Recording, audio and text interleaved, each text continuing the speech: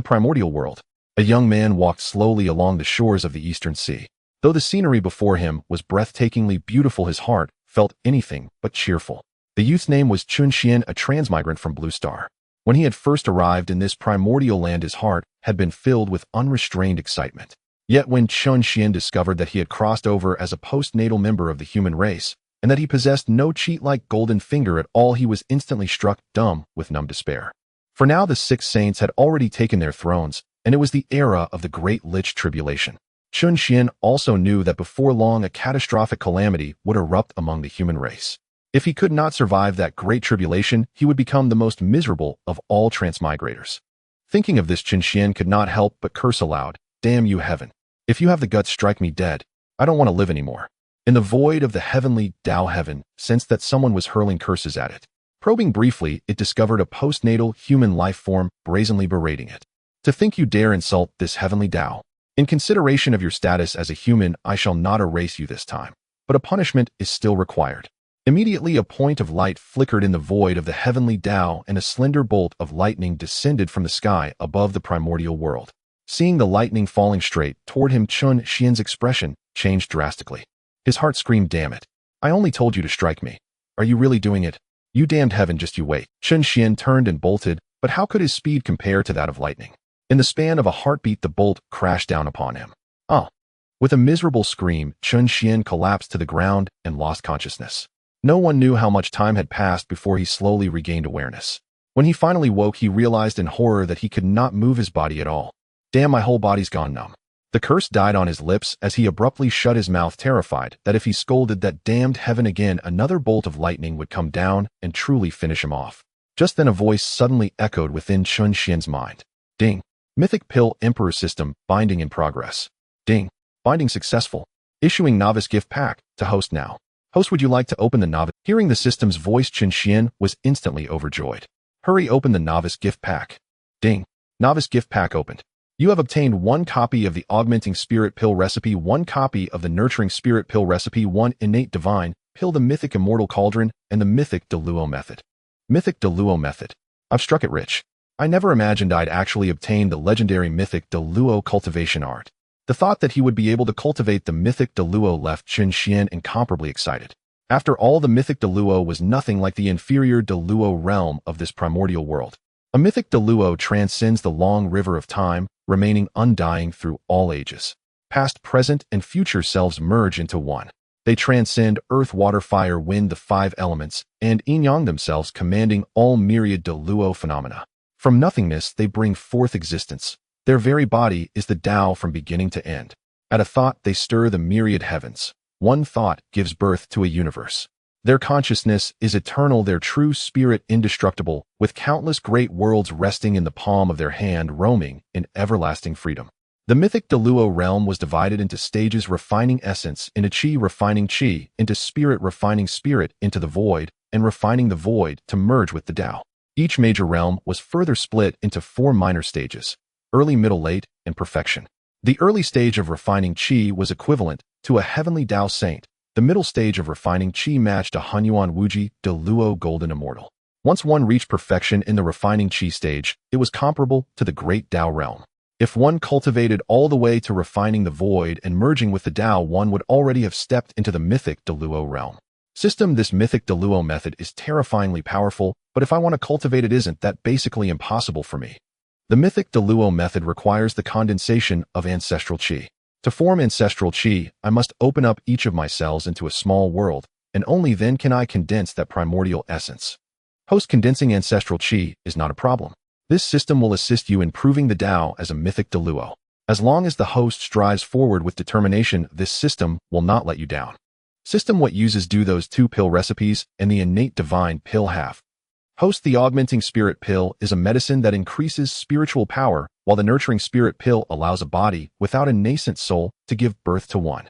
As for the Innate Divine Pill, it can reverse your innate foundations, transforming your background from postnatal. Hearing the system's explanation, Chun Xian could not contain his joy. With the Innate Divine Pill, he could transform his very foundations. Then he too would be able to begin cultivating the Mythic Deluo method. As time passed, the numbing effect of the lightning gradually faded. When Chun Xian felt that he could finally move his body again, he impatiently took out the innate divine pill. Chun Xian opened his mouth and swallowed the innate divine pill. At once a vast and formidable energy began to surge through his body, roaming ceaselessly within him. As the energy wandered through his body again and again, Chun Xian expelled all the filth within him, while his physique became capable of absorbing spiritual energy at a far faster rate. After several days, the energy within Chun Xian finally dissipated. His foundations had transformed from postnatal to that of an innate divine demon. At that moment, the system's voice rang out again. Congratulations, host. Your foundation has advanced from postnatal to innate divine demon roots. System. This innate divine pill is too incredible. It actually raised me from postnatal roots to innate divine demon roots. Host, any pill provided by this system is naturally a peerless treasure. Moreover, the pill recipes given by this system are at least 10 times superior to those of the primordial world. Ding. Host's current alchemy proficiency is 0. Please begin refining pills as soon as possible to raise your proficiency level. Hearing the system's reminder, Chun Xian stood up at once and headed toward a mountain near the Eastern Sea. However, not long after he left human territory, Chun Xian came upon a young woman staring blankly by a riverside. Just then, a ferocious beast suddenly lunged out from the forest and charged straight at her. Seeing this, Chun Xian hurriedly shouted, "Beauty, there's a ferocious beast behind you. Dodge quickly." Houtu by the river sensed the beast attacking from behind. She rose, turned around, and with a single punch reduced the monster to drifting ash. Witnessing this scene, Chun Xian was so terrified that he froze in place. The woman walked up to him and asked, "You are of the human race?" "I am," he replied. "May I ask how I should address you, fairy?" "You may call this ancestor Houtu. Thank you for your reminder just now."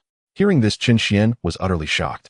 From the heights of the divine realm, ever since the battle will level rose to rank 2, all the contestants had quickened their offensive rhythms. Gu Jianfeng's four-armed desert serpent folk had already cut through the surging. With the aid of the Wu clan, he could also raise his strength that much faster. Then when the demon race slaughtered the human race in the future, he would have the power to protect his people. Ancestor Houtu, may I ask why you are here? And just now you did not seem to notice the beast approaching. Ancestor Houtu, do you perhaps have something weighing on your heart? If you don't mind speaking of it, it is not impossible that I might be able to help you. Houtu heard Chun Xian's words and immediately shook her head. You are but an ordinary member of the human race. There is no way you can help this ancestor. You had better hurry back to your people. Ancestor Houtu, how can you be so sure I have no means? Perhaps I do have a way to help you. Very well. In view of the reminder you gave this ancestor today, there is no harm in telling you.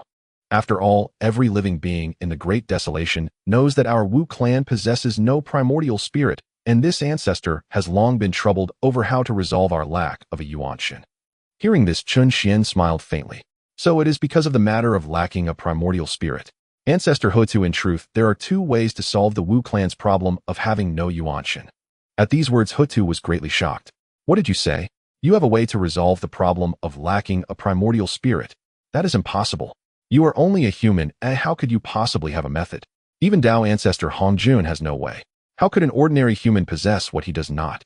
Ancestor Houtu, do not underestimate my human race. Though we are indeed weak in strength at present, our wisdom is unmatched among all beings of the Great Desolation. Not only that, our capacity to learn is exceedingly strong.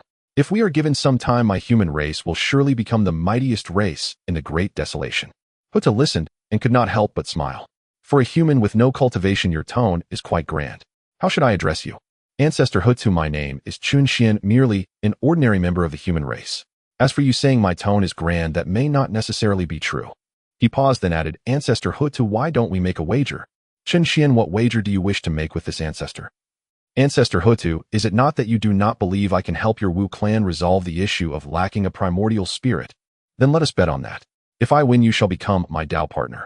If I lose, I will leave myself entirely at your disposal. How about it? Houtu looked into Chun Xian's earnest gaze and thought to herself, could this fellow Chun Xian truly have a... No, it seems this bet must be accepted. If what Chun Xian speaks of truly works, then my Wu clan will no longer need to fear our rationality being corroded by baleful qi, and we will also be able to cultivate divine abilities and spells. Although what Chun Xian said might not necessarily be effective, at least there was now a sliver of hope. Chun Xian, this ancestor will gamble with you once. If you lose, this ancestor shall see you die and your Dao extinguished. If you win, this ancestor will become your Dao partner. Good. However, Ancestor Houtu, you must swear to the great Dao. Otherwise, if I tell you the method, and you then kill me to silence me, would I not suffer a great loss? Hearing this, Houtu immediately spoke out, Great Dao above. I Houtu of the Wu clan hereby swear this day, if Qianxian can help my Wu clan resolve the problem of lacking a primordial spirit, then I Houtu am willing to become Qianxian's Dao partner. Should I violate this oath, I Houtu am willing to be slain by the divine thunder of the great Dao and never attain rebirth for all eternity. No sooner had Houtu spoken than thunder rumbled continuously across the sky of the great desolation, as though affirming her vow. Houtu turned to Qianxian. Qianxian, you can tell me the method now, can you not? Ancestor Houtu, in fact, there are two methods. The first is to obtain the cultivation inheritance of Sanqing are the manifestation of Pangu great god's primordial spirit. Their cultivation methods are precisely the opposite of yours. Your Wu clan inherited Pangus bodyforging arts, while Sanqing inherited Pangus Yuanshan arts. If you could obtain the cultivation methods of Sanqing, then naturally the problem of lacking a primordial spirit could be solved. However, this method is no longer feasible. After all, Sanqing have now proven the Dao and become saints. Even if your entire Wu clan were to mobilize, you would not be a match for them, as they are now. As things stand, the only way is for your Wu clan to give birth to primordial spirits of your own, and the method for that lies in my hands. When Qianxian finished speaking, he immediately took out a pill formula. Ancestor Houtu, take a look. Houtu received the pill formula from Qianxian and began to examine it. When she saw the effects recorded upon it, she could not help but be overjoyed. Qianxian, where did you obtain this? If this thing can truly be refined successfully, then my Wu clan will indeed be able to give birth to primordial spirits. Ancestor Houtu, I cannot tell you where this came from, but this thing can only be refined by me. Right now, however, I do not have the materials to refine it, otherwise I could help you give birth to a primordial spirit. Hearing this, Houtu was overjoyed. Qianxian, if I can provide the materials, can you truly refine it? Ancestor Houtu, naturally. This can only be refined by me. But beforehand, there must be sufficient material. Upon hearing this, Houtu immediately said, Qianxian, leave the matter of materials to me. As long as you can refine it, that is enough. Then Ancestor Houtu, you will have lost the wager, and from now on you will be my Dao partner. Qianxian, set your mind at ease. So long as you refine it successfully, you will be my man. I Houtu stand by my word. From now on you may simply address me as Houtu. Qianxian, come back to the Wu clan with me now. My clan possesses a great many materials. So long as you can refine the nurturing spirit pill, you may use those materials as you please. Hearing this, Qianxian could not help but become extremely excited. Because the Wu clan lacked primordial spirits, those heavenly and earthly treasures were nothing but useless scraps to them. If he could obtain those treasures, not only could he step into the early stage of qi refining, he could even refine a great number of pills. Thinking this, Qianxian said, Houtu, let us set out at once. Houtu nodded, grasped Qianxian by the shoulder, and carried him away toward Buzhou Mountain. After several days, Houtu led Qianxian into the Wu clan's tribal lands. At that moment, Zhu Rong and Gong were in the midst of a brawl. The instant the two ancestor Wu saw Houtu, they immediately stopped fighting. Zhu Rong walked to Houtu's side. Little sister, you have returned. Then Gong stepped before Houtu, and when he noticed Qianxian, he asked in puzzlement, Little sister, is this not one of the humans created by Nuwa? Why have you brought him back? Do you intend to eat him? Houtu narrowed her eyes. Gong, although Qianxian is indeed one of the humans created by Nuwa, he is also this Houtu's man. If you dare to eat him, I will flay you alive. Gong and Zhu Rong were both greatly shocked at her words. Zhu Rong spoke first. Little sister, are you mad? You would take a man with no cultivation whatsoever as your Dao partner. I, Zhu Rong, do not agree. At the side, Gong also said, Little sister, I do not agree with this either. You are a quasi saintly mighty one. How can you be with someone who has no cultivation at all? Never mind my objection. Even big brother Daijang would not agree. Zhu Rong, Gong, what if I told you that Qianxian has a way for our Wu clan to gain primordial spirits? Upon hearing this, Zhu Rong was utterly stunned. Impossible. Even Hongjun has no way. How could someone with no cultivation possibly have one? Hearing this, Gong immediately spoke up. Little sister, you won't be fooled by this guy, will you? Even Hongjun wouldn't have a way. Oh, how could an ordinary human possibly do it? Houtu coldly snorted. Brother, do you think I am so easily deceived? Since you don't believe me, fine, I will prove it to you. Qianxian, show my brothers the formula for the pill. Upon hearing this, Qianxian immediately took out the formula for the spirit-nourishing pill. Esteemed ancestors, this is the formula for the spirit-nourishing pill. As long as you follow the materials listed in it, your witch clan can possess a primordial spirit. Upon hearing this, Zhu Rong and Gong looked at the formula in Qianxian's hand with suspicion, and Gong reached out to take the formula for the spirit-nourishing pill. When Gong saw the effects of the spirit-nourishing pill, he suddenly burst into excited laughter. Indeed, it can nurture a primordial spirit. Qianxian, can you refine this spirit-nourishing pill? Ancestor Gong, as long as I have the materials, I can refine it. Moreover, if there are enough materials, I can even produce a large batch.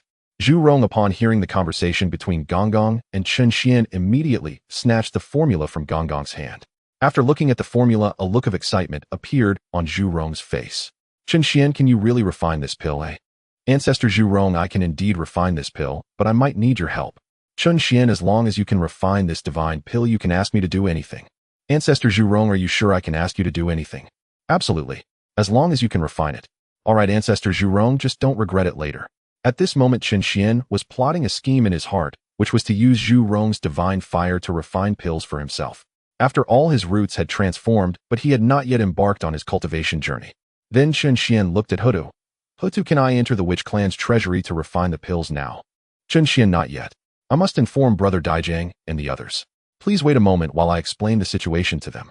Chen Xian nodded. Alright, I will wait for you here. Houtu then looked at the formula in Gonggong's hand and said, Brother Gonggong, give me the formula. I need to speak with Brother Daijang about the situation. Chen Xian nodded. Alright, I will wait for you here. Houtu then looked at the formula in Gonggong's hand and said, Brother Gonggong, give me the formula. I need to speak with Brother Daijang about the situation. Daijang looked at Chen Xian and said, Chen Xian, Houtu has already told me everything. You can enter the Witch Clan's treasury as long as you can refine the spirit-nourishing pill. I also know about your relationship with Houtu. As I said before, as long as you can refine it, I will agree to your union with Houtu. It doesn't matter if you lack cultivation, my Witch Clan's treasury has countless heavenly materials and earth treasures. Even if you have no cultivation, I can use these treasures to elevate you to the level of a great Luo Golden Immortal or even a Kwasa Saint. At this moment, Xianming interjected, Chen Xian, if Houtu doesn't want you, you can always come find me. I'm no less capable than Houtu. Houtu glared fiercely at Xuanming. Sister Xuanming, Chen Xian is mine. You are not allowed to have design. Sister Houtu, you haven't even bonded with him yet. Oh, Chen Xian is not truly yours. Little Chen Xian is so handsome that even I feel a bit tempted. After saying this, Xianming even licked her lips. Chen Xian was taken aback by this scene. Wow, Xianming is so bold. If I were to be involved with her, I might be drained completely. Sister Xuanming, if you want to find a partner, go find one yourself. Don't have designs on Chen Xian. Otherwise, I won't hold back. Hearing this, Xianming burst into laughter. Little sister, I was just joking with you. Chen Xian's physique is still too weak for me to bother with you. I don't want him at all. At this moment, Chen Xian was cursing in his heart at Xuanming, thinking, what's wrong with my physique? Just wait until I start cultivating you. I will definitely turn the tables on you. Oomph. Seeing Houtu and Xianming acting like this, Daijang helplessly said, you two sisters, stop messing around. Right now, let's have Chen Xian hurry and refine the spirit-nourishing pill. Upon hearing this from Daijang, Houtu and Xianming immediately ceased their playful banter. After all, the most important thing now was to refine the spirit-nourishing pill so they could possess primordial spirits. Daijang then looked at Chen Xian. Chen Xian, come with me. I will take you to the Witch Clan's treasury. Chen Xian followed Daijang to the treasury, while the other 11 ancestral witches also followed. When everyone arrived at the treasury, Daijang raised his hand and used spatial power to open the door to the ancestral witch treasury. Chen Xian, you can enter now. Remember, all the resources inside are at your disposal as long as you can refine the spirit-nourishing pill. Ancestor Daijang, to refine the spirit-nourishing pill, I need Ancestor Zhu Rong's help. After all, I am still an ordinary being and cannot produce flames to refine the pills. Daijang looked at Zhu Rong beside him. Zhu Rong, go in with Chen Xian and follow his instructions completely. Zhu Rong laughed and said, all right, you all wait for my good news. Zhu Rong said this and immediately grabbed Chen Xian, entering the treasury.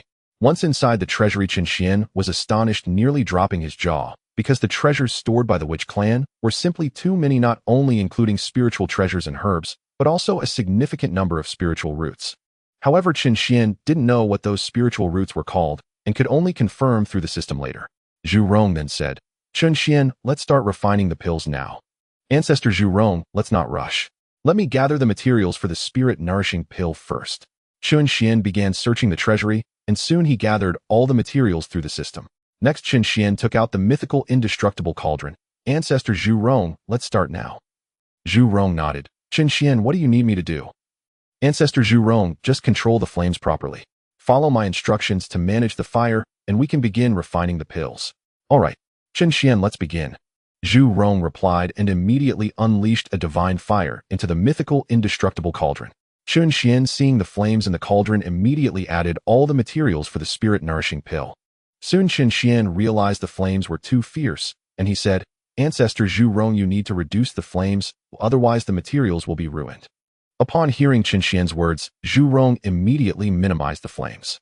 After some time, Chen Xian said again, ancestor Zhu Rong increased the flames a little.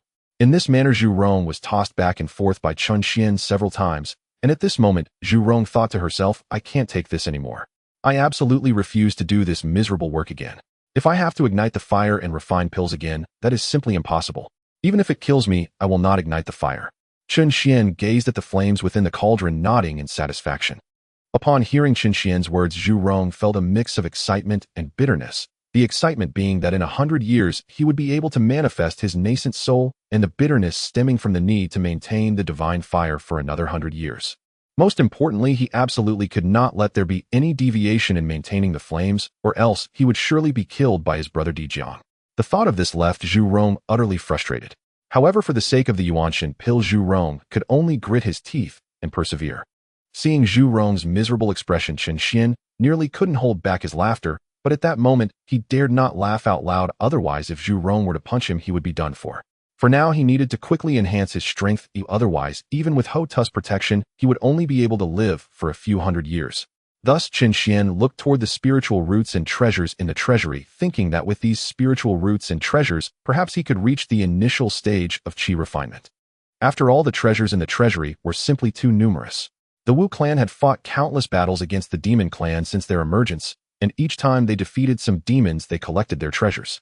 Moreover, the Wu clan did not use magical treasures or spiritual roots, which indirectly led to them becoming the wealthiest race in the Hongwang era. Subsequently, Chun Xian arrived at the location where the spiritual roots were stored, and when he looked at the spiritual roots on the ground, the system's voice suddenly rang out. Ding! Detected Shui Linghua effect. Consuming it can double one's spiritual power. Upon hearing the system's notification, Chun Xian immediately picked up the Shui Linghua and swallowed it, then began to sit cross-legged and activate the first chapter of the mythical Deluo technique. After an unknown amount of time, Chun Xian slowly opened his eyes. The effect of the Shui Linghua was truly remarkable. It allowed his spiritual power to surge instantly. Not only that, but it even enabled him to evolve his cells into a small world. According to the classification of the mythical Deluo technique, he had only just stepped into the qi refinement stage. To reach the initial stage of qi refinement, he needed to condense a trace of ancestral qi. It seemed he still needed to practice diligently, but to evolve a small world required an immense amount of resources, and now that he had the resources, the speed of evolution was still too slow. At this rate, even after 1,000,000 years, he would not be able to evolve all of his cells into small worlds, let alone condense a trace of ancestral qi. Although the mythical Deluo technique was powerful, practicing it was incredibly difficult. Sigh. At this speed, even after the calamity of the Wu and Yao, he would still just be a small fry, let alone being able to prevent the great calamity of the human race. It would be fortunate if he could save his own life. Ding. Detected that the host is having difficulty in cultivation. The cultivation space has been opened for the host. The cultivation space has a time acceleration effect. Cultivating for 1,000,000 years inside equates to only 1 day outside. Upon hearing this from the system, Chun Xian was instantly filled with excitement. It was indeed true that what one desires comes to pass. This system was incredibly powerful. At that moment, Chun Xian truly wanted to shout, "System, I love you." Then he turned to Zhu Rong and asked Zhu Rong, how long has it been now? Chun Xian, it has only been 10 years. There are still 90 years until the Dan is complete. 90 years left. In that case, I should take this time to cultivate well. Zhu Rong, I need to bring these spiritual roots into my cultivation space. I hope you can grant me this request. Upon hearing this, Zhu Rong immediately laughed heartily, saying, Chun Xian, regarding the completion of the Dan, you are indeed the Tao partner of Houtu. These spiritual roots can help you enhance your cultivation, which is a good thing. Moreover, once you enhance your cultivation, you will be able to refine pills yourself, and I, Zhu Rong, will also be liberated. Furthermore, Brother Dijiang has said that you can freely use the items here. Chun Xian, hearing this, did not waste any more words. With a wave of his hand, he collected all the spiritual roots into his cultivation space. Immediately afterward, Chun Xian vanished from his spot, and when he reappeared, he was already inside the cultivation space. Then with the system's help, Chun Xian began to absorb the spiritual roots and cultivate. After countless epochs, Chun Xian finally condensed a trace of ancestral qi within the creation of 345 million small worlds. Though it was merely a trace, it gave Chun Xian hope of achieving the mythical Deluo technique. Once Chun Xian condensed a trace of ancestral qi, he continued to expand the cellular small worlds, for only by transforming all of his cells into small worlds could he truly step into the qi refinement stage. However, after absorbing all the spiritual roots, he still had not managed to transform all of his cells into small worlds.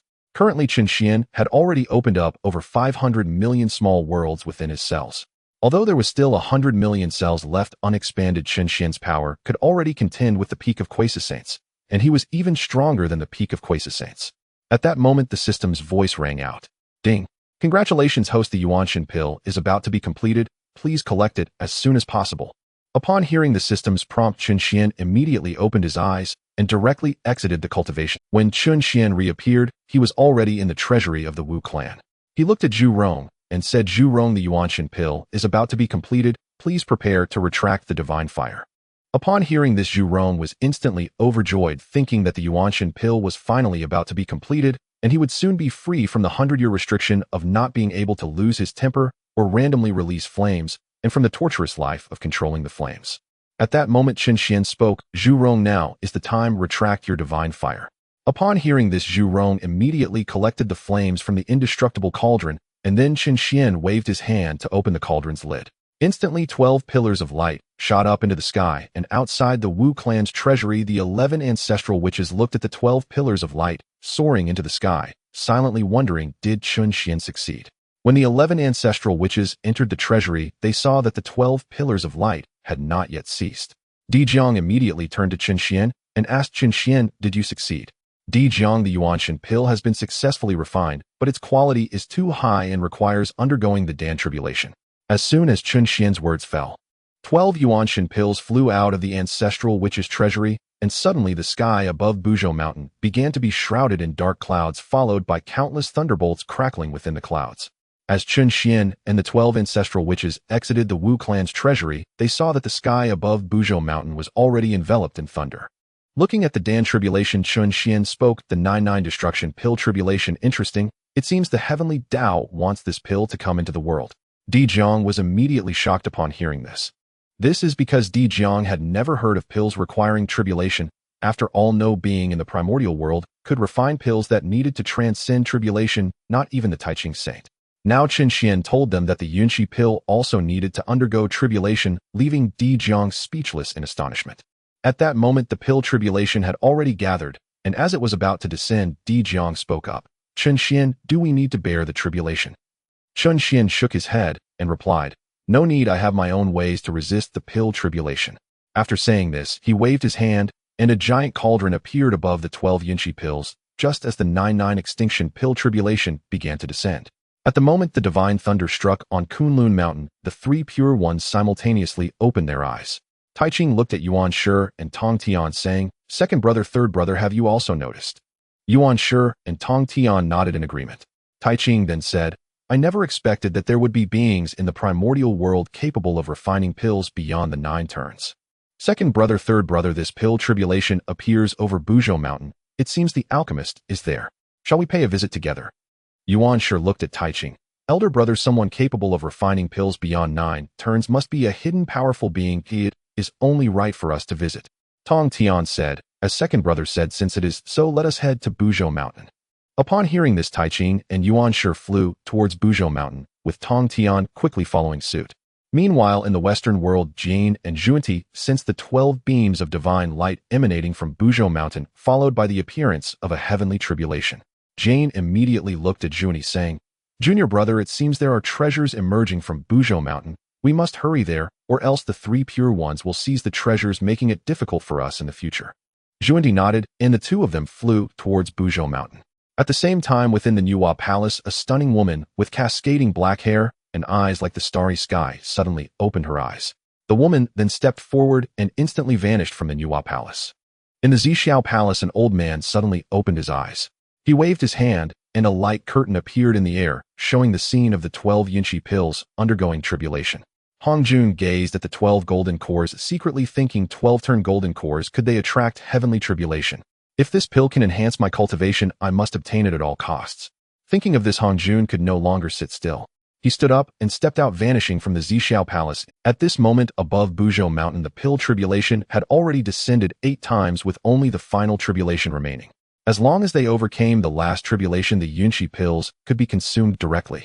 Chen Xian looked at the final tribulation, thinking that as long as they passed it, he could become a man of Houtu. If he helped Houtu avoid being schemed against by Hong Jun during her path to enlightenment, he could live off her in the future. However, at this moment in the void of the heavenly Tao, a figure in a black robe was staring at the 12 Yunxi pills, saying, daring to refine pills for the witch clan, the heavenly Tao will not allow you to succeed. No matter what effects these 12-turn golden cores have, the heavenly Tao will not allow them to come into existence. After the heavenly Tao finished speaking, he waved his hand, and the pill tribulation above Buzhou Mountain suddenly became violent. Seeing the final tribulation turn extremely violent, Chen Xian immediately thought that the heavenly Tao was secretly meddling. He then looked at the 12 ancestral witches, saying, "Dear ancestors, please help protect the 12 Yunqi pills. Someone has tampered with the tribulation." Di Zhang looked at Chen Xian, saying, "What do you mean? Someone has tampered with the tribulation. What is going on?" "Ancestor Di Zhang, this is not the time for explanations. You all need to go under the cauldron and inject your powers into the mythical immortal cauldron. Quickly." Upon hearing this, Di Zhang and the 11 ancestral witches immediately flew to the bottom of the mythical immortal cauldron and poured all their powers into it. Seeing this, Chen Xian couldn't help but smirk coldly. "You dare to amplify the tribulation, heavenly Tao? Then I will have the 12 ancestral witches bear the tribulation. I want to see if you dare to strike them down." At that moment, in the void of the heavenly Tao saw the 12 ancestral witches blocking the cauldron. His heart filled with fury. Damn it! The 12 ancestral witches actually used their bodies to block the tribulation. If it truly struck down, the heavenly Tao would have to bear the backlash of Pangu's fate. Damn human brat, I will remember you. Immediately after, the heavenly Tao waved his hand, dispersing the final tribulation, and slowly disappeared into the void. Meanwhile, Hongjun and the 6 saints appeared above Buzhou Mountain. Hongjun looked at the mythical immortal cauldron, secretly thinking, what kind of treasure is this? I can't even tell its grade. Chen Xian, seeing Hongjun gaze at the mythical immortal cauldron, thought to himself, "Old man, you don't intend to snatch my treasure, do you?" "No, I need to quickly put away the treasure, otherwise if Hongjun snatches it, it will be a huge trouble." He then reached out and recalled the mythical immortal cauldron into his hands, placing it into the system space. Hongjun saw Chen Xian take the mythical immortal cauldron and immediately looked at him, saying, "You are a human, and this 12-turn golden core was refined by you." Chen Xian looked at Hongjun, saying, "Tao ancestor, this 12-turn golden core was indeed refined by me, but I never expected to create such a pill. I suppose you came here for this 12-turn golden core, right?" Hongjun smiled slightly, saying, "Chen Xian, I indeed came for this 12-turn golden core. I wonder what effects it has." Upon hearing this, Chen Xian understood. Hongjun wanted to know the effects of the Yunqi pill. If it could enhance his cultivation, Hongjun might try to seize it. Thus, Chen Xian spoke, "Tao ancestor, this 12-turn golden core doesn't have any special effects. If I had to say the greatest effect, it would be to enhance the hardness of the physical body." Hongjun, upon hearing this, squinted at Chen Xian. Seeing Chen Xian's calm demeanor, he thought that the kid should be telling the truth, but upon realizing it wasn't a pill that enhanced cultivation, he felt a bit disappointed. However, Hongjun also understood that pills that could enhance cultivation were not so easily refined, especially not 12-turn pills. Hongjun shifted his gaze, and then said, "Chen Xian, I see that you have a good talent for alchemy. Would you be willing to come under my tutelage?" Chen Xian looked at Hongjun, saying, "Tao ancestor, I Chen Xian am just an ordinary human. Moreover, my current cultivation hasn't even reached the qi refining stage, so how could I qualify to enter your sect?" After Hongjun departed, the 6 saints turned their gazes towards the 12 transformation golden cores.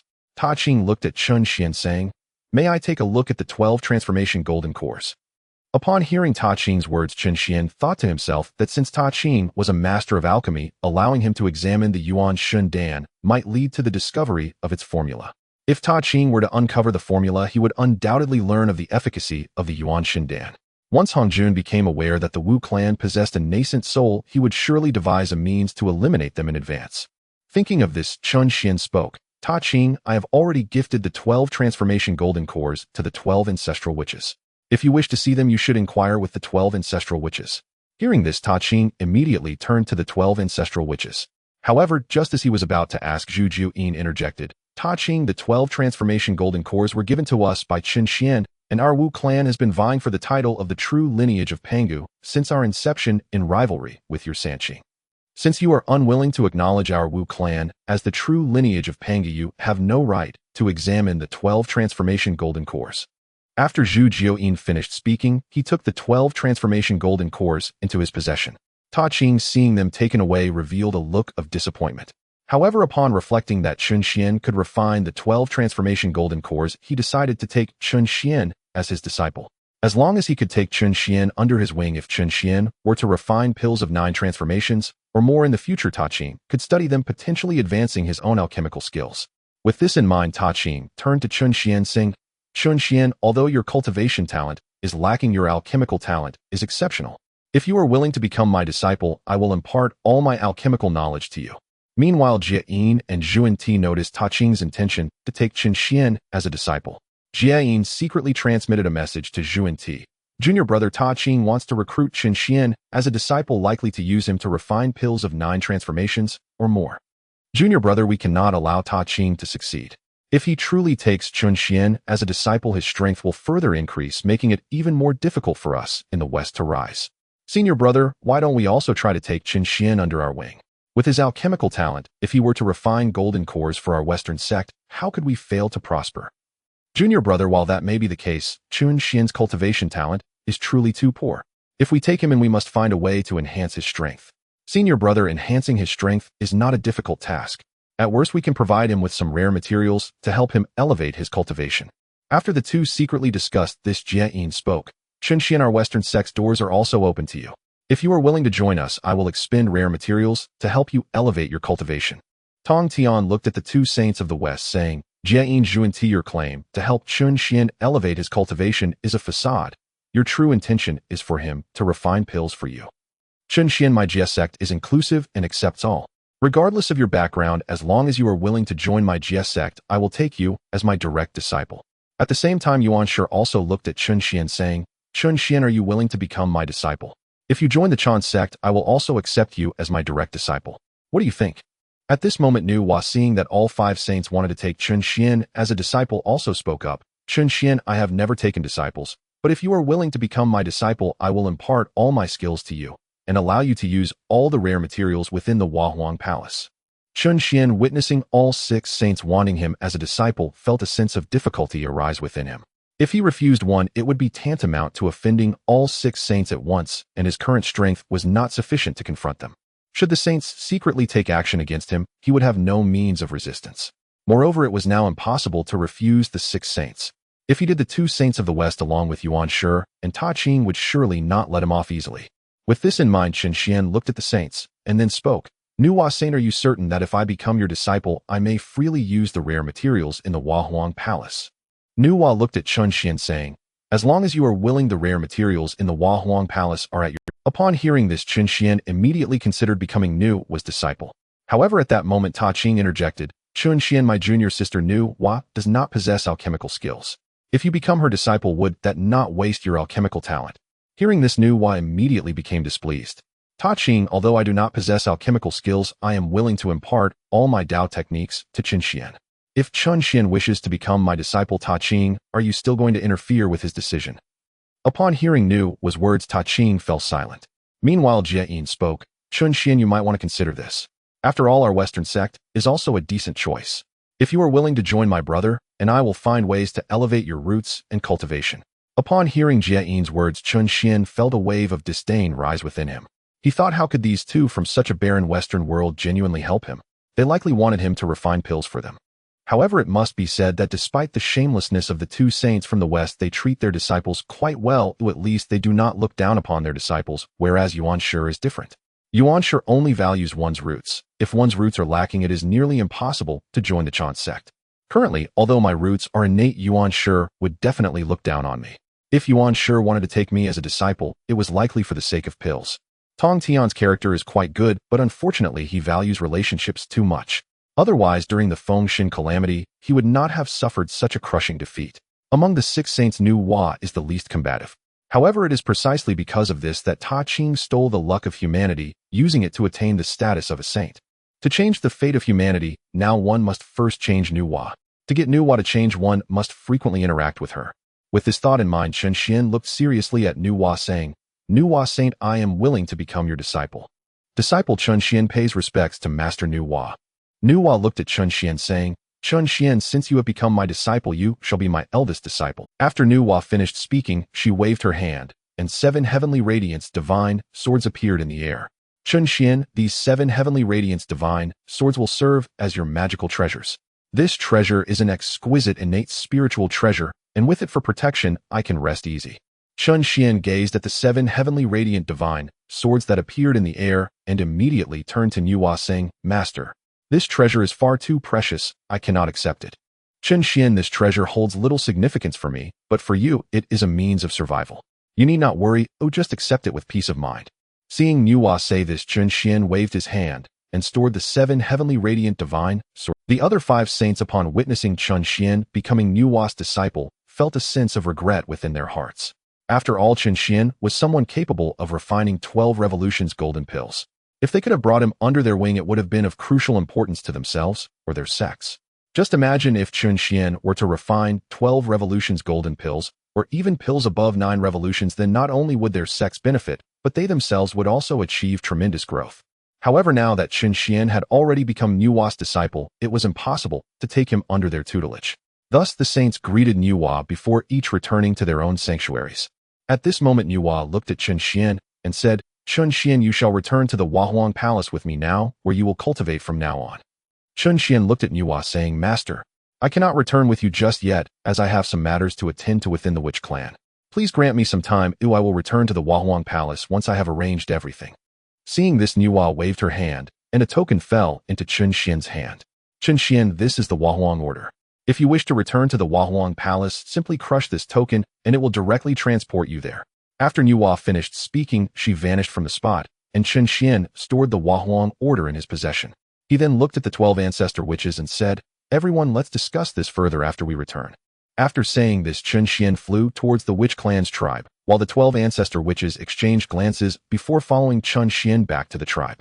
Upon returning to the Witch clan's tribe, Dijiang looked at Chen Xian and asked, "Chen Xian, why did you choose to become Nuwa's disciple?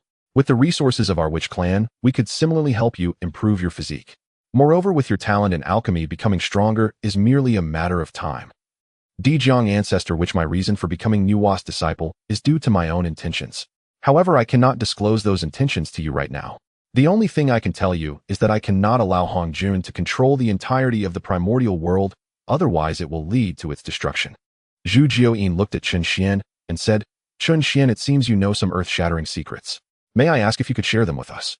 There's nothing wrong with sharing, but I fear you may not be willing to believe me." Zhu Jioyin laughed heartily, saying, "What is there not to believe? You have refined the essence spirit pill for us, and as Houtu's Tao partner, you can be considered one of us.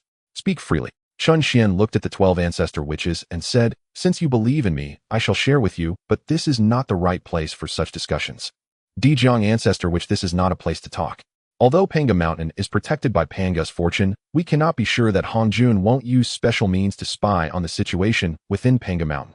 If possible, we should enter the Panga Hall to discuss this in detail. Dijiang shook his head saying, "Chen Xian, not everyone can enter the Panga Hall. Unless you possess the bloodline of an ancestor witch, you cannot enter at all." Hearing Dijiang's words, Chen Xian felt helpless, knowing that with his current strength, it would be impossible to enter the Panga Hall. So Chen Xian spoke, "Since we cannot enter the Panga Hall, let us discuss this matter later. The most important thing now is for you all to quickly give birth to your nascent souls." Zhu Jioyin, who was nearby, spoke up saying, "Chen Xian is right. The most important thing for us now is to quickly consume the essence spirit pills and strive to give birth to our nascent souls as soon as possible. Only then do we have a chance to attain the Tao of Han Yuan." At this moment, Xian Ming interjected, "But if we all enter seclusion, who will manage the Witch clan? If the Demon clan attacks, we will have no time to respond." Upon hearing Xian Ming's words, the ancestor witches all turned to Houtu, and they saw a sly smile on Dijiang's face. "Little sister, for this period the management of the Witch clan will be left to you."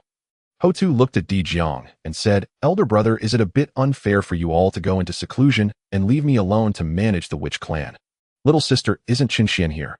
Besides, you are now Tao partners, you won't have time to enter seclusion." With that, Dijiang looked at Chen Xian, throwing him a knowing glance, and then proceeded directly towards the Panga. The other ancestor witches also exchanged meaningful glances with Houtu and Chen Xian before heading towards the Panga Hall. Seeing the expressions of the ancestor witches, Chen Xian instantly understood their intentions, and Houtu similarly grasped the meaning behind Dijiang and the others' actions. At this moment, Houtu felt quite helpless. After all, given her physical strength, if she were to engage with Chen Xian, he would likely not be able to handle it on the spot. Nevertheless, thinking that she was now Chen Xian's Tao partner, engaging in dual cultivation with him was also acceptable, considering she had yet to experience it. Thus, blushing, Houtu looked at Chen Xian and said, "Chen Xian, we."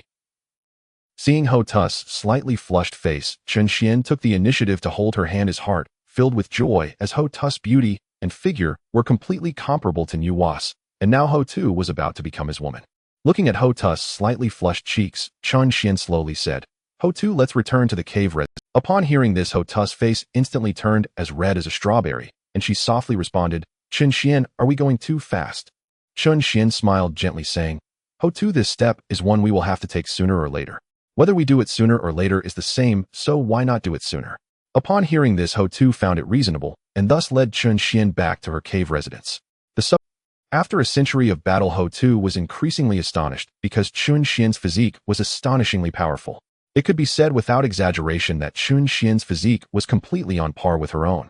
Moreover, Chun Xian had not even reached the qi refinement stage, so how could he possess such a formidable physique? As Chun Xian looked at Houtu drenched in sweat, he gently said, Houtu, how about we take a break? Houtu slowly lay in Chun Xian's embrace, saying, Husband, what is the secret behind your physique?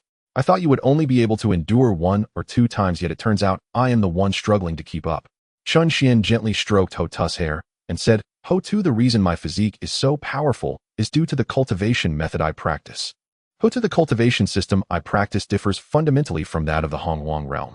Though I have yet to reach even the initial stage of qi refinement, my true strength far surpasses yours.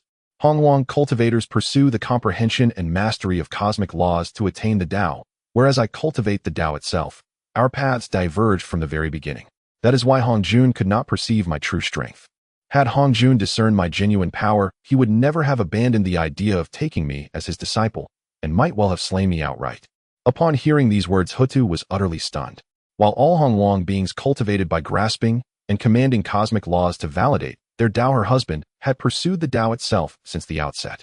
My lord, would you tell me about this cultivation method? How can one begin cultivating the Tao from the very first step?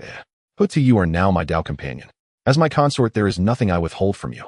The method I cultivate is called the mythic Great Luo cultivation art, a system comprising only 4 profound stages: refining essence into qi, refining qi into spirit, refining spirit back into emptiness, and refining emptiness to harmonize with the Tao. When fully perfected, reaching the pinnacle of the refining emptiness to harmonize with the Tao stage, one attains the mythic Great Luo, the ultimate transcendence. The mythic Great Luo transcends the river of time itself, eternal, unchanging across past, present, and future. Their 3 bodies, the past self, present self, and future self, merge as one. They stand beyond the elemental forces of earth, water, fire, wind, the 5 phases, and yin-yang. They command myriad divine phenomena, create existence from absolute void, embody the Tao in its entirety, its origin and culmination alike. A single thought births entire universes, consciousness becomes indestructible, the true spirit imperishable. Billions of vast realms rest within their palm, forever free, forever sovereign. Houtu stood speechless, overwhelmed by Chun Xian's explanation. For mere transcendence of the river of time already places one far beyond even the Tao itself.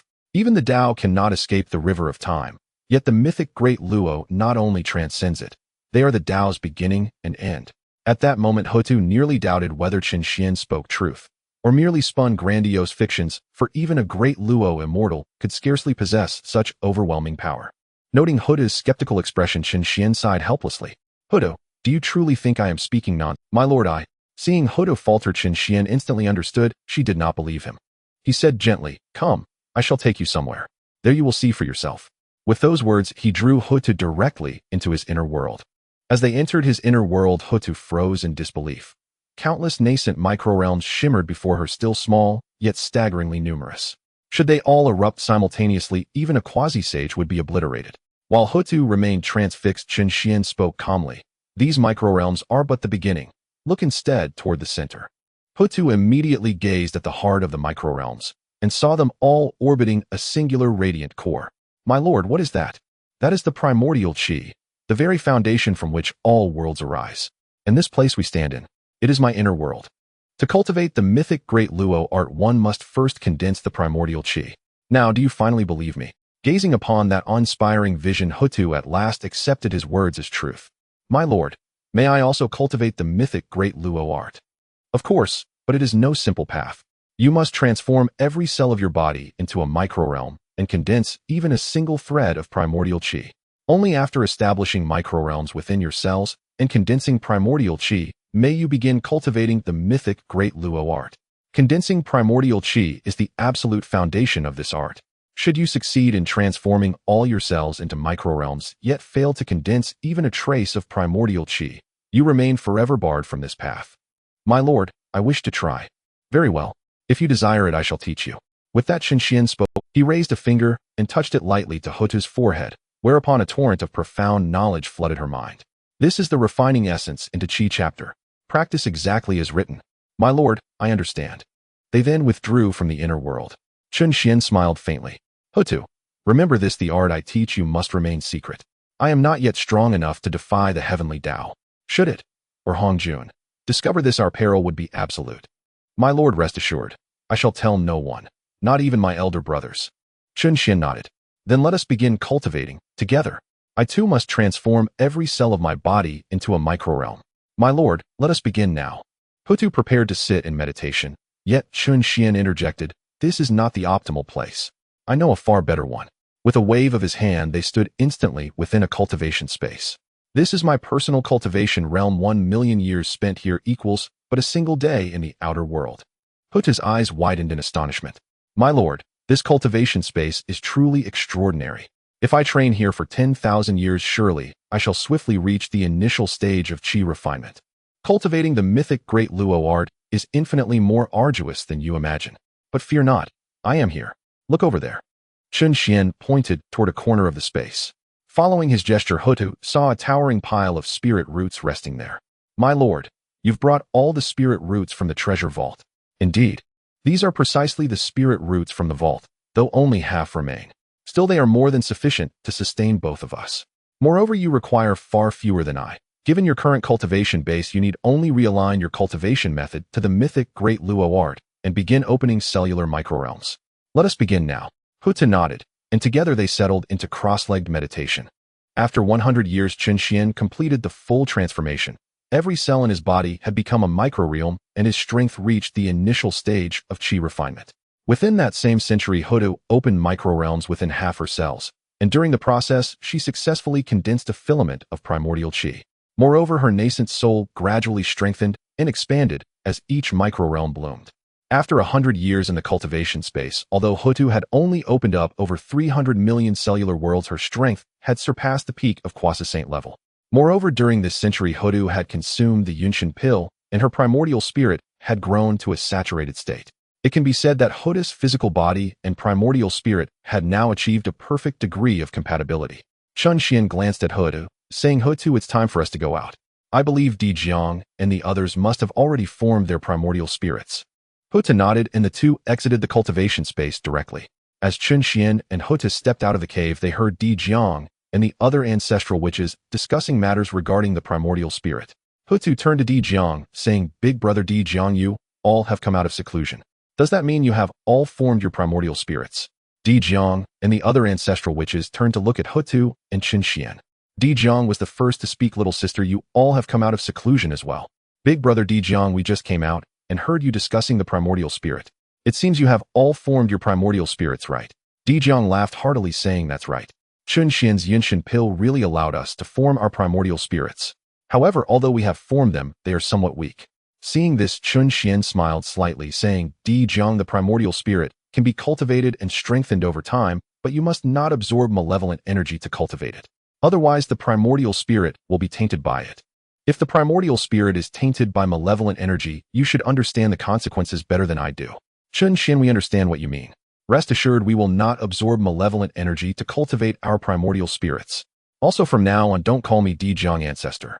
Now that you have become Dao partners with Houtu, you can just call me Big Brother Di Jiang like Houtu does. At this moment, Xianming, who was beside them, looked at Houtu, astonished that she had fallen from the peak of Quasi-Saint to barely reaching the Qi refining stage, and exclaimed, Houtu, what happened to your cultivation? Houtu immediately reacted to Xianming's words, realizing that she had not concealed her cultivation level when exiting seclusion. Di Jiang and the other ancestral witches also looked at Houtu, with Di Jiang asking, little sister, what is going on?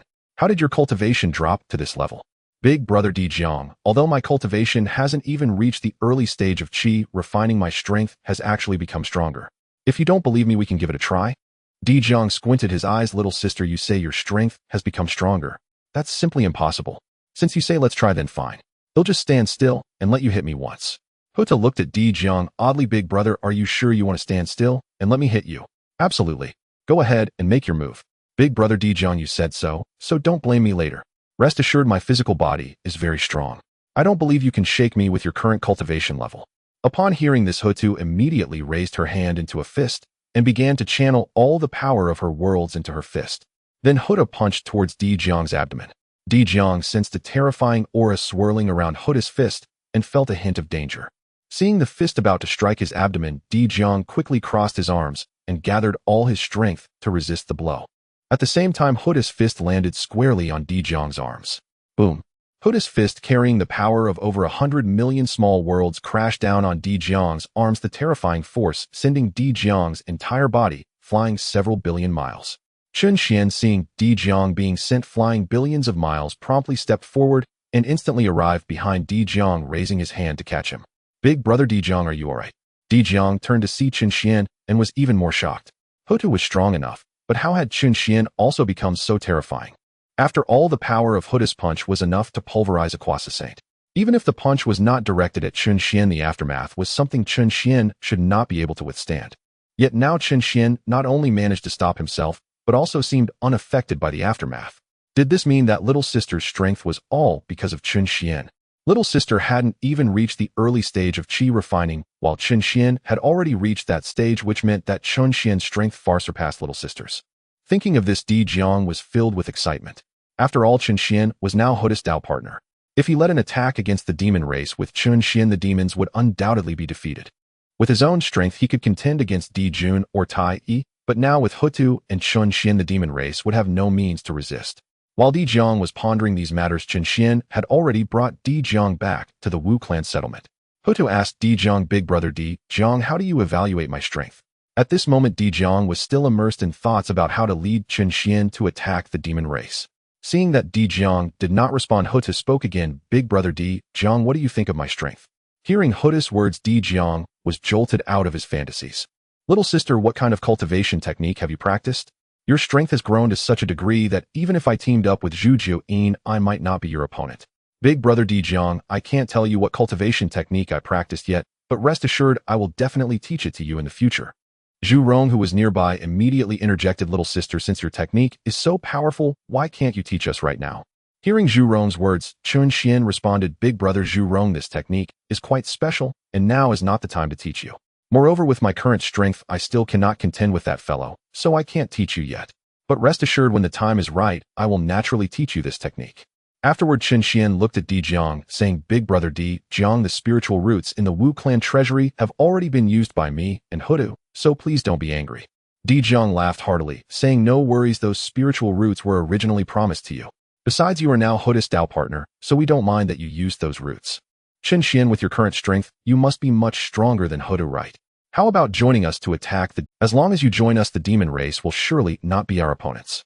Chun Xian replied, big brother Dijiang, now is not the time for me to join the fight, but I will secretly help you deal with the demon race. Before that, I hope big brother Dijiang can agree to one request of mine. Dijiang looked at Chun Xian, saying, Chun Xian, you are now our brother-in-law. Feel free to tell me anything you need. Brother Dijiang, I hope the Wu clan will form an alliance with humanity to jointly resist the Yao clan. Chun Xian, I consent to an alliance with humanity, but I have one condition: humanity must sever all ties with Taiching. After all, should the Wu clan ally with humanity, our shared fate, and thus our collective auspicious fortune, will become inextricably bound. If Taishang seizes this opportunity to scheme against our clan's fortune, the Wu clan would face grave peril. Rest assured, brother Dijiang, Chun Xian smiled faintly. Taishang will not strut for long. He ascended to sainthood by exploiting humanity's auspicious fortune.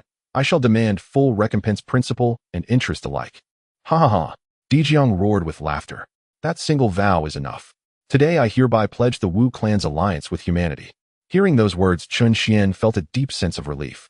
With the Wu clan standing as humanity's protector, he could now journey safely to the palace of Nuwa.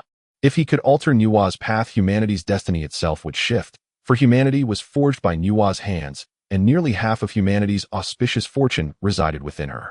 Yet Taishang had established the human teaching among humanity, siphoning away 1/10 of the fortune Nuwa held. And worse still, he had stolen nearly 2/10 of humanity's total fortune.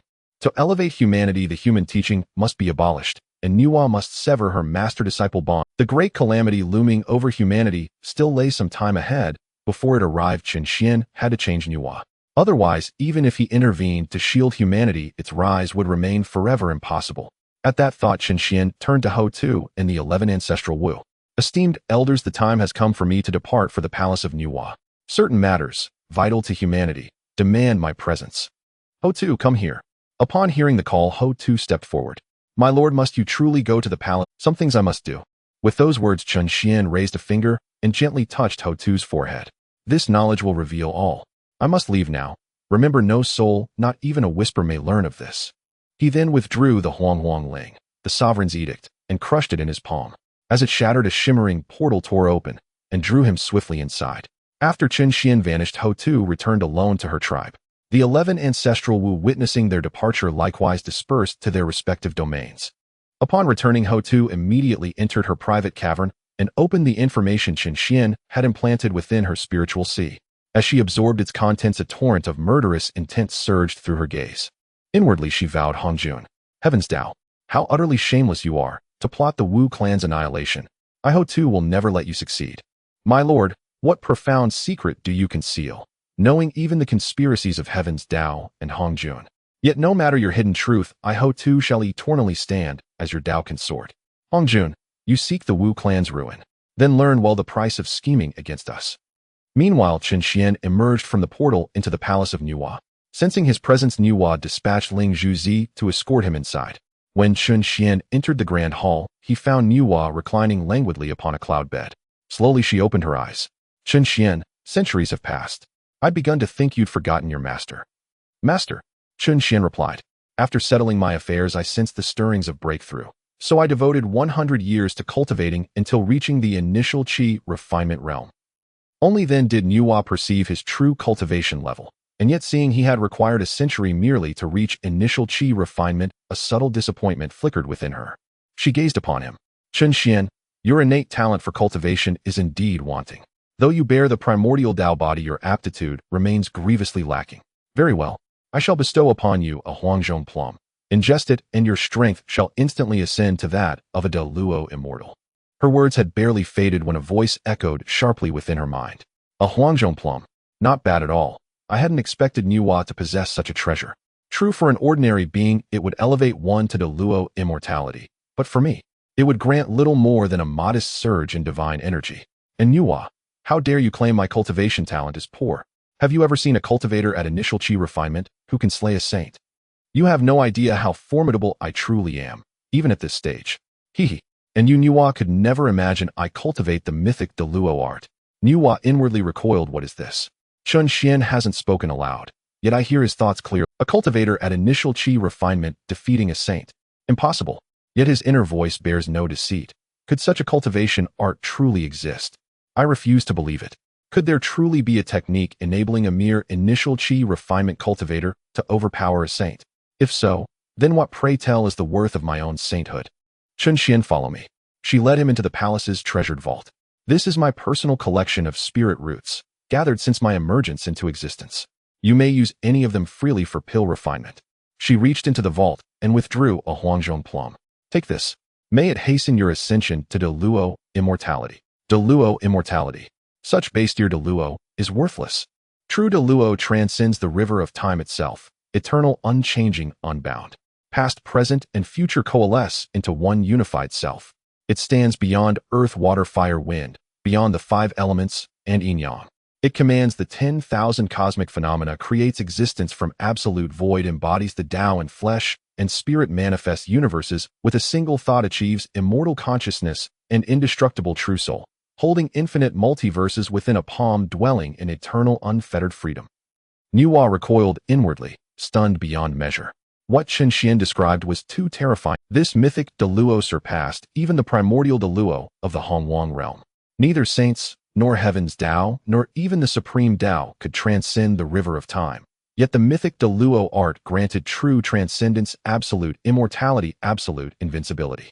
She refused to believe him, yet his thoughts bore no falsehood, no motive to deceive. Thus Nuwa made a bold decision. She would test Qian using her full saintly power. Qian, I shall now impart the creation divine art upon you. Study it diligently. She extended a finger and touched his brow. Instantly, the creation divine art imprinted itself upon his spiritual sea. The creation divine art is now yours. I have prepared quarters for you. Refined pills here if you wish. Now I must return to seclusion. She vanished on the spot. Chun Xian bowed deeply. I respectfully bid farewell to my master. After Niwa left, Chun Xian looked at the spirit roots in the treasure house, and seeing the numerous roots scattered across the ground, he felt a surge of excitement within. These spirit roots were enough for him to refine a large quantity of spirit-enhancing pills. Of course, there are two benefits to refining spirit-enhancing pills. Firstly, they can enhance his own abilities, allowing his cellular microcosm to gradually grow. Secondly, refining these pills can improve his alchemy proficiency, and with increased proficiency, he would gain new recipes. System: what is my current alchemy proficiency? Beep. Returning to the host, your current proficiency is 60 points. 40 points away from the next level. 60 points. System: I've only refined 12 spirit-infusing pills. How do I have 60 points of proficiency? Host: you have refined 12 12-turn spirit-infusing pills, and each one grants 5 points of proficiency, so you currently have 60 points of proficiency. Proficiency is calculated based on the pill grade. 1 turn to 3 turns grants 1.4 turns to 6 turns grants 2.7 turns to 9 turns grants 3 points 10 turns to 11 turns grants 4 points, and 12 turns grants 5 points. After the system's explanation, Chun Xian finally understood why he had 60 points of proficiency and realized that the proficiency gained at each grade level was different. At this moment, Chun Xian looked at the spirit roots on the ground, took out the mythical indestructible cauldron, and began refining the spirit-enhancing pills. Beep. Congratulations, host, you have refined 43 turns spirit-enhancing pills. Beep. Congratulations, host, your proficiency has reached 100. Beep. Proficiency level has advanced 1 level, gaining the recipes for the source pill and the explosive pill. Beep. Congratulations, host, you have refined 55 turns spirit-enhancing pills. Chun Xian heard the system's notification and felt puzzled. System: I refined 50 turns spirit-enhancing pills. Why hasn't my proficiency level increased? Host: your proficiency level is currently at level 1, and to advance to level 2, your proficiency must reach 200, and proficiency accumulates with levels. I see no wonder I didn't level up after refining 55 turns spirit-enhancing pills. Then Chun Xian checked the rewards after leveling up. Upon seeing the recipe for the source pill, he couldn't help but feel delighted, as the source pill was indeed a valuable item. If he could refine a source pill of 9 turns or above, it could even restore the source lost by a saint. Now that Niwa had already severed the 2 corpses, if she could take the source pill, she would be able to restore her source. As long as Niwa restores her source and stands on the side of humanity, Hongjun's plan to seize the fate of humanity would also fail. With this thought, Chun Xian began searching for the materials needed for the source pill. After a thorough search, he finally gathered all the materials in the treasure house. Thus, Chun Xian began refining the source pill. After 81 days, the source pill was finally fully formed. When Chun Xian opened the mythical indestructible cauldron, a golden light shot up into the sky from the Niwa Palace. Meanwhile, in the Zixiao Palace, Hongjun looked towards the direction of the Niwa Palace. What pill has this little guy? Chun Xian refined again. It has actually attracted a pill tribulation, but this tribulation is clearly much weaker than the last one. It seems he must have refined a 9-turn pill. What a pity. This 9-turn pill is of no use to me at all. After saying this, Hongjun closed his eyes and began to wander through the void. On Kunlun Mountain, the 3 pure ones simultaneously sensed the movement of the Niwa Palace. They each walked out of their own palaces. Yuanshi looked at Tai Ching and said, "Elder brother, it seems Chun Xian has refined an extraordinary pill again, attracting a pill tribulation." Tong Tian looked at Tai Ching and Yuanshi and said, "Elder brother, second brother, Chun Xian's alchemy talent is just too abnormal. In just a short 100 years, he has already refined a pill that triggered a pill tribulation." Tai Ching looked towards the Niwa Palace and said, "Second brother, third brother, the pill refined by Chun Xian this time is a 9-turn pill, but I wonder what effects this 9-turn pill will have." Yuanshi beside him spoke, "Elder brother, why don't we go to Niwa Palace and take a look? I'm curious about what effects this pill refined by Chun Xian has." At this moment, Tong Tian also looked at Tai Ching. Seeing Yuanshi and Tong Tian looking at him, Tai Ching immediately said, "Let's go. I am also curious about what kind of pill Chun Xian has refined this time." After saying this, Tai Ching flew directly towards the Niwa Palace. Yuanshi and Tong Tian followed suit. Meanwhile, in the Western world, Jane and Juanti also sensed the movement of the Niwa Palace. Jane looked at Juanti and said, "Junior brother, I didn't expect Chun Xian's alchemy talent to be so strong. He has refined an extraordinary pill again." Senior brother, Chun Xian's alchemy talent is indeed strong, but it's a pity that it cannot be utilized in our... Junior brother, that may not be the case. As long as we have the opportunity, we must bring Chun Xian to the West. Once Chun Xian joins us, the prosperity of the West will be just around the corner. Senior brother, let's head to the Nuwa Palace now. First, we can see what pill Chun Xian has refined, and second, we can find an opportunity to bring Chun Xian to our western side. Hearing this, Jane immediately nodded. Let's go. We will head to the Nuwa Palace to take a look. As soon as he finished speaking, Jane and Junie flew directly towards the Nuwa Palace. At that moment, Nuwa, who was in seclusion, sensed the movement within the treasure house and immediately appeared beside Chun Xian. Chun Xian, what pill have you refined to attract a pill tribulation? Master, I have refined the source pill, and its grade has also reached 9 turns, which is why it attracted a pill tribulation. Upon hearing this, Nuwa was greatly shocked and said, Source pill, could it be that this pill can restore the source? Exactly. Master, this source pill is specifically for restoring the source. As long as the source is not complete, taking the source pill can compensate for the loss of one's own source. Hearing Chun Xian's explanation, Nuwa was astonished because the source pill that Chun Xian refined was simply too incredible. Even Tai Ching could not refine a pill that could compensate for the source. However, just as Chun Xian and Nuwa were conversing, the pill tribulation had already been brewing. Seeing the tribulation taking shape, Chun Xian waved his hand, and the mythical indestructible cauldron flew above the source pill. At that moment, the 3 pure ones and the 2 saints from the west also arrived above the Nuwa Palace. Tai Ching looked at the 9-pattern 9-turn pill and was also greatly shocked. He thought to himself that from his birth until now he had only refined about 100 9-turn golden core pills, yet Chun Xian had only studied alchemy for a short time and was already able to refine 9-turn pills. It was clear how terrifying Chun Xian's alchemy talent was, even he could not compare. Thinking of Chun Xian's alchemy talent and recalling the alchemy talent of Xuandu, Tai Ching wished he could kill Xuandu on the spot. Beside him, Yuan Shi looked at the 9 turns pill and then spoke, Chun Xian, may I ask what effects this 9 turns pill has? Could you introduce what kind of pill it is? Chun Xian turned to Yuan Shi. Master Yuan Shi, this is the origin pill, and its greatest effect is to replenish the origin. Yuan Shi was instantly taken aback upon hearing this. Yuan Shi trembled as he pointed to the origin pill. Chun Xian, is this origin pill effective for saints? Master Yuan Shi, the 9 turns origin pill I'm refining now is indeed effective for saints, but the origin pill also has different grades. Each turn from 1 to 9 has different effects. Only the 9 turns origin pill is effective for saints. At this moment, the 5 saints were already contemplating how to obtain the origin pill after hearing Chun Xian's introduction. Jane transmitted a message to Junie, Junior brother, we must find a way to get our hands on this origin pill. Otherwise, once the 3 clear ones obtain the origin pill, their strength will become even greater. Senior brother, but if we want to obtain the origin pill, we will have to pay a great price considering how extraordinary this origin pill is.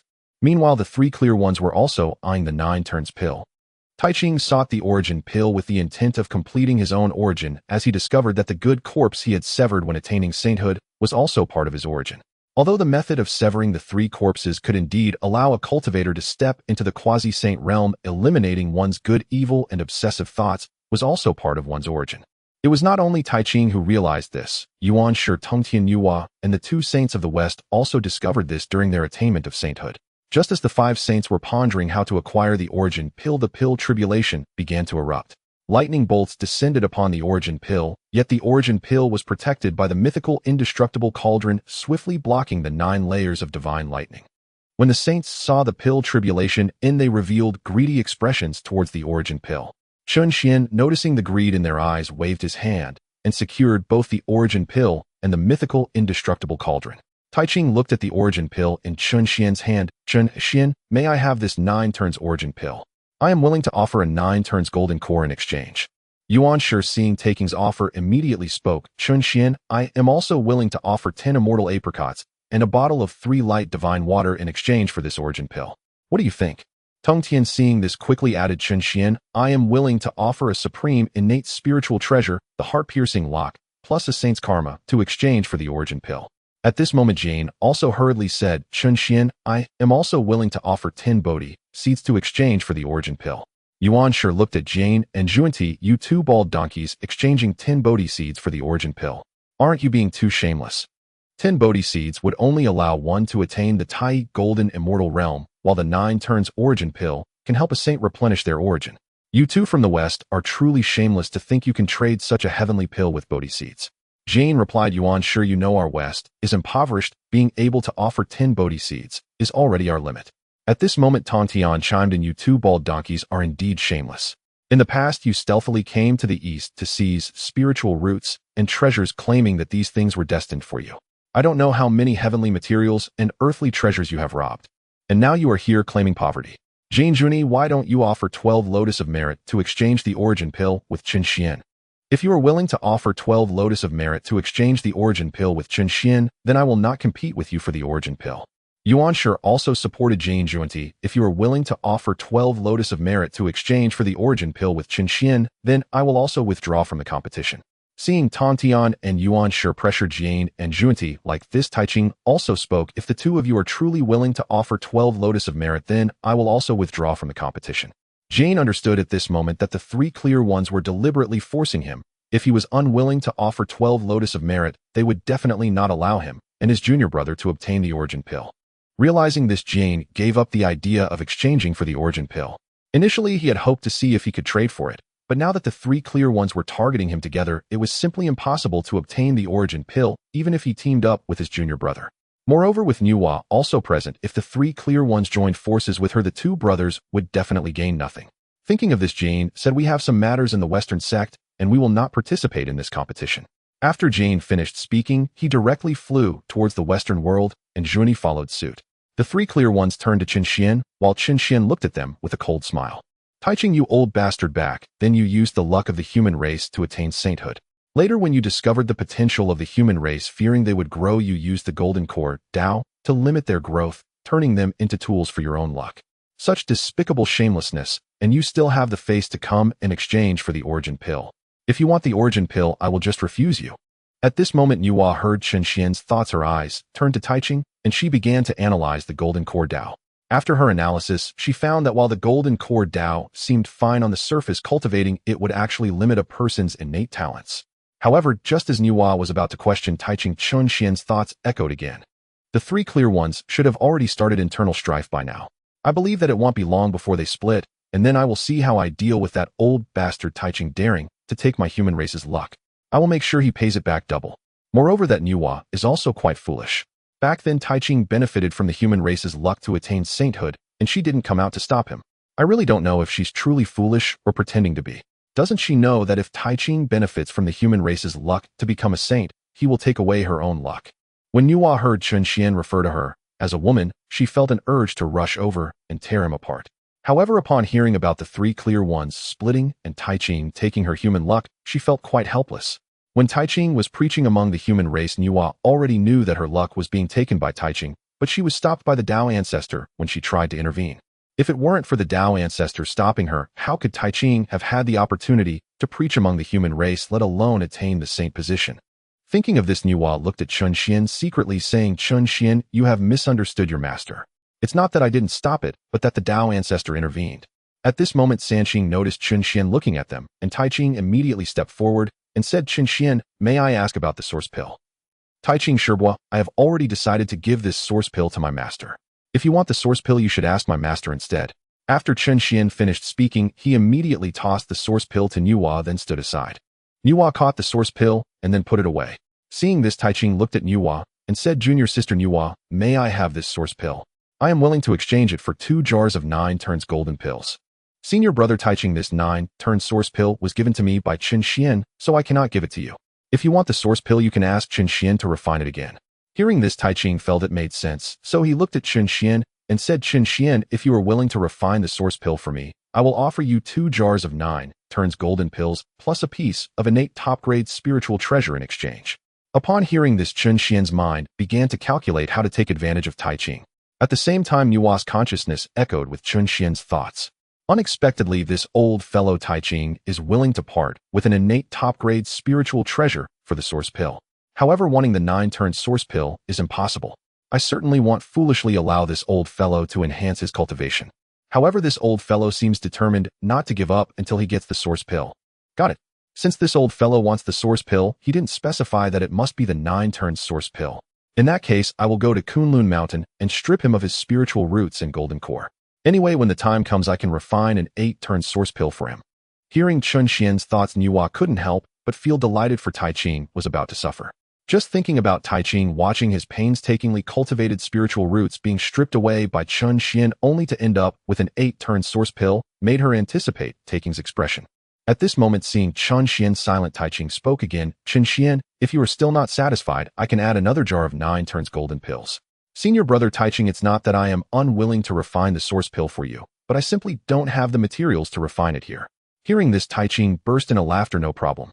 You can come to my Kunlun Mountain to retrieve the refining material. As long as you can refine the source pill again, all my spiritual roots and materials are at your disposal, and I can even provide you with golden pills to help you enhance your cultivation. Senior brother Taiching, are you sure all spiritual roots and materials are at my disposal? Absolutely. As long as you can refine it, even if you use up all my spiritual roots, it's no problem. Hearing this, Chun Xian's heart blossomed with joy. He then said, Senior brother Taiching, since you are willing to offer your spiritual roots and materials, I will make a trip to Kunlun Mountain to find you when I have the time. Yuan Shi and Tong Tian, seeing that Chun Xian was willing to refine the source pill for Taiching, immediately chimed in. Yuan Shi said, Chun Xian, when you have time, help me refine one as well. I can also provide the materials. Tong Tian hurriedly added, Chun Xian, if you have the time, please refine one for me as well. As for the materials, you need not worry. I have plenty of spiritual root materials collected. 3 senior brothers, since you all are willing to offer your spiritual root materials, I will personally come to Kunlun Mountain to refine the source pill for you when I have the time. Upon hearing this, Taiching laughed heartily. Good. Chun Xian, I will be waiting for you at Kunlun Mountain. Junior sister Nuwa, come visit me at Kunlun Mountain when you have time. I shall take my leave now. After Taiching finished speaking, he turned and flew towards Kunlun Mountain. Yuan Shi also greeted Nuwa and Chun Xian before flying towards Kunlun Mountain. Tong Tian looked at Nuwa and Chun Xian, Junior sister Nuwa, you have accepted a good disciple. In the future, when you have time, bring Chun Xian to visit me at Kunlun Mountain. Hearing this, Nuwa nodded sure. Tong Tian smiled slightly and then flew towards Kunlun Mountain. After Tong Tian left, Nuwa looked at Chun Xian. Chun Xian, this 9-turn source pill is quite a precious pill. Are you sure you really want to give it to your master? Absolutely. This source pill is of no use to me, but in your hands, master, it might come in handy someday. This woman is so indecisive. The source pill was meant for you anyway. Why else would I bother refining it? If it weren't for the human race, I wouldn't bother refining the source pill. Nuwa, I hope you won't let me down. If you recover your source, I can help you attain the Tao again. As long as you regain your Tao and awaken the human path, your status will surpass even Hongjun's. At that time, you will have the ability to protect Fuxi and safeguard the human race. However, if you recover your source and still neglect the human race's life and death, I will ensure you lose everything, even your position as a saint. After hearing Chun Xian's thoughts, Nuwa felt both shocked and angry.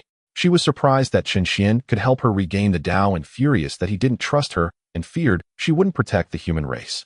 However, what is the human path? Why do I feel that awakening the human path is my mission? What is going on here? I must find a way to clarify this. Chun Xian, I don't know why, but recently the term human path keeps appearing in my consciousness. It seems that the human path is my chance and mission. What the heck? Could it be that the human path has begun to prompt Nuwa to awaken the human path? But that's impossible. The human race's fortune has been partially stolen by Taiching and Hongjun. Awakening the human path is simply impossible. If one wishes to awaken the human path, they must reclaim the human race's fortune that has been taken by Taiching and Hongjun. Master, are you sure it is the human path? Chun Xian, I am quite certain, but what exactly the human path is, I am not clear. I just feel that the human path is my mission. Master, I know nothing about the human path. I am just a beginner in qi refining. Upon hearing this, Nuwa couldn't help but scoff. Just a beginner in qi refining. Don't think I don't know you can overpower saints. Though this still needs to be observed, your talent in pill refining is not something a mere beginner in qi refining could have. As Nuwa was inwardly criticizing Chun Xian's thoughts echoed again in her consciousness. This woman doesn't even understand the human path. The human path is the path of all beings. The human path governs all beings, the heavenly path governs order, and the earthly path governs reincarnation. You Nuwa are the master of the human path. It is a pity that if you weren't schemed against by Hongju, and your current strength would probably surpass Hongjun's by a large margin. Nuwa pondered over Chun Xian's thoughts, her heart growing more and more excited, for Chun Xian had spoken of the heavenly Tao governing order, the human Tao governing all beings, and the earth Tao governing reincarnation. This also indicated that her fruit position was higher than Hongjun's. Hongjun was merely the spokesperson of the heavenly Tao, while she was an awakener of the human Tao. As long as she awakened the human Tao, her fruit position would surpass Hongjun's. However, awakening the human Tao was not an easy task. Although Chun Xian mentioned that there was a way for her to reattain the Tao, all of this was merely Chun Xian's inner thoughts, and whether it was true remained to be seen. Moreover, although the origin pill could restore her source, her primordial spirit was still anchored in the void of the heavenly Tao. Retrieving her primordial spirit was nearly impossible. Never mind, for now I will focus on restoring my source.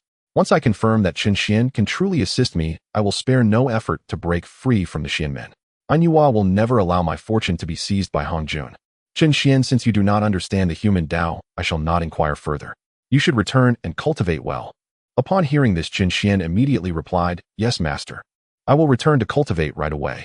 Then Chen Xian returned to the treasure vault and asked System, What is my proficiency level now? Ding. Returning to the host, your current proficiency level is 105 points, 95 points away. Seeing that he was 90 points away from the next level, Chen Xian immediately opened the cauldron to refine the explosion pill.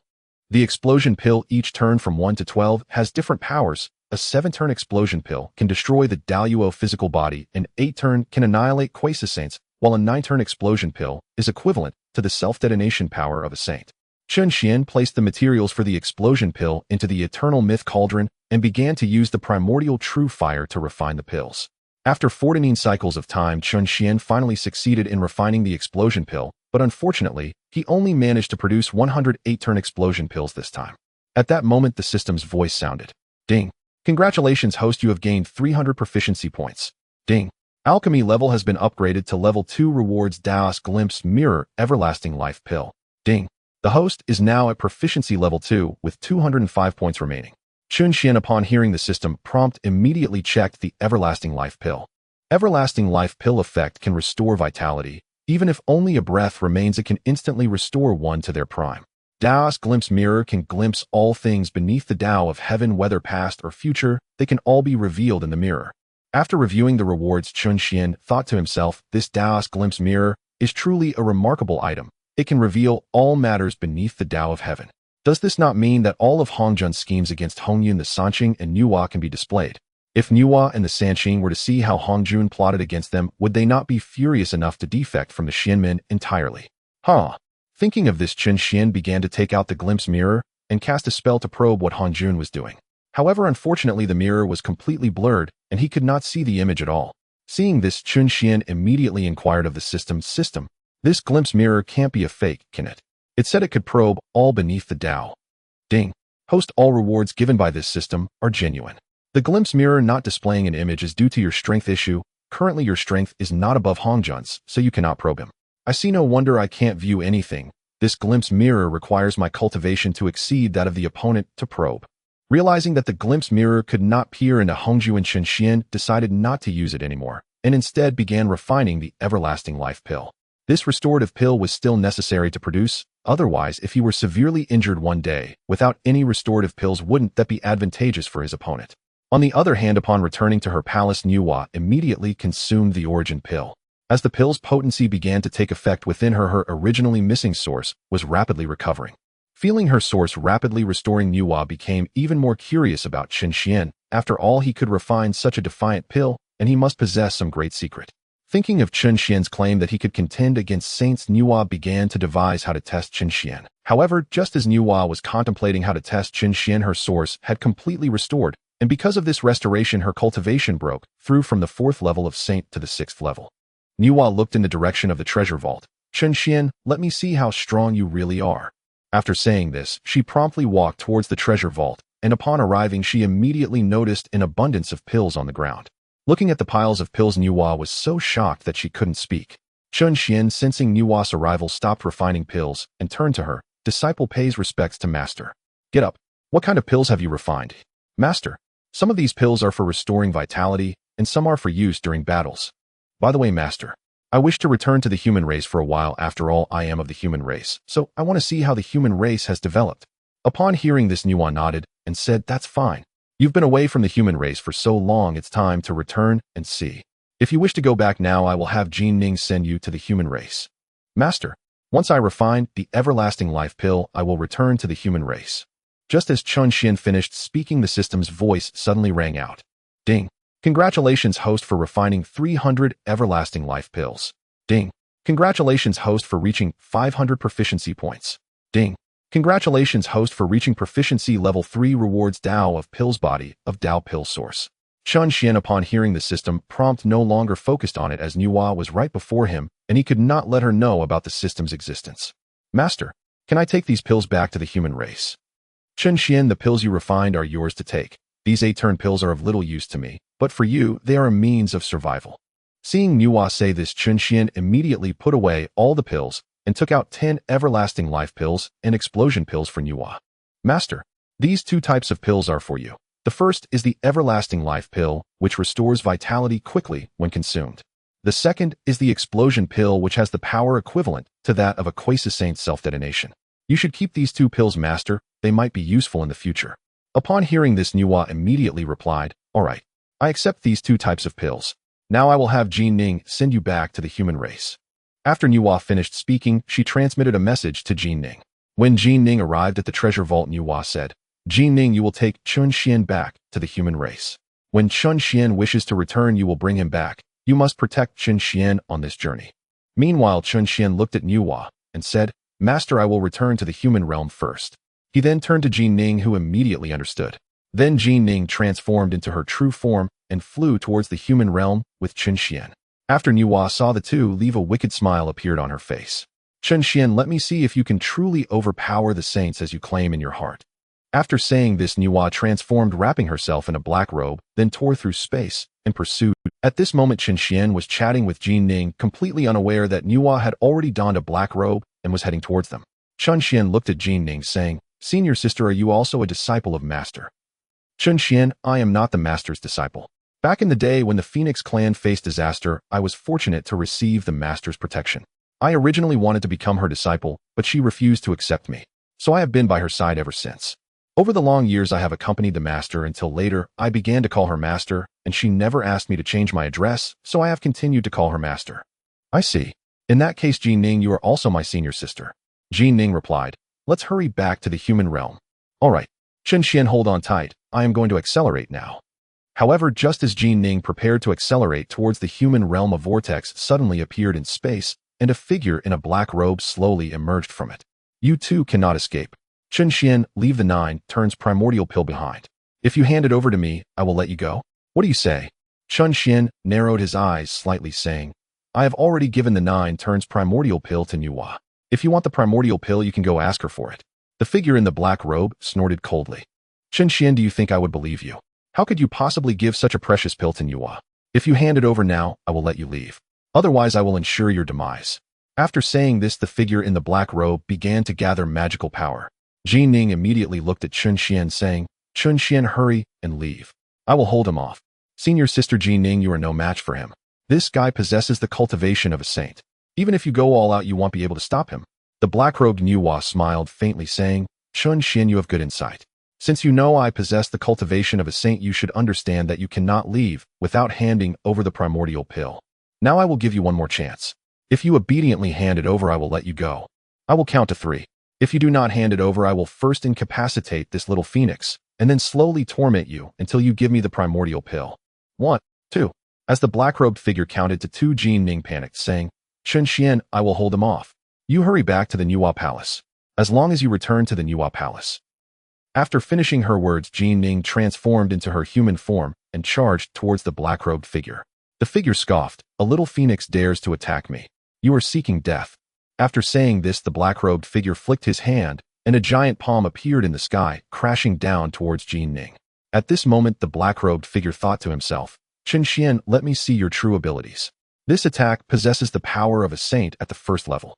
Chunxian looked at the giant hand in the sky, thinking that if he did not display his strength, Jin Ning would die from this blow.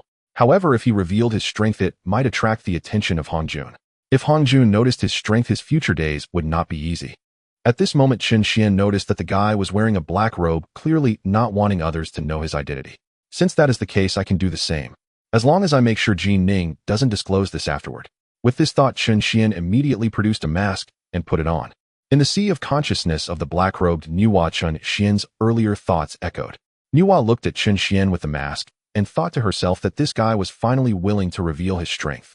Chunxian, let me see just how powerful this so-called mythical great Luo technique truly is. On the other side, after Chunxian donned the mask, he instantly teleported in front of Jin Ning, channeling the power of 600 million cellular worlds in his body, and then smashing a fist towards the descending giant hand. When the two forces collided, there was a thunderous boom, and the immense power clashed in the sky with the shockwave radiating outwards. Jin Ning looked at the shockwave sweeping towards her, thinking that it was over. If she were hit by this shockwave, she would definitely perish on the spot. At this moment, Chen Xian also noticed this. He raised another hand, and a protective shield enveloped Jin. After doing all this, Chen Xian directly exerted force and shattered the black-robed figure's giant hand. He looked at the black-robed figure and said, "If you want to seize the 9 turns primordial pill, let's see if you have the ability to do so." As soon as Chen Xian finished speaking, he summoned 7 heavenly radiance divine swords. "I don't care who you are, but since you dare to come and trouble me, I have no choice but to slay you." Immediately, terrifying primordial power erupted from Chen Xian's body as he combined the 7 heavenly radiance divine swords. He grasped the swords and swung one, unleashing a terrifying blade light towards the black-robed figure. Seeing this, the black-robed figure let out a cold snort, saying, "Chen Xian, do you think you can slay me with these 7 heavenly radiance divine swords? You are too naive." After finishing his words, the black-robed figure conjured a divine sword and similarly slashed out instantly, sending a terrifying sword light towards Chen Xian's blade light. Boom! The two forces collided and terrifying shockwaves erupted instantly, alerting the mighty beings of the primordial era to the presence of a saint-level battle. At this moment, Kunlun Mountain, the Sanqing, sensed the terrifying fluctuations and immediately rose to fly towards the source of the disturbance. In the Western world, Jane and Zhuanti also sensed this immense battle fluctuation. Jane looked at Zhuanti and said, "Junior brother, this is the aura of a saint. A saint has made a move." "Senior brother, this is indeed the aura of a saint, and one of the two auras feels very familiar." "Junior brother, let's go take a look. If the Sanqing and Yuhua are in conflict, we can secretly bring Chen Xian to the Western world." "Senior brother, that's a good idea. Let's leave now." After Zhuanti finished speaking, he immediately disappeared from the spot, and seeing this, Jane also vanished without a trace. At this moment, the 3 pure ones along with Jane and Zhuanti were hastening towards the location where Chen Xian was, while the man in black had also sensed that the 5 saints were approaching his direction. However, Chen Xian had noticed this as well. He unleashed all his power to push the man in black away, then swiftly moved to Jin Ning's side. Chen Xian looked at the man in black and said, "I will accompany you in this battle today, but when we meet again, I will surely unveil your true form." After finishing his words, Chen Xian grabbed Jin Ning's shoulder and vanished without a trace. The man in black, witnessing Chen Xian's departure, revealed a faint smile. "Chen Xian, you truly did not deceive me," the man in black said, and then he disappeared from the spot. Just as he vanished, the 5 saints appeared at the place where the two had battled. Taiching looked at the residual magical fluctuations in the air, astonished. "I didn't expect these two to possess such strength. Ooh, I wonder who exactly they are." Yuan Shi spoke up, "Elder brother, their strength is likely even greater than ours, and in the current chaos, only Master and Yuhua possess such power." Just as Yuan Shi finished speaking, Yuhua suddenly descended, asking, "Are you all here to watch the battle as well?" Upon seeing this, Taiching immediately replied, "Junior sister Yuhua, aren't you supposed to be fighting the mysterious person?" Yuhua pretended to be puzzled and asked Taiching, "What do you mean by that? Do you suspect that I am battling the mysterious?" "Junior sister Yuhua, if it isn't you, then we must be cautious. Now 2 beings with saint-level strength have appeared, and we do not know who they are. If they are plotting against us in secret, we will have no way to counter them. It seems we must be more careful in the future, otherwise if a saint-level powerhouse targets us, it would be troublesome." At this moment, Tontian suggested, "Why don't we join forces to deduce their identities?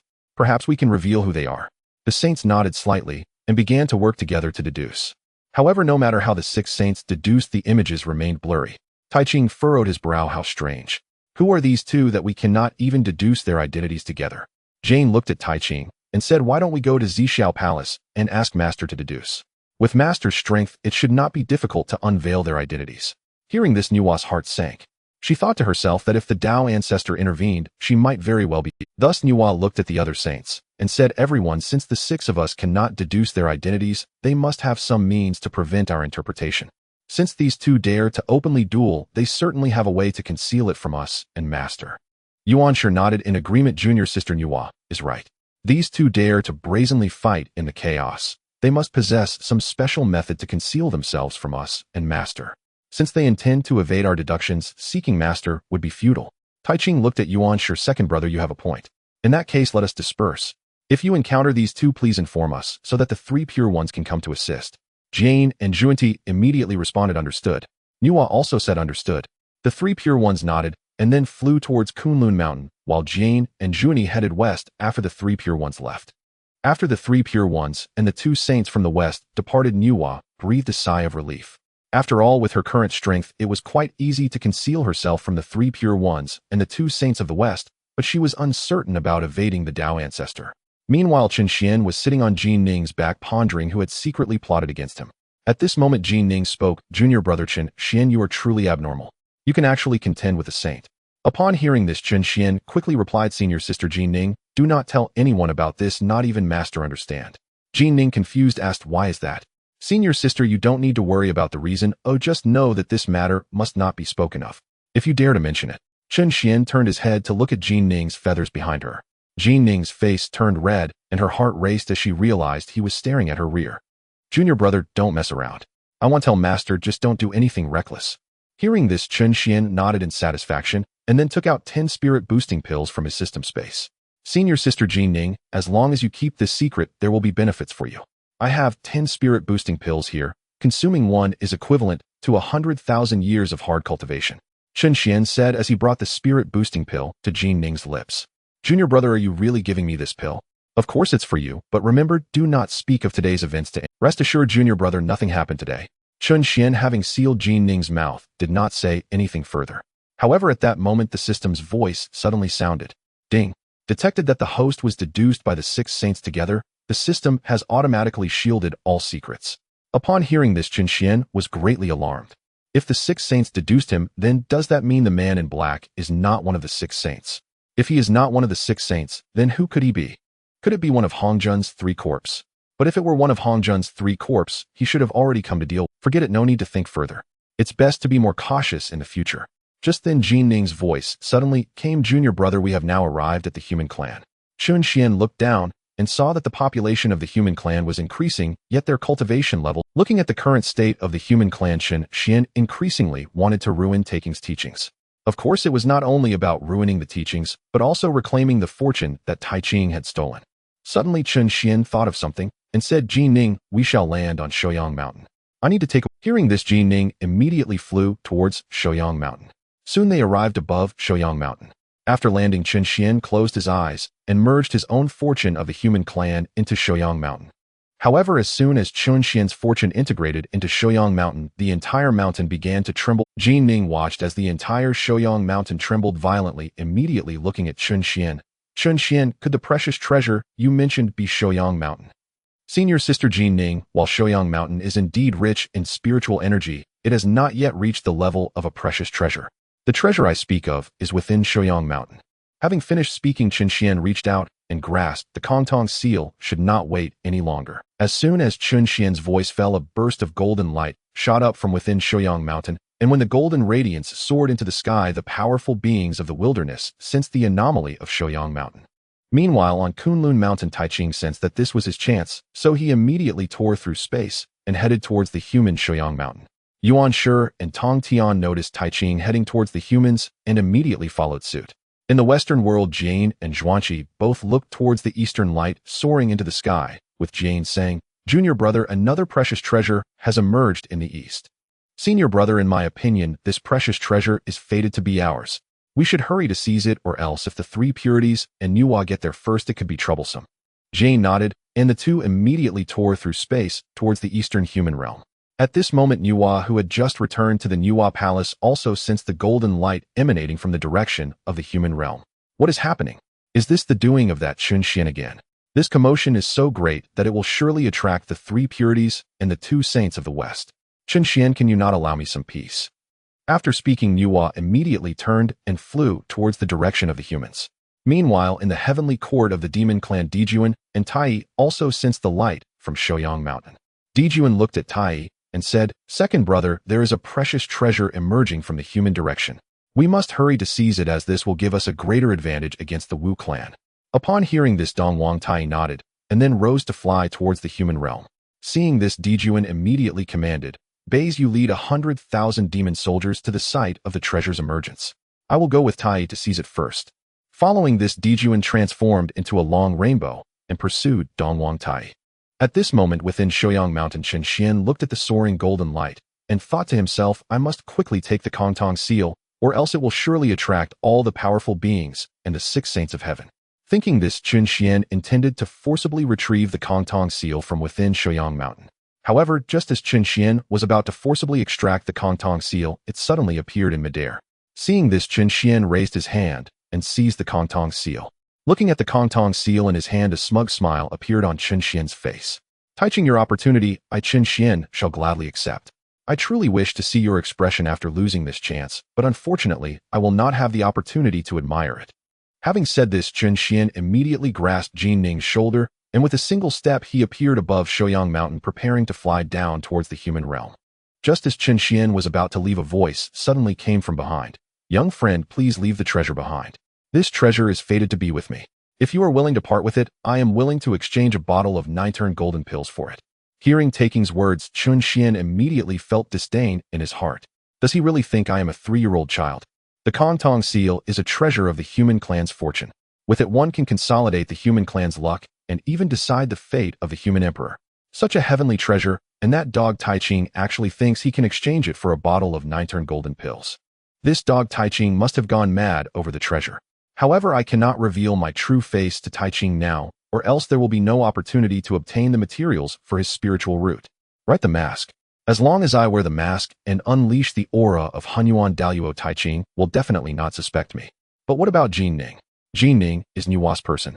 If Taiching knows that Jin Ning is with me, he will definitely suspect me. What should I do? After thinking for a while, an idea suddenly flashed in Chen Xian's mind. He saw Chen Xian put on the mask and then reached out to grip Jin Ning's neck. At this moment, Jin Ning's sea of consciousness echoed with Chen Xian's voice. Senior sister Jin Ning, listen to me. After Chen Xian's explanation, Jin Ning finally understood Chen Xian's intentions. Chen Xian tightened his grip on Jin Ning's neck and then turned to Taiching. Taiching, do you think I am a 3-year-old child? A bottle of 9 golden pills is all you offer to take my treasure. Taiching, if you want this treasure, then you must exchange the Taiji diagram and the Linglong Tower with me. Taking's face immediately flushed with anger upon hearing this. Young friend, I will give you another chance. If you leave the treasure, I will let you go. Otherwise, do not blame me for killing you here. Upon hearing this, Chen Xian burst out laughing. I never expected that the dignified Taiching saint would engage in such shameless acts. Taiching, if you want to kill me, you must first see if you have the ability. Just now, that little phoenix also wanted to seize the treasure from my hands, but unfortunately it now lies in my grasp. Taiching looked at Jin Ning, who was held by Chen Xian, and said, Young friend, who exactly are you? Do you not know that Jin Ning is a steed of Nuwa? If you dare to harm Jin Ning, Nuwa will surely not spare you. Chen Xian coldly laughed. Taiching, you are not qualified to know who I am. Do not think that just because you are a saint I cannot deal with you. After saying this, Chen Xian unleashed a wave of saint-level pressure. Taking's pupils widened in shock at the overwhelming power emanating from Chen Xian. You are one of the mysterious figures from the previous battle of wits. You guessed correctly. I am one of them, and I let another mysterious figure escape earlier. While Chen Xian was speaking to Taiching, Yuan Shi and Tong Tian descended beside Taiching. Just as Yuan Shi was about to speak, Nuwa also appeared in midair, followed by the 2 saints of the west, as well as Dijuan and Tai from the demon clan. Seeing so many powerful beings descend, a trace of a smile appeared beneath Chen Xian's mask. He said, I never expected that a single treasure could attract all of you here. It seems that I cannot leave without handing over the treasure. When Taiching heard Chen Xian's words, a faint smile appeared on his face. Dao friend, if you hand over the treasure to me, I will ensure your safe departure from this place. Taiching, I was just speaking casually. Do you really think I cannot leave? Taiching snorted softly. Fellow Taoist, now that the 6 saints have gathered, escape is utterly impossible. I advise you to relinquish your treasures and leave. Chen Xian smiled slightly. The 6 saints. I am so scared. After speaking, Chen Xian turned to Nuwa and said, Nuwa, I currently hold Jin Ning in my hands. If you also wish to partake in the contest for the treasure, then I will have no choice but to ensure Jin Ning's demise. However, at that moment a voice echoed in Nuwa's consciousness. Master, if you hadn't brought Jin Ning here, I could have withdrawn unscathed. Now with Jin Ning by my side, I cannot protect her. I can only hope that Master will choose not to participate in the contest to save Jin Ning. Nuwa was astonished upon hearing Chen Xian's voice. For even she could not guarantee her escape from the 5 saints, yet Chen Xian claimed he had a way to evade their siege. Given the current circumstances, Nuwa realized she could only choose to believe that Chen Xian had a way to escape the onslaught of the 5 saints. Even if Chen Xian ultimately could not escape, she could find a reason to intervene in the contest and then pretend to fall into Chen Xian's hands. This way she could also aid Chen Xian in fleeing from the 5 saints. Thus Nuwa looked at Chen Xian and said, Fellow Taoist, as long as you spare Jin Ning, I assure you that I will not participate in this contest. Chen Xian smiled slightly and said, Saint Nuwa, I will trust you this once. If you dare to go back on your word, then I will make the entire human race vanish from this desolate world. Do not think I am joking you what I say I can certainly accomplish. Saint Nua, I hope you won't let a single treasure ruin the entire human race. At this moment Chun Xian's voice echoed again in Nua's consciousness.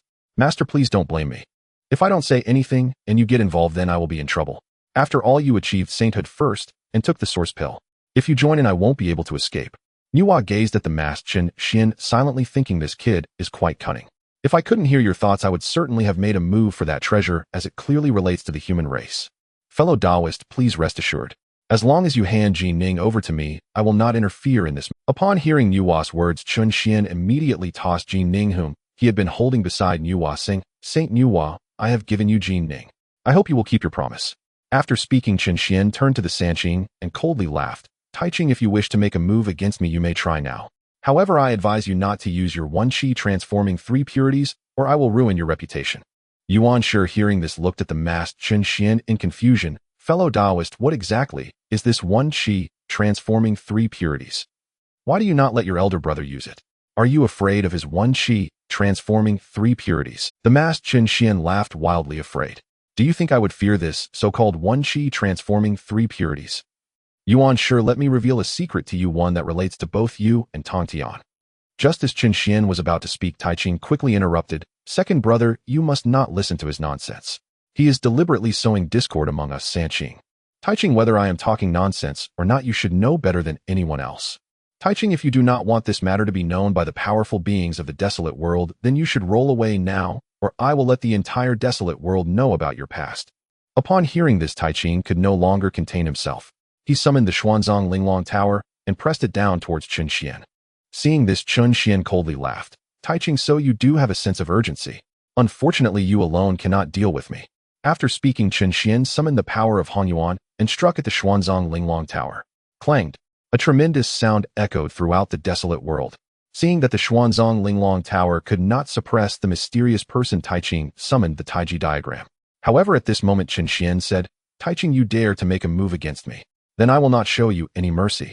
Yuan Shi, Tongtian, do you not want to know what this one qi transforming 3 purities is? I will now tell you, it is a divine ability cultivated from Taiching stealing your source. This divine ability can manifest 2 avatars, and both avatars are physical entities.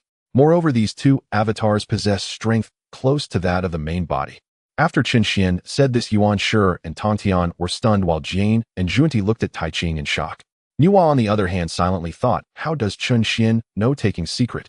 Meanwhile, Dijun and Tai Yi also heard Chun Xian's words. Dijun secretly transmitted to Tai Yi, second brother, do you think what the mysterious person said is true? Elder brother, judging by Taiking's current behavior, it must be true. Otherwise, Taiching would not be so eager to act against the mysterious person. Just as Dijun and Tai Yi were discussing this in secret, Taiching angrily summoned the Taiji diagram and charged at Chun Xian. At this moment, Taiching had only one thought: to crush this mysterious person. Seeing Taiching charging at him, Chun Xian turned to Yuan Shi and Tongtian, saying, if you want to know the truth, then help me stop Taiching. Otherwise, you will never know why your cultivation cannot surpass Taiking's. Yuan Shi, upon hearing the mysterious person's words, immediately summoned the Panga banner and waved it, sending a blade of opening towards the Taiji diagram. Tongtian also summoned the 4 swords of Zhejian to block Taiking's path. Taiching, seeing this, angrily looked at Yuan Shi and Tongtian. Get out of the way. Do you really believe the mysterious person's words? Yuan Shi looked at Taiching. Elder brother, this is not about whether we believe it or not. You have already sold. If what he said is false, then why are you so anxious? Taiching realized upon hearing Yuan Shi's words that it was futile to say anything now, as his previous actions had already betrayed him. Seeing that he could no longer hide the truth, Taiching immediately spoke. Second brother, third brother, I did indeed steal a trace of your source, but now is not the time to discuss this matter. Second brother, third brother, let us unite to take down the opponent. As for the matter of stealing the source, I will naturally provide you with an explanation. Upon hearing Taiking's words, Yuan Shi's eyes narrowed slightly. Elder brother, you had best speak plainly now. Otherwise, you may not tell the truth upon returning to Kunlun Mountain. Chun Xian smiled faintly at Yuan Shi's remark. You ensure you are indeed perceptive to realize that in my absence, Taiching might withhold the truth from you. Taiching turned toward Yuan Shi, fury blazing in his gaze. Second brother, how dare you doubt me so? Elder brother, I merely seek the truth. At that moment, Chun Xian spoke. Yuan Shi, Tongtian, if you wish to learn the truth, it is simple: swear not to contend for the human clan's supreme treasure, and I shall reveal all concerning the lost primordial essence. Tongtian fixed his gaze upon Chun Xian. Honored fellow Taoist, Do you speak truly? Indeed I do. And more, I can even manifest the very scene as it unfolded. Yuanshi stared at Chun Xian in disbelief. Can you truly project the scene as it occurred? Yuanshi Tantian, I have no reason to deceive you. The choice remains yours alone. Yuanshi and Tantian exchanged a glance. Then Tantian spoke first. Honored fellow Taoist, I withdraw from the contest for the treasure. Yuanshi followed suit. This sovereign likewise relinquishes all claim to the treasure. Chun Xian nodded, then turned toward the two sovereigns of the Yao faction, Emperor Jun and Tai. Your Majesties, if you intend to vie for the treasure, I shall not hesitate to eradicate your entire Yao faction. Though your Yao faction wields formidable strength, to me you are but oversized ants, annihilated at my whim without effort or consequence. Emperor Jun burned with suppressed fury, but dared not betray it before the enigmatic sovereign. After all this being stood at the sage level, even their Zhou Tian star array could not guarantee victory over such a transcendent entity. The Yao faction renounces all claim to the treasure. Farewell. With those words, Emperor Jun departed with Dongwang Tai and 1,000,000 Yao faction warriors, returning to the Yao faction celestial court. Chun Xian then turned toward the two Western sages. You too, do you also covet the treasure? Jane regarded him calmly. Honored fellow Taoist, you resonate profoundly with our Western lineage. Why not join the Western sect? Chun Xian sneered. Rumors proclaim the two Western sages paragons of shamelessness, and today I behold that truth in full measure. You two bald monks, if you dare seize my artifacts, I shall shatter Mount Sumeru and erase every disciple of the Western sect. Jane silently transmitted a message to Zhuanti. Brother, their power rivals Taiching's. Even united, we cannot be certain of victory. Should he escape today, we shall forever live under the shadow of a sage-level adversary. To provoke a sage over a single artifact is hardly prudent. Indeed, brother, but we may later ally with Taiching against him. Then all his artifacts shall be ours. A brilliant stratagem. Taiching already loathes him utterly. If we approach him openly, our gains will be immense, and we may even extract further concessions from the Supreme Elder. Having concluded their silent exchange, Jane declared aloud, Honored fellow Taoist, if you decline our invitation, we shall not press you further. You share karmic resonance with the West. Thus we shall abstain from contesting the treasure this time. Hearing Jane's words, Chun Xian instantly grew wary. What? These two bald monks are withdrawing. What scheme do they plot? Nuwa, sensing Chun Xian's inner thought, cast her gaze upon the two Western sages. No matter your machinations, so long as I stand here, you shall not harm Chun Xian. Nuwa, sensing Chun Xian's inner thought, cast her gaze upon the two Western sages. No matter your machinations, so long as I stand here, you shall not harm Chun Xian. Chun Xian fixed his gaze on Jane and Zhuanti. Since you withdraw, depart now for the West, or I shall not hesitate to slay several of your disciples. Jane's eyes narrowed, his voice turned glacial. Honored fellow Taoist, this is excessive. We have done you no wrong. Excessive? I simply despise bald monks. Leave now, or I shall kill several disciples of the Western sect this very instant. Zhuanti erupted in wrath. Honored fellow Taoist, if you lay a hand upon our disciples, we shall never— Forgive me. You presume too much. Today I shall show you powers beyond your imagination. Chun Xian raised his hand and withdrew 2 crimson pills. Watch closely, bald monks. Behold how I erase your disciples from existence. The moment his words ended, he activated a spatial artifice and hurled the 2 crimson pills into its vortex. A thunderous detonation echoed from the west. Jane and Zhuanti recoiled in shock. Jane stammered, staring at Chun Xian. You did what? Nothing extraordinary. Merely cast 2 pills into the west. By the way, each pill's explosion equals the self-immolation of a quasi-sage. I tossed 2 onto Mount Sumeru. Surely chaos reigns there now. Jane swiftly surveyed Mount Sumeru. Though its outer barrier remained intact, over 1,000 disciples lay dead, and countless others wounded beyond count. Jane spoke coldly. Honored fellow Taoist, we bear no grudge against you. Why such ruth? Chun Xian smiled faintly. I know well you bear me no ill will, yet I simply abhor bald monks. I commanded you to leave. You refused. Their deaths are your doing.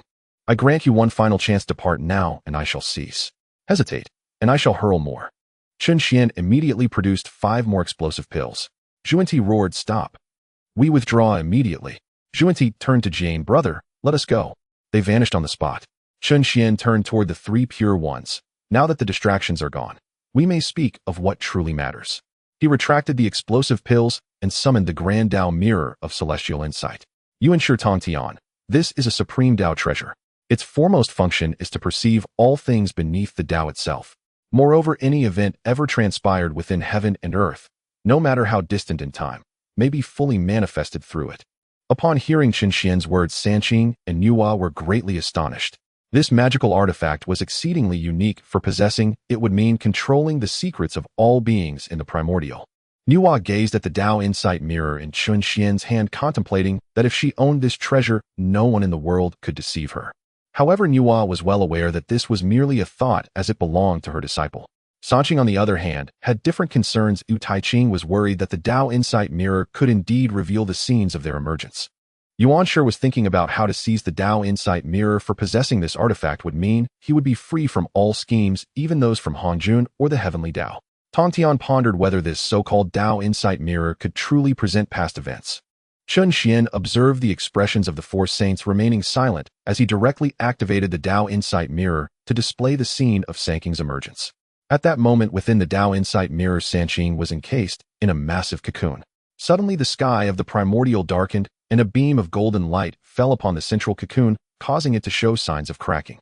As the cracks multiplied with a loud boom, the upper half of the cocoon shattered, revealing a figure sitting cross-legged within.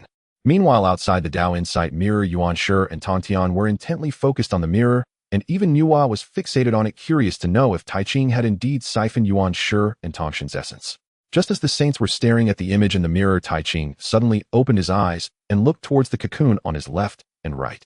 Then Taiqing stretched out his arms to grasp the cocoon on both sides, saying, "Second brother, third brother, we are all transformed from Pangus' primordial spirit. If I absorb you, I will gain more of Pangus' legacy." After finishing his words, Taiqing began greedily absorbing the essences of Yuanshi and Tongtian, but as he took in a small portion, the cocoon of Yuanshi and Tongtian also started to show cracks. Seeing this, Taiqing immediately withdrew his hands, exclaiming, "I didn't expect you two to be on the verge of emergence as well.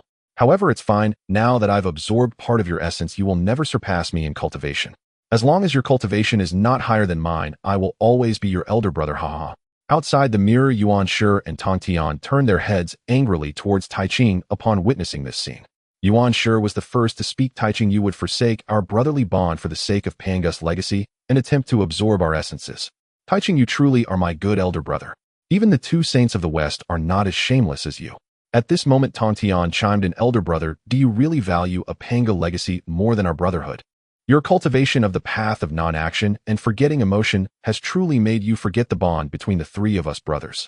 Taiqing looked at Yuanshi and Tongtian, saying, "Second brother, third brother, I know I owe you both. Thus, when I saw Qin Xian could refine the origin pill, I wanted him to help you recover your lost essence." Hearing this, the masked Qin Xian couldn't help but laugh heartily, saying, "Taiqing, such nonsense might work on Tongtian, but it won't fool Yuanshi. However, trying to deceive Yuanshi won't be so easy." Qin Xian turned to Yuanshi, asking, "Yuanshi, do you believe what Taiqing just said?" Yuanshi shook his head. "Dao friend, I naturally do not believe my elder brother's words. After all, 2 bottles of 9 turns golden pills can only be exchanged for 1 origin pill, and how could 1 origin pill restore the essence that both I and Tongtian have lost?" Tongtian, upon hearing this, was immediately displeased, saying, "What do you mean by that, you two? Do you think I'm so easy?" Qin Xian looked at Tongtian disdainfully, thinking, "Tongtian, you are the easiest to fool. If you weren't so gullible, Jane and Junie wouldn't have almost caused the destruction of the Jia sect. You probably don't even realize that the long-eared rabbit is an undercover agent they planted in the Jia sect. However, speaking of which, although Yuanshi is clever, he has a bit of a condescending view of others. If he had not looked down on the disciples of the Fuyuan sect, perhaps the teaching would have had a different outcome." Nuwa was greatly shocked upon hearing Qin Xian's thoughts. The information Qin Xian revealed was immense. Just the fact that Jane and Junti had destroyed the Jia sect was enough to astonish her. After all, the Jia sect was the largest sect among the saints, and Jane and Junti were not as powerful as Tongtian. Nuwa couldn't fathom how the presence of an undercover agent in the Jia sect could lead to its destruction. It seemed there was a secret she was unaware of. Observing Tongtian's displeased expression, Qin Xian said no more and put away the Dao Insight Mirror. Then Qin Xian spoke, "Now that I have revealed what you wish to know, it is up to you two to reclaim your essence. However, I must remind you that if you wish to reclaim your essence, you must have Taiqing perform the 1 qi transforming into 3 qing and then extract the essence from his doppelgangers. I have said this much. If you two do not battle Taiqing, that would be a disservice to my words." Nuwa felt a surge of excitement at Qin Xian's statement. What a clever lad. No wonder he is my disciple. His words clearly convey to Yuanshi and Tongtian that to reclaim their essence, they must fight Taiqing. However, looking at the impending battle among Sanqing seemed quite interesting. He At that moment, Yuan Shi and Tong Tian understood Chun Xian's meaning. To reclaim their essence, they must have Tai Ching perform the one qi transforming into three qing. Thus Yuan Shi looked at Tai Ching saying, "Elder brother, you might as well hand over my essence. Otherwise, do not blame me for taking action. And you, elder brother, it's still not too late to surrender our essence now. If we start fighting, don't say I didn't warn you," said Tong Tian from the side. Tai Ching looked at Yuan Shi and Tong Tian, saying, "Second brother, third brother, I can let Chun Xian help you recover the essence you have lost. Do not fall for this mysterious person's scheme." Yuan Shi smiled slightly, saying, "I do not care what scheme he has, but at least he has not acted against us, whereas you, Tai Ching, have shamelessly attempted to siphon our essence even before we have emerged. Tai Ching, if you hand over the essence now, I and Tong Tian will still be your brothers. If you do not blame us for taking action." After Yuan Shi finished speaking, he immediately grasped the Panga banner in his hand. At this moment, Tong Tian held the Qingping sword in his hand, looking at Tai Ching. "Elder brother, you should return our sword, otherwise we will have to take it back ourselves." Tai Ching looked at Yuan Shi and Tong Tian. "Second brother, third brother, do you really want to split from the Sanqing?" Yuan Shi looked at Tai Ching. "When you were stealing our source, you should have foreseen this day." Yuan Shi, "I was momentarily confused and absorbed your source, but I only took a small part. Moreover, now all I need to do is ask Chun Xian to refine 2 source pills and then replenish your source. Why must it be the 2 sources on my body?" However, Tong Tian interjected, "It is uncertain whether Chun Xian can refine the 9-turn source pill again. Besides, my second brother and I have already asked Chun Xian to refine source pills for us. Do you think we still need you to ask him? Elder brother, you should hand over our sources. Otherwise, we Sanqing will sever ties from now on." Tai Ching looked at Yuan Shi and Tong Tian. "It is impossible for you to take the source from me now. The 2 sources have already been cultivated into divine abilities by me. If you force me further, I will have no choice but to fight back against you." After finishing, Tai Ching immediately summoned the heavenly and earthly Xianhuang Linglong Pagoda and stepped onto the Taiji diagram. Seeing Tai Ching summon 2 treasures, Yuan Shi and Tong Tian stopped their chatter and surrounded Tai Ching, with Yuan Shi taking the lead to attack. Yuan Shi waved the Pangu flag in his hand and countless heavenly opening blades slashed towards Tai Ching. At the same time, Tong Tian also swung the Qingping sword towards Tai Ching. Niuhua watched the Sanqing battle and thought to herself, Chun Xian is really too cunning. Originally 6 saints were attacking him alone, but now it has turned into a great battle among the Sanqing. Chun Xian, who was watching from the side, couldn't help but laugh heartily when he saw that the Sanqing had finally started fighting. Let them fight. It would be best if Tai Ching got severely injured, giving me more time to plan. At this moment, Tai Ching being attacked by Yuan Shi and Tong Tian roared in anger. "Yuan Shi, Tong Tian, since you have come for real, I shall not hold back. 1 qi transforms into 3 qing." After saying this, Tai Ching waved the duster in his hand, and 3 figures appeared in the air. Taoist Tai Ching greets the honored one. Taoist Yuqing. Taoist Shangqing greets you, my friend. Seeing Tai Ching performing 1 qi transforms into 3 qing, Yuan Shi narrowed his eyes slightly, thinking to himself, what a marvelous 1 qi transforms into 3 qing. This Taoist Yuqing should be my source. Tong Tian, witnessing Tai Ching using 1 qi transforms into 3 qing, was somewhat surprised, as these 3 qing actually possessed the strength of the 3 heavens of saints. Originally, Tai Ching had the strength of the 4 heavens of saints, and now, with the addition of 3 heavens of qing, if they want to reclaim the source, they must control Tai Ching. Otherwise, Tai Ching could reclaim these 3 avatars at any moment. Seeing the situation becoming so tricky, Tong Tian looked at Yuan Shi. "Second brother, I will use the Zhuxian sword formation to trap them. You help me deal with Tai Ching." Yuan Shi nodded immediately. "All right." Seeing this, Tong Tian summoned the 4 Zhuxian swords and wrapped Tai Ching in the 3 qing. Then Tong Tian transmitted his voice to Yuan Shi. "Second brother, you find a way to delay Tai Ching. Make sure he doesn't reclaim his avatars, or we won't be able to take back the source. Third brother, I will find a way to delay Tai Ching, and then you can seize the opportunity to take back the source. Remember to trap that Taoist Yuqing, and after you reclaim the source, you come to delay Tai Ching, then I will take the source back." After Yuan Shi finished speaking, he rushed into the Zhuxian sword formation, and seeing this, Tong Tian immediately controlled the formation to separate Tai Ching from the 3 qing. Inside the formation, Tai Ching watched as the 3 qing were separated from him, and a cold smile appeared in his heart. "Tong Tian, do you think separating me from the 3 qing is useful? The 3 qing and I share a mind. As long as the 4 of us work together, we can break your Zhuxian sword formation. Tong Tian, although your Zhuxian sword formation is powerful, I have 4 saints on my side. If you withdraw the formation now, I can still ask Chun Xian to refine source pills for you. If you insist on continuing to fight, I will have no choice but to teach you 2 a lesson." At this moment, Yuan Shi approached Tai Ching. "Tai Ching, you indeed have the ability to break the Zhuxian sword formation, but if I delay you, do you think your 3 avatars can break the formation?" Taiching looked at Yuanshi, second brother Yu. However, before Taiching could finish his sentence, he saw streams of Zhuxian sword qi slashing towards him. Seeing this, Yuanshi also swung the Pango flag towards Taiching. Meanwhile, the three Qing transformed by Taiching were also attacked by the Zhuxian sword qi. Taiching sensed that the three Qing were also trapped by the Zhuxian sword qi and thought to himself, not good. Tong Tian wants to trap the three Qing and then reclaim his source. Seeing the situation worsening, Taiching immediately wanted to reclaim his one qi transforms into three Qing, but Yuanshi would not let Taiching succeed. Yuanshi waved the Pango flag, and countless heavenly opening blades surged towards Taiching.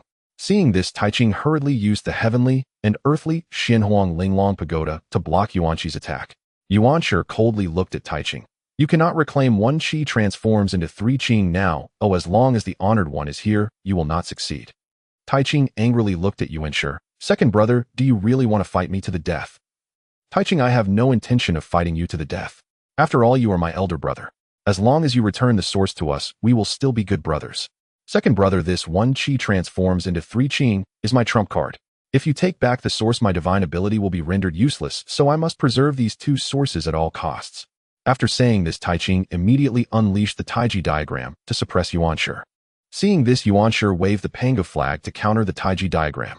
However, at that moment, a golden light descended from the sky, and when the golden light struck the Zhuxian sword formation, it caused the formation to momentarily halt. Taiching seized this opportunity to escape the Zhuxian sword formation, and seeing this, Yuanshi immediately chased after Taiching. When the two emerged, they found an observer sitting on a cloud. Upon seeing this, Taiching immediately knelt and said, Taiching pays respects to the master. Yuanshi also knelt and said, disciple pays respects to the master. The elder glanced at Taiching and Yuanshi, then turned to look at the Zhuxian sword formation. Tong Tian, why haven't you withdrawn the Zhuxian sword formation? Do you want to bring disaster upon the beings of the Hongwang? Hearing the elder's words, Tong Tian immediately retracted the Zhuxian sword formation and knelt, saying, disciple Tong Tian pays respects to the master. The old man looked at the three pure ones. You three have disregarded the lives of countless beings for your own selfish desires. Do you not realize your mistake? Considering this is your first offense, I will spare you this time. You three shall return to Kunlun Mountain and enter seclusion for cultivation, not to set foot in Hongwang for a millennium. Upon hearing this, the three pure ones immediately replied, yes, master. Then the three pure ones returned to Kunlun Mountain. After they left, the old man turned to Nuwa, and when Nuwa noticed Hongjun's gaze, she smiled slightly and said, disciple, I greet you, master. At this moment, Nuwa had developed a dislike for Hongjun, so she did not perform the bowing ceremony. Although Hongjun felt somewhat displeased by Nuwa's lack of reverence, he did not show it. Nuwa, you should return as well. Nuwa, upon hearing this, subconsciously glanced at Chen Xian. What was Hongjun planning? Was he trying to seize the Dao Kuei-Tian mirror from Chen Xian? No. I must find a way to make Chen Xian leave this place. Otherwise, if Hongjun obtains the Dao Kuei-Tian mirror, there will be no one in Hongwang who can contend with him. Master, this mysterious person just threatened my disciple by taking Jin Ning hostage, so I need to bring him back to the palace of Nuwa for punishment. Hongjun looked at Nuwa. Nuwa, this person is not one you can handle. You should return. I will naturally take him back to the Purple Cloud Palace for punishment. Upon hearing this, Nuwa wanted to say more, but at that moment she received Chun Xian's voice in her mind. Oh, this woman, Nuwa, wouldn't want to obtain the Dao Kuei-Tian mirror from me, would she?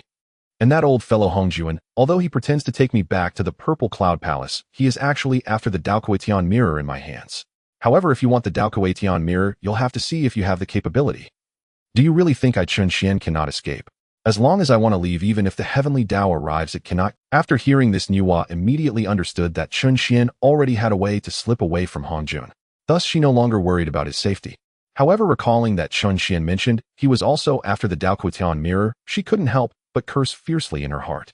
Master only wanted to protect you by saying he would take you back to the palace of Nuwa for punishment. Yet you think like this of Master. Chun Xian, just wait until you return to the palace of Nuwa and see how I deal with you.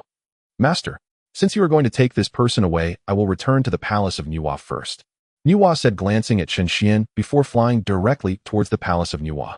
After Nuwa left, Hongjun turned to Chen Xian. Friend, do you dare to reveal your true face to me? Chen Xian smiled slightly. Hongjun, since I have donned this mask, I naturally will not let anyone know my identity.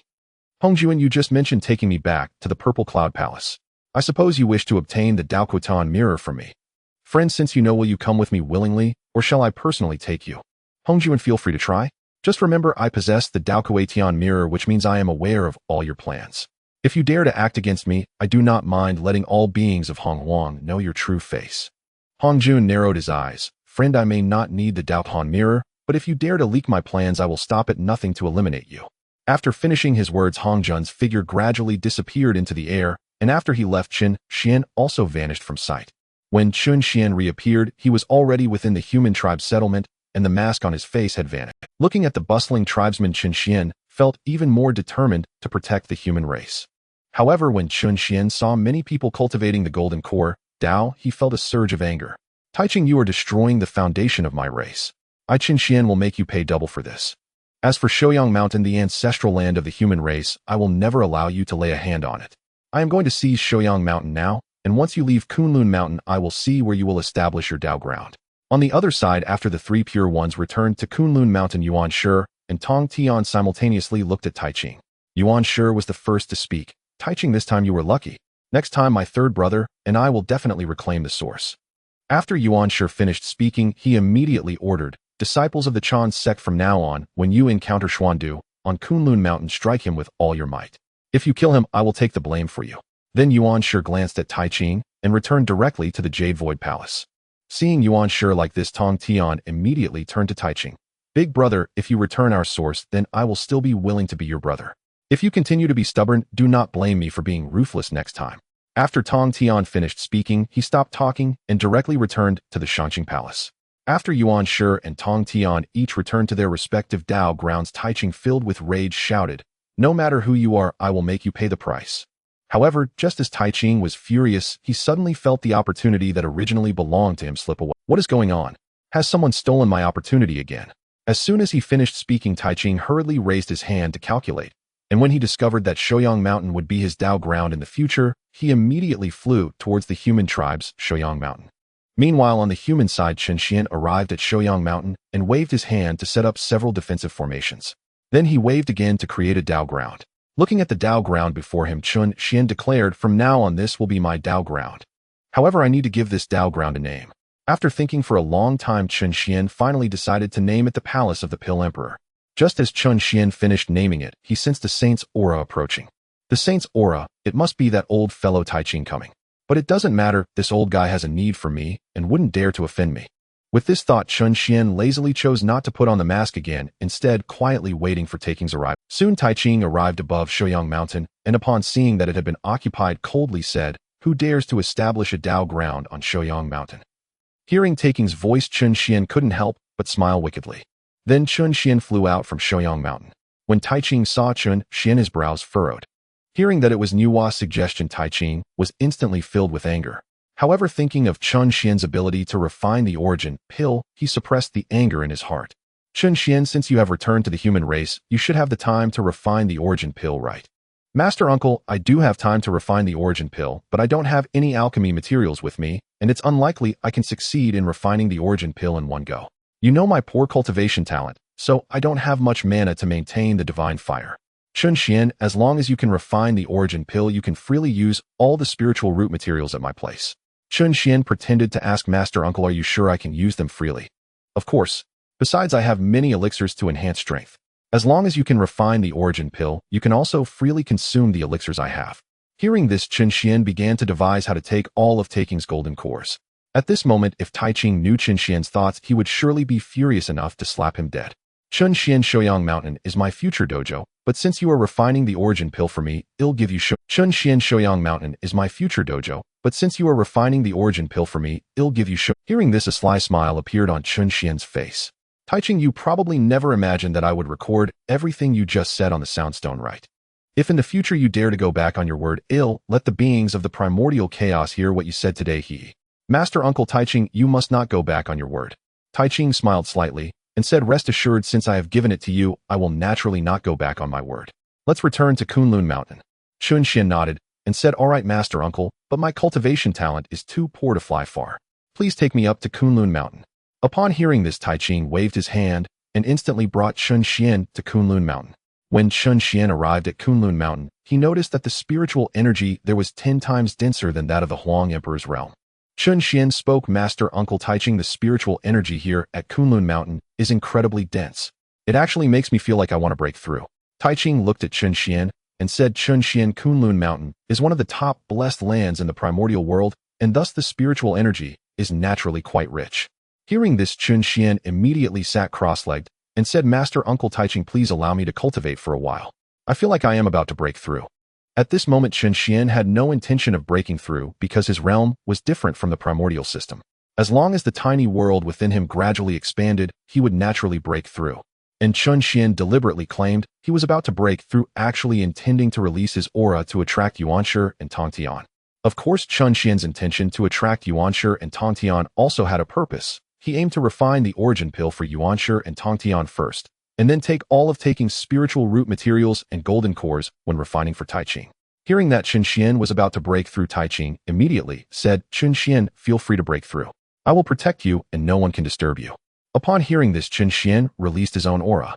Upon sensing Chunxian's aura, Yuanshi and Tongtian exited their own dojo. When the two saw Chunxian sitting on the ground with Taiching protecting him nearby, they stood by waiting. However, after a while of waiting, Chunxian opened his eyes and sighed, alas. It's still a failure. It seems my cultivation talent is lacking. Upon hearing this, Yuanshi immediately said, Chunxian, it doesn't matter if your cultivation talent is lacking. I have some celestial apricots here, they might help you break through. After Yuanshi finished speaking, he waved his hand, and 3 celestial apricots fell into Chunxian's hands. At this moment, Tongtian also said, Chunxian, I also have 2 leaves of comprehension tea. Brewing them should help you break through. Tongtian waved his hand, and 2 leaves of comprehension tea flew into Chunxian's hands. Looking at the comprehension tea leaves and celestial apricots in his hands, Chunxian immediately expressed his joy, saying, Thank you, Master Uncle Tongtian. Thank you, Master Uncle Yuanshi. Yuanshi stroked his beard and said, Chunxian, I am very happy to help you break through. Did you come to Kunlun Mountain today to refine the origin pill for us? Chunxian smiled slightly and said, Master Uncle Yuanshi, it was Master Uncle Taiching who brought me to Kunlun Mountain. He asked me to help him refine the origin pill. Since I have the time, I came with Master Uncle Taiching. I see, Chunxian, could you first refine the origin pill for me? Master Uncle Yuanshi, why don't you discuss it with Master Uncle Tongtian and Master Uncle Taiching first? Upon hearing this, Yuanshi immediately turned to look at Taiching and Tongtian. Seeing Yuanshi looking at him, Tongtian smiled slightly and said, Second brother, let Chunxian refine it for you first. Seeing Yuanshi looking at him, Taiching also smiled and said, Second brother, then you take Chunxian back to Yushu Palace. At this moment, Taiching understood that if he didn't let Yuanshi take Chunxian away, Yuanshi and Tongtian would surely act against him. After all, he had taken their origin. If he didn't let Chunxian help them refine it first, the 3 pure ones would completely. Seeing Taiching say this, Yuanshi immediately said, Chunxian, come with me to Yushu Palace. After saying this, Yuanshi turned and walked toward Yushu Palace, and Chunxian immediately followed. After Chunxian followed, Yuanshi, Tongtian glanced at Taiching and then walked toward Shanqing Palace. Taiching watched Yuanshi and Tongtian leave, feeling a tinge of disappointment. After all, he had shared countless years with them since their emergence, and during this time Taiching had built a bond with Yuanshi and Tongtian, yet this bond was now destroyed by him. At this moment, Taiching truly wanted to restore the bond with the 3 pure ones, but at the same time, he didn't want to give up the 2 origins within him. Thus, Taiching wanted to use Chunxian to refine the origin pill for him, hoping to use the origin pill to compensate for the origins of Yuanshi and Tongtian, while also preserving the 2 origins within himself. It must be said that Taiking's idea was beautiful, but unfortunately such an idea could never be realized as Chunxian had no intention of refining the origin pill for him. Meanwhile, inside Yushu Palace, Yuanshi looked at Chunxian and asked Chunxian, do you know what materials are needed to refine the origin pill? Master Uncle Yuanshi, the materials needed to refine the origin pill are. After explaining, Yuanshi nodded and said, Chunxian, the spiritual root materials you mentioned are all here. You should come with me to the treasure house. As Yuanshi led Chunxian to the treasury of Yushu Palace, Chunxian gazed at the abundance of spiritual roots and refining materials strewn across the ground, and a bold idea suddenly sparked in his mind. Chunxian opened his mouth, saying, Yuanshi Shibwa, may I use the spiritual root materials here? I wish to refine some new pills. Chunxian, you may use the spiritual root materials here freely, as long as you give me a few pills in return. You said it, Shibwa. Then I shall not hold back in using them. After speaking, Chunxian took out the mythical indestructible cauldron and began to search for the materials needed to refine the origin pill. After a thorough search, Chunxian finally gathered all the materials for the origin pill. Shibwa, could you trouble yourself to protect me outside? I am about to begin refining the origin pill. Upon hearing this, Yuanshi smiled slightly and said, all right, I will wait for you outside. After saying this, Yuanshi walked directly outside the treasury and once he left Qinxian, began to plan how to make Yuan Shi witness the future fate of the Chan sect. Qinxian threw the materials for the origin pill into the mythical indestructible cauldron and then summoned the primordial divine fire to begin the refining process. After 81 days, just as the refining was nearing completion, Qinxian deliberately spoke, "I never expected the Chan sect to end up in such a plight." At that moment, Yuan Shi, who was outside protecting Qinxian, suddenly heard the voice emanating from within the treasury. Curious about the Chan sect's ultimate fate, he slowly walked toward the entrance of the treasury. Inside the treasury, Qinxian sensed Yuan Shi approaching and waved his hand, causing the Tao-gazing mirror to appear. He then proceeded to play back the events surrounding the sealing of the gods. When Yuan Shi reached the door of the treasury, he was utterly stunned and speechless upon seeing that Qinxian possessed the Tao-gazing mirror, which was currently displaying the scene of him Taiching and the two saints from the west besieging Tongtian. When he saw the four of them breaking the sword array of extermination, the disciples of the Chan sect being mercilessly hunted down and many of them being led to Buddhism by Jin and Juni, he even witnessed the three purities being fed the fallen saint pill by Hongjun. Moreover, the burning lamp betrayed the Chan sect and abducted figures like Manjushri Samantabhadra and Jiu Lu's son to the western sect. Yuan Shi was now filled with rage, wishing to slay those traitors immediately. However, Yuan Shi ultimately suppressed his inner fury, pushing open the great door of the treasury and stepping before Qinxian. "Qinxian, so you are that mysterious sage. You deliberately showed me these scenes, which means you wish to collaborate." Qinxian turned to Yuan Shi and said, "Yuan Shi, it's not exactly a collaboration. The reason I let you see these events is to pull you into my camp. Of course, Shibwa, you may also choose to side with Hongjuan, but the final outcome may be far worse than what is shown in the Tao-gazing mirror." Upon hearing this, Yuan Shi narrowed his eyes slightly and said, "Qinxian, since you want me to stand in your camp, you should also let me know your identity." Hearing Yuan Shi's words, Qinxian was suddenly taken aback. "Identity? I am merely a member of the human race from the primordial era, and I come from the future, but I can't possibly reveal that to Yuan Shi. Wait, if I tell Yuan Shi that I was born bearing the will of humanity and share some secrets of the primordial world with him, he will surely side with me." Thinking of this, Qinxian spoke, "Yuan Shi, since you wish to know, I will tell you." After saying this, he waved his hand, instantly enclosing the treasury with an invisible force. After completing this, Qinxian slowly said, "I, Qinxian, was born bearing the will of humanity, and my purpose in coming to the primordial world is singular, to thwart the schemes of the heavenly Tao and Hongjun." When Pangu opened up the primordial world, he had already arranged everything for it. Originally, the three purities were born into the primordial world with a mission, and your duty was to enlighten the beings of the primordial world. However, the responsibilities that should have been executed by the three purities were seized by Hongjun. "Yuan Shi, do you know the true identity of Hongjun?" Upon hearing this, Yuan Shi shook his head and said, "I do not know." Yuan Shi, Hongjun is one of the chaos demons among the 3,000 chaos gods. When Pangu slew the chaos gods, a few were not completely killed by him. Hongjun was one of those chaos gods and was severely injured by Pangu, so he chose to abandon his chaos god form and entered the primordial world to cultivate. Hongjun's sole purpose in entering the primordial world was to devour Pangus Tao fruit. If he consumes Pangus Tao fruit, then Hongjun can ascend to the realm of the great Tao. Yuan Shi was taken aback, exclaiming, "Qinxian, if what you say is true, then Hongjun is now the first sage of the primordial world. He could completely consume the Tao fruit of Father Pangu." "No, Hongjun cannot consume it yet, for the heavenly Tao also desires to devour Pangus Tao fruit." When the heavenly Tao was born, for some unknown reason, it developed independent thought, and upon gaining consciousness, it sought to elevate itself further. The heavenly Tao is aware of Hongjun's identity, which is why it collaborates with him. Both aim to consume Pangus Tao fruit. The reason they cannot yet is that the three purities and the witch clan still exist.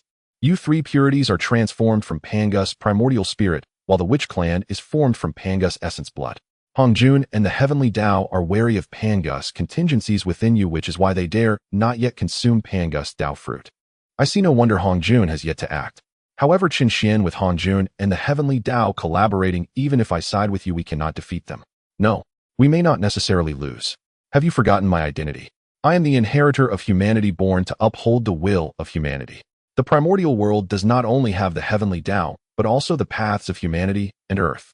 Pangu arranged for the heavenly Tao to control the order of heaven and earth, the path of humanity to govern all living beings, and the path of earth to oversee life and death reincarnation to prevent such a situation. Now the heavenly Tao and Hongjun wish to suppress the path of humanity and earth by using Tai Ching and the demon clan, so we must ensure they do not succeed. Yuan Shirbua, if you do not wish for the primordial world and the Chan sect to be destroyed, you must cooperate with me. Otherwise, after the sealing of the gods, Hongjun will turn against the three purities, and at that time, you will not only become puppets of the heavenly Tao, but may even lose your saintly positions. Yuan Shi heard Chen Xian's words and looked towards the scene within the Tao mirror. Chen Xian, how shall I cooperate with you? Master Yuan Shi, you only need to pretend to be unaware of everything, and when necessary, just cooperate with me in acting. Yuan Shi nodded immediately and said, all right, I agree to cooperate with you, but since we are collaborating, why not also bring Tong Tian in? Master Yuan Shi, I have long wanted to win over Master Tong Tian, but as for Tai Ching, his selfishness is too great. Every scheme he devises is solely for himself. I Chen Xian will absolutely not cooperate with such a person. Moreover, Tai Ching dares to scheme against both of you brothers. If we allow him to join us, he would surely sell us to Hongjun in the future. Chen Xian, Tai Ching is indeed very selfish, and he has stolen my essence. Just for this matter, I Yuan Shi will not forgive him. Chen Xian, currently Tong Tian, and I have already been plotted against by Hongjun. Now we are both heavenly Tao saints, and our primordial spirits are also entrusted within the space of the heavenly Tao.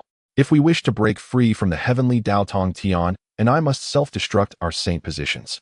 But if we self-destruct our saint positions, Hongjun will surely notice. Do you have any way to help us break free from the control of the heavenly Tao? Master Yuan Shi, if you wish to break free from the control of the heavenly Tao, you have only two methods. The first method is to wait for the right moment, and then find an excuse to self-destruct your saint positions, but this method is only suitable for Tong Tian. As for the second method, that is for me to help you restore your essence first, and then you can secretly attain the Tao of Hunyuan Daoyuo. Chen Xian, attaining the Tao of Hunyuan Daoyuo is not easy. Back then we could only cultivate Hongjun's method of slaying the three corpses to break through to Kwasa Saint, and now wanting to attain the Tao of Hunyuan Daoyuo is impossible. Because we have no idea how to attain the Tao of Hunyuan Daoyuo Golden Immortal. When Hongjun lectured, he only taught us 3 ways to attain the Tao of becoming a saint. The first method is to attain the Tao through power. This method can only be done by the Father God, and the process is extremely difficult. The second method is to attain the Tao through merit, which is the simplest method, but this method will be controlled by the heavenly Tao. As for the third method, it is Hongjun's 3 corpses attainment of the Tao. I have tried this method, but it is simply impossible to fuse the 3 corpses together. After hearing Yuan Shi's words, Chen Xian revealed a sly smile at the corner of his mouth. Master Yuan Shi, do you know why the 3 corpses cannot fuse together? Chen Xian, do you know the reason? Of course I do. Hongjun's method of slaying the 3 corpses can indeed lead to sainthood, but this method is only useful for himself and has no effect on the beings of Hong Huang at all. Because Hongjun's true body is the Tsuchan, and the greatest ability of the Tsuchan is regeneration. Hongjun can fuse the 3 corpses, but none of you can. Upon hearing this, Yuan Shi seemed to realize something, and he angrily said, Chen Xian, if what you say is true, then Hongjun has deceived all the beings of Hong Huang. His so-called lecturing is just to ensure that all listeners cannot attain sainthood. Chen Xian smiled slightly and said, exactly. Master Yuan Shi, you are quite clever. You figured out so much with just a little hint. However, Hongjun has not only prevented the beings of Hong Huang from attaining the Tao, but he has also taken away the fortune of all listeners. All beings who went to the Zishao Palace to listen to the Tao have a portion of their fortune secretly taken away by Hongjun. This is also the price of listening to the Tao. Hongjun is not kind enough to lecture the descendants of Pangu. His purpose is to plunder a portion of the listener's fortune to increase his own strength. Currently, Hongjun's realm should have reached the Hunyuan 9th heaven. It is likely that he will break through to the realm of the heavenly Tao after some time. Chen Xian, since you know everything, you must have corresponding methods, right?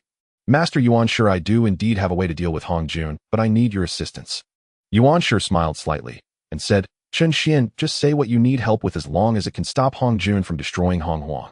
Chen Xian laughed heartily and said, Master Yuan Shi, since you say so, I won't hold back. I need you to pretend to know nothing and find a way to suppress the Western teachings or destroy all opportunities related to the Western teachings. Hongjun's battle with Luo Ho back then caused the Western spiritual veins to shatter. Thus Hongjun owes the West a cause and effect. If Hongjun does not repay this cause and effect, he will not be able to break through to the realm of the heavenly Tao. Therefore, Master Yuan Shi, what you need to do is to oppose the West and absolutely must not allow the West to rise. Once the West rises, Hongjun's cause and effect will be repaid, and at that time it will be very difficult for us to deal with him. At this moment, Chen Xian was secretly delighted, for no matter how strong Hongjun became, he could not surpass himself. As long as his inner world grew stronger, he could surpass Hongjun and the heavenly Tao. Of course, Chen Xian would never tell Yuan Shi about this. Master Yuan, sure, let me tell you the method of attaining the Tao of Hunyuan. In fact, there are two ways to attain the Tao of Hunyuan Daoyuo. One is to attain the Tao through principles, and the other is to open up the inner world to attain the Tao. Chen Xian, I can understand the attainment of the Tao through principles, but how does one attain the Tao? By opening up the inner world. Master Yuan, sure, opening up the inner world to attain the Tao is a very difficult task. This method of attaining the Tao is 100 times more difficult than attaining the Tao through power. What is meant by opening up the inner world to attain the Tao is to take oneself as the Tao embodying countless worlds and using the power of the worlds to attain the Tao of Hunyuan Daoyuo. Of course, opening up the inner world is not a simple matter as it requires transforming one's own cells into worlds. This process is very prone to failure as the cells of living beings are very fragile and can easily result in death with the slightest oversight. Master Yuan, sure, I suggest you comprehend the attainment of the Tao through principles, as opening up the inner world is too perilous. However, attaining the Tao by opening up the inner world is indeed the strongest method. I attain the Tao by opening up the inner world, which is why you cannot perceive my realm. Master Yuan, sure, now you understand why I possess the strength to contend against saints, right? Upon hearing this, Yuan Shi's heart was already numb with shock, as there were actually so many methods of attaining the Tao. At this moment, Yuan Shi really wanted to rush to the Zishao Palace. If it weren't for Hong Jun, he would not have become a heavenly Tao saint. Knowing that there is a method to attain the Tao of Hunyuan Daoyuo, Yuan Shi wanted to immediately retreat and attain the Tao, but upon remembering that his primordial spirit and essence had yet to be restored, he forcibly suppressed the impulse within his heart. Chen Xian, can you tell me specifically about opening up the inner world? Master Yuan, sure, it's not that I cannot say, but you will never be able to attain the Tao by opening up the inner world. Yuan Shi looked at Chen Xian. Chen Xian, why is that? Is it impossible even with my qualifications? Master Yuan, sure, this has nothing to do with qualifications. First, your origin has not yet recovered, and your primordial spirit is not restored. Second, it is a matter of the flesh. Master Yuan, sure, you are not a body cultivator. Your physical strength is insufficient to open the inner world. Moreover, even if you could open the inner world, if you cannot condense the ancestral qi, your power will only be stuck at the Tao realm. Yuan Shi was immediately puzzled upon hearing about ancestral qi. What is ancestral qi? Master Yuan Shi, ancestral qi is the foundation of all things. Only by possessing ancestral qi can one advance towards the Tao. If you cannot condense ancestral qi, then your strength will remain at the Tao realm. Alright, Master, you cannot currently open the inner world to attain the Tao. Even if you could, you would not be able to complete the opening of all your cells in a short time. After finishing his words, Chen Xian ignored Yuan Shi and waved his hand to take out the origin pill from the mythical eternal cauldron. Immediately after, Chen Xian presented the origin pill to Yuan Shi. Master, this is the 9 turns origin pill. After you take it, you will be able to restore your origin. Oh, by the way, I have taken the materials here. I will bring you new pills once I refine them. Chen Xian, since these spiritual root materials are useful to you, take them. At this moment, Yuan Shi just wanted to quickly enter seclusion to restore his origin, so when Chen Xian said he would take the spiritual root materials, Yuan Shi did not hesitate at all and said, take them. As long as they are useful to you, that is enough. But don't forget, when you refine the new pills, remember to give me a few more. Chen Xian smiled slightly and said, Master Yuan Shi, rest assured. As long as I refine them, I will definitely give you a few more. After finishing his words, Chen Xian waved his hand, and all the spiritual root materials were taken into the system space. Then Chen Xian said, Master Yuan Shi, I have already given you the origin pill, so I should head to Master Tong Tian now. Upon hearing this, Yuan Shi smiled slightly and said, go. I also need to quickly enter seclusion. Chen Xian, hearing this, immediately put away the Tao View mirror and flew towards the Shangqing Palace. After Yuan Shi saw Chen Xian leave, he directly returned to his own cultivation, while Chen Xian had already arrived at the entrance of the Shangqing Palace. Chen Xian glanced at the Shangqing Palace, and just as he was about to speak, a golden light fell in front of him. When the golden light dissipated, an old man stood in front of him. The old man's eyebrows reached his waist, his eyes slightly red, and his strength had reached the peak of the Tai Golden Immortal. The old man looked at Chen Xian. Who are you, and why have you come to the Shangqing Palace? Chen Xian looked at the old man. I am Chen Xian, a disciple under Nuwa. I have come here today to refine pills from Master Tong Tian. The old man frowned. Kid, do not try to deceive me. The Holy Nuwa has never taken disciples. You cannot possibly be a disciple of the Holy Nuwa.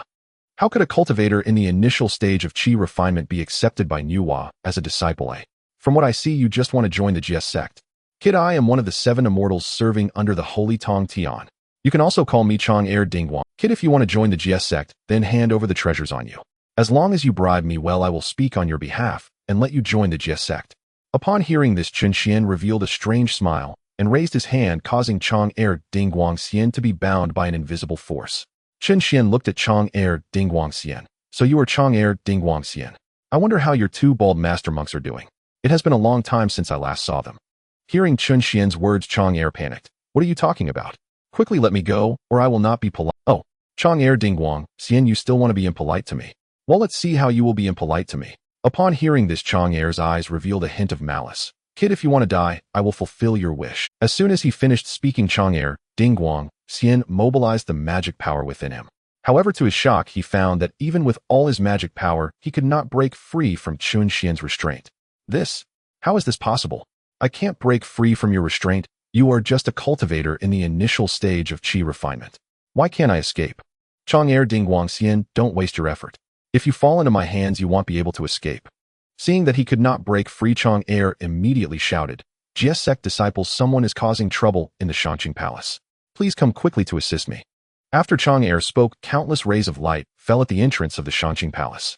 When Chen Xian saw this, he smirked slightly and began to wait quietly. When all the rays of light dissipated, numerous Jie sect disciples appeared in front of Chen Xian. Chen Xian looked at the disciples of the Jie sect and huffed. I didn't expect that the esteemed Jie sect disciples would try to bully the few with their numbers. After Chen Xian finished speaking, a middle-aged man opened his mouth and said, I do not know who you are, and why are you causing trouble in my Jie sect? Chen Xian looked at the middle-aged man and then slowly spoke. I am Chen Xian, a disciple under Nuwa. Some time ago, I was invited by Master Tong Tian to come here to refine pills for him. However, when I came today, Chang'er Ding Guangxian tried to extort benefits from me and even wanted me to join the Jie sect. Such a disgrace to the Jie sect's reputation. Do you think I should teach him a lesson? Chen Xian, although Chang'er is at fault, it should not be up to you to teach him a lesson. How about giving me Zhao Gongming some face and letting Chang'er Ding Guangxian go? Zhao Gongming, if you want me to let Chang'er Ding Guangxian go, then you should invite Master Tong Tian out. If Tong Tian wants me to let him go, then I will release this dead rabbit. Otherwise, it is absolutely impossible for you to make me let him go. As soon as Chen Xian finished speaking, Ling Yixian beside him said, Zhao Gongming, you are too polite to him. How could a cultivator in the initial stage of qi refinement possibly be a disciple of the holy Nuwa? In my opinion, he is just a loose cultivator. Perhaps he has used some special means to capture Chang'er Ding Guang. Chen Xian, if you do not let Chang'er Ding Guangxian go now, I will make you die without a trace.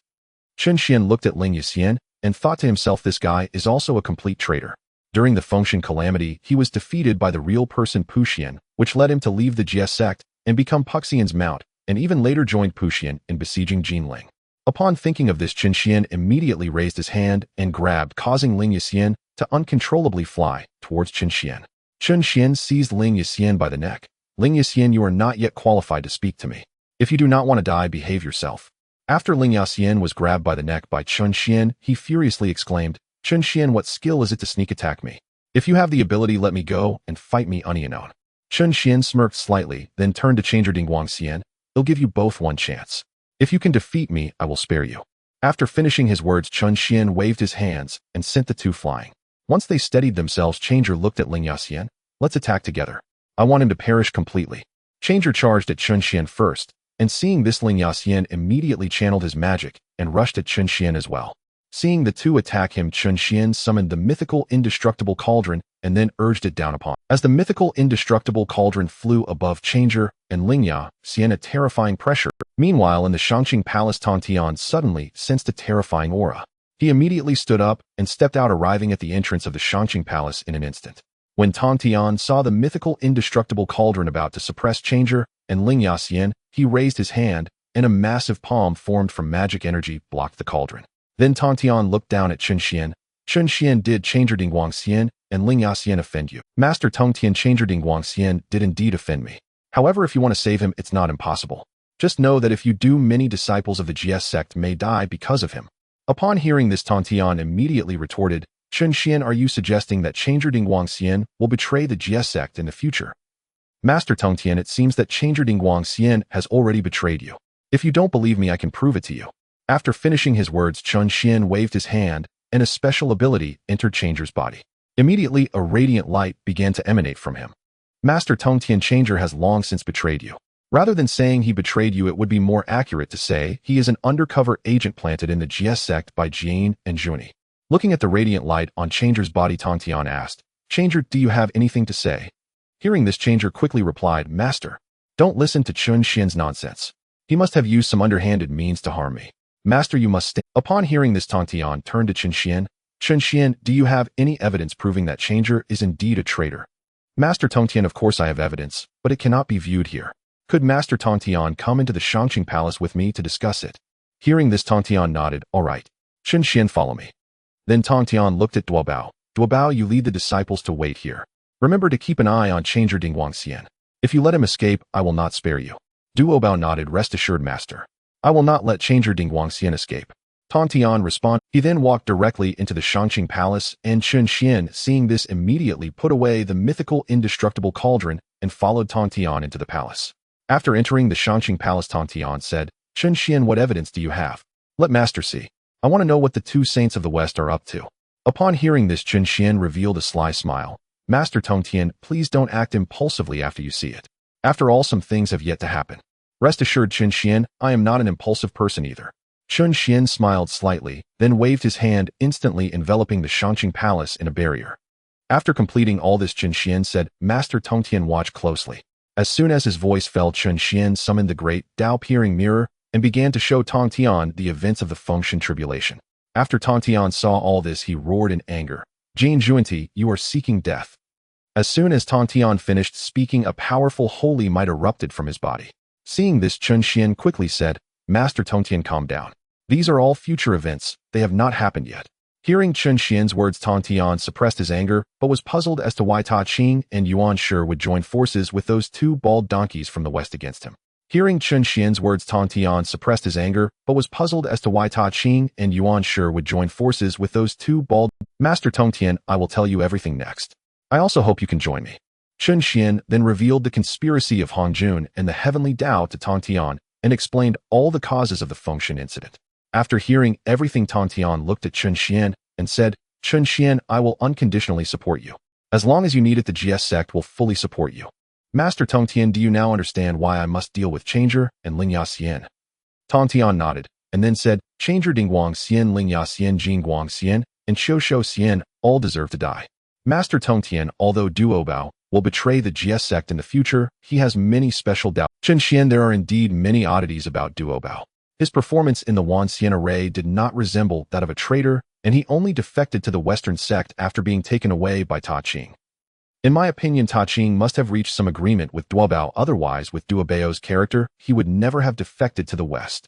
Master Tong Tian, we can discuss Duobao's matters later. For now, let's deal with Changer Dingguangxian. As for the 9-turn origin pill, I will refine it for you as soon as possible. Tong Tian looked at Chun Xian and said, Chun Xian, you can use any of the spiritual root materials in the GSX treasure house. Even if you take them away, it's fine. Master Tong Tian, please take me to the treasure house first. As for Changer, you can handle that later. Tong Tian nodded, and then led Chun Xian into the GSX treasure house. Chun Xian, this is the GSX treasure house. You can freely use all the spiritual root materials here. Chun Xian nodded, all right. As soon as he spoke, Tong Tian turned and left. After Tong Tian departed, Chun Xian began to browse through the treasure house, and after some searching finally gathered all the materials. Of course, Chun Xian not only gathered all the materials, but he also took a portion of each spiritual root material from the treasure house. Then Chun Xian summoned the mythical indestructible cauldron and began to refine the 9-turn origin. Meanwhile, Tong Tian arrived at the entrance of the Shangqing Palace and coldly looked at Changer Dingguangxian. Changer, you have violated the rules of the GS sect, and even practiced Buddhist powers, which amounts to betraying the GS sect and colluding with the two saints of the West. Today I will strip you of your cultivation and then take you to find your two masters. The Changer Dingguang Immortal immediately knelt down upon hearing Tongshan's words, saying, Master, I have not betrayed the Jie Jiao, I beg for your mercy. Changer Dingguang Immortal, you have tarnished the reputation of Jie Jiao, secretly robbing others of their treasures, and even practicing the art of yin and yang manipulation. Do you think I am unaware of this? Do you think I did not notice how many female cultivators you have killed? I have always wanted to give you a chance, but you have repeatedly ignored my hints. Now you are colluding with the two saints of the West. Such a disgraced Jie Jiao can no longer tolerate you. As soon as Tong Tian finished speaking, he waved his hand, instantly nullifying the cultivation of Changer Dingguang Immortal. The crippled Changer lay on the ground, his mask ashen, for he knew that once discovered, he would become a pawn for the two saints of the West who would never admit to this matter, and he would become a victim of the saints' games. At this thought, Changer wished he could skin and flay Qin Xian, for if it weren't for Qin Xian, he would not have been discovered, or if he had not been discovered, he could have thrived in Jiejiao. But now Qin Xian not only exposed him, but also made Tantian send him to the Western realm. At this moment, Tantian did not even look at Changer Dingguang Immortal, but turned to look at Lingya Immortal, thinking that these guys might still be useful in the future. However, first he needed to deal with Changer, and he would discuss matters with Qin Xian when he returned from the West. Having decided everything, Tantian spoke, "All Jiao disciples, listen up. You will wait patiently. I am going to the Western realm, and Qin Xian is refining pills for me. No one is to disturb him. If anyone dares to interrupt, I will expel them from Jiejiao." Hearing this, the Jiejiao disciples immediately knelt and said, "We will strictly follow Master's orders." Upon seeing this, Tantian nodded, then reached out and captured Changer Dingguang Immortal and flew towards the Western realm. At this moment, after Tantian left, the Jiejiao disciples all stood up. Wudong looked at Duobao, saying, "Senior brother, that Qin Xian is definitely not simple. I observed that he did not use any magical power when capturing Changer Dingguang Immortal and Lingya Immortal just now." Duobao looked at Wudong and said, "Junior sister, Qin Xian is indeed extraordinary. He did not use magical power, but exhibited a force akin to the laws of wind." At this moment, the Holy Mother of Turtle Spirit spoke up, "Senior brother, Qin Xian's strength cannot possibly be that of an early-stage qi refining. I fear that Qin Xian has hidden his true strength, and have you noticed his physical body is remarkably robust. Changer Dingguang Immortal and Lingya Immortal are both great Luo cultivators, yet they had no resistance against Qin Xian." Upon hearing this, Duobao immediately said, "All right, two junior sisters, we need not speculate about Qin Xian's strength any longer. Now let us all return to our cultivation." After finishing his words, Duobao headed straight towards his cave abode, while Wudong and Turtle Spirit also walked towards their own caves. At this time, Zhao Gongming approached Sanxiao, saying, "Three younger sisters, let us return to our cultivation." Yunxiao smiled slightly and asked, "Eldest brother, what do you think of Qin Xian's strength?" "In my opinion, this person's strength is definitely above that of senior brother Duobao. Although his realm appears to be only early stage qi, refining his strength is certainly not as simple as his surface realm suggests. Have you not noticed that Master is usually very protective, yet when Master learned that Qin Xian defeated Changer and Lingya Immortal, he not only showed no anger, but was even quite courteous to Qin Xian. In my view, Qin Xian's strength may have already reached the Quasi-Saint level." As Sanxiao and Zhao Gongming were discussing, Tantian had already brought Changer to the western Mount Xumi. Tantian looked at Mount Xumi, shouting, "Jane, Junti, you two old bald donkeys, come out here. Otherwise, I will destroy the entire Mount Xumi." At this moment, Jane and Junti, who were explaining Buddhist teachings to their disciples, immediately told their disciples to return to cultivation upon hearing Tangshan's voice. Jane looked at Junti, saying, "Junior brother, it seems Tantian is here to cause us trouble. Senior brother, we seem to have done nothing to offend Tantian. Why don't we go out and take a look? I am curious to see what Tantian intends to do." As soon as the two finished speaking, they transformed into two beams of light and flew out of Mount Xumi. When they arrived above Mount Xumi, they saw Tantian holding Changer in one hand. Seeing this scene, Jane was shocked. How strange, how did Tantian find out about Changer? I remember sealing him within Changer. Without a special Buddhist light, it should be impossible to break the seal. However, Jane did not know that Qin Xian had opened the inner world and attained the Tao, possessing the power of 3,000 worlds within him, each world containing its own laws and rules, allowing him to easily unlock the seal on Changer. Just as Jane was puzzled, Tantian spoke, "Jane Junti, you two are truly shameless, daring to place spies within my Jiejiao. It seems you want to trouble my Jiejiao. In that case, I will also find trouble with your Western teachings." As soon as Tantian finished speaking, he threw Changer in front of Jane and Junti, saying, "This waste is returned to you. Remember, if you want to scheme against my Jiejiao next time, let's see if you have the capability to do so." Then Tantian directly summoned the Zhuxian Sword Array, and as the Zhuxian Sword Array emerged, it instantly enveloped the entire Mount Xumi. Jane and Junti, seeing this, immediately summoned their respective treasures to protect Mount Xumi. Jane looked at Tantian and said, "Tongtian, you attack my Western teachings without reason. Do you not fear the Tao ancestors' wrath?" "Jane Junti, I am not attacking for no reason. You place spies within my Jiejiao.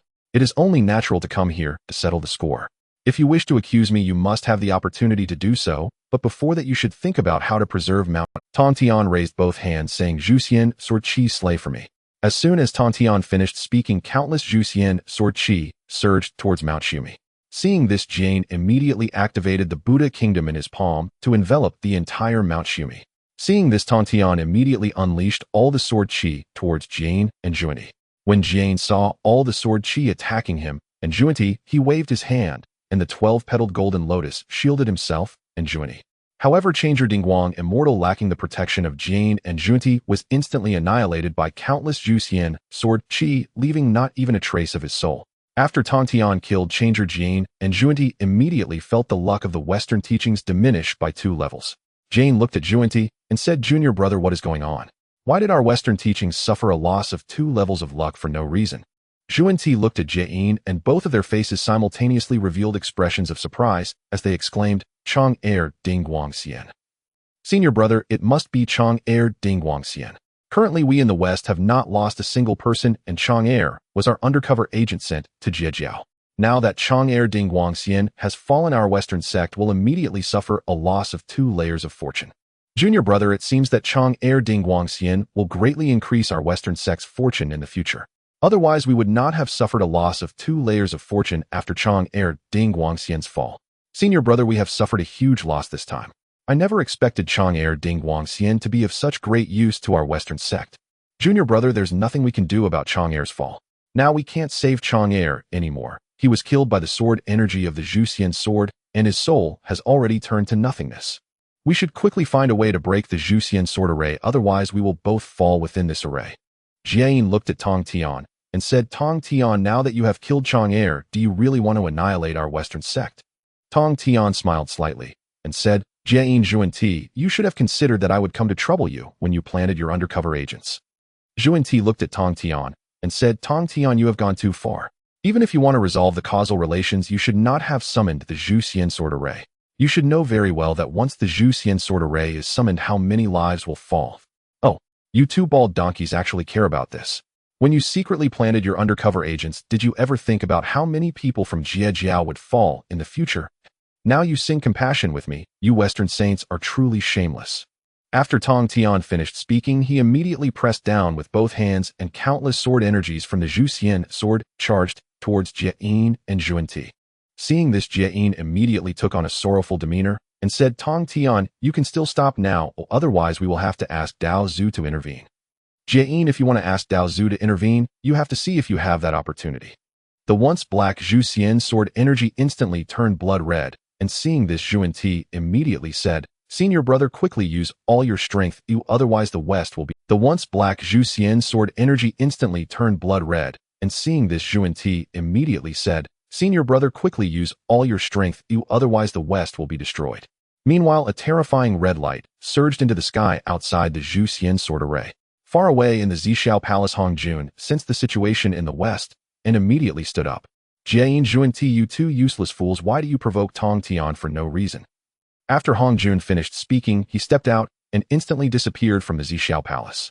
Meanwhile, Yuan Shi and Tai Qing also sensed the situation in the West. Yuan Shi murmured, "My 3rd brother has acted so quickly. Could this be arranged by Qin Xian? No, I must go take a look. If possible, I will also extort these 2 bald donkeys a bit." After Yuan Shi finished speaking, he rose and flew towards the Western world, while Tai Qing quickly. Meanwhile, far away in the Huang Tian, Nu Hua also sensed the situation in the Western world. However, Nu Hua paid no heed to the Western matters, and instead closed her eyes to continue her cultivation.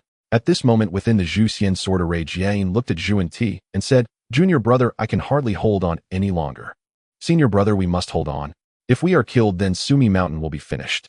"Senior brother, I can no longer hold on for much longer. I can only self-detonate to create an opening for you. Once the gap opens, you must immediately escape from the Juxian sword array." "Senior brother, no. Right now we have no idea what the cost of falling will be for resurrection. Junior brother, we have no other choice now. If we continue to hold on, we will both fall within the Juxian. Junior brother, stop talking. Listen to me. After my fall, I can at least ensure your escape from the Juxian sword array. If we both fall, then the disciples of our Western sect will be killed by the Juxian sword energy." After the 2 discussed, Jiayin handed the Sumi Mountain he had stored away to Zhuan-Ti and said, "Junior brother, you retreat to the side. Tong Tian, I will remember today's events. In the future, I will definitely settle this with you." After Jiayin finished speaking, he began to gather his magical power at his chest. Just as he was about to self-detonate, a sudden voice interrupted his self-detonation. Tong Tian, retract the Juxian sword array. Upon hearing this, Tong Tian's brow furrowed. Why is Hong Jun here? It seems that now is not the time to kill Jiayin and Zhuan-Ti. However, even if I cannot kill Jiayin and Zhuan-Ti, I must still gain some benefits. Thinking of this, Tong Tian immediately spoke, "Master, These two bald donkeys planted undercover agents in Jiejiao, so it is only normal for me to come and settle the causal relations with them. Master, if you want me to retract the Zhuxian sword array, then I will have no way to settle the causal relations. Tong Tian Jian Zhu and Ti are indeed in the wrong, but you also don't need to kill them. How about this? I will take your side, and they will compensate you with some heavenly materials and earthly treasures. How about that? Good. As long as they can give me some compensation, I will not pursue this matter any further. As soon as Tong Tian finished speaking, he waved his hand, and the Zhuxian sword array was retracted. Then Tong Tian looked at Jie Yin and Zhu Ti and said, "You two bald donkeys, today in consideration of Master, I will not make things difficult for you. However, if you cannot provide me with a satisfactory compensation, I will destroy the entire Sumi mountain." However, as soon as Tong Tian finished speaking, two more figures descended. Tong Tian looked at the two figures and said, "Tai Ching Yuan Shi, why have you come as well?" Yuan Shi smiled slightly and said, "Third brother, we sensed the aura of your Zhuxian sword array, so we rushed over." Then Yuan Shi and Tai Ching turned to look at Hong Jun and said, "Disciple pays respects to Master. Get up. Since you all have come, then you can resolve the compensation matter among yourselves. However, if you dare to fight privately again, I will make you suffer heavenly punishment." After Hong Jun finished speaking, he directly turned and disappeared. Yuan Shi looked at Tong Tian and said, "Third brother, what did the Western saints do to you that would make you summon the Zhuxian sword?" "Second brother, these two bald donkeys actually planted undercover agents in my Jiejiao. How can I not be angry? I see Jie Yin, Zhu and Ti, you planted undercover agents in Jiejiao. Did you also plant undercover agents within my Chanjiao?" Upon hearing this, Jie Yin was instantly shocked and said, "Yuan Shi, Dao friend, you cannot speak carelessly. We did plant an undercover agent in Jiejiao, but we did not plant one within Chanjiao. After all, Yuan Shi, Dao friend, you do not receive disciples as casually as Tong Tian, Dao friend, so we did not have the opportunity to plant undercover agents within Chanjiao." Upon hearing this, Yuan Shi's lips curled upward. "Jane Zhuandi, so you wish to plant spies within my Chan sect?" Jane turned toward Yuan Shi. "Brother Yuan Shi, please do not misunderstand. We harbor no such intention." Tong Tian, standing nearby, glanced at Yuan Shi. "Elder brother, spare them your words for now. Jane Zhuandi, we shall discuss compensation." Zhuandi looked at Tong Tian. "Brother Tong Tian, the western lands are barren and scarce in rare treasures. Very well, we offer 10 Sarira relics and 1 segment of the 6 roots purifying bamboo as recompense. How does that sound?" Tong Tian let out a cold snort. "Do you two bald monks take me for a beggar? Do you truly believe such trifles will suffice to appease me?" Zhuandi replied, "Brother Tong Tian, then tell us. What sum would satisfy you? I ask for little, merely half of your Western sect's spirit root materials. Refuse and I shall seize them by Jane's eyes narrowed slightly. "Tong Tian, you overreach. To demand half our sacred treasures is not settling karmic debts. It is outright robbery." "Huh. Precisely so. I am robbing your Western sect. You infiltrated my GS sect with spies and repeatedly plundered the East under the guise of alms-seeking. Demanding half your spirit root materials is already astonishingly lenient. Of course you may still refuse. But if you compel me to act, not a single disciple of your Western sect shall..." At these words, Jane clenched his teeth in silent fury. He had intended to embed a spy within the GS sect, biding his time to undermine it later. Yet fate had turned the scheme against him. In that moment, Jane deeply regretted his decision. Had he not secretly dispatched Chang'er to infiltrate the GS sect, none of this would have transpired. Zhuandi transmitted a private voice to Jane. "Elder brother, what shall we do? If we refuse, we may lose the Western sect entirely today. Brother, it seems we must yield for now. Let us hand the materials to Tong Tian, then reclaim them in due time." He then addressed Tong Tian directly. "Tong Tian, we agree to surrender half our spirit root materials on condition you vow never again to trouble our Western sect over this matter." "Agreed. I accept your terms. Now produce the materials." Upon hearing this, Jane immediately restored Mount Sumeru to its place, then swept his hand. The Western sect's countless spirit root materials surged forth from the mountain. Once all materials hovered above Mount Sumeru, Tong Tian instantly gathered them into his possession. "Jane Zhuandi, I shall spare you this time. But should you dare scheme against my GS sect again, I shall render the West even more desolate than it is now." He then turned to Yuan Shi. "Elder brother, let us depart." With that, Tong Tian soared first toward Kunlun Mountain. Yuan Shi followed without hesitation. Tai Ching cast a profound, lingering glance upon Jane and Zhuandi before likewise flying toward Kunlun Mountain. Watching the 3 pure ones depart, Zhuandi turned to Jane. "Elder brother, have you noticed? The 3 pure ones appear fractured." "Brother, I observed it long ago." When Yuan Shi and Tai Ching arrived, Yuan Shi did not even greet Tai Ching, a stark departure from tradition. In times past, Yuan Shi and Tong Tian both deferred to Tai Ching, yet now Tong Tian departed without so much as glancing at Tai Ching. "Elder brother, If the three pure ones truly splinter, opportunity dawns upon us. Once they part ways permanently, we may attempt to win over Tai Ching. Should he join us, the rise of the West is assured. Brother, let us set this aside for now. Our immediate path lies in seclusion and cultivation, for at present we cannot withstand even one of the three pure ones. Zhuani nodded. Well said. Meanwhile, upon returning to Kunlun Mountain, Tong Tian entered the Shangqing Palace directly, and finding Chen Xian already awaiting him in the main hall, burst into hearty laughter. Chen Xian, have you completed the ninefold origin pill?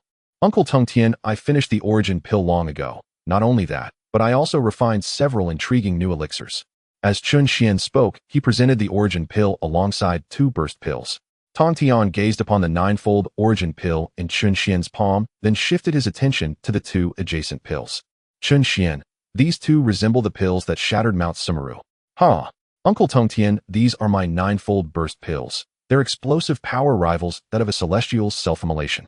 I deployed burst pills against Jane and Zhuani before, but those were merely 8-fold burst pills. These, however, are perfected ninefold variants. Tong Tian studied the 2 pills in Chen Xian's hands. Chen Xian, I wish to exchange these 2 ninefold burst pills. Would you consent to such a trade? Uncle, a trade is possible, but what do you propose to offer in return? Tong Tian smiled faintly. Spirit root materials. Uncle, I've just seized them from the West. As he spoke, Tong Tian waved his hand, and a vast array of spirit root materials spilled across the floor. Chen Xian surveyed the trove. Uncle Tong Tian, are you certain you wish to barter these for the ninefold burst pills? I am utterly certain. Hand me those 2 ninefold burst pills, and every material before you becomes... Uncle Tong Tian, you have spoken it. Do not regret it. Chen Xian extended all 3 pills toward Tong Tian, who immediately accepted them. Once Tong Tian secured the pills, Chen Xian likewise gestured, and gathered every spirit root material from the floor into his possession. Having done so, Chen Xian declared, Uncle Tong Tian, the ninefold origin pill is yours. Now I must proceed to the Taiching Palace. Tong Tian frowned sharply. Chen Xian, you truly intend to refine the origin pill for Taiching? Uncle Tong Tian, rest assured, I shall not forge the ninefold origin pill for Taiching. Yet there is a matter requiring your aid, and you ensures. Chen Xian, speak freely. Whatever lies within my power, I shall support you without reserve. Very well, Uncle Tong Tian. Here's my plan. Upon hearing Chen Xian's scheme, Tong Tian's face lit with a mischievous, knowing smile. Chen Xian, this is rather devious. Yet imagining Taiching's indignant expression when it unfolds, it promises to be exquisitely satisfying. Chen Xian, proceed boldly. Should Taiching dare oppose you, Yuan Shi, and I shall intervene without delay to safeguard you. Chen Xian smiled slightly and said, Then I thank you, Master Tong Tian. He then turned and flew towards the Taiching Palace, while Tong Tian, seeing Chen Xian leave, headed directly to the Yushu Palace. At this moment, Chen Xian arrived at the entrance of the Taiching Palace and saw a middle-aged man quietly watching him. Chen Xian looked at the middle-aged man and said, You must be Xuandu, right? Xuandu smiled slightly and replied, Exactly. He continued, I didn't expect another alchemy genius to emerge among our human race. At this moment, Chen Xian wished he could kill Xuandu, because when the demon race slaughtered the human race, Xuandu merely watched from Kunlun Mountain as the human race. Chen Xian, the master has been waiting for you in the main hall for quite some time. Please follow me. After finishing, Xuandu walked directly into the Taiching Palace, while Chen Xian looked at Xuandu's back, a hint of killing intent flashing in his eyes. At this moment, Chen Xian wished he could kill Xuandu, because when the demon race slaughtered the human race, Xuandu merely watched from Kunlun Mountain as the human race was killed. If it weren't for the fact that he couldn't kill Xuandu right now, Chen Xian would have probably struck him dead with a single palm. After Xuandu brought Chen Xian into the Taiching Palace, he saw that Taiching was already waiting for them on a cushion above. Xuandu looked at Taiching and said, Master, Chen Xian has arrived. Upon hearing this, Taiching slowly opened his eyes and said, Chen Xian, you have come. Chen Xian pays his respects to Master Taiching. Xuandu said, You may leave now. I need to discuss some matters with Chen Xian. Upon hearing this, Xuandu immediately knelt and said, Yes, Master. After Xuandu left, Taiching approached Chen Xian and said, Chen Xian, let us begin alchemy now. Chen Xian replied, Master Taiching, I can do alchemy, but will your previous words still count? Haha. Chen Xian, what I said certainly counts. As long as you can refine the origin pill, all the spirit root materials here, even the golden core, can be freely used by you. Good. Since you have agreed, let us start the alchemy now. Taiching said, All right. Chen Xian, please follow. Immediately, Taiching led Chen Xian into the alchemy room. Chen Xian, you can refine pills here. As for the spirit root materials, they are all located over there. Taiching finished speaking and pointed to a specific area in the alchemy room. Following Taking's direction, Chen Xian looked over and saw a large pile of spirit root materials on the ground, all of which were of quite high grade. If used for refining pills, they would definitely result in pills above the 10th tier. Seeing such a vast array of high-quality materials, Chun Xian couldn't help but laugh out loud in his heart. Taiching, although these top-grade spirit roots are not among the 10 supreme spirit roots, if used well, my strength could definitely rival that of Hanjun. Thinking of this, Chun Xian decided to absorb all the spirit roots. As long as he absorbed them all, his strength would certainly reach the late stage of qi refinement. Master Taiching, are you really giving me all these top-grade spirit roots for refining pills? Taiching replied, Chun Xian, just use them with peace of mind. Although these spirit roots are precious to me, if you can refine the origin pill, then these spirit roots will be well worth it. Upon hearing this, Chun Xian immediately spoke, I will do my best, Master Taiching. By the way, Master Taiching, I hope no one disturbs me while I refine pills, otherwise if mistakes occur, you can. Taiching smiled slightly and said, rest assured, Master will not let anyone disturb you. You can focus on refining pills for me. After saying this, Taiching walked directly out of the alchemy room. After Taiching left, Chun Xian immediately took out the mythical indestructible cauldron and placed the materials for refining the origin pill into it. After completing this, Chun Xian waved his hand, and a strand of primordial true fire ignited within the mythical indestructible cauldron.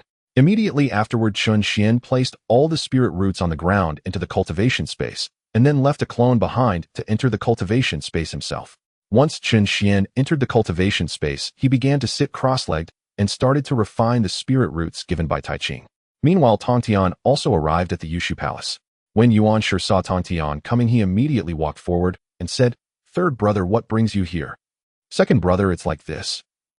After Tontian explained everything, Yuan Shi immediately understood Chun Xian's intentions and smiled slightly, saying, Third brother, it seems you have also glimpsed the future in the Daos mirror. If it weren't for Chun Xian, I might have truly teamed up with Taiching against you. Second brother, I know what you want to say, but now you and I are already on Chun Xian's side, and everything in the Daos mirror will thus change. We just need to face the future together. Yuan Shi smiled slightly and said, Third brother, you are right.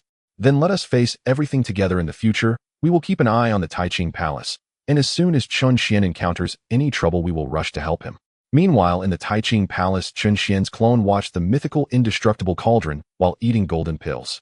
Naturally, the best of these golden pills were only 8th tier. Taiching had not even placed 9th tier golden pills in the alchemy room. Time flew by, and in the blink of an eye, 81 days passed.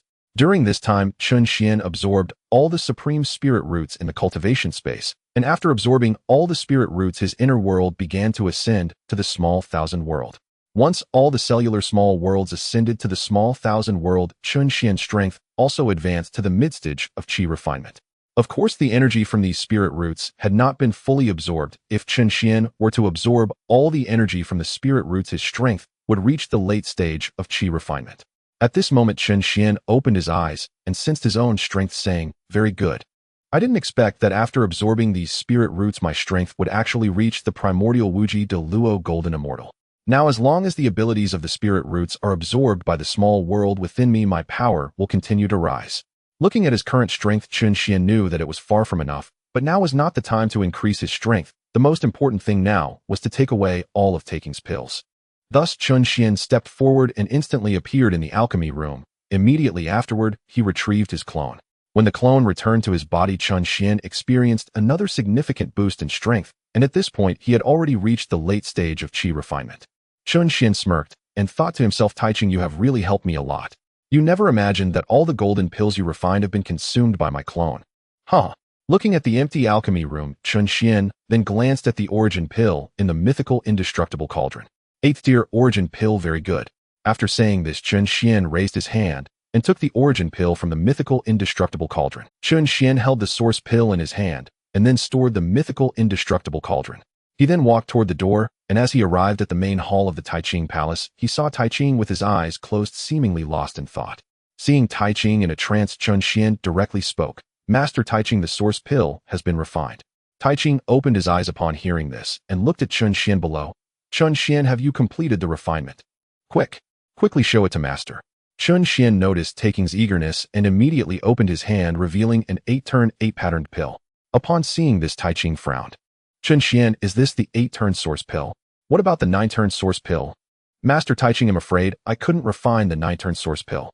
However, rest assured, if I manage to refine it in the future, I will personally bring it to you. Chun Xian, you only refined one source pill with so many materials. Not at all, I refined hundreds of source pills, but unfortunately none were nine-turns. Taking's eyes flashed with a hint of killing intent upon hearing this. He looked at the 8-turn source pill in Chun Xian's hand, and a surge of anger rose in his heart. With a wave of his hand, a massive force erupted, instantly shattering the doors of the Taiqing Palace. Meanwhile, Yuan Shi and Tong Tian, who were outside, sensed the commotion in the Taiqing Palace. Yuan Shi looked at Tong Tian, and they both nodded before flying directly into the Taiqing Palace. When the two arrived inside the Taiqing Palace, they saw Chun Xian trembling on the ground. Yuan Shi immediately spoke. Taiqing, you have gone too far. Don't you fear that Sister Nuwa will come looking for trouble with you for treating Chun Xian like this? Taiqing coldly looked at Chun Xian. Second brother, you don't understand. I gave Chun Xian a pile of materials to refine source pills, and yet he only managed to refine an 8-turn source pill, which is of no use to me at all. Tong Tian, who was standing by, couldn't help but smile at Taking's words. Taiqing, you finally admit that refining the source pill was for yourself. Back then you said you wanted Chun Xian to refine the source pill to replenish our resources, but now you claim it was for your own sake. It seems your words are not to be trusted. At this moment, Taiqing realized he had misspoken. Third brother, listen to my explanation. I did misspeak just now. I did have Chun Xian refine the source pill indeed for your benefit. I was just angry at that moment, which is why I made Chun Xian feel scared. Yuan Shi coldly smiled and said, Taiqing, since you say it was for us, then whether Chun Xian refined it or not is of no consequence. We are taking Chun Xian away. As for those materials, you willingly gave them to Chun Xian. If you intend to cause trouble for him over this, I, Yuan Shi, will accompany you to the end. Chun Xian, don't be afraid. Master will take you back. Hearing this from Yuan Shi, Chun Xian couldn't help but laugh heartily in his heart. Yuan Shi's acting skills were quite impressive. He actually stood against Taiqing directly. However, if I let him take the spiritual root materials, that would be fine. If Taiqing knew that I had also consumed his golden core, he might very well take action against Yuan Shi. Master Yuan Shi, I didn't mean to mess things up for Master Taiqing. I never expected it to turn out like this. Yuan Shi smiled slightly. Chun Xian, you cannot be blamed for this. You were only told you could refine the source pill, but you were never guaranteed to refine the 9-turn source pill. Taiqing himself gambled his spiritual root, and he also didn't hear clearly, so this cannot be blamed on you. Come on, let's return to Yushu Palace. If Taiqing dares to stop you, Master will step in for you first. Tong Tian also spoke. Chun Xian, you don't need to be afraid. If Taiqing dares to find trouble, I will also stand up for you. After Tong Tian finished speaking, he directly walked toward the door of the Taiqing Palace. Yuan Shi immediately grabbed Chun Xian's hand and followed suit. Seeing Yuan Shi and Tong Tian taking Chun Xian away, Taiqing let out a helpless sigh and then walked toward the alchemy room. When Taiqing arrived at the alchemy room, he discovered that all the golden cores were missing. Taiqing instantly shouted, Chun Xian, return my golden cores. As soon as Taking's words fell, he flew outside the Taiqing Palace. Soon he arrived in front of Chun Xian, looking angrily at him. Chun Xian, give me back my golden cores, or you won't be able to leave Kunlun Mountain today. Chun Xian frowned. Master Taiqing, you were the one who said I could freely consume your golden cores. The taste of those golden cores was quite good, so I ate them. Now that I've eaten all of them, there's no way to spit them out. Upon hearing this, Taiqing angrily slapped toward Chun Xian. Yuan Shi and Tong Tian, who were nearby, immediately raised their hands to confront Taiqing.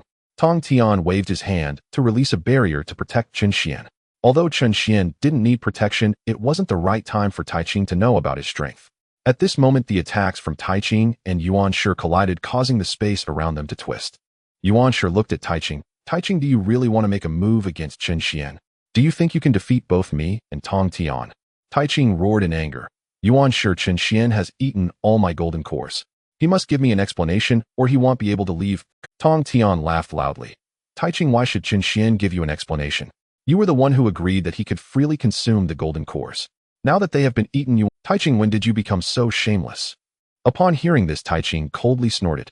Second brother, third brother, since you no longer regard me as your elder brother, I have no need to show you any compassion. Today Chun Xian will not be able to escape. After saying this, Taiqing immediately summoned the Taiji diagram and pressed it down toward Chun Xian. Yuan Shi, seeing this, grinned. Taiqing, if you want to make a move, then come. Yuan Shi summoned the Panga flag, and it clashed with Taiqing. Tong Tian took advantage of their fight to grab Chun Xian and flew away. After flying out of the range of their battle, Tong Tian looked at Chun Xian. Chun Xian, contact Nuwa. I will go join forces with Yuan Shi to deal with Taiqing now. After Tong Tian finished speaking, he also flew toward Taking's direction. After Tong Tian left, Chun Xian immediately flew outside Kunlun Mountain. Taiqing, who was fighting Yuan Shi, saw Chun Xian trying to escape and immediately wanted to chase after him.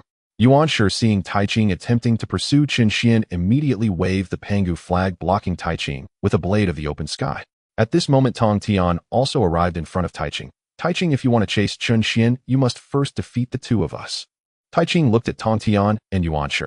Do you truly intend to intercede for Qin Xian? Yuan Shi smiled faintly. Tai Ching, we are not defending Qin Xian. Oh, we are ashamed because of your conduct. Tai Ching, you personally promised Qin Xian he could take your golden core. Now that he has taken it, you renege. Such faithless behavior. Are you fit to be among the Sanqing? Tai Ching fell silent. He was indeed at fault, yet all his spirit root materials and his golden core were gone. The thought of that filled him with righteous fury. You ensure Tong Tian Qin Xian must give me an account. Rest assured, I will not slay him. I only demand that Qin Xian return to refine a 9-turn Binyuan Dan for me. Once he completes it, he may leave Taiching Palace at will. Yuan Shi and Tong Tian narrowed their eyes. Yuan Shi spoke. Taiching, you are shameless. You asked Qin Xian to refine a Binyuan Dan, but never required it be the 9-turn variety.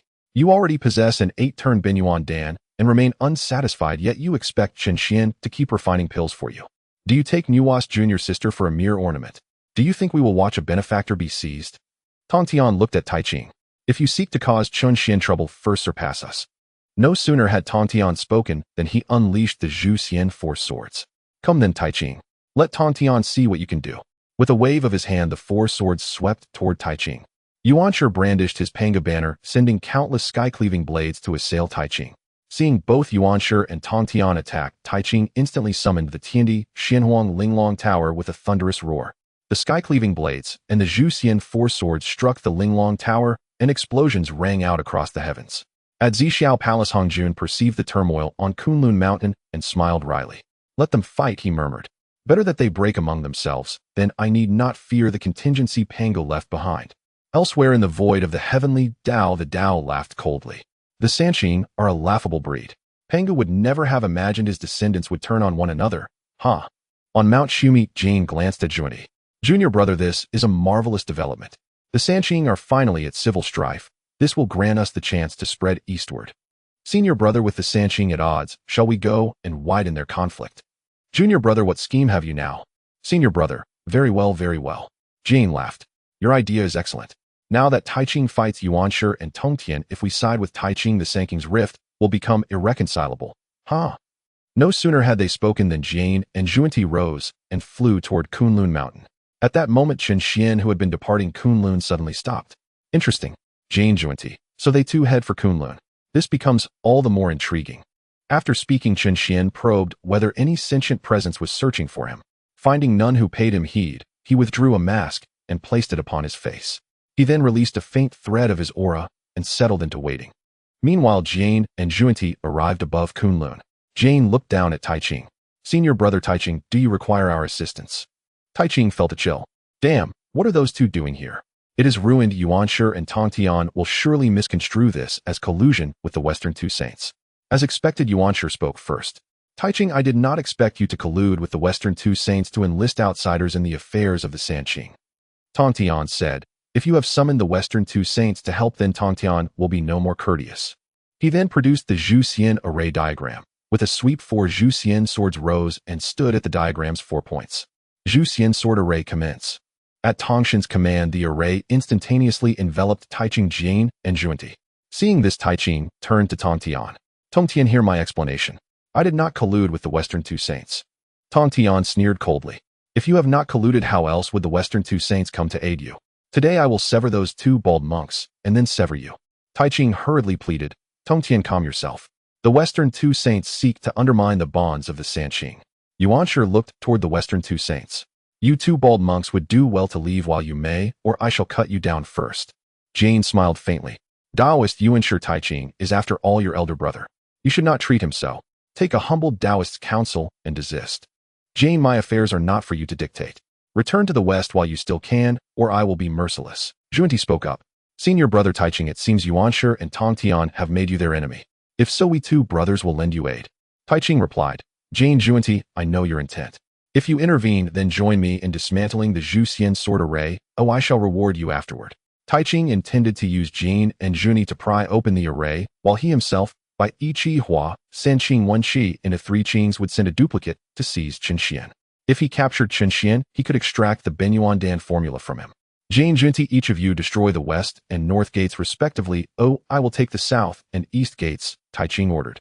He then performed Yi Qi Hua Sen Qing. 3 fellow Taoists, one of you go to the south gate. The other 2 find a way out of the Zhu Xian sword array, and then capture Chen Xian and bring him back. Remember, do not kill him. The 3 taking forms nodded and flew toward the south gate. Yuanshi saw this and seized his panga banner to give chase. Tongtian, observing takings, Yi Qi Hua Sen Qing, could not help but smile slightly. Tongtian quietly transmitted to Yuanshi, second brother, act according to Chen Xian's plan. Hearing Tongtian, Yuanshi caught up with the 3 taking forms and blocked their path. If you wish to break out of the Zhu Xian sword array, you must first pass me. The Tai Ching among the 3 looked to Yuqing and Shangqing. You 2 go break the array. Oh, I will stall him. Yuanshi sneered. You think you alone can hold me? You seek death. With that, Yuanshi brandished his panga banner and charged at the 3 taking forms. When the Sanqing saw Yuanshi approaching, Tai Ching immediately greeted him with his whisk, while Yueying and Shangqing headed towards the southern gate. The profound meaning of the opening of heaven. A strike to open the heavens. As soon as Yuanshi finished speaking, an enormous blade of energy slashed towards Tai Ching. Seeing this, Tai Ching immediately called out, Yin and Yang Bagua, protect. A gigantic Tai Chi phantom appeared before Tai Ching, blocking the strike launched by Yuanshi. Seeing this, Yuanshi narrowed his eyes and said, interesting, but I wonder how many of these you can withstand. After saying this, Yuanshi attacked Tai Ching again, while Yueying and Shangqing arrived at the southern gate. Yueying said, Shangqing, you'll leave the southern gate to you. I will go out and capture Chen Xian. Shangqing nodded and said, rest assured I will handle this. Meanwhile, the true Tai Ching, sensing that Shangqing had arrived at the southern gate, secretly transmitted a message to Jane and Juni saying, we need to work together to break the Zhu Xian sword array. If it doesn't work, we must create a gap in a short time. Upon hearing the transmission from the true Tai Ching, Jane and Junti immediately responded, and the true Tai Ching secretly transmitted again, I will count to 3, and then we will strike together to break the array. 1, 2, 3. As soon as the true Tai Ching finished speaking, the 4 of them exerted their strength together to try to break the Zhu Xian sword array, but Tongtian, who was controlling the array, revealed a sly smile. Tongtian said, you want to break my Zhu Xian sword array? Let's see if you can do it. Zhu Xian sword chi. As Tongtian's words fell, countless malevolent energies began to coalesce into swords within the Zhu Xian sword array, soaring towards the 4 directions.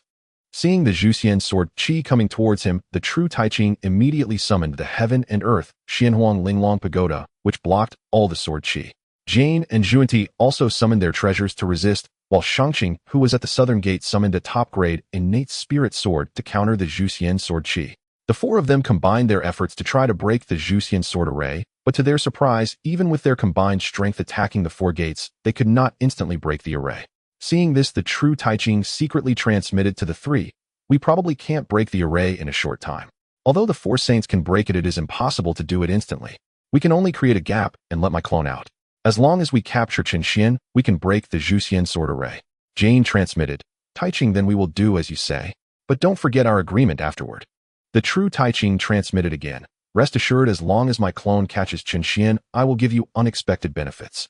Junti responded, good. Since that's the case, let's act together now. After Junti spoke, he immediately performed the Buddha's great hand seal and struck towards the top of the Zhu Xian sword array. Seeing this, Jane also unleashed the Buddha's Wrath Vajra, sending a beam of Buddha light crashing down towards the top of the Zhu Xian sword array. The true Tai Ching saw the 2 attacking the top of the Zhu Xian sword array and immediately unleashed the Yin and Yang light beam of the Taiji diagram towards the top of the Zhu Xian. Seeing this, Shangqing quickly gathered a sword light and blasted it towards the top of the Zhu Xian sword array. When the 4 of them struck the top, a cracking sound echoed and a small opening appeared above. Seeing this, Yueying immediately transformed into a streak of light and rushed out. Tongtian, seeing Yueying escape, smirked and thought to himself, go ahead. Chen Xian is waiting for you. The true Tai Ching felt more at ease after Yueying left, for Tai Ching knew that as long as his clone went out, Chen Xian would definitely not escape. At this moment, after Yueying escaped from the Zhu Xian sword array, he sensed Chen Xian's aura. Upon sensing it, a sinister smile appeared on Yueying's face. Chen Xian, this time, I will see how you can save yourself. As soon as Yueying finished speaking, he flew towards Chen Xian's location. When Yueying arrived at a mountain range, he immediately called out, Chen Xian, come out. You can't escape. Seeing that Chen Xian did not respond, Yueying immediately said, Chen Xian, I know you are hiding here. If you don't come out, I will flatten this mountain range. You are just a chi refining stage cultivator. If I flatten it, you won't survive. However, just as Yueying finished speaking, a figure suddenly appeared before him. Yueying, you are really bold to dare. Looking at the figure in black robes, Yueying took 2 steps back in fright. You are Qin Xian. Yes, I am Qin Xian. Unfortunately, you found out too late. My mythical inextinguishable cauldron suppress. As soon as Qin Xian's voice fell, a large cauldron descended, pressing down on Yueying's head. Seeing this, Yueying quickly unleashed the Yueying divine thunder to resist, but the divine thunder fell on the mythical inextinguishable cauldron and could not even shake it. How is this possible? Aren't you just at the qi refining stage? Why can't even a sage's strength move this treasure? Qin Xian smiled slightly and said, my strength is not something you can guess. Die. As soon as the Qin Xian pressed his hand down, the power of the world within him gathered in his hand. Then he infused that power into the mythical inextinguishable cauldron, instantly engulfing Yueying's body. Then with a wave of his hand, a true fire of the great Tao began to burn. This true fire of the great Tao was derived from the ancestral qi within Qin Xian. He had never had the chance to use it, but now that Yueying was suppressed, he decided to use it to refine Yueying back to his origin. At this moment, Yueying inside the cauldron felt the flames burning uncontrollably on his body and let out a painful wail. Qin Xian, spare me. I am willing to be your dog. Just spare me, and I will do anything for you. Outside the cauldron, Qin Xian smiled slightly and said, to be a dog, you don't even have the qualifications. Let me tell you, there is no other path for you but death. Who told you to chase after me? This is your fate. Die. After saying this, Qin Xian tightened his grip, and the true fire of the great Tao instantly engulfed Yueying. In no time, a source appeared inside the cauldron, while the true Taiching far away in the Zhuxian's sword array spat out a mouthful of blood. This is impossible. Yueying fell so easily. Could it be that Nuwa intervened? But that shouldn't be possible. With Yueying's strength, even if he couldn't deal with Nuwa escaping, shouldn't be a problem. What on earth is happening? The true Taiching couldn't understand and immediately transmitted to his clone Taiching. You go replace Shangqing and let Shangqing go capture Qin Xian. Upon receiving the telepathic message from true Taiching, the Taiching clone instantly unleashed the cultivation realm of a saint at the 3rd heaven, then turned his gaze toward Yuanshi. This Taoist has no time to play with you. Yin-Yang dual polarity formation. Having spoken, the Taiching clone clapped his hands once. Instantly, a Yin-Yang Taiji diagram manifested beneath Yuanshi's feet. Yuanshi, though this Yin-Yang dual polarity formation cannot slay you, it can certainly confine you, for a while. As the words left his lips, countless black and white chains surged forth toward Yuanshi. Seeing them descend upon him, Yuanshi immediately raised the Panga banner and severed every chain in a single incisive stroke.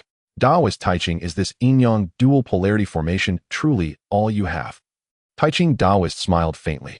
Yuanshi, do you truly believe this ends here? No sooner had Taiching spoken than fresh black and white chains erupted from beneath Yuanshi's feet and coiled toward him with lethal intent. Yuanshi, this Yin-Yang dual polarity formation draws its power from the primordial balance of Yin and Yang. The white chains embody supreme Yang, the essence of annihilation, while the black chains embody supreme Yin, the force of binding and spiritual energy absorption. Yuanshi, you shall remain confined within this formation until further notice. Having spoken, the Taiching clone shot straight toward the southern gate. Upon reaching Yuanshi Qing, he declared, senior brother Yuanshi Qing, capturing Qin Xian falls to you. I shall hold this gate alone. Hearing this, Yuanshi Qing nodded solemnly, agreed. Immediately thereafter, they exchanged positions. The Taiching clone intercepted the sword qi of the Zhuxian formation at the southern gate, while Yuanshi Qing ascended above the formation itself. True Taiching, observing Yuanshi Qing's ascent, secretly transmitted a mental command to the 2 Western saints. Let us unite our strength once more to carve an opening. We must ensure Yuanshi Qing escapes. Jane and Zhuanti acknowledged, instantly agreed. Without delay, all 4 unleashed their supreme attacks simultaneously upon the upper boundary of the Zhuxian formation. Boom! The entire Zhuxian formation trembled violently, and a narrow fissure appeared overhead. Seizing the moment, Yuanshi Qing darted through it without hesitation. Tongtian, witnessing Yuanshi Qing's departure, clapped his hands once. The minor breach in the Zhuxian formation sealed itself, instantly restoring perfect integrity. Then he declared, Taiching, do you truly believe that letting Yuanshi Qing out will allow you to capture Qin Xian? Do not forget who Qin Xian's master is. If Sister Nuwa herself intervenes, do you truly think Yuanshi Qing stands any chance against her? True Taiching smiled faintly. 3rd brother, my clone pursues Qin Xian. Even if he fails to seize him, once we 4 break the formation, Qin Xian will have nowhere left to flee. Tongtian laughed heartily. Break the formation. Do you truly believe it can be broken so easily? 2nd brother, surely it is time you dispelled the Yin-Yang dual polarity formation. Within the Yin-Yang dual polarity formation, Yuanshi heard Tongtian's words and replied at once, 3rd brother, Wait just a moment. I shall emerge shortly. With those words, Yuanshi unleashed the heaven-opening blade. A colossal arc of qi cleaved through the formation, shattering it entirely. Emerging from the ruins, Yuanshi fixed his gaze upon Tongtian. Third brother, we have dallied long enough. We must halt their assault before the Zhuxian formation collapses under strain. Second brother, you take the Taiqing clone. As for Taiqing himself, leave Jane and Zhuani to me. Having spoken, Tongtian amplified the Zhuxian formation's power to its absolute zenith, while Yuanshi circled behind the Taiqing clone and intoned, "It is time for you to depart." Heaven-opening blade, cut. No sooner had Yuanshi spoken than the Pangu banner discharged a razor-sharp arc of qi, descending upon the Taiqing clone with unstoppable force. Trapped between the Zhuxian sword qi ahead and the heaven-opening blade behind, with no path of evasion, the Taiqing clone instantly transmuted his entire being into an impenetrable barrier. Yuanshi observed with a faint smile, transmuting your entire essence into a barrier. How long do you imagine such a defense will endure? Now you cannot coordinate with your true self to shatter the formation. Meanwhile, beyond the Zhuxian formation, Yuanshi Qing sensed Chun Xian's aura and swiftly set course toward its source. Arriving at a mountain range, Yuanshi Qing found a black-robed figure awaiting him. Who are you? Was it you who slew Yuqing Taoist? If you wish to know who I am, you must first prove you possess the strength to learn. With those words, the black-robed man raised his palm and struck, while Yuanshi Qing gripped his sword tightly in response. Yuanshi Qing's first sword, slicing heaven and earth. His blade flashed. An azure sword qi surged forward, cleaving directly into the colossal palm. The black-robed man smiled faintly, such pure sword intent. No wonder you carry a fragment of Tongtian's primordial essence. The instant the azure sword qi collided with the palm, crockum, space itself warped and fractured violently around them. Yuanshi Qing gazed coldly at the black-robed man. Who are you? And why does your attack carry a trace of chilling familiarity? Yuanshi Qing, you shall soon learn who I am.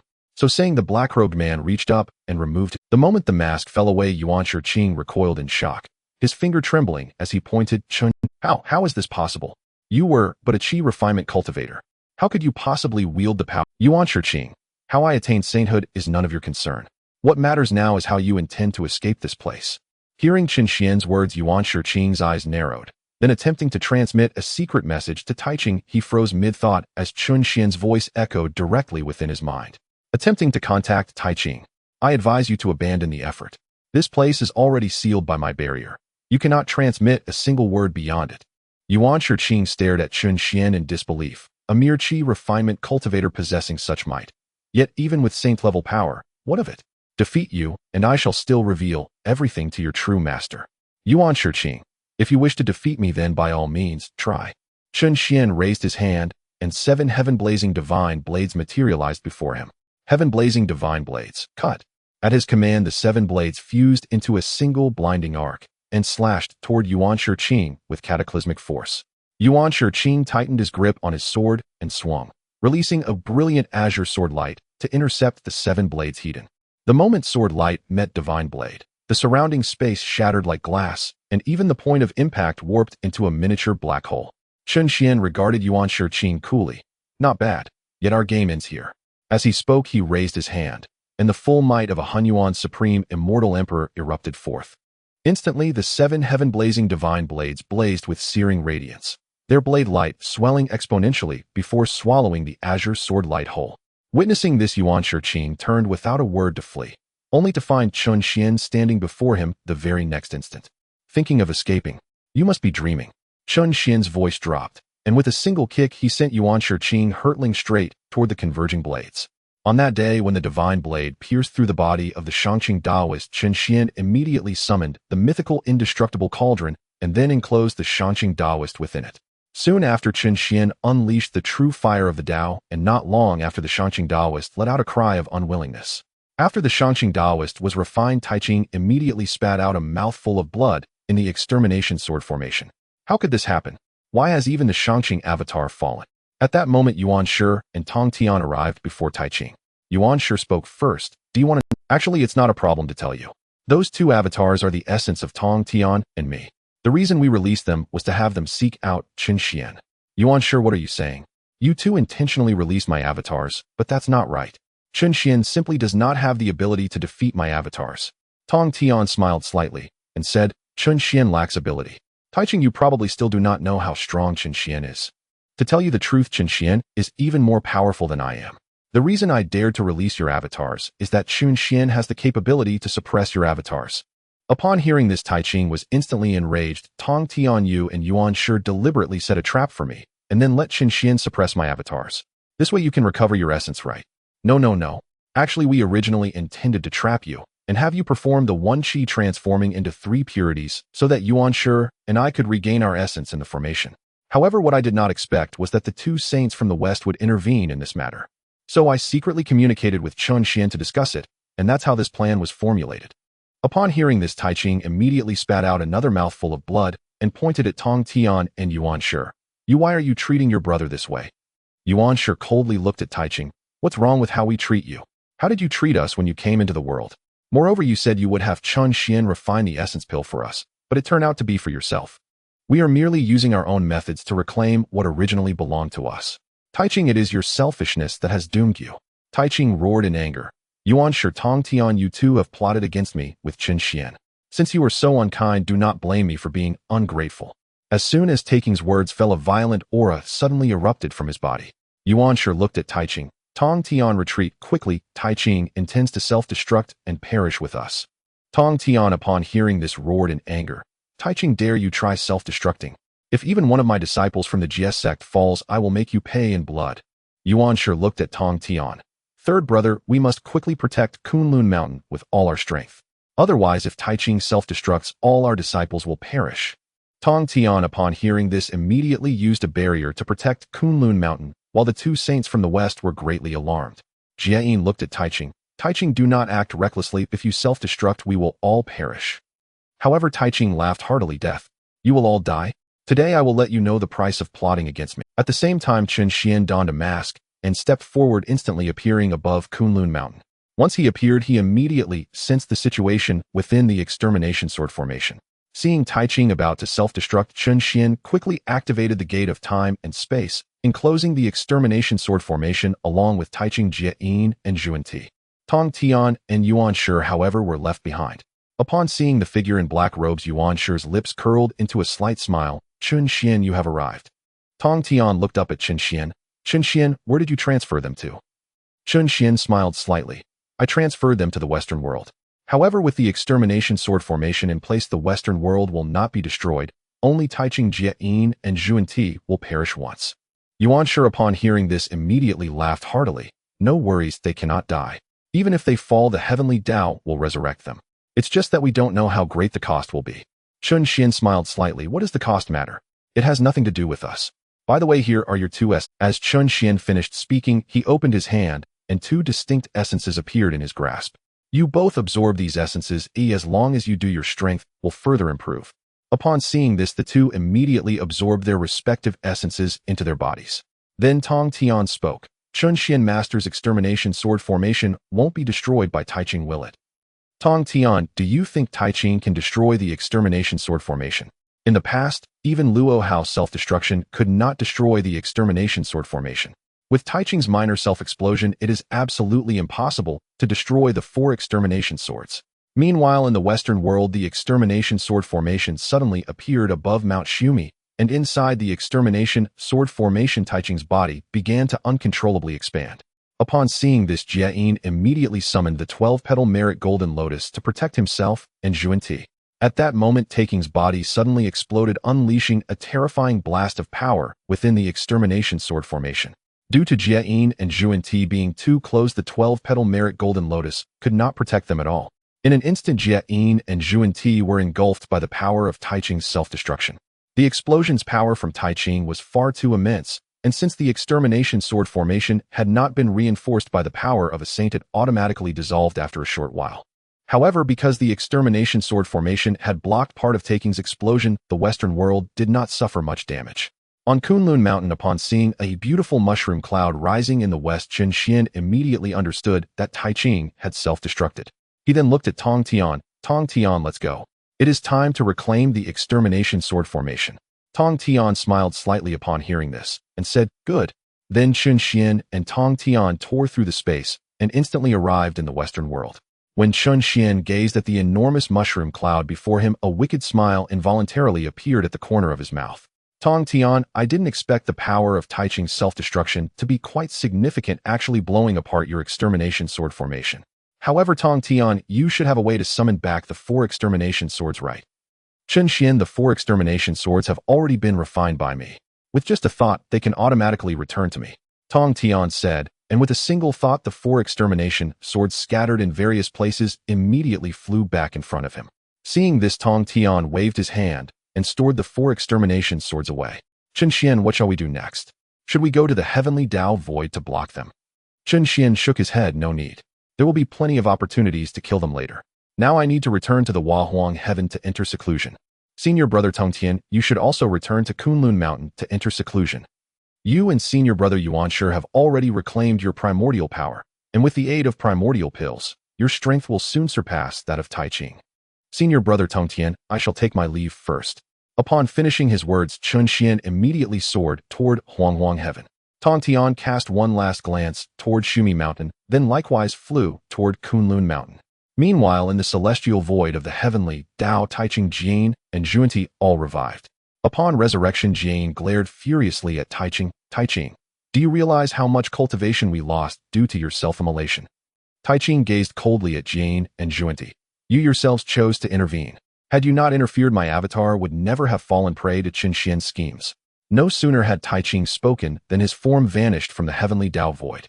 Watching him disappear, Zhuanti clenched his fists in fury and demanded, Senior brother, shall we truly let this pass? Brother, this matter cannot possibly end here, but at present we are no match for Taiching. Moreover, we must still cooperate with him shortly. We shall bide our time and reclaim what is ours when opportunity arises. For now, let us return to Shumi Mountain. Zhuanti nodded, solemnly agreed. Thereupon the two soared directly toward Shumi Mountain, where upon their arrival a colossal mushroom cloud still hung, suspended above its peaks. Not only that, the entire western realm was drenched in crimson rain. Jane turned to Zhuanti and murmured, Brother, this loss has been catastrophic. Yet fortune favored us. Tong Tian's severing immortal sword formation absorbed the blast. Had it not, Shumi Mountain, and all our disciples, would have perished utterly. Senior brother, we have each lost over 1 billion years of cultivation. To recover swiftly will be exceedingly difficult. At present we stand lowest among the 6 sages. We must plot our course with utmost patience and care. Your insight is sound. For now we shall enter seclusion to restore our cultivation, and only then resume cooperation with Taiching. Elsewhere, after returning to Huahuang heaven, Chen Xian strode straight toward the palace of Nuwa. As he entered, Nuwa reclined upon a cloudbed, her gaze fixed upon him. Chen Xian, you've returned so soon. You've scarcely been gone a century. Master, I have returned to enter seclusion and break through my current realm. With my consort safeguarding the human race, no peril should arise for some time. Hearing this, Nuwa inwardly scoffed. Consort? Consort? You mean Houtu, don't you? Just wait until she drains you dry. This sovereign is no less than Houtu. Why do you never consider me? Chen Xian, mark my words, one day I shall claim you utterly, leaving Houtu to stare helplessly on the sidelines. Chen Xian, if your consort watches over the human race, then I too shall enter seclusion for a time. Would you join me in cultivation? At these words, Chen Xian recoiled inwardly. What? Secluding together? That's tantamount to dual cultivation. No, absolutely not with Nuwa. If she discovers my stockpile of spirit root golden pills, she'll surely covet them. Yet Chen Xian remained unaware that Nuwa could hear his innermost thoughts, and knew even of his journey to Kunlun Mountain. Indeed, Nuwa knew far more. Ever since Chen Xian departed the palace of Nuwa, she had observed his Now hearing his thoughts, Nuwa inwardly sneered. So contemptible. Chen Xian, do you truly believe I am ignorant of how you swindled Yuanshi, Tong Tian, and Taiching of their spirit root materials? I knew from the start. I merely wished to seclude with you. As for frightening you into such panic, Chen Xian, my proposal stems from genuine concern. Your current realm remains woefully inadequate. Cultivating alongside me will allow me to clarify any doubts you may harbor along the path. Seeing his master speak thus, Chen Xian found himself unable to refuse gracefully. He bowed respectfully. Master, I accept your invitation. Follow me, Chen Xian. Thereupon Nuwa led him into her private cultivation chamber. Upon entering, Chen Xian surveyed its interior and stood awestruck. Every fixture within was carved from chaos stone, a boon of incalculable magnitude for cultivating the mythic great Luo art. My inner world starves for chaos chi. If I absorb all this chaos stone, combined with the spirit root materials I've already assimilated, I may yet ascend to the peak of chi refinement. Once I reach that pinnacle, my power shall ascend to the Dao realm itself, granting me dominion over the Dao's fundamental forces. Even the heavenly Tao itself would bear the sting of my open palm. At this thought, Chun Xian immediately settled into meditation. Hearing his inner monologue, Nuwa was left speechless, not because she doubted his divergence from the Honghuang cultivation system, but because the chasm between their paths was staggering. In that moment, she yearned fiercely to cultivate his art herself. For the mythic great Luo art was incomparably transcendent. Even partial mastery might render the heavenly Tao itself powerless before her, and grant her absolute sovereignty over her own fate. Yet Nuwa understood Chun Xian would never transmit such an art to her. Its power was too sublime, reserved solely for those bound to him by deepest intimacy. Not even his status as her master would suffice. As Chun Xian assumed his meditative posture, Nuwa feigned seclusion beside him, unaware that his true body had already entered his cultivation space, where he began both refining pills and advancing his cultivation simultaneously. As time flowed outward within his cultivation space, Chun Xian forged vast quantities of explosive pills. Ding. Congratulations. Alchemy proficiency increased by 100. Ding. Alchemy proficiency level advanced to Tier 4. Ding. Reward granted 1 Dao Insight Fragment. Formula for Spirit Gathering Divine Pill. Ding. Alchemy proficiency level advanced to Tier 5. Ding. Reward granted Dao Cutting Divine Sword. Formula for Misfortune Divine Pill. Ding. Alchemy proficiency level advanced to Tier 6. Ding. Reward granted 1 Resurrection Card. Formula for Enlightenment Pill. The richer his pill craft became, the more lavish the rewards grew. When Chun Xian slowly opened his eyes, a subtle smile curved his lips. He ceased pill refinement and turned his focus fully to reviewing his system's rewards, mastering every formula instantly upon reading it. Gazing upon the floor strewn with pills, Chun Xian's heart swelled with quiet elation, for these elixirs would empower the human race. Armed with them, humanity would deliver a devastating surprise to the demon clans during their next slaughter. Chun Xian gathered all the pills from the ground, then took out the spiritual roots obtained from Yuan Shi. Following that, he refined 3 pills for each type according to the formulas provided by the system. After refining 3 divine pills, Chun Xian directly absorbed all the spiritual roots. He then sat cross-legged and began his cultivation. After Chun Xian closed his eyes, he started calling out to the system in his heart. System, activate the Dao Insight. Ding. Dao Insight is in use. At the same time, his clone outside began to absorb the chaotic spiritual energy from the Chaos Stone. Nuwa watched as the chaotic spiritual energy around began to enter Chun Xian's body.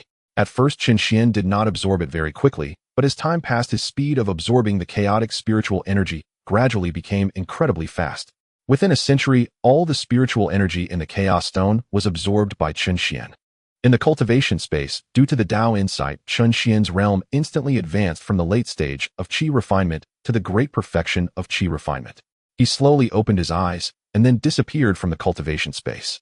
At this moment, Chun Xian's main body and clone wished to merge, and a violent force erupted from within him. As the power within him exploded, a massive energy wave swept toward Nuwa.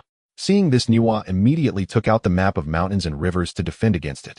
However, when Chun Xian saw his Dao power sweeping toward Nuwa, he immediately withdrew his Dao power. Master, are you alright? Nuwa looked at Chun Xian, her heart already stirred with turbulence, for she had clearly sensed that the power he emitted was the Dao power. Chun Xian, I'm fine. By the way, the commotion from your breakthrough to great perfection of Qi refinement is quite enormous. Moreover, the power just now made me feel a bit unsettled. Upon hearing this, Chun Xian thought to himself, oh no, would my breakthrough in the Dao realm be discovered by Master? But it shouldn't be. I have concealed my roots and my cultivation talent, so Nuwa shouldn't be able to see through it. However, the Dao power just now is a bit difficult to explain. What should I do? Should I tell Nuwa that my strength has already reached the Dao realm? No, absolutely cannot let Nuwa know, and now is not the time to tell her. I got it. They'll just say that the powerful force within me erupted because I took a spirit-enhancing pill. As long as I don't admit it, Nuwa can't do anything to me, hee. Hearing Chun Xian's thoughts, Nuwa immediately looked down on him. How dare you try to deceive me, Chun Xian? But I can't expose you, otherwise how will I hear your thoughts in the future? Master, it's because I took a spirit-enhancing pill while in seclusion. This kind of pill can enhance my magical power, so the commotion from my breakthrough was a bit loud. I see. Then you may continue your seclusion.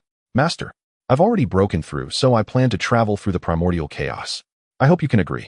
Nuwa looked at Chun Xian and said, you want to travel through the primordial chaos right after your seclusion.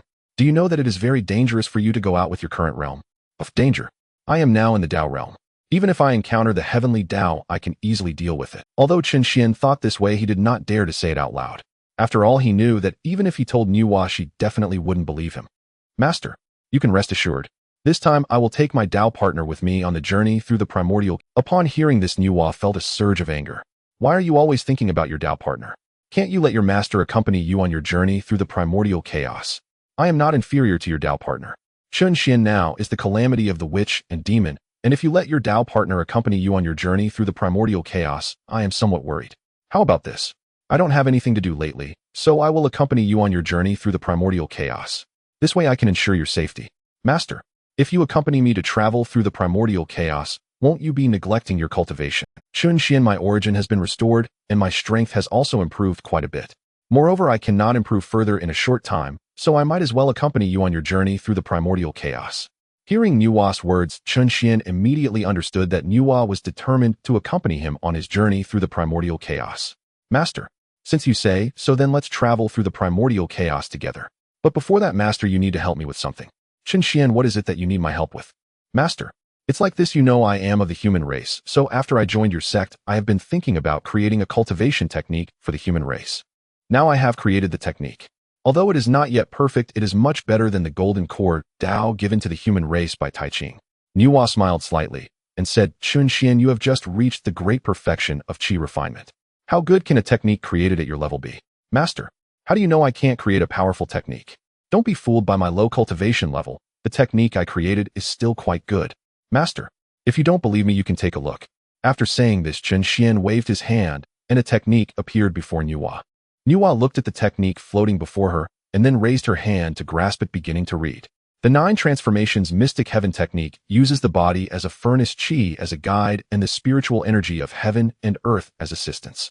When Nuwa reached the end, she was completely stunned, because if one cultivated according to this technique, they could at least reach the realm of the primordial golden immortal.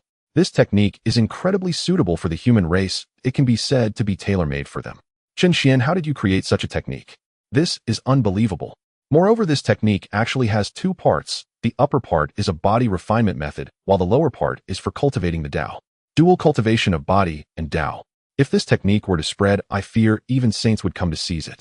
Master, you can rest assured, I have placed restrictions on this technique that only the human race can view it. Of course, among the human race, even Xuandu cannot cultivate this technique. Master, you should take this technique to the human race to spread it. This way you will not only gain countless merits, but your faith among the human race will also receive a great boost. Little Pitu, this technique is something I comprehended from the mythical great Tao.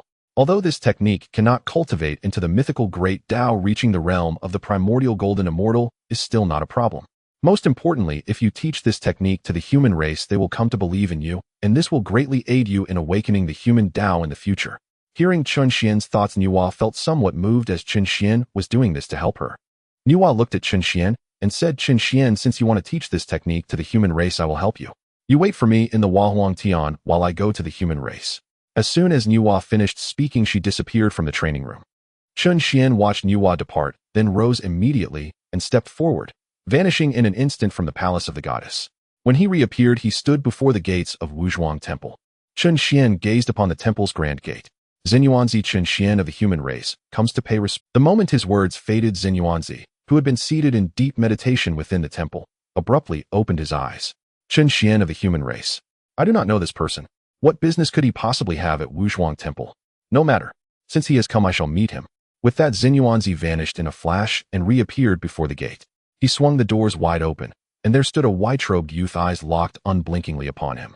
Chun Xian, though we have never met, what brings you to my Wuzhuang Temple? Xinyuanzi, I have come for matters concerning Hongyun. Yet this is no place for such discourse. May I enter your temple to speak further?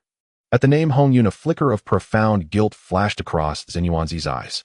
Had Hongyun never left Wuzhuang Temple, he would never have been driven to self-annihilation by Kunping Dijun and Tai Yi. Chun Xian, you are but a cultivator at the peak of Qi refinement. How could you possibly know of Hongyun? If I wish to know, I shall know. And if you wish not to learn the truth behind Hongyun's death, I shall depart this very instant. You know how Hongyun died. Naturally, Hongyun was indeed slain by Kunping Dijun and Tai Yi, but there was also a hidden hand pulling the strings. Still, this is not the place to speak of it. May we continue inside? Xinyuanzi looked upon Chun Xian and gestured gracefully, please. Thereafter, Xinyuanzi led Chun Xian into the temple. Upon entering the grand hall, he said, Chun Xian, you may speak now. Should you utter falsehoods, you shall soon learn the full measure of my power. A faint smile touched Chun Xian's lips.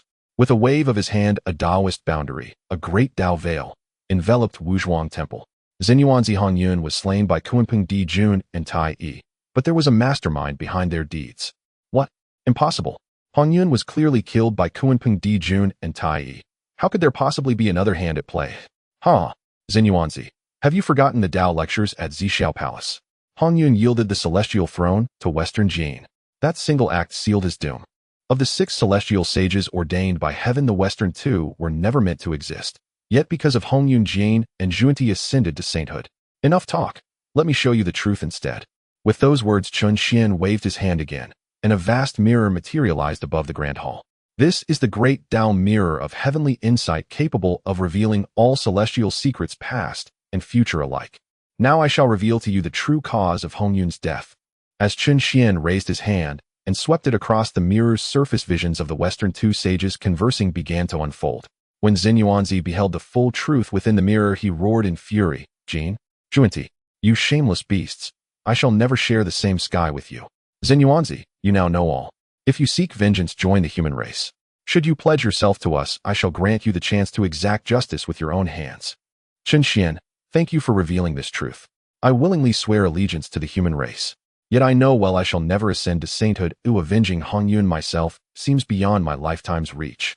Though sainthood eludes you, you may yet attain the supreme enlightenment of Hunyuan de Luo. Achieve that, and vengeance shall lie within your grasp. Impossible.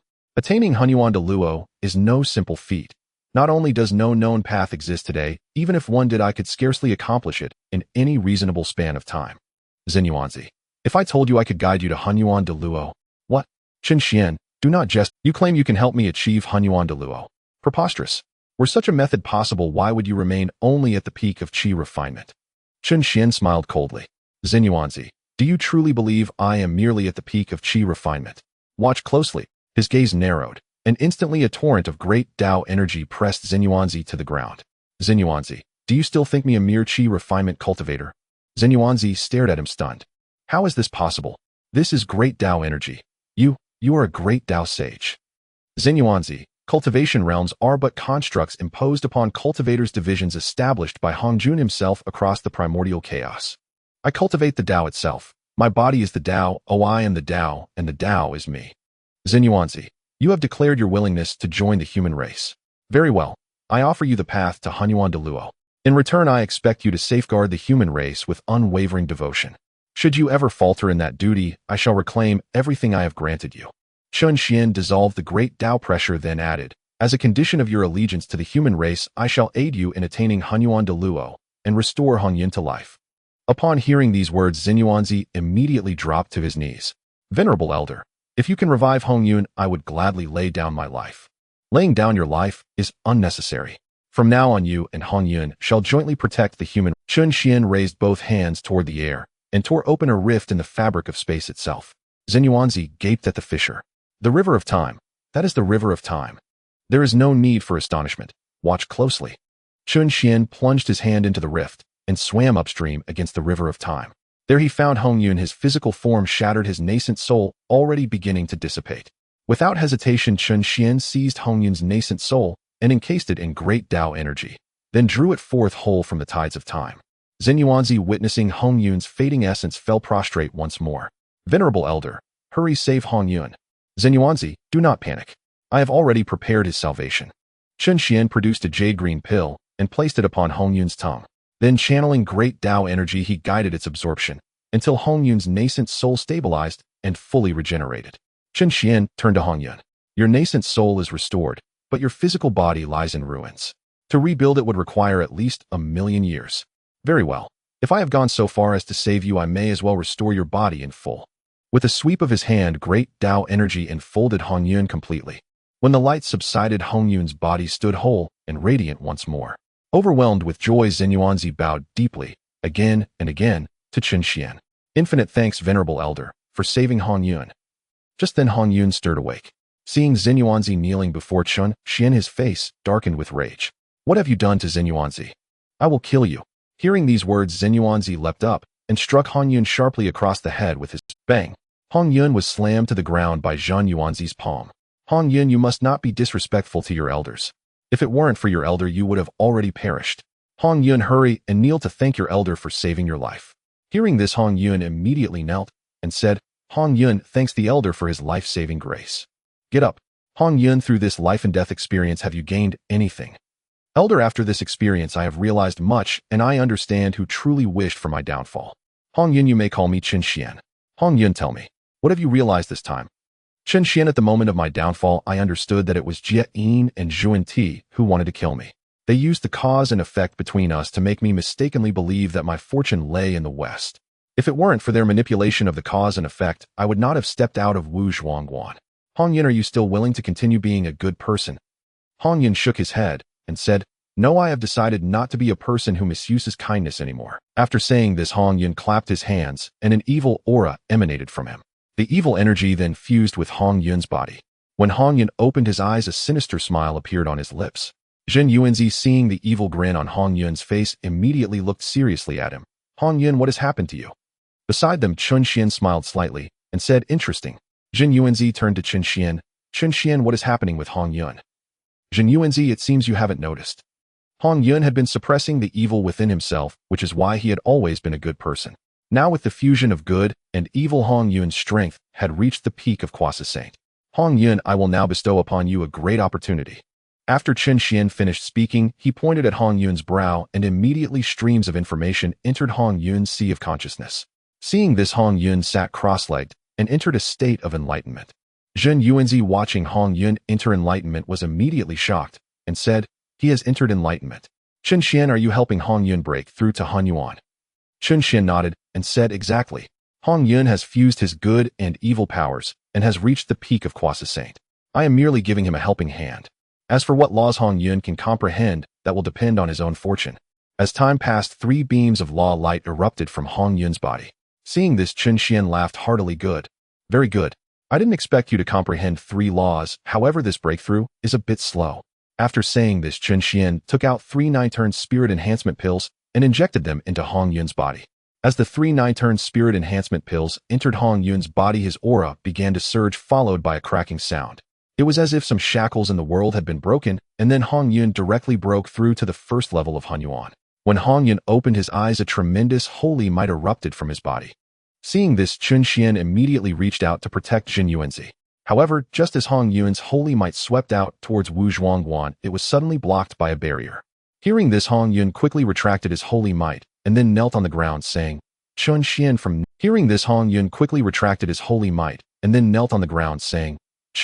from now on I wish to follow you. Please grant me this wish. Hong Yun, since you wish to follow me, then you will work together with Zhen Yuanzi to protect the human race. At this moment, Zhen Yuanzi spoke. Hong Yun, congratulations on achieving the Tao. I still don't know how long it will take for my older brother to achieve Tao. Older brother with Qin Xian here, you need not worry about not achieving Tao. Qin Xian, I have now achieved the Hunyuan Daoyuo, so I plan to head west to resolve the cause and effect. Hong Yun, since you want to go, then go ahead. But be careful of Hong Jun. If he makes a move, crush this token, and I will naturally come to rescue you. After Qin Xian finished speaking, he immediately took out a token and handed it to Hong Yun, then took out 5 explosive pills, saying, Hong Yun, these pills are for dealing with Jie Yin and Zhuan Ti. You can use them at a critical moment. Qin Xian, what kind of pills are these? These are 9-turn explosive pills. The explosive power of these pills is equivalent to a sage's self-detonation. I give you 5 to deal with these 2 bald donkeys. Upon hearing this, Hong Yun immediately stored the 9-turn explosive pills and the token marked with the character. After Hong Yun stored the 2 items, he looked at Zhen Yuanzi and said, Older brother, when I self-detonated back then, I returned the Jiao San Han Hu. Is it still here? Zhen Yuanzi, upon hearing this, waved his hand, and the Jiao San Han Hu appeared in the air. Hong Yun looked at the red gourd and said, Old partner, we meet again. This time I will take you to kill a saint. After saying this, Hong Yun vanished from the spot, and the Jiao San Han Hu also disappeared. Zhen Yuanzi, seeing Hong Yun heading to the west, immediately became worried. Qin Xian, Hong Yun has just broken through to Hunyuan Daoyuo Jin Xian. It might be a bit difficult for him to defeat Jie Yin and Zhuan Ti. Zhen Yuanzi, that guy Hong Yun is quite cunning now, and he is no longer who he used to be. Now that he has fused with his evil thoughts, he no longer has the mindset of a useless good person. Just watch. You will see the real Hong Yun. As Qin Xian's words fell, the Dao viewing mirror began to display Hong Yun's location. Meanwhile, on the other side, Tai Ching returned to Kunlun Mountain in secret and moved the Tai Ching Palace.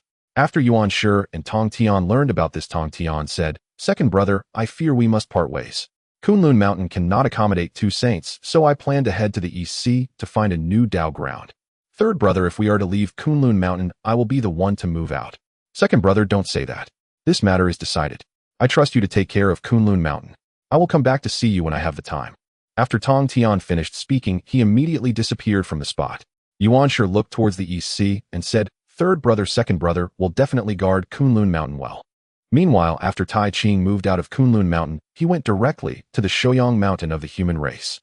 When Tai Ching arrived at Shouyang Mountain, he found that a Tao ground had already been established there. Seeing the array around the Tao ground, Tai Ching revealed a cold smile. With such trash arrays, do they think they can stop me? Break for me. As Tai Ching's voice fell, he waved the whisk in his hand, and a black and white beam of light rushed towards the array set up by Qin Xian. Since the array set up by Qin Xian was a defensive array, and it was merely a low-level array, it was quickly shattered by Tai Ching.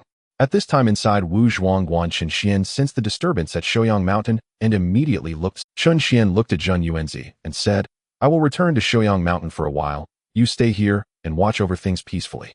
Zhen Yuanzi smiled slightly and replied, Good. As soon as Zhen Yuanzi finished speaking, Qin Xian immediately vanished from the spot. Meanwhile, Nuwa, who was preaching to the human race, sensed the disturbance at Shouyang Mountain and promptly ceased her lecture, flying directly towards it. Upon reaching the summit of Shouyang Mountain, Nuwa saw Ta Ching approaching. Realizing this, she swiftly positioned herself to block Ta Ching's path. Ta Ching, do you intend to attack Shouyang Mountain? Are you looking to slaughter the human race? Do you not realize how many will perish if Shouyang Mountain collapses? Ta Ching looked at Nuwa and said, Junior sister Nuwa, please step aside. Shouyang Mountain is my destined Tao ground. I ask you not to obstruct my path. Nuwa sneered and replied, Your Tao ground.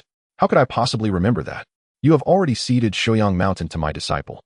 Ta Ching, Shouyang Mountain no longer belongs to you. If you dare to take another step forward, I will have no choice but to stop you. As soon as Nuwa finished speaking, she raised her hand, and the red embroidered ball appeared in her grasp. Ta Ching looked at the red embroidered ball in Nuwa's hand.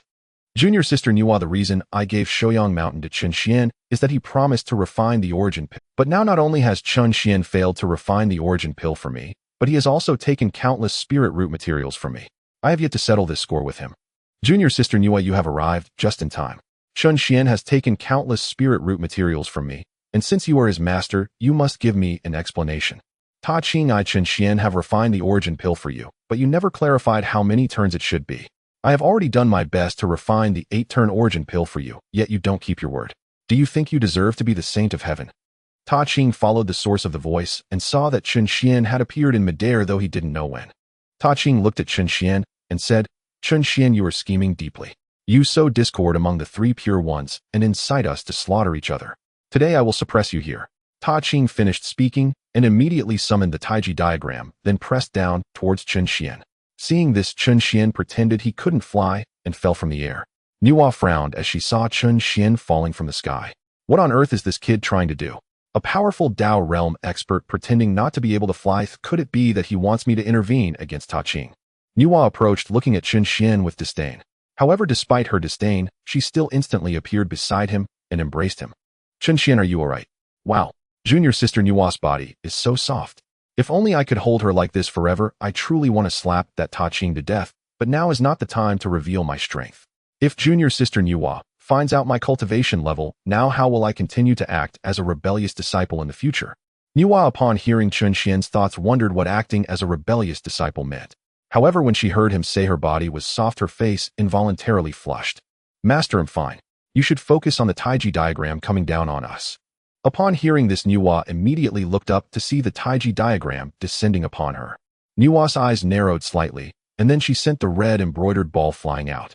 When the red embroidered ball collided with the Taiji diagram, a terrifying energy erupted and spread outwards. Nuwa gazed at Ta Ching and said, Ta Ching, do you wish to engage in battle with me? Junior sister Nuwa, do not be deceived by Qin Xian. His strength is likely greater than ours. Ta Ching, how could a cultivator at the great perfection of qi refinement possibly be stronger than us? You must be envious of Qin Xian's alchemical talent, which is why you want to suppress him. Ta Ching, do you think I do not know Qin Xian's strength? I simply do not want to expose him. If I were to reveal it, how would I be able to continue hearing his thoughts in the future? Ta Ching looked at Nuwa and said, Junior sister Nuwa, you will regret this.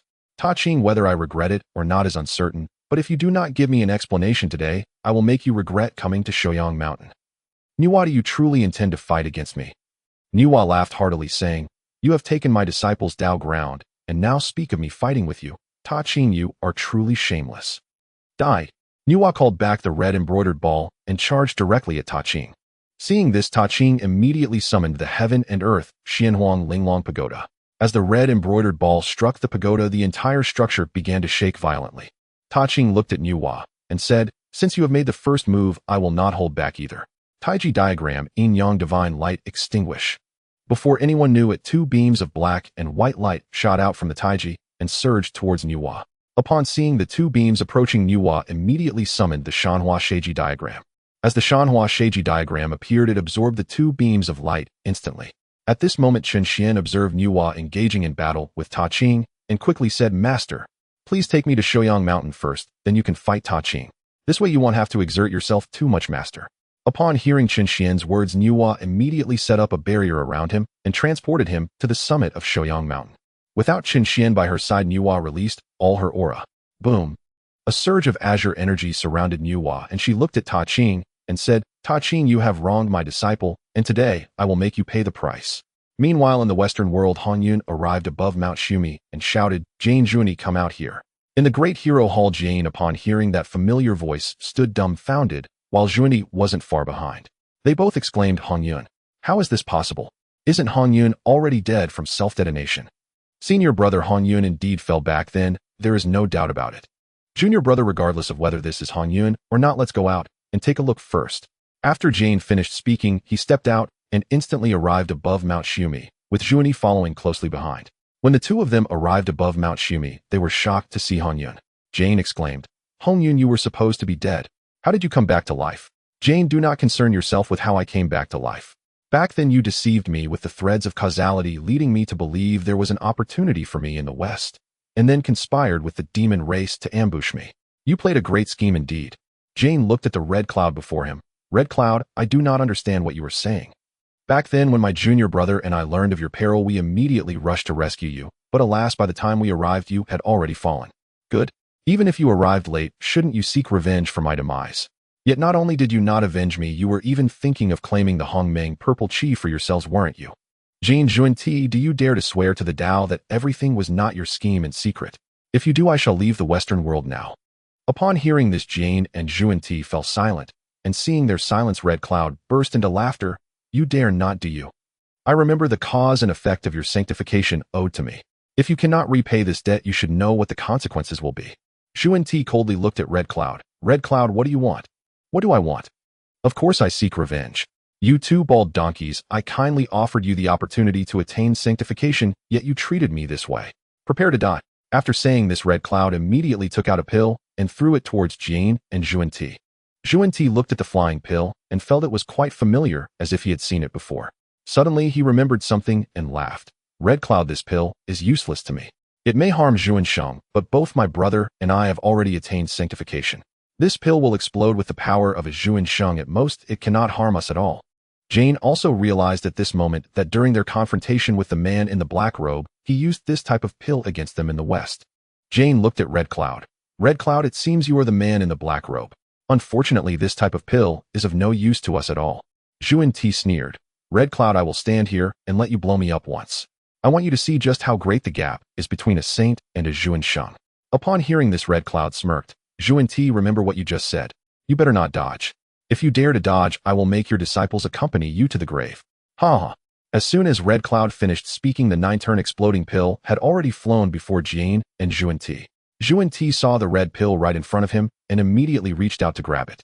Red Cloud, do you think this broken thing can harm us? You underestimate us too much. After saying that, Zhuan Ti tightened his grip and the 9-turn exploding pill exploded immediately. At the moment of the explosion, a terrifying blast of energy engulfed Jane and Zhuan Ti, and upon seeing this, Red Cloud immediately protected his chest with both hands, and a circular barrier appeared around him. As the horrific energy swept out from the center of the explosion, several small black holes appeared in the surrounding space. Red Cloud was quite satisfied with the pill given to him by Chen Xian. At this moment, the energy at the center of the explosion suddenly formed a massive energy storm with Mount Shumi right at the center of the energy storm. The energy storm completely enveloped Mount Shumi. However, due to the Bodhi Grand formation set up by Jane and Zhuan Ti, it did not suffer any substantial damage.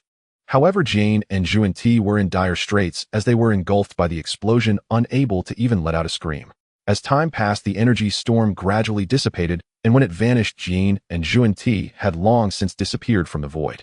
After Jane and Juan-Ti fell, blood rain began to fall across the entire primordial world.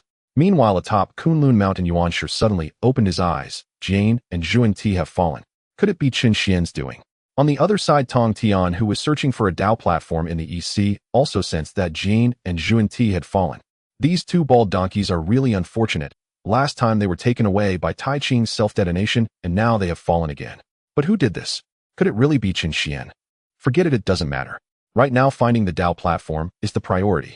At this moment, Nuwa and Tai Ching atop Shouyang Mountain also sensed the fall of Jane and Juan-Ti. Tai Ching thought to himself, what is happening? How could these two suddenly fall? Could it be that Qin Xian secretly attacked the Western Two Saints? But that shouldn't be possible. Qin Xian is right here on Shouyang Mountain and has no chance to attack the Western Two Saints. What on earth is going on? At this moment, Nuwa thought the Western Two Saints have fallen again. It wouldn't be Yuan Shi or Tong Tian who did this, would it? Just then a voice resonated in Nuwa's mind. That Red Cloud fellow is impressive. He actually caused the two bald donkeys to fall so quickly. Sigh. If it weren't for that Tai Ching, I would have gone to the west to watch the fun already. After hearing Qin Xian's voice, Nuwa was greatly shocked. Wasn't Red Cloud supposed to have fallen? How could he still be alive, and now he has slain Jane and Juan-Ti? Could it be? Thinking of this, Nuwa looked down at Qin Xian, who was smiling at the west. It seems my guess was not wrong. Only this fellow has the ability to resurrect Red Cloud. However, even if Red Cloud is resurrected, he cannot defeat Jane and Juan-Ti. How did this kid manage to give Red Cloud the ability to kill Jane and Juan-Ti? Forget it, I won't think about it now. Oh, I will deal with Tai Ching first, and then go to the west to find out. Nuwa looked up at Tai Ching. Tai Ching, this time I will not hold back. You should prepare to join Jane. And Nuwa raised her hand. The Tao of Creation, Heavenly Scripture, Creation, Divine Palm. As Nuwa's voice fell, a gigantic palm suddenly appeared in the sky and descended towards Tai Ching. Seeing this, Tai Ching immediately activated the Heaven and Earth Xian Huang Linglong Tower, which enveloped his body. When the Creation Divine Palm struck the Heaven and Earth Xian Huang Linglong Tower, a powerful collision of energy spread outward. Seeing that Tai Ching had blocked the attack with the Heaven and Earth Xian Huang Linglong Tower, Nuwa immediately summoned the red embroidered ball and hurled it towards the tower. When the red embroidered ball struck the Heaven and Earth Xian Huang Linglong Tower, it caused the entire tower to fly away. Taking this opportunity, Nuwa channeled all her power into the Creation Divine Palm and instantly struck it upon Tai Ching. Smack! Tai Ching's body was instantly shattered, and as he saw his body crumble, he quickly fled into the distance. However, how could Nuwa let Tai Ching escape? She unleashed another palm strike towards Tai Ching's primordial spirit. After Taking's death, a rain of blood began to fall in the primordial era. In the heavenly court of the demon race, Emperor Jun looked at Tai and said, "Second brother, the recent fall of the saints has been rather frequent. Elder brother, while the saints are invincible, there are still conflicts among them. The three pure ones, the two saints of the west, and Nuwa are all saints. It is inevitable that one side will fall during their disputes. By the way, elder brother, our battles with the Witch Clan have also been escalating. I fear that we might soon engage in an all-out war with them. Second brother, our demon race is still somewhat lacking in strength. This is why I have hesitated to declare war on the Witch Clan. The physical bodies of the Witch Clan are quite formidable, but ordinary treasures are completely ineffective against them. Even among our demon race, those who cultivate their physical bodies cannot withstand the might of those barbaric witches. Elder brother, in my opinion, we should first conquer Penglai Island, and then consolidate the forces of Dongwangong. This way we will have the strength to fight against the Witch Clan. Good.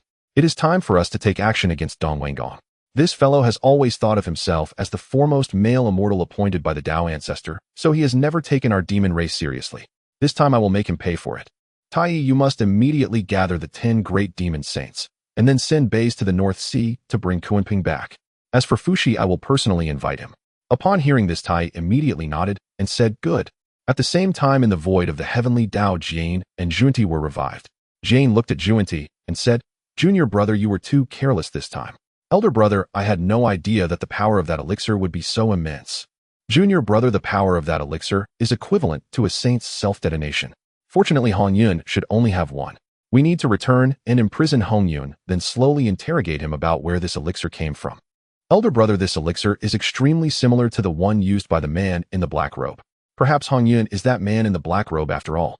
Junior brother, regardless of whether the man in the black robe is Han Yun or not, as long as we capture Han Yun, that will suffice. Let's go. We will settle the score with Han Yun. As soon as the words fell, Jane and Juanti disappeared from the spot. When the two reappeared, they were already hovering above Mount Sumeru. At this moment, Mount Sumeru was filled with numerous small black holes, and a pit 1,000,000 zhang deep had formed on the ground. Seeing such a massive pit in the western lands, Juanti turned to Han Yun and said, Han Yun, you have destroyed my western world. Today I will imprison you on Mount Sumeru for 100 billion years. Upon hearing this, Han Yun coldly laughed and said, imprison me? Juanti, do you really think you can accomplish that? Let me tell you, even if you join forces with Jane today, you may not be able to defeat me. Juanti looked coldly at Han Yun and said, with your mere quasi-saint cultivation, you think you can challenge us? I could suppress you with just a single finger. Oh really? Then you can give it a try. Upon hearing this, Juanti angrily charged at Han Yun. As Juanti approached, a wicked smile crept across Han Yun's face. Juanti, since I dare to seek you out, I naturally have a way to deal with you. After saying this, Han Yun instantly appeared beside Juanti and quickly shoved a red elixir into Zuni's collar. Juanti, goodbye. After Han Yun's words fell, he vanished from the spot. Juanti, realizing this, exclaimed, elder brother, hurry and retreat. Han Yun still has such an elixir. As soon as Juanti finished speaking, his body exploded, and Jane was also sent flying hundreds of billions of miles away by the force of the 9-turn explosive elixir. When Jane came to a stop, he saw that the center of the explosion had turned into a void. Witnessing Juanti fall again, Jane immediately roared in anger, Han Yun, I will kill you. Han Yun appeared hundreds of billions of miles away looking at Jane and said, Jane, if you want to kill me, then come. After saying this, Han Yun made a beckoning gesture with his hand. Seeing Han Yun's provocative gesture, Jane angrily summoned the Jane treasure banner, then waved the banner. A series of blades of Buddhist light slashed toward Han Yun. Seeing the several light blades rushing toward him, Han Yun immediately summoned the 9-9 dispersing soul gourd and shouted, dispersing soul sandstorm. Countless dispersing soul sands flew out from the 9-9 dispersing soul gourd and collided with Jiayin's Buddhist light blades. Boom! The several Buddhist light blades collided with the dispersing soul sands, but unfortunately, not a single Buddhist light blade broke through the dispersing soul sands. Seeing this, Jiayin's eyes widened in shock as he exclaimed, impossible. How can a mere quasi-saint like you withstand my attack? Han Yun smiled slightly and said, Jane, who told you that I am just a quasi-saint? As Han Yun's words fell, the mixed primordial aura around him began to erupt, and then his realm began to rise from quasi-saint to mixed primordial great Luo Jingxian. Upon witnessing this scene, Jane was instantly taken aback and exclaimed, impossible. How could you achieve mixed primordial great Luo Jingxian? There is nothing impossible. I owe my achievement of mixed primordial to you all. If it weren't for your schemes against me, I wouldn't have gained fortune through misfortune. To thank you, I will let you die once more. 9-9 dispersing soul, sand 9 heaven sandstorm. As Han Yun's words fell, the 9-9 dispersing soul gourd began to release countless elixir sands, each possessing the explosive power of a quasi-saint. Seeing countless elixir sands rushing toward him, Jane hurriedly summoned the 12-grade merit golden lotus for defense. Boom! Countless explosions rang out as the elixir sands collided with the protective shield of the 12-grade merit golden lotus.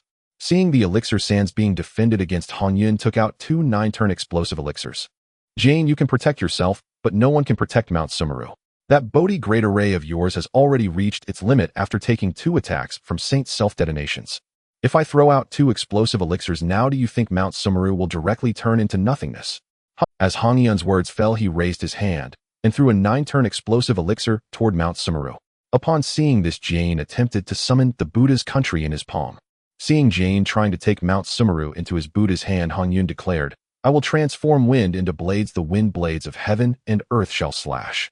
After saying this, Han Yun slashed down with his hand, and a massive wind blade appeared in the sky above the primordial era, which then slashed directly toward Jiayin's Buddha's hand. The terrifying wind blade struck Jiayin's Buddha's hand, causing it to shatter into pieces.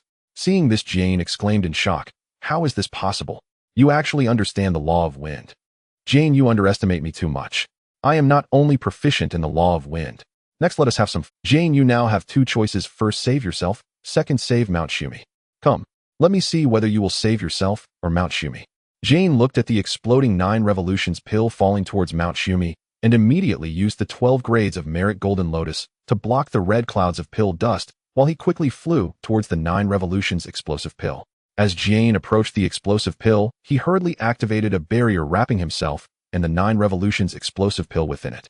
Following that, Jane activated several layers of defensive barriers. Seeing this scene, Han Yun revealed a wicked smile. Suddenly, the 9 revolutions explosive pill within the barrier erupted and Jane was instantly engulfed by the explosion's energy. Witnessing Jane being consumed by the explosive energy, Han Yun swiftly dodged and arrived at the barrier's empty space, kicking Jiayin's barrier towards Mount Shumi. Boom! Jiayin's barrier collided with the Bodhi Grand Formation of Mount Shumi. Boom! The barrier Jane had summoned suddenly burst open, instantly shattering the entire Bodhi Grand Formation. Watching the destruction of the Bodhi Grand Formation, Han Yun waved his hand and countless wind blades rained down on Mount Shumi. Clap! Clap! Clap! The wind blades struck Mount Shumi directly, reducing several mountain peaks to powder where some Buddhist disciples were present, yet they could not resist Han Yun's wind blades at all. Under the onslaught of Han Yun's wind blades, thousands of disciples perished on the spot. At this moment, Han Yun nodded in satisfaction. Jane Junti, let's play here for now. Oh, I will return next time. As Han Yun's voice faded, his body slowly vanished into the western world. Above Mount Shumi, blood rain began to fall, instantly dyeing the entire mountain crimson. At this moment, Mount Shumi looked like a demonic mountain with blood-red streams flowing everywhere. If any unaware cultivator were in the west, they would surely think that Mount Shumi was the stronghold of the demonic path. Meanwhile, the powerful beings of the Honghuang realms also closed themselves off from the world as the recent blood-red rain had become too frequent. Moreover, they sensed the fierce competition among the saints from the blood-red rain, fearing that if they emerged, they might inadvertently attract the attention of a saint, leading to their demise. At the same time, in the void of the heavenly Tao, Jane Junti and Taiching all resurrected. Seeing Jane and Junti, Taiching spoke. How did you fall again?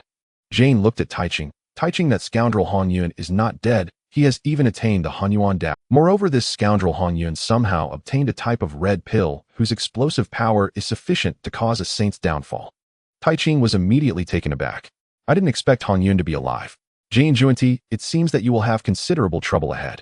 If you do not resolve your karmic ties to become saints, your cultivation will be difficult to advance. At this moment, Junti spoke. Taiching, why did you fall? Hearing this, Taiking's eyes flashed with a hint of killing intent.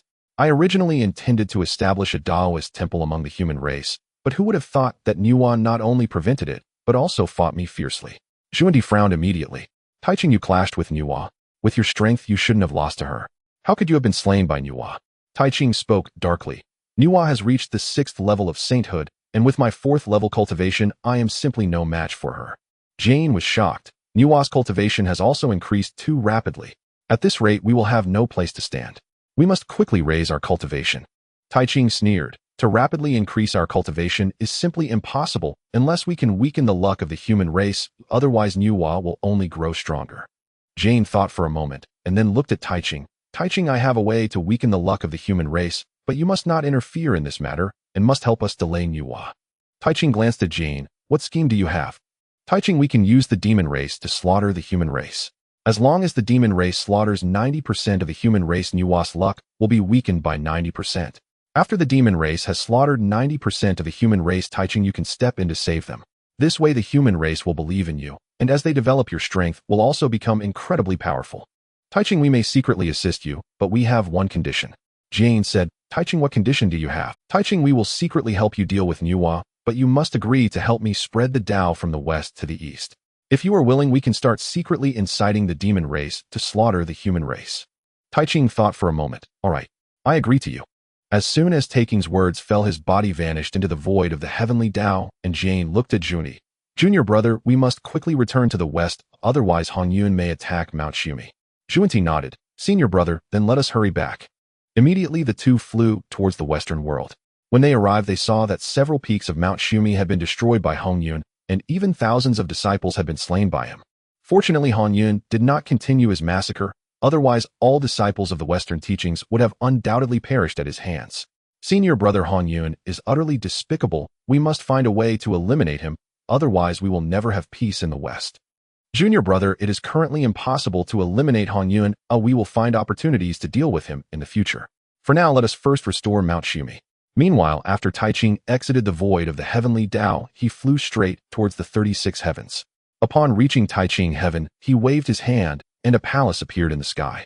From now on, Taiching heaven shall serve as my Taoist temple. Nuwa Chen Xian, I will eventually settle this score with you both. On the side of the human race, Nuwa looked towards Shouyang Mountain only to suddenly realize that Chen Xian had disappeared without a trace. Where did this guy run off to? Forget it, I will look for him after the human race's preaching is over.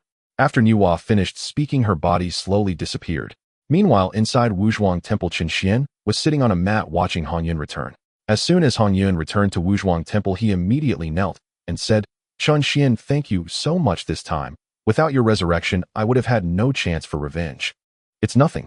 Since you have avenged yourself, you will guard the human race together with Zenyuanzi from now on. I must go to the Wahuang heaven now. However, remember, when I am with Nuwa, do not expose my strength. After Chen Xian finished speaking, he instantly disappeared from Wuzhuang Temple. When Chen Xian reappeared, he had already returned to the Wahuang Palace. After imparting teachings to the human race, Nuwa turned to the three ancestors of humanity. Suerin, you shall issue the order that from now on Chen Xian is the human emperor, and all matters concerning the human race will be decided by the human emperor.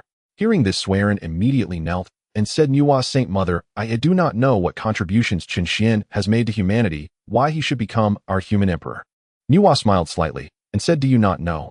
The human emperor, in order to grant you the ability to cope with the future calamities, has sequestered himself to create an unparalleled technique for you, and this technique I have already conveyed to you on his behalf. You should be well aware of this technique. If you cultivate it, you will all possess the ability to attain the mixed Yuan Dao in the future. Furthermore, Chen Xian has found the treasure of fate for humanity, ensuring that the future of humanity is in your own hands. Moreover, you must abandon the Ta Ching methods and the techniques of humanity from now on. Those methods will only restrict the growth of humanity. Suerin was utterly shocked upon hearing this. Then Suerin spoke up, yes. Nuwa, Saint Mother. Nuwa smiled at these words, then turned and vanished from sight. However, just as she left, countless clouds of merit suddenly appeared in the sky above the wilderness. Soon the clouds transformed into golden light of merit, which split into three portions, two of which descended upon humanity. The remaining portion of merit flew towards Wawangshan. At this moment, Nuwa had just returned to Wawangshan when a beam of golden light of merit flew into her body. Seeing this, Nuwa immediately stored the merit within her body. At that moment, another portion of merit descended into the main hall of Nuwa Palace, and upon seeing it fall, a smile appeared on Nuwa's face. This is because Nuwa knew that this portion of merit belonged to Chen Xian, and it was equal to the merit she had received, both being of 4 levels. At that moment, in the main hall of Wahuang Palace, Chen Xian saw the heavenly merit flying towards him and immediately raised his hand to collect it.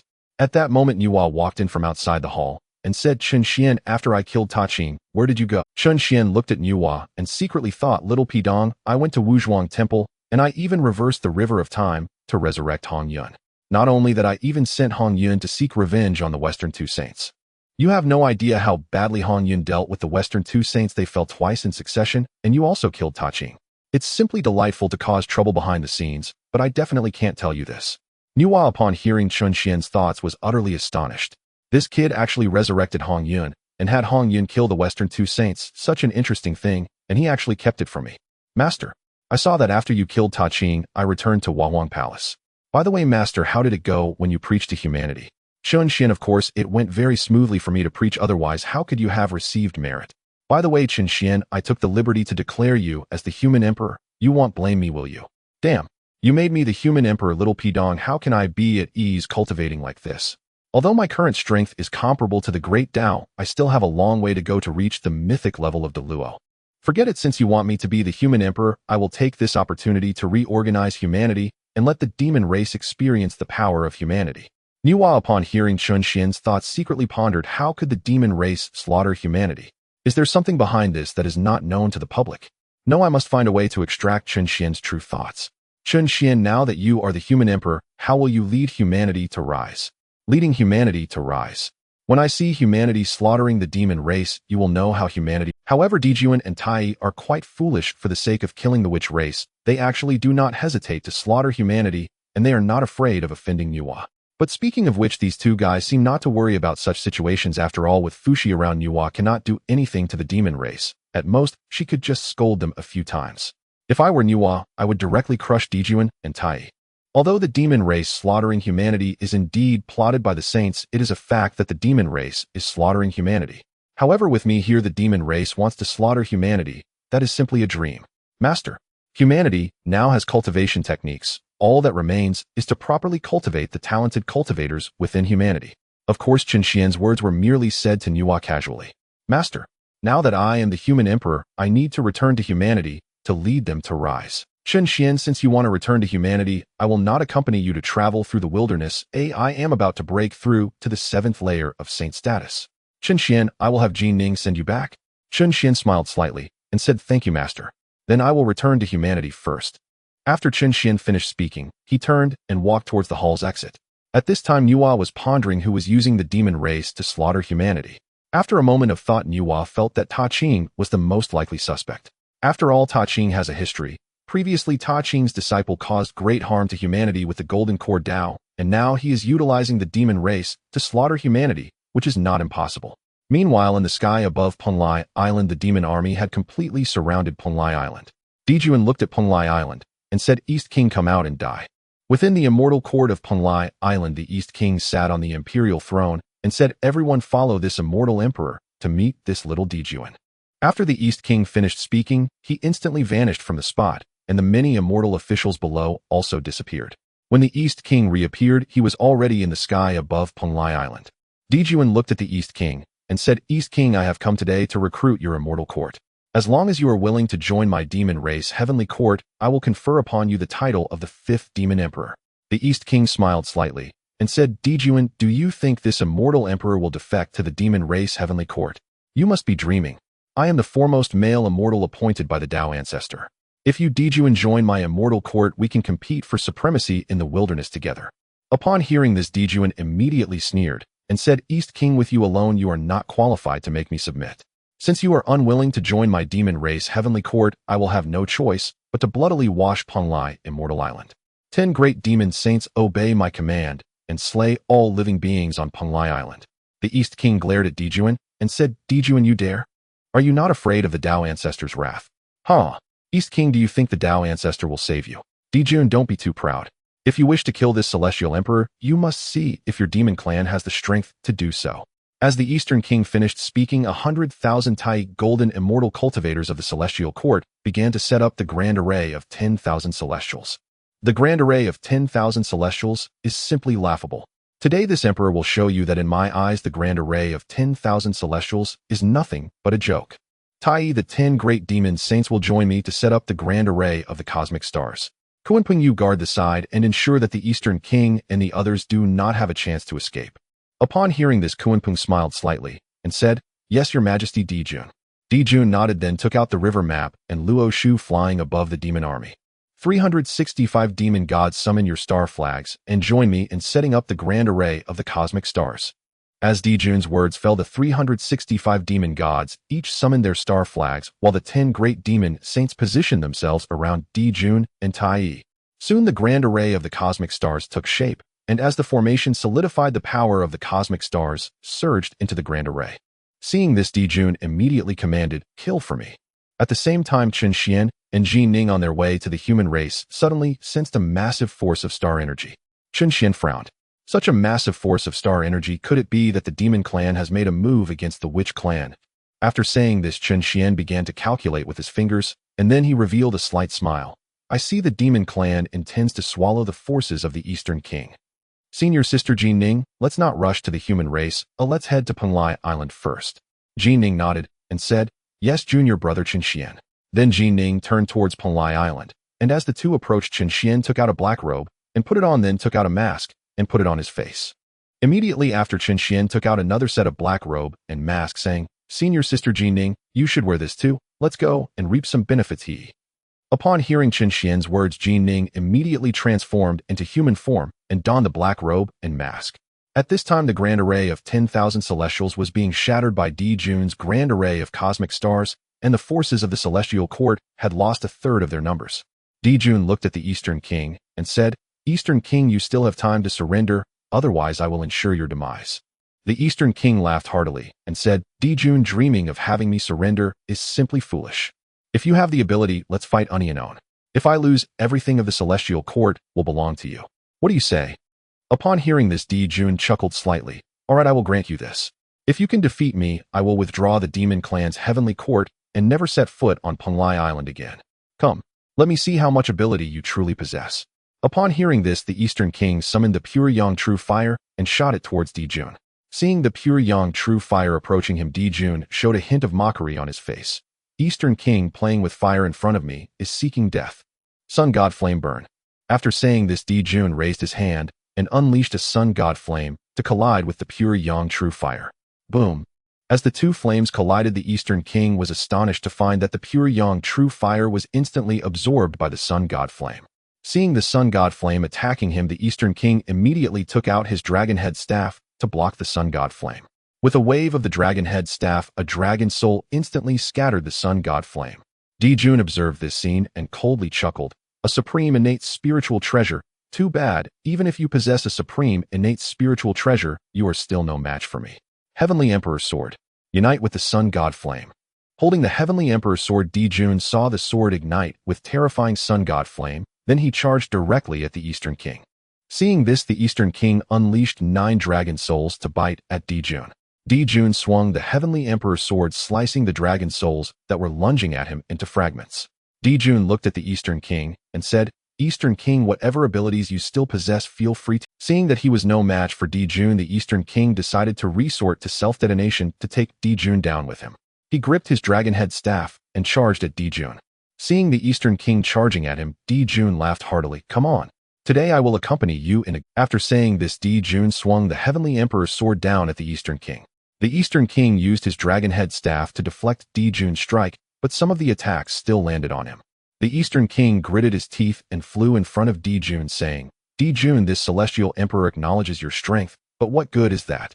Can you withstand my self-detonation? Upon hearing this, Di Jun's eyes widened in shock. Eastern King, you dare. The Eastern King replied, what is there to fear? It's just death and dissolution. With you accompanying me, I am not alone. As soon as the Eastern King's words fell, his body began to swell. Observing from a distance, Tai urgently threw the Eastern Emperor Bell towards Di Jun. Elder brother, quickly get into the Eastern Emperor Bell. The Eastern King coldly laughed. Di Jun, you cannot escape. Explode for me. Boom. The Eastern King's body exploded, unleashing a massive energy that began to devour everything around it. Di Jun, seeing the terrifying energy behind him, instantly activated the Golden Crow transformation and flew towards the Eastern Emperor Bell at top speed. As the energy storm was about to engulf Di Jun in a critical moment, he managed to dive into the Eastern Emperor Bell, which was momentarily swallowed by the energy storm. When the energy storm dissipated, only the Eastern Emperor Bell remained floating in the air, while the Eastern King had completely vanished. Di Jun flew out from the Eastern Emperor Bell, exclaiming, damn it. I never expected the Eastern King would actually use self-detonation against me. At that moment, Tai flew to Di Jun's side and said, Elder brother, you should be more cautious next time. The Eastern King's strength is 1 tier below yours. He is certainly no match for you, which is why he sought to self-detonate against you. Tai, I will definitely be more careful next time. But now that the Eastern King is dead, we just need to take over Penglai Island. Di Jun looked at the celestial soldiers and generals above Penglai and declared, I am giving you a chance. If you pledge allegiance to my demon clan's heavenly court, I will not annihilate you. If you refuse, I will send you down to accompany the Eastern King. Upon hearing this, the celestial soldiers and generals of Penglai immediately knelt and said, we are willing to join the demon clan's heavenly court. Di Jun, upon hearing this, laughed heartily. Good, very good. Baizé, take them back to the demon clan's heavenly court. I will arrange things after I return. Baizé nodded and said, yes, your majesty.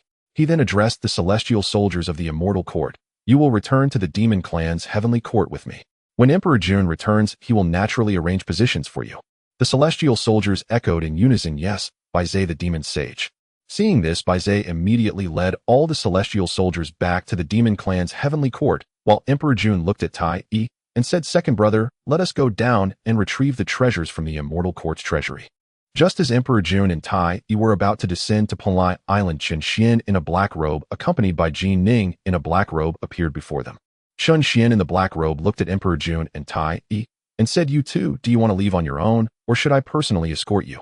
Emperor Jun and Tai looked at the two figures in black robes, and Emperor Jun spoke, are you trying to oppose my demon clan's heavenly court? Emperor Jun, the demon clan's heavenly court is not worthy of being my opponent. If you leave now, I will spare your lives. If you dare to take another step forward, I will ensure your demise. Upon hearing this, Emperor Jun angrily retorted, you are quite arrogant. Since you do not regard my demon clan as a threat, I shall see if you truly have the qualification to say such words. Just as Emperor Jun was preparing to strike one of the top 10 demon sages, Tai spoke up, your majesty. Leave these two to me.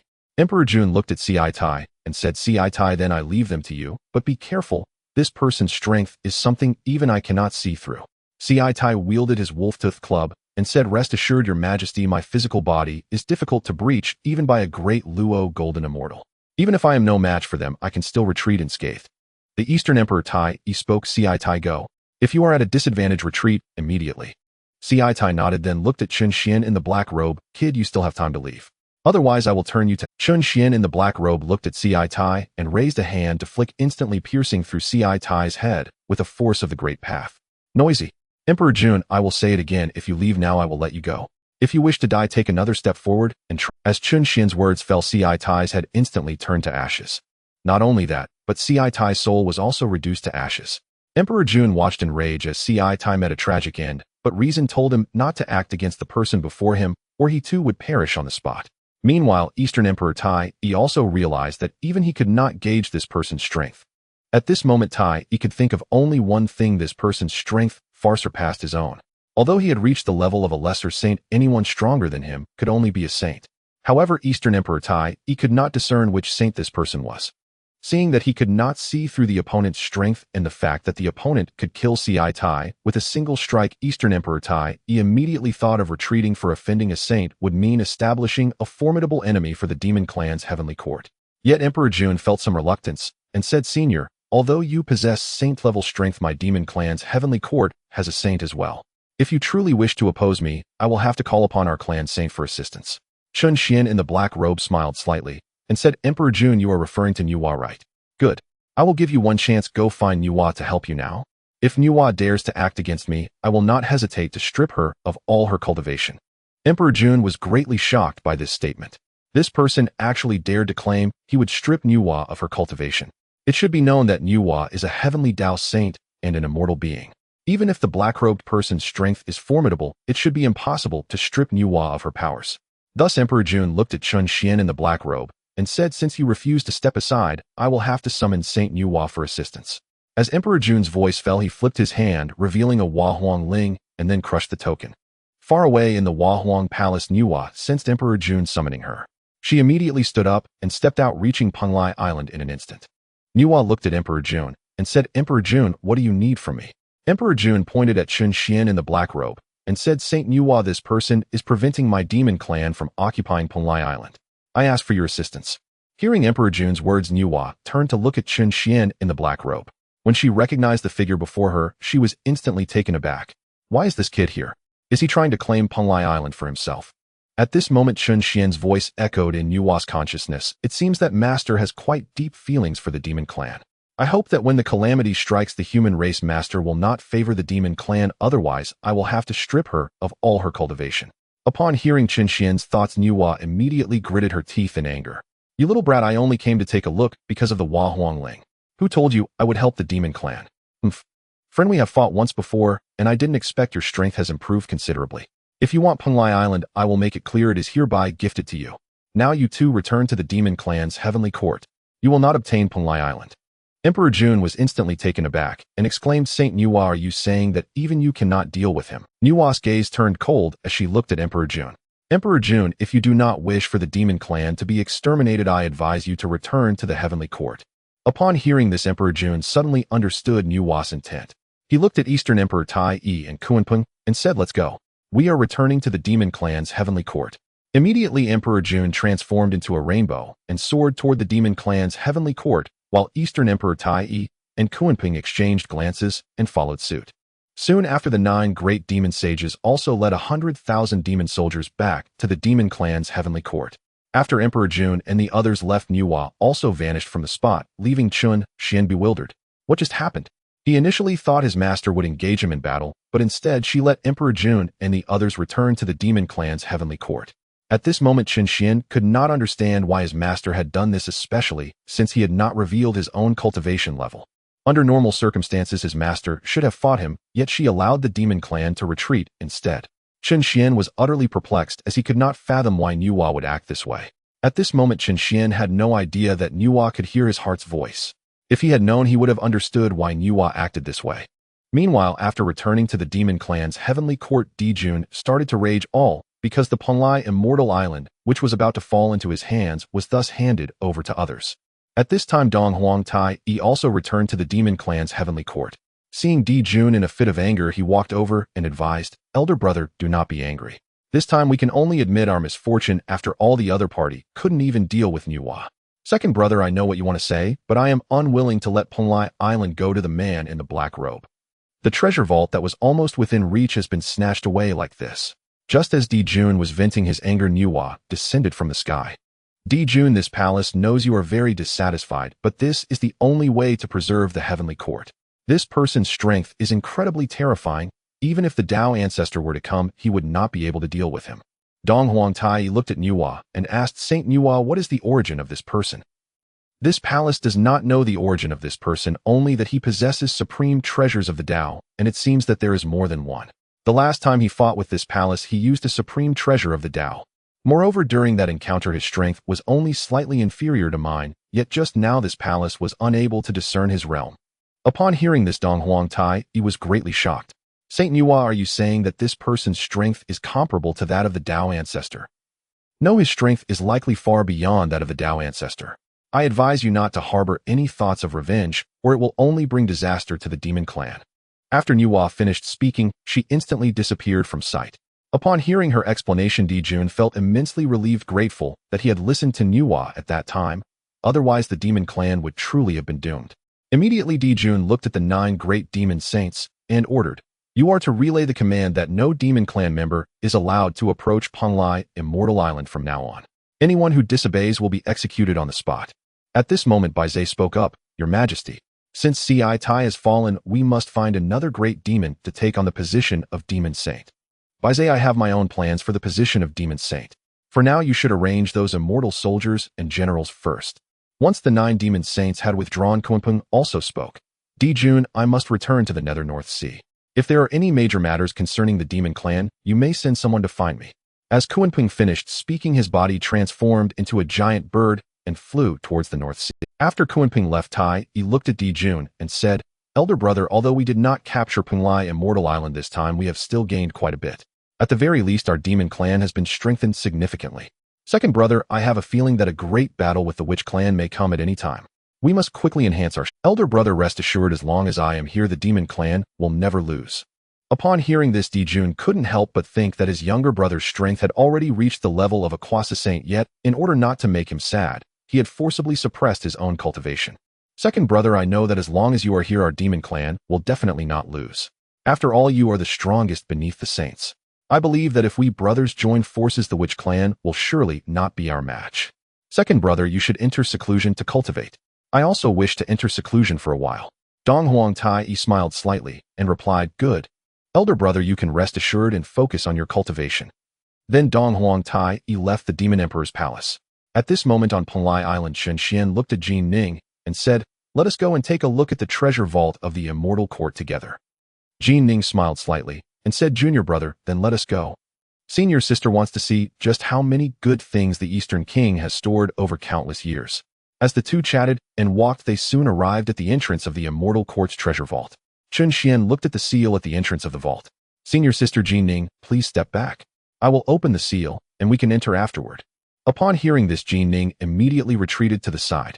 Seeing this, Chen Xian waved his hand, and the seal was instantly erased by the power of the Dao. Jin Ning looked at Chen Xian and asked, "Junior brother, what realm have you reached? How could you easily erase the seal like this?" "Senior sister Jin Ning, you need not worry about my strength. Let us go in and take a look first."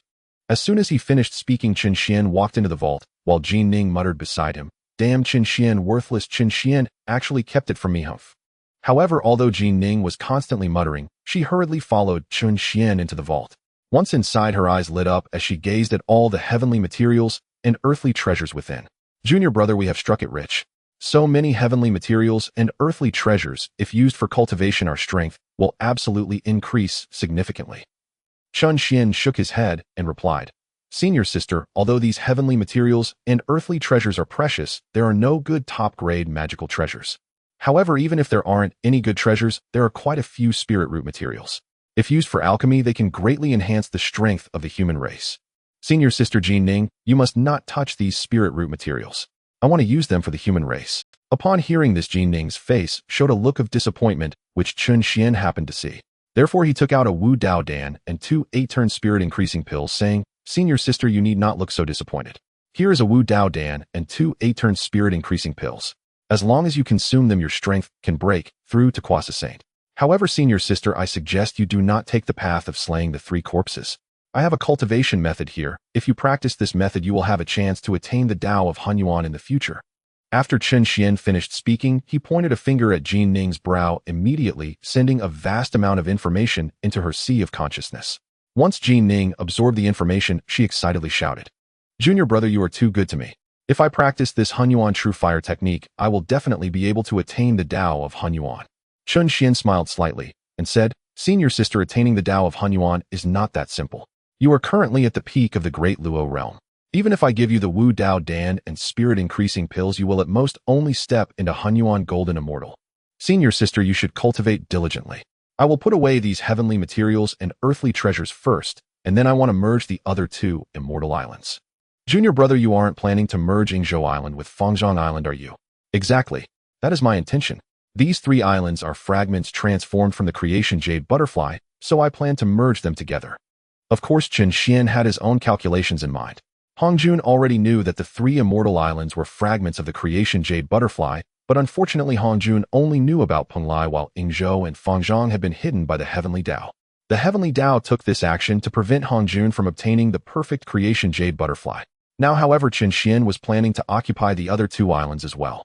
"Jin Ning, you stay here to cultivate while I merge the 2 islands." Jin Ning nodded in agreement. "Okay." Subsequently, Chen Xian no longer paid attention to Jin Ning and swiftly appeared in the sky above Penglai Island. Immediately, Chen Xian unleashed the power of the Tao, instantly covering the entire primordial world. In the void of the Heavenly Tao sensed the power of the Tao and was filled with panic. "This is the power of the Tao. Oh, could it be that the Tao has descended?" Within the Zixiao Palace, Hongjun opened his eyes. "The power of the Tao. Oh, could it be that the Tao has revived?" At the same time, the 6 saints of the Heavenly Tao also sensed that a force of the Tao was covering the primordial world. On Kunlun Mountain, Yuan Shi sensed a familiar aura contained within this power of the Tao. Yuan Shi thought to himself, could it be Chen Xian? This aura is too similar to Chen Xian's. Could it be that Chen Xian has reached the realm of the Tao? But that shouldn't be possible. How long has it been since Chen Xian was born? His strength couldn't possibly have reached the realm of the Tao. Meanwhile, on the eastern sea's Golden Turtle Island, Tong Tian frowned slightly. Such powerful Tao energy. This contains Chen Xian's aura.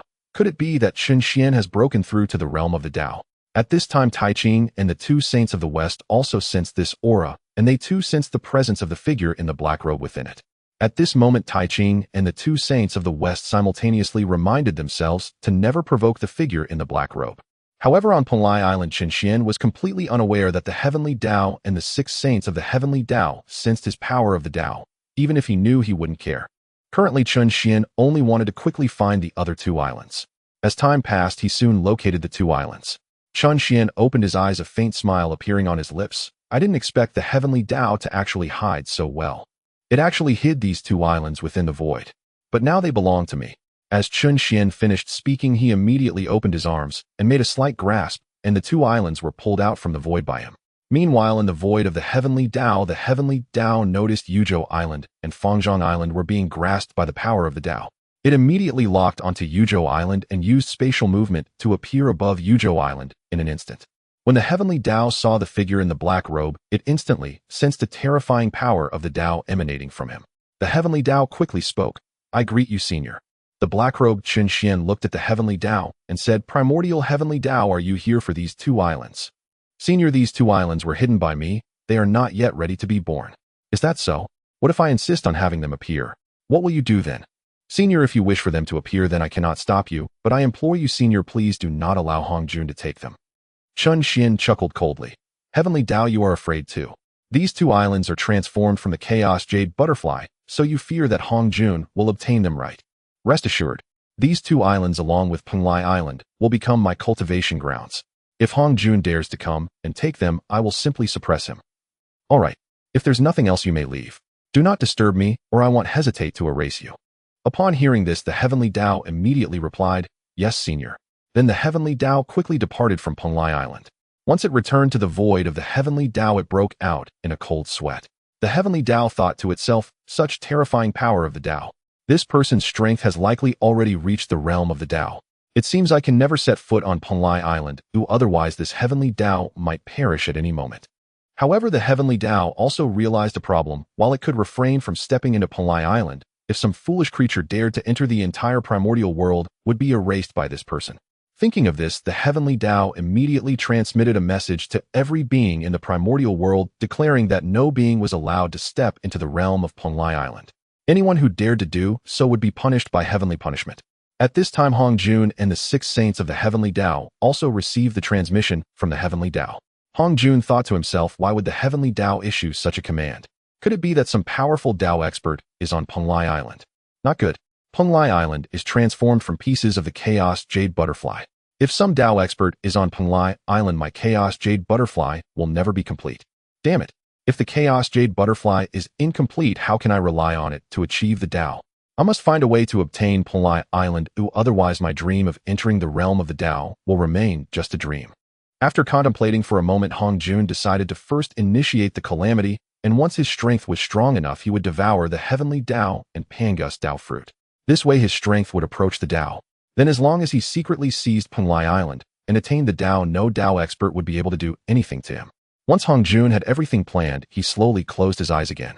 In the Yushu Palace, Yuan Shi, upon hearing the transmission from the heavenly Tao, thought that some Tao expert should indeed be on Penglai. The aura of this Tao expert is very similar to Chen Xian's, but Yuan Shi couldn't be sure. Although he wanted to go to Penglai to confirm, he hesitated, worrying that if it was not Chen Xian, he would be in trouble. Meanwhile, after Tai Ching heard the transmission from the heavenly Tao, he pondered that if he could ally with a Tao expert, he wouldn't have to worry about being controlled by the heavenly Tao. On Shumi Mountain, Jian and Zhuanti received the transmission from the heavenly Tao. They thought to themselves that the Tao expert must be on Penglai. If they could establish a relationship with the Tao expert, the Western world would definitely flourish. Jane looked at Zhuanti and said, "Junior brother, we must find a way to win the favor of the Tao expert. As long as we can gain the support of the Tao expert, the Western world will surely thrive." "Senior brother, what you say makes sense, but how can we win the favor of the Tao expert? Moreover, we cannot step into Penglai Island, otherwise we would face heavenly punishment, and that would be disastrous for us." "Junior brother, we can't step into Penglai Island, but we can wait near it. As long as the Tao expert comes out, we will have a chance to win their favor." "Senior brother, although that's true, we don't have any treasures that would catch the Tao expert's eye." "Junior brother, let's leave this matter for later. Once we figure out the Tao expert's preferences, we can present our treasures then." After hearing the transmission from the heavenly Tao, Tong Tian was also convinced that a Tao expert was indeed on Penglai. As for whether it was Chen Xian, he could ask Chen Xian when the opportunity arose. Realizing this, Tong Tian began to establish a cultivation ground on Golden Turtle Island. Meanwhile, within the Nuwa Palace, Nuwa was certain that the Tao expert was indeed Chen Xian, as she had just returned from Penglai Island not long ago. In the sky above Penglai, Chen Xian gazed at the 2 islands, a hint of excitement gracing his face. After all, these 2 islands had yet to be trodden by any living beings, so one could imagine the richness of the spiritual roots within. With this thought, Chen Xian slowly brought his hands together in prayer. As his palms gradually came together, Yingzhou Island and Fangzhong Island began to slowly connect with Penglai Immortal Island. After connecting the 3 islands, Chen Xian directly entered the Immortal Treasury. At that moment, Jin Ning was still in seclusion, breaking through. Seeing this, Chen Xian decided not to disturb her and walked out of the treasury, beginning to explore the 3 Immortal Islands. Chen Xian strolled around the 3 Immortal Islands, collecting a vast number of spiritual roots along the way, and he discovered a pool of Sanguang Divine Water beneath Penglai. Arriving at the location of the Sanguang Divine Water, Chen Xian raised a finger and flicked it, instantly creating a large hole in the ground from which surged a great deal of Sanguang Divine Water. Looking at the Sanguang Divine Water before him, Chen Xian couldn't help but think of Yuan Shi, who also possessed Sanguang Divine Water. However, Yuan Shi's was but a mere drop, while he had a vast pool. If Yuan Shi knew he had such an abundance, he would surely be infuriated. Just as Chen Xian envisioned Yuan Shi's furious expression, a beam of golden light shot up into the sky from the treasury.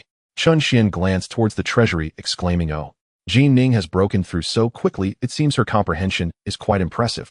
Inside the treasury, after breaking through to the Hunyuan Golden Immortal stage, Jin Ning left the treasury and found Chen Xian by the large lake. Seeing this, Jin Ning hurried over to Chen Xian's side. "Junior brother, what are you doing here?" Chen Xian smiled slightly and pointed to the lake. "Senior sister Jin Ning, take a look at what this is."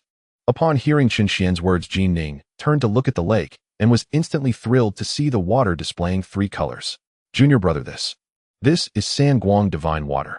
How could there be so much San Guang divine? Senior Sister Ji Ning, I discovered this while wandering the 3 immortal islands. I noticed that some spiritual roots were different from others, growing at several times the speed of ordinary ones. So I checked beneath Penglai Island. As a result, I found this vast lake of San Guang divine water. Senior Sister Ji Ning, would you like to take some? It would help you recover quickly if you get injured in the future. Junior brother, can I really take some? Of course. Take as much as you want, there's plenty here.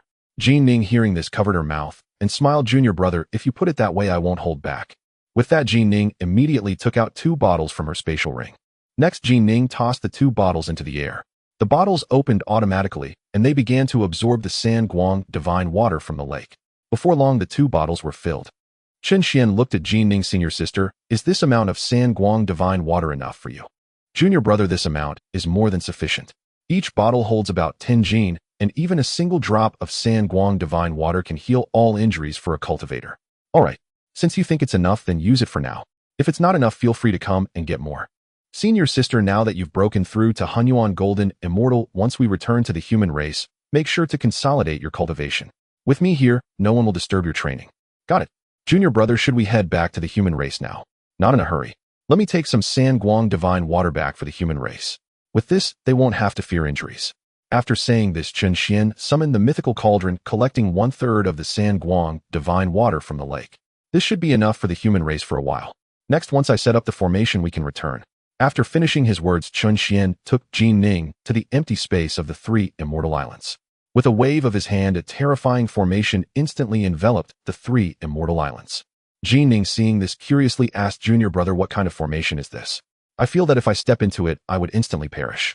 Senior sister, this is the Great Tao Thundercloud Formation. Within it resides the thunder of the Great Tao. Anyone who has not received my acknowledgement or does not bear my Great Tao mark will be annihilated by the Great Tao lightning upon entering. Senior sister, I will now bestow the Great Tao mark upon you, so you can freely enter the 3 immortal islands. Chen Xian finished speaking. He pointed to Ji Ning's forehead, and a mysterious mark was instantly branded upon her brow. After completing this, Chen Xian said, let's go. We're heading back to the human race. Upon hearing this, Ji Ning transformed into her true form. Junior brother, sit on my back. I'll carry you back. Seeing this, Chen Xian didn't hesitate and sat down on Ji Ning's back. Senior sister, you're working hard. No worries. It's what a senior sister should do. At this moment, Ji Ning thought to herself, not only am I willing to let you ride on my back, but I would even be willing to warm your bed. Just the San Guang divine water and the spirit-enhancing pill are enough to make beings of the wilderness fight to the death. Yet all Chen Xian needs to do is say a word, or even without saying anything, he would willingly give them to her. Where could one find such a good junior brother, especially one so powerful? Unbeknownst to Chen Xian, Ji Ning was currently thinking of offering herself. If he knew, he would probably find a secluded place to hide before returning to the human race. As time passed, Ji Ning soon brought Chen Xian to the sky above the human race.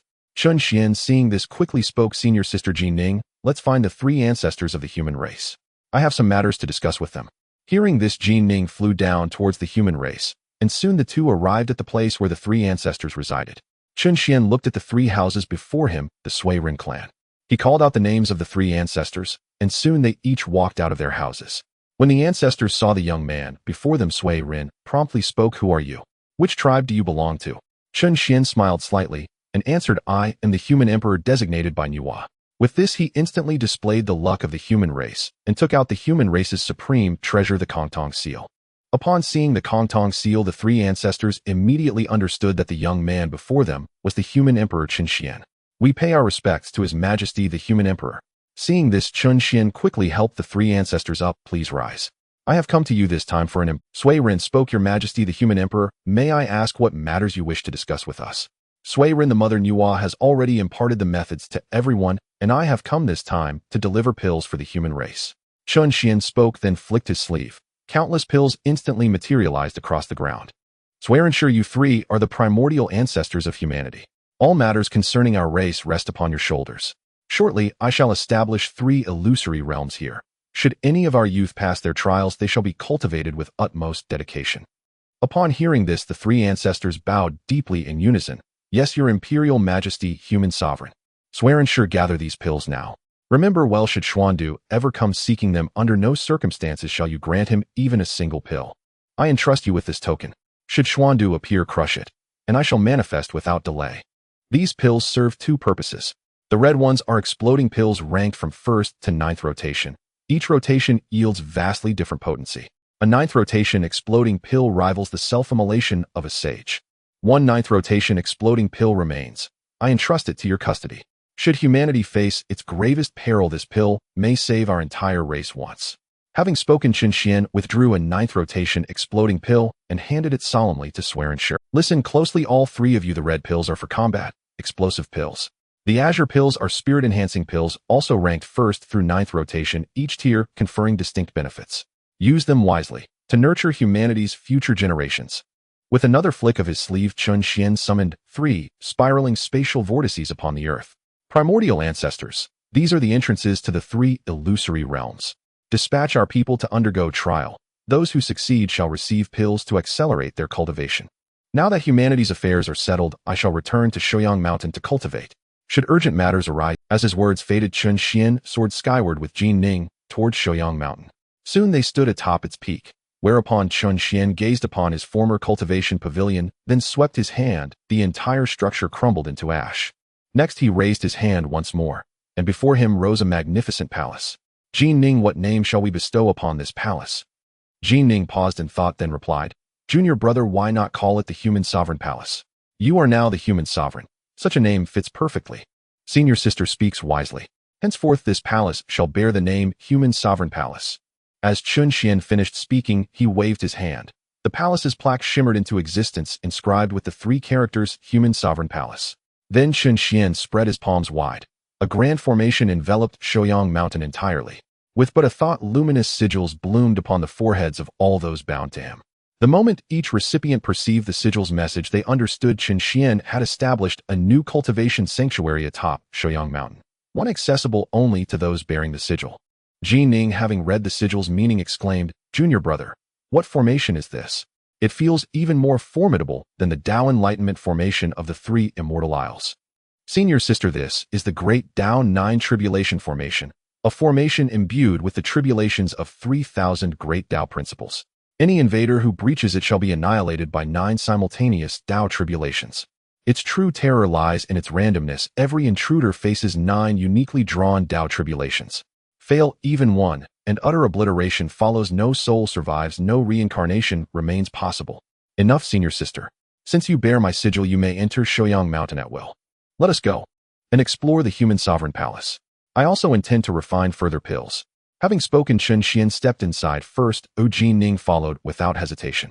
Once both entered, Qin Xian seated himself in meditation and produced the mythic indestructible call. Senior sister Jin Ning, please wander freely. I must refine pills. Without them, humanity cannot elevate its cultivation swiftly. Jin Ning nodded. Very well, junior brother. Attend to your work. I shall explore at my leisure. After she departed, Qin Xian projected a phantom body while his true form entered the inner cultivation realm. The phantom remained outside, feigning alchemical refinement, while the true Qin Xian carried the mythic indestructible cauldron within. He then withdrew all spiritroot materials gathered from the 3 Immortal Isles and commenced mass-scale pill refinement. Decades passed in the outer world. Within the cultivation realm, Qin Xian had already refined countless pills. Ding! Congratulations! Your alchemy proficiency has reached its peak. Ding! Congratulations! You have advanced to the next tier of alchemy proficiency. Ding! Reward granted 1 enhancement to your inner world formula for the Saint Annihilating Pill. Ding! Congratulations! You have advanced to the next tier of alchemy proficiency. Ding! Reward granted complete cultivation of the Ancestral Chi Body formula for the World Pill. Ding! Congratulations! You have advanced to the next tier of alchemy proficiency. Ding! Reward granted advancement to the Nascent Spirit Refinement stage, a fragment of Human Tao Origin formula for the Boundary Breaking Pill. At that moment, Qin Xian opened his eyes, his heart ablaze with exhilaration. He had just ascended 3 proficiency tiers consecutively, each reward astonishingly rich. His cultivation breakthrough alone saved him years, perhaps decades, of arduous practice. Yet that was merely the beginning. His inner world, too, would now ascend, alongside other extraordinary system. Claim all rewards. Ding! Rewards distributed. Ding! Congratulations! You have entered the Nascent Spirit Refinement stage. Ding! Congratulations! Your inner world has ascended to a medium-scale world. Ding! Congratulations! You have mastered the formulas for the Saint Annihilating Pill, Boundary Breaking Pill, and World Pill. After claiming all rewards, Chun Xian immediately examined the World Pill's function. World Pill requires World Origin Essence for refinement. Upon success, elevates the world's fundamental tier by 1 level. Boundary Breaking Pill enables cultivators to transcend bottlenecks without invoking heavenly tribulation. As for the Sane Annihilating Pill, Chun Xian needed no explanation. He knew its power intimately from his past life.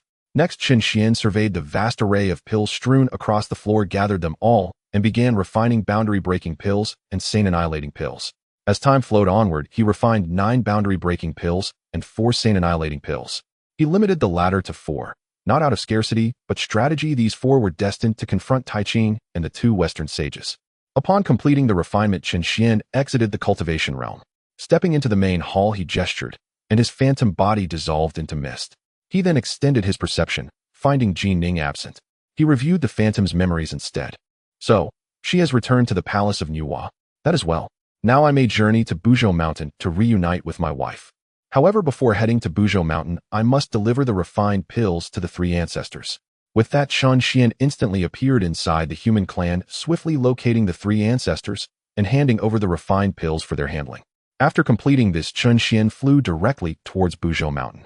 Meanwhile, after returning to the Hua Huang Palace, Jin Ning was summoned alone by Nuwa. At this moment, Nuwa looked at Jin Ning from above the Grand Hall, saying, "I didn't expect that you would gain such great fortune from going out with Chun Xian this time. Speak. What did you and Chun Xian do on Penglai Island?" Hearing Nuwa's words, Jin Ning was immediately taken aback. Jin Ning stammered, "Master. Enough, I already knew about Chun Xian's matters. The reason I let you accompany him back was to prevent him from suspecting that I am aware of his affairs." "Master, so you already knew about junior brother Chun Xian." "Jin Ning, do you think I am a fool? How could someone at the initial stage of refining qi produce such high-quality pills? You must know that the source pill is not something just any being can refine, let alone the 9 transformations. I already knew this kid was not simple, but I didn't expect to have underestimated him. He is now a Da-level powerhouse, and it is also thanks to him that I was able to replenish my source. Jin Ning, from now on stay by Chun Xian's side. With him around, your cultivation will also improve faster. By the way, if you want to save your mother, it's best to ask Chun Xian for help, as only a Da-level powerhouse can break the rules of the heavenly Dao." Jin Ning, upon hearing this, immediately knelt and said, "Thank you for your guidance, Master." "Jin Ning, you may rise for now. There is still something I need you to do." Jin Ning, hearing this, immediately said, "Master, please give your instructions. I will surely fulfill your request with all my effort." "It's not a big deal. Now that Chun Xian has gone to Buzhou Mountain, and there is no one guarding the human clan, you should go and secretly protect the safety of the human clan." "Yes, Master. I will head to the human clan right away."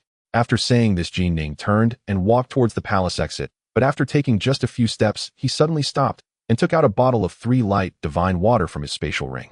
Then Jin Ning turned to Nuwa and said, "Master, this is the 3 light divine water my junior brother gave me. I present this bottle to you."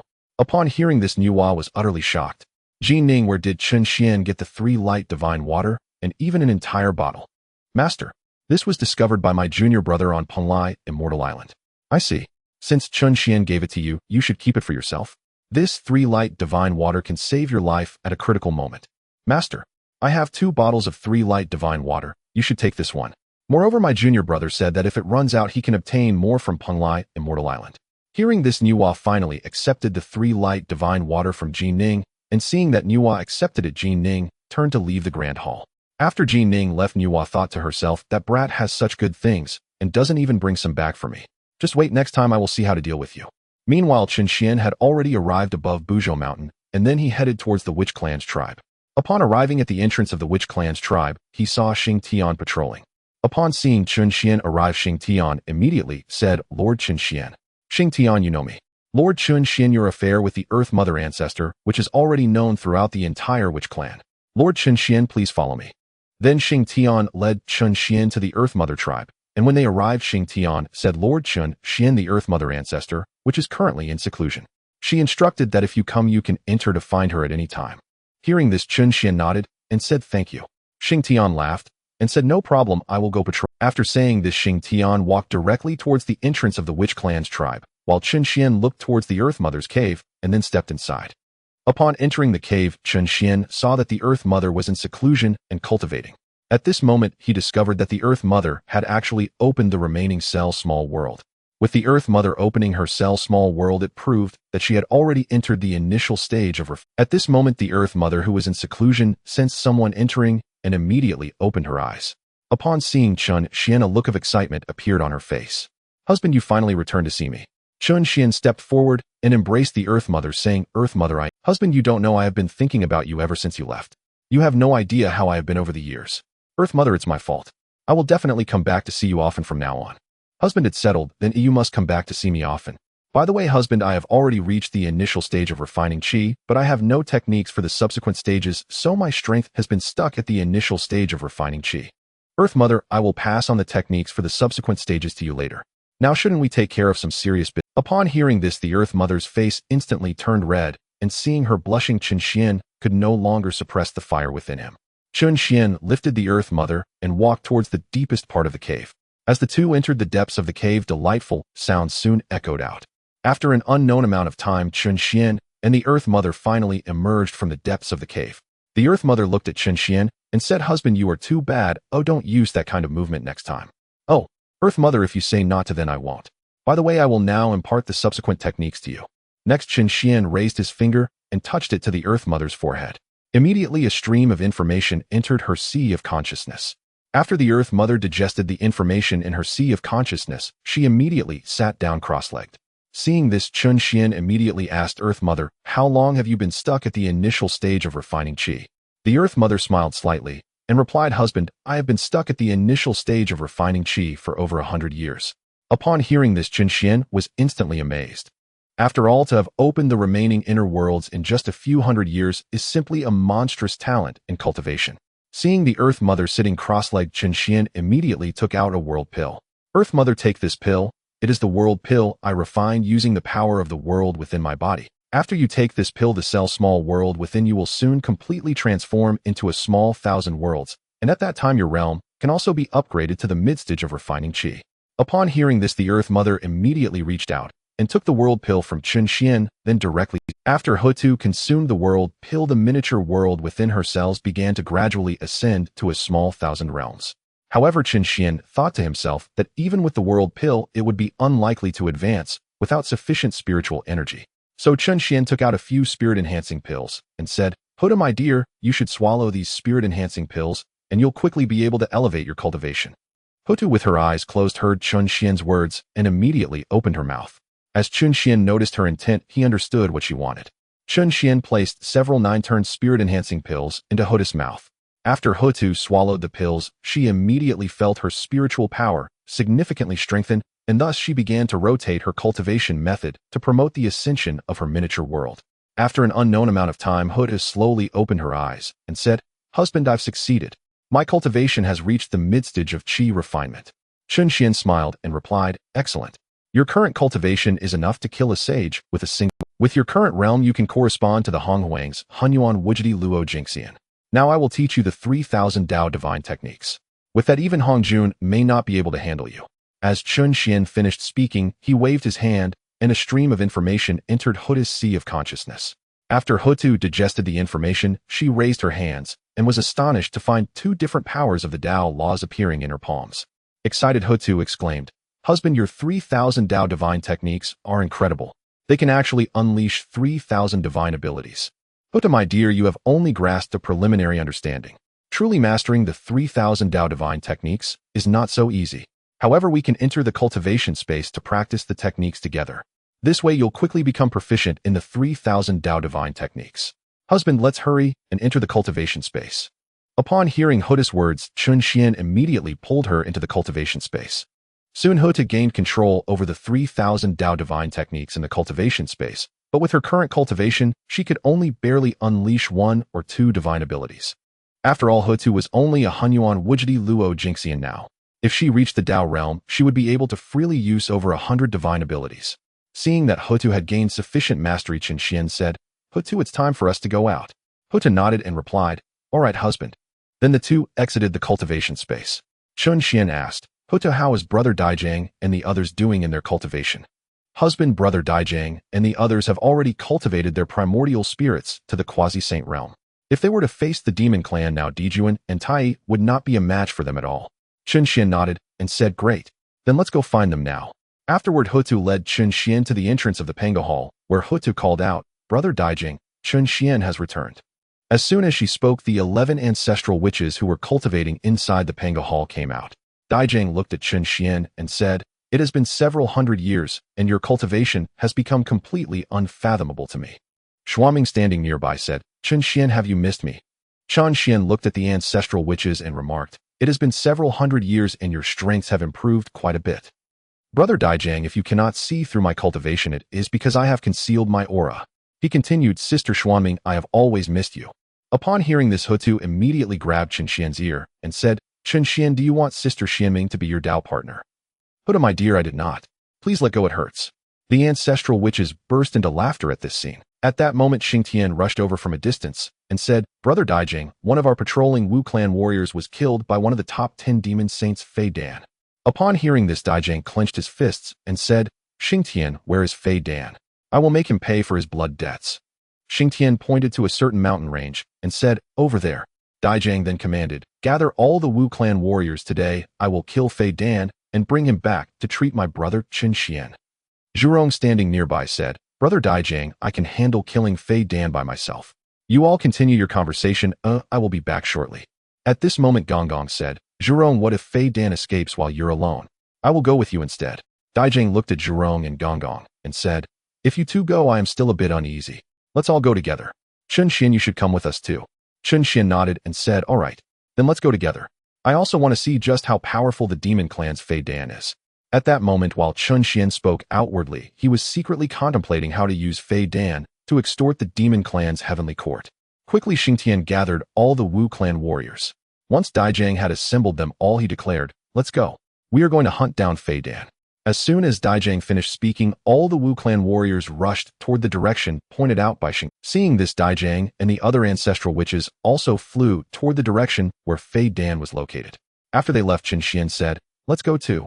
Then Chen Xian grasped Houtu's shoulder, and in an instant they appeared above the location where Fei Dan was. At this moment, below, Fei Dan was standing on the bodies of the Wu soldiers, completely unaware that two experts above the Saint realm were watching him. Houtu glanced down at Fei Dan, her eyes flashing with a hint of killing intent. "Husband, wait for me here. I will go take care of Fei Dan." "Houtu, my dear, don't rush. It's not the right time to kill Fei Dan yet. Let's wait for Brother Daijang and the others to arrive. Then we can use Fei Dan to draw Dijuan and Tai down, and we can extort the demon clan properly." Houtu, upon hearing this, suppressed her anger and said, "Husband, I will listen to you. Let this guy live a little." Just as Houtu and Chen Xian were conversing, Daijang and the 11 ancestral witches also rushed over. At this moment, Fei Dan sensed 11 auras above him. When he looked up at the sky, he saw that the 12 ancestral witches had surrounded him. Seeing this scene, Fei Dan felt completely alarmed. "What is happening? Why did I not notice when the 12 ancestors arrived? This is bad. I am in trouble now." Fei Dan gazed at the 12 ancestral witches in the sky, filled with deep regret. Originally, he could have retreated immediately after defeating the patrolling witch soldiers, but due to his greed, he wanted to seize some treasures from them, resulting in him being surrounded by the 12 ancestral witches. At this moment, Fei Dan silently thought if heaven would grant him another chance, he would surely slay these witch soldiers and flee back to the demon clan's heavenly court. However, heaven would not give Fei Dan such an opportunity. Even if heaven wanted to, he would not dare to do so, as there was a powerful being far beyond the Tao right here. Fei Dan looked at the 12 ancestral witches and then turned to flee, but the next scene left him dumbfounded, for he discovered he could not wield any magic. Above, Dijiang noticed Fei Dan's inability to cast spells and immediately looked at Chen Xian. "Brother-in-law, it was you who acted in secret, wasn't it?" "I merely used the power of the Tao to seal his magical abilities," Chen Xian replied with a slight smile. "You can beat him now, but remember not to kill him. I still want to extort Dijun and Tai." Dijiang laughed heartily. "Good. Brother-in-law, we won't kill him." He turned to Fei Dan below. "Demon Saint Fei Dan, today, I will let you know the consequences of offending my witch clan. All my brothers and sisters beat him. Remember, as long as you don't kill him, you can hit him however you like." As Dijiang finished speaking, the 11 ancestral witches descended to the ground, and the witch Houtu looked at the demon soldiers brought by Fei Dan. With a wave of her hand, countless spikes emerged from the earth, instantly annihilating all the demon soldiers. Seeing this, Dijiang said nothing more, and instead looked at Fei Dan. "Fei Dan, are you ready?" Fei Dan looked fearfully at the 11 ancestral witches. "What are you all planning to do?" Zhu Rong, grinning wickedly, replied, "Fei Dan, don't you know what we want to do? Don't worry, we will take good care of you." After Zhu Rong spoke, he clenched his fists and walked towards Fei Dan. The other ancestral witches followed suit, also clenching their fists. Seeing the 11 ancestral witches approaching, Fei Dan panicked and cried out, "Don't come any closer. However, Di Jiang and the others paid no heed to Fei Dan words, raising their fists and striking at his forehead. Ah! A terrifying scream echoed across the vast land, and the nearby beings, hearing Fei Dan cries, hurriedly hid in fear. As time passed, Di Jiang and the ancestral witches enjoyed their beating, while Fei Dan lay on the ground utterly motionless. Gong Gong observed this and spoke up. Di Jiang, will we end up killing this guy? Di Jiang shook his head. Impossible. This guy is at least in the early stage of Quasi-Saint realm. Although his magic is sealed, his physical strength is not weak. He must be pretending to be dead. Zhu Rong, overhearing this, smirked. We can just see if Fei Dan is truly dead or not. Xianming said, Zhu Rong, should we beat him again? Sister Xianming, beating him again is not out of the question, but I have a better idea. What idea do you have, Zhu Rong? Sister Xianming, don't rush. You will know soon enough. Meanwhile, lying on the ground, Fei Dan thought, damn, what is Zhu Rong planning to do this time? Could it be that he really wants to hit me again? How infuriating. If I could use my magic, I wouldn't be forced to pretend to be dead to save my life. At this time, Zhu Jiuyin also spoke. Zhu Rong, what is your plan? Hurry up and say it, stop dragging it out. Zhu Jiuyin, why are you in such a hurry? I will wake him up right now. Zhu Rong finished speaking and raised a finger, at which point a tiny flame appeared on his fingertip. Seeing Zhu Rong create a small flame, Xianming could not help but burst into laughter. Zhu Rong, what are you doing with a little flame? Do you really think that tiny flame can wake Fei Dan up? Sister Xianming, this small flame of mine is a source fire which cannot be extinguished by ordinary means. Since Fei Dan wants to pretend to be dead, then let this little flame play with him. Zhu Rong said, flicking his finger lightly, and the small flame landed on a certain part of Fei Dan's lower body, igniting instantly. At the same time, the pretending to be dead Fei Dan felt as if he was being burned by fire in his lower body. When he squinted to look, he jumped up instantly. Fei Dan slapped at a certain part of his body, shouting, help! Help! Zhu Rong, I will never let you go. How dare you treat me like this? Oh! At this moment, the ancestral witches saw Fei Dan wake up, and each revealed an excited expression. Xianming looked at Zhu Rong. You really are clever to think of such a method. Gong Gong added, Zhu Rong, I didn't expect you to have become smarter. Zhu Rong felt a bit shy upon receiving. Don't flatter me. I used to be quite reckless, but ever since I attained my primordial spirit, we no longer need to absorb malevolent energy to strengthen our bodies. Malevolent energy can affect our minds, which made us reckless in the past. Now we use the spiritual energy of heaven and earth to temper our bodies, so we are no longer influenced by malevolent energy and have naturally become much clearer-headed. Seeing that Fei Dan's lower body was nearly burnt, Zhu Rong immediately extinguished the little flame. Di Jiang then looked at Fei Dan. Fei Dan, I didn't expect you to dare pretend to be dead. Fei Dan glared at Di Jiang. After you beat me up, what else do you want? Fei Dan, we don't really want anything. It's just that we've been in seclusion for too long, and our bodies have gotten a bit rusty. Now that you have delivered yourself to us, why not let you help us train? Upon hearing this, Fei Dan's expression turned icy as he replied, Di Jiang, don't think I am afraid of you. If you dare approach me, I will summon the demon army to annihilate you. Di Jiang sneered, summoning the demon army to kill me. Good. I will give you a chance. Now summon Di Jun and Tai Yi to come here, and let's see if I will fear you. Ha ha. Seeing this, Fei Dan immediately took out the Demon Emperor's decree, and with a grip, the decree shattered. He looked at Di Jiang. Di Jiang, when my demon army arrives, your witch clan's demise will be at hand. At this moment, Chen Xian above looked at Houtu. I will leave the rest to you. It's not suitable for me to expose myself now. I will observe in the shadows, and if Hong Jun dares to act, I will naturally intervene. Before Houtu could speak, Chen Xian's figure began to slowly vanish from the spot. Meanwhile, within the heavenly court of the demon clan, Di Jun sensed the shattering of the demon emperor's order and immediately opened his eyes, exclaiming, Fei Dan is in trouble. Without delay, Di Jun communicated with Bai Zai. Bai Zai gathered the demon army at once and summoned the other demon saints. Fei Dan is in trouble in the lower realm. Hearing Di Jun's message, Bai Zai immediately exited his cave and began to mobilize the million-strong demon army. After contacting Bai Zai, Di Jun quickly reached out to Dong Huang Tai Yi and the demon master Kuan Peng. Soon Di Jun disappeared from his place of seclusion, and when he reappeared, he was already in the demon emperor. Di Jun looked at Dong Huang Tai Yi and the 8 great demon saints, saying, recently, I sent Fei Dan to deal with the patrols of the witch clan, but unexpectedly Fei Dan just shattered the demon emperor's order. It seems he must have encountered the 12 ancestor witches. Dong Huang Tai Yi, standing nearby, turned to Di Jun, elder brother, since Fei Dan crushed the demon emperor's order, he must be facing a life-and-death crisis. We should hurry to the lower realm to support Fei Dan. Di Jun nodded, and then addressed the 8 demon saints. You all should accompany me to the lower realm to aid Fei Dan. The 8 demon saints immediately knelt and replied, Yes, your majesty. Then Di Jun and Tai Yi led the 8 demon saints and 1,000,000 elite demon soldiers to the lower realm. At this moment, Fei Dan was already on the brink of collapse after being attacked by 11 ancestor witches. With just one more strike, he would perish on the spot. Fei Dan lay on the ground, gazing up at the sky. Your Majesty Di Jun, I can no longer fight for you in this world. Hearing Fei Dan words, Zhu Rong immediately smirked maliciously and said, Fei Dan, it seems that your Majesty Di Jun is not coming to save you. In that case, let me make your death a bit swifter. Zhu Rong then raised his hand to conjure a fireball. Fei Dan die. As Zhu Rong's words fell, he hurled the fireball, and just as it was about to strike Fei Dan, a golden light enveloped him, protecting him. When the golden light shrouded Fei Dan, Dong Huang Tai Yi's voice echoed from the void, Zhu Rong, you are quite bold to dare kill one of my demon clan saints. The ancestor witches and Zhu Rong immediately looked up towards the void, where Dong Huang Tai Yi had appeared in midair, and Houtu gazed at him. Dong Huang Tai Yi, your demon clan has killed my witch clan's warriors. Today, we shall settle this score.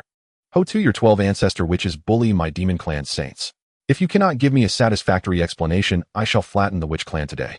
At this moment, Di Jiang flew to Houtu's side. Sister, there is no need to waste words with Dong Huang Tai Yi. We should strike now and eliminate him, then we can attack the heavenly court of the demon clan. Just as Di Jiang finished speaking, another voice sounded from the horizon. Di Jiang, if you wish to kill my younger brother, you must see whether I allow it. As the voice fell, Di Jun appeared beside Dong Huang Tai Yi, followed by the 8 demon saints and 1,000,000 demon soldiers. Di Jun looked at Di Jiang. Di Jiang, if you wish to invade my demon clan's heavenly court, I shall see today if you have the ability to do so. With that, Di Jun summoned the heavenly emperor's sword and charged toward Di Jiang. Di Jiang looked at Houtu's sister. Do not act yet. You can join the fray later. After speaking, Di Jiang rushed toward Di Jun, and seeing this, Dong Huang intended to assist, but Zhu Jiuyin transformed into his true form and blocked Dong Huang Tai Yi's path. Dong Huang Tai Yi, your opponent is me. Dong Huang Tai Yi squinted his eyes and said, Zhu Jiuyin, do you think you can stop me? Zhu Rong flew to Zhu Jiuyin's side. Dong Huang Tai Yi, what if I join in? Dong Huang Tai Yi replied, even with you two, you cannot block me. At this moment, Gong Gong also flew into the air. What if I join in? Dong Huang Tai Yi, you shall not interfere with my elder brother Di Jiang's affairs. Seeing the 3 ancestor witches blocking his path, Dong Huang Tai Yi thought to himself, this is troublesome. I can still deal with 2 ancestor witches, but with 3, even with my Quasi-Saint cultivation, I cannot defeat them in a short time. Seeing his elder brother engaged in battle with Di Jiang, Dong Huang Tai Yi immediately ordered 8 demon saints go and support my elder brother at once. Upon hearing this, the 8 demon saints rushed towards Di Jun, but just then the 8 ancestor witches led by Xian Ming blocked their way. Xian Ming smiled slightly and said, if you wish to help, we shall see if you have the ability. Dong Huang Tai Yi, seeing the 8 demon saints blocked, angrily shouted, demon army attack. As soon as Dong Huang's words fell, the 1,000,000-strong demon army charged down, and Houtu, seeing this, smirked and said, warriors of the witch clan, kill them. Boom. The 1,000,000 witch soldiers and the 1,000,000 demon army began to clash. As time passed, the demon army was gradually defeated by the warriors of the witch clan. Di Jun watched as demon warriors fell one after another, feeling an intense anxiety rising within him. He unleashed the Sun True Flame to force Di Jiang back and declared, all demon clan members, listen up. Form the Great Heavenly Star Formation. As Di Jun's voice fell, the 365 Deluo assembled the star flags, while Di Jun and Tai Yi also pressured their opponents, flying towards the center of the formation. Di Jun reached the center of the formation, then took out the river diagram and Luo book, using them as the formation eye to draw upon the powers of the heavenly stars. Soon the Great Heavenly Star Formation was fully formed, and upon seeing this, the 8 demon saints immediately cast their spells to force back their opponents, then flew into the formation. Houtu looked at the Great Heavenly Star Formation with disdain in her heart. This kind of formation in the past she would definitely not have been able to break, but now that her strength had reached the level of a Hunyuan Wujidi de Luo Jinxian, breaking this formation would be as simple as a punch. Just as Houtu was about to make a move to break the formation, Chen Xian, hidden in the shadows, immediately transmitted to Houtu, Houtu, my dear wife, do not reveal your strength yet. Use the 12 capital heavenly gods killing formation to deal with the Great Heavenly Star Formation. My dear wife, Houtu, your strength has now reached the Hunyuan Wujidi de Luo Jinxian level. If you control the 12 capital heavenly gods killing formation, its power will be multiplied many times over. With you breaking the demon's Great Heavenly Star Formation, when Hong Jun appears, he will definitely not be able. As long as Hong Jun comes out, I can extort him fiercely. Not only that, but we can also make the demon clan bleed heavily. Houtu, upon hearing Chen Xian's transmission, immediately looked at the 11 ancestral witches, Big Brother Di Jiang, Since the demon clan wishes to compete in formations, let us show them the might of our witch clan's 12 capitals, divine array. Dijong, upon hearing Houtu's words, quickly spoke. Brothers and sisters, let us activate the 12 capitals divine array together. As Dijong's voice fell, the other 11 ancestral witches each took their positions. Dijong then declared the 12 capitals divine array rise. With Dijong's words, 12 beams of light burst through the heavens. When these 12 beams converged, a colossal figure gradually appeared above the vast land of Honghuang. Dijun and Tai Yi, upon seeing the giant's silhouette, shouted in unison, Pangu the Great. At this moment, within the Zhixiao Palace, Hongjun suddenly opened his eyes. Pangu. This? How can this be? Wasn't Pangu supposed to have perished? No, this aura belongs to the 12 ancestral witches. So that's it. I never expected Pangu to leave such a terrifying formation for the witch clan. Damn. I cannot allow the witch clan to continue growing, otherwise they will surely threaten me in the future. It seems it's time to use that thing. I want to see if the 12 ancestral witches can withstand its power. Following that, Hongjun took a step forward and instantly vanished from the Zhixiao Palace. Meanwhile, atop Kunlun Mountain, Yuan Shi looked at the figure of Pangu on the battlefield between the witch and demon clans, greatly alarmed. I never expected that Father God would leave such a terrifying formation for the witch clan. If this formation is activated, even saints might fall. At the same time, various saints noticed Pangu's silhouette on the battlefield, and their minds began to race with possibilities. However, at this moment on the battlefield, the true form of Pangu gazed at the demon clans, Zhou Tianxing Do Great Array, raising his hand to conjure the heaven-opening divine axe.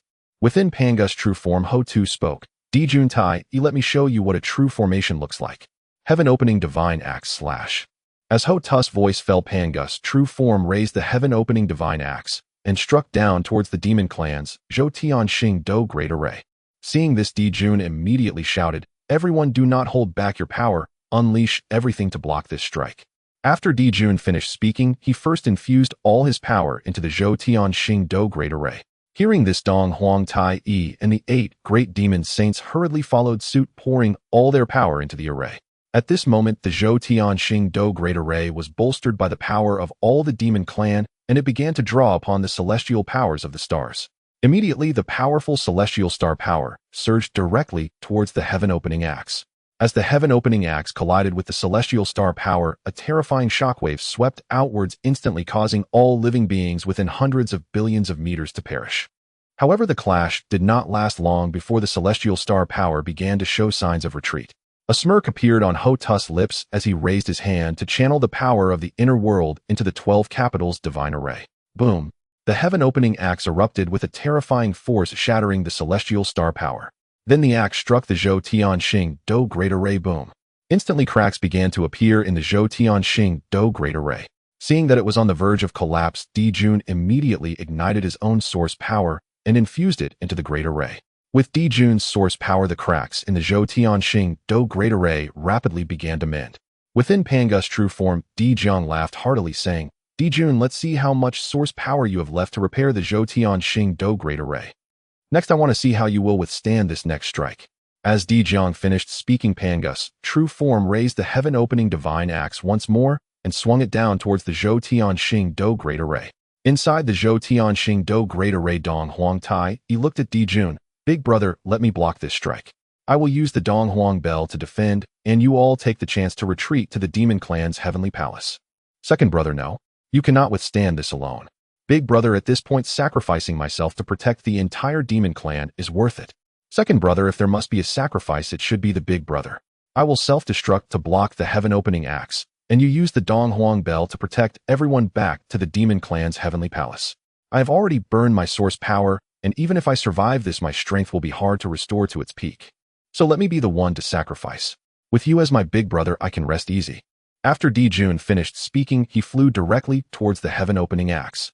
At this moment in the shadows, Chun Xian smirked. Old man, you finally came. Just wait and see how I extort you. Following that, Chun Xian donned a black robe and mask, watching as Dijun flew towards the heaven-opening. At this moment, Dijun arrived before the heaven-opening axe, gathering all his energy at his chest. Houtu Di Jiang, even if I die, I will make you witches pay a price. As Dijun was about to self-destruct, Dong Huang Tai Yi let out a heart-wrenching roar. Big brother. Dijun looked at Dong Huang Tai Yi. Second brother, I entrust the demon clan to you. You must protect our clan well. As Dijun's words fell, cracks began to appear on his body. However, at this critical moment, a force of heavenly will descended from the heavens, interrupting Di Jun's self-detonation. At this moment, as the heaven-opening axe was about to strike Di Jun, a figure suddenly appeared in front of him, waving a sweeping feather duster instantly, sending the heaven-opening axe back. Di Jun looked at the figure in front of him. I pay my respects to the Tao ancestor. Hong Jun turned to Di Jun, rise. Then Hong Jun looked at Pangus' true form.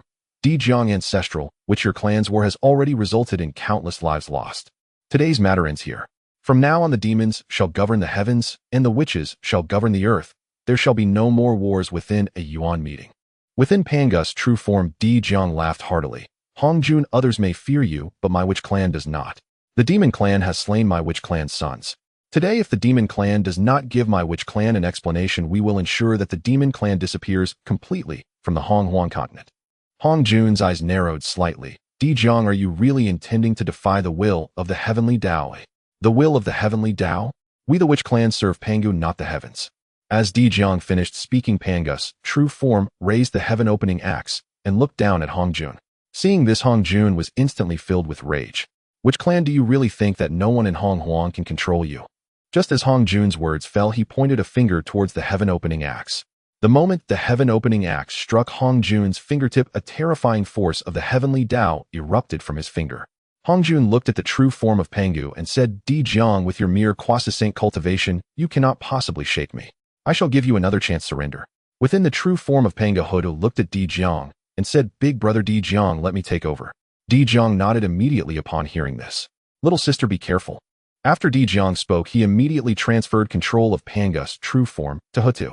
Once Houtu took control, she instantly mobilized the power of all her inner small worlds and infused all her strength into Pangus' true form. In an instant, the power of Pangus' true form surged several times, and at that moment Hong Jun also sensed the change in Pangus' true form. What is happening? How could the power of Pangus' true form suddenly increase? Just as Hong Jun was puzzled, the Kai Tian divine axe suddenly erupted with the might of a supreme golden immortal. Immediately afterward, the Kai Tian divine axe shattered the power of the heavenly Tao, and with a tearing sound it instantly severed Hong Jun's arm. Seeing his arm cut off, Hong Jun angrily glared at Pangus' true form, saying, Di Jiang, you are seeking death. As soon as Hong Jun's words fell, his arm grew back, and he erupted with the power of the 9 heavens of saints. Heavenly Tao power suppress. After finishing his words, Hong Jun flipped his hand, and a gigantic palm suddenly appeared in the sky above Honghuang, filled with the power of the heavenly Tao. Then Hong Jun pressed down with his palm, and the enormous hand above Honghuang began to suppress Pangus. At this moment, inside Pangus' true form, Houtu felt the terrifying power of the heavenly Tao emanating from the giant palm, and immediately said, Big brother Di Jiang, let's deactivate the formation now. He'll handle the rest. Little sister, no. Once the formation is deactivated, you won't be a match for Hong Jun. Big brother Di Jiang, if we don't deactivate the formation, you won't be able to withstand Hong Jun's attack. At this moment, Houtu forgot about Chun Xian, who was hiding in the shadows. Hearing Houtu's words, Chun Xian felt a bit helpless. Houtu, have you forgotten about your husband? With Hong Jun's attack, I can break through it any time, you know. Is it really necessary to deactivate Pangus' true form? It seems I have no choice but to reveal myself. I originally wanted to see if Pangus' true spirit still existed, but now I must take action. With this thought in mind, Chun Xian instantly appeared above Pangus' true form and looked up at the giant hand of the heavenly Tao. Hongjuan, this thing isn't even worthy of scratching my itch. As soon as he finished speaking, Chun Xian raised his hand and pointed at the descending giant hand of the heavenly Tao. Boom! With a single finger, he struck the heavenly Tao's palm, and instantly a massive force of the great Tao shattered the giant hand. Hong Jun watched as his technique was easily dispelled by the opponent, and his heart immediately filled with vigilance. However, at that moment, a strange vortex appeared in the sky above Honghuang, and then the heavenly Tao emerged from within. The heavenly Tao looked at the figure in black robes, Chun Xian, and said, Heavenly Tao pays respects to the senior. Chun Xian glanced at the heavenly Tao and snorted, Humph. You finally decided to come out. I thought you would hide in the void of the heavenly Tao forever. Senior, enough, I won't waste words. The demon race has instigated war, so they must compensate the witch race for all. After compensating for all losses, the demon race will govern the heavens, and the witch race will govern the earth. No large-scale wars may be launched within a Yuan meeting. If anyone dares to defy this, I will make their entire race disappear from Honghuang. Immediately afterward, the figure in black robes looked at Hong Jun and said, Hongjuan, as the representative of the heavenly Tao, you cannot mediate disputes and instead act out of your own anger to attempt to annihilate the entire witch race. With such behavior, how can you serve as the representative of the heavenly Tao? Today I punish you to give the Jade Capital Mountain to the witch race. Do you have any objections? Upon hearing this, Hong Jun was instantly furious. Impossible. The Jade Capital Mountain is my dwelling. I cannot give it to the witch race. Is that so? In that case, you need not be the Tao ancestor any longer. After speaking, the figure in black robes unleashed a force of the great Tao to shroud Hong Jun. Feeling the terrifying force of the great Tao, Hong Jun immediately gave in. Senior, please spare me this once. I am willing to give the Jade Capital Mountain to the witch race. Hong Jun, if you had said this earlier, it would have been fine. Why force me to take action? After Chun Xian finished speaking, he turned to Panga's true form and said, 12 ancestor witches, you may also deactivate the formation. Upon hearing Chun Xian's voice, Houtu immediately wanted to deactivate the 12 capital heavenly gods' great formation. However, at that moment, Chun Xian suddenly noticed something was off with the eyes of Panga's true form. What is happening? Did I see it wrong? Those eyes just now were clearly the eyes of a living person. Could it be that Pangu is not dead? At this moment, Chun Xian wanted to confirm again, but Houtu and the other 12 ancestor witches had already deactivated the 12 capital heavenly gods' great formation. Seeing this, Chun Xian could only say, Di Jiang ancestor witch, you may be satisfied with my arrangements. Di Jiang nodded upon hearing this, saying, we will follow the senior's arrangements. Then Chun Xian looked at the demon race and said, Di Jun, the cause of all this is Fei Dan provoking the witch race, so I punish your demon race to compensate the witch race for all losses. Do you have any objections? Di Jun, upon hearing this, immediately said, we will follow the senior's arrangements. Good. Since that is the case, then today's matter is thus concluded. If anyone dares to defy my orders, do not blame me for being merciless. By the way, Dong Huang, Tai Yi hand over Fei Dan. Fei Dan caused countless lives to be lost for personal reasons. I must take him back for punishment. Dong Huang Tai Yi, upon hearing this, quickly spoke up, Senior, we have already compensated the witch race for all losses. Why do we still have to hand over Fei Dan?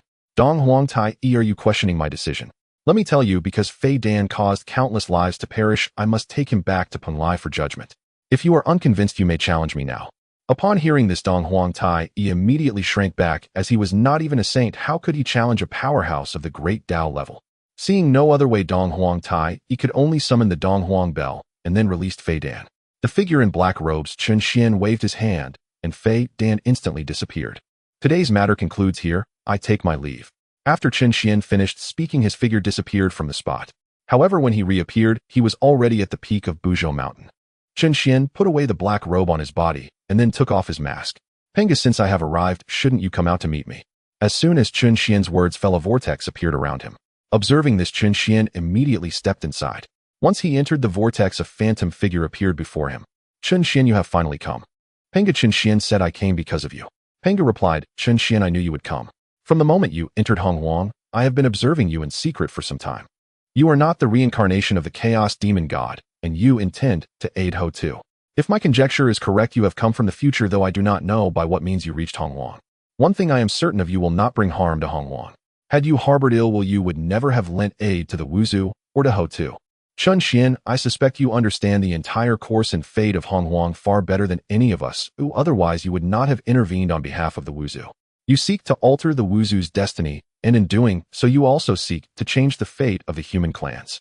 When you came to help the Wuzhu and tried to enter Panga's hall, I already knew you would seek me, so I waited for you atop Buzhou Mountain. When the 12 ancestral Wus formed their 12 capital heavenly doom array, I cast forth a sliver of my consciousness to draw you to Buzhou Mountain and find me. So that is why you pulled me here, Pangu. You wished to glean tidings of the future from me, did you not? Panga nodded. Indeed. I long to know what will become of Hong Huang. When I first opened Hong Huang, I mapped out its entire course, yet your appearance makes plain that the future has already slipped beyond those designs. Panga, since you desire to know the future, I will tell you everything today. In return, you must tell me what transpired at the opening of heaven. Why did Tiandao acquire its own consciousness? Very well. Tell me of the future, and I will answer you, Pangu agreed. Chun Xian smiled faintly. Then I shall reveal to you Hong Huang's future. Having spoken, Chun Xian waved his hand. A celestial mirror of the Tao appeared in the air, and he played before Pangu the visions of Hong Huang's future. When Pangu viewed the scenes, he bristled with anger. I never imagined Hong Juan's plots were so deep. He weaponized cosmic tribulations against my descendants, and in the end, even devoured Tiandao, absorbing my Tao fruit. Chun Xian, thank you for revealing this to me, Pangu said. Chun Xian replied, soberly, Pangu, what does knowing this change? You now possess only a sliver of consciousness. Even with foresight, you cannot alter much. Pangu sighed. Indeed, in my present state, I can change nothing. But there is you. With you at hand, I trust Hongjun and Tiandao's schemes will not succeed. Chun Xian asked great deity Pangu, why do you trust me so? Are you not afraid I might like Hongju and seize your Dao fruit and dominate Hongwang? Pangu laughed aloud. Chun Xian, if I am not mistaken, you have already transcended the great Dao. Though I cannot fully perceive your cultivation, I am certain your power has surpassed the Dao itself. A being of your realm has no need to devour my Dao fruit. I have learned all I wish to know. Ask whatever you will, Pangu said. Chun Xian answered, great deity Pangu, I wish to know why Tiandao gained consciousness and why you fell. Pangu pondered for a moment before speaking. Chun Xian, Tiandao's consciousness was born because. When Pangu finished his account, Chun Xian's face cleared with understanding. Everything snapped into place for him. I see, Chun Xian murmured. So that is how Tiandao's will came to be. Poor Pangu. You were poised to attain the realm of the Dao, only to be betrayed by Tiandao in the end. As Chun Xian spoke, he noticed Pangu's consciousness grown faint.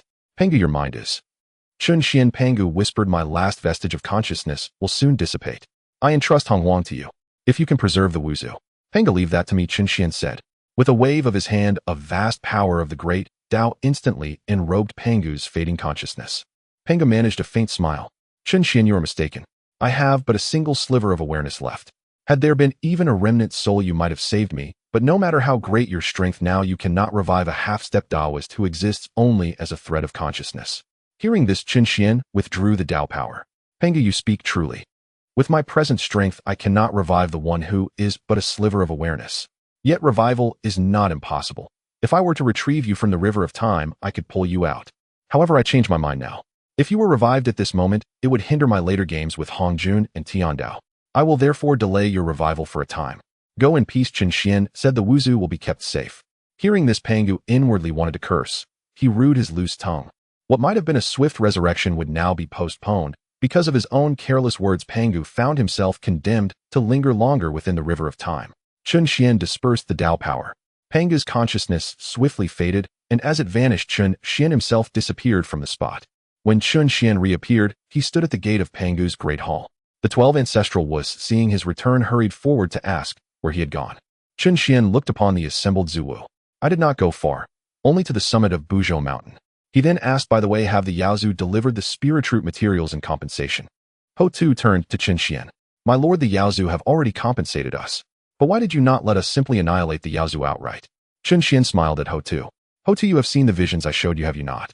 She bowed her head and nodded. My lord, had we struck and wiped out the Yaozu just now, the later troubles between the humans would never have unfolded, Houtu protested.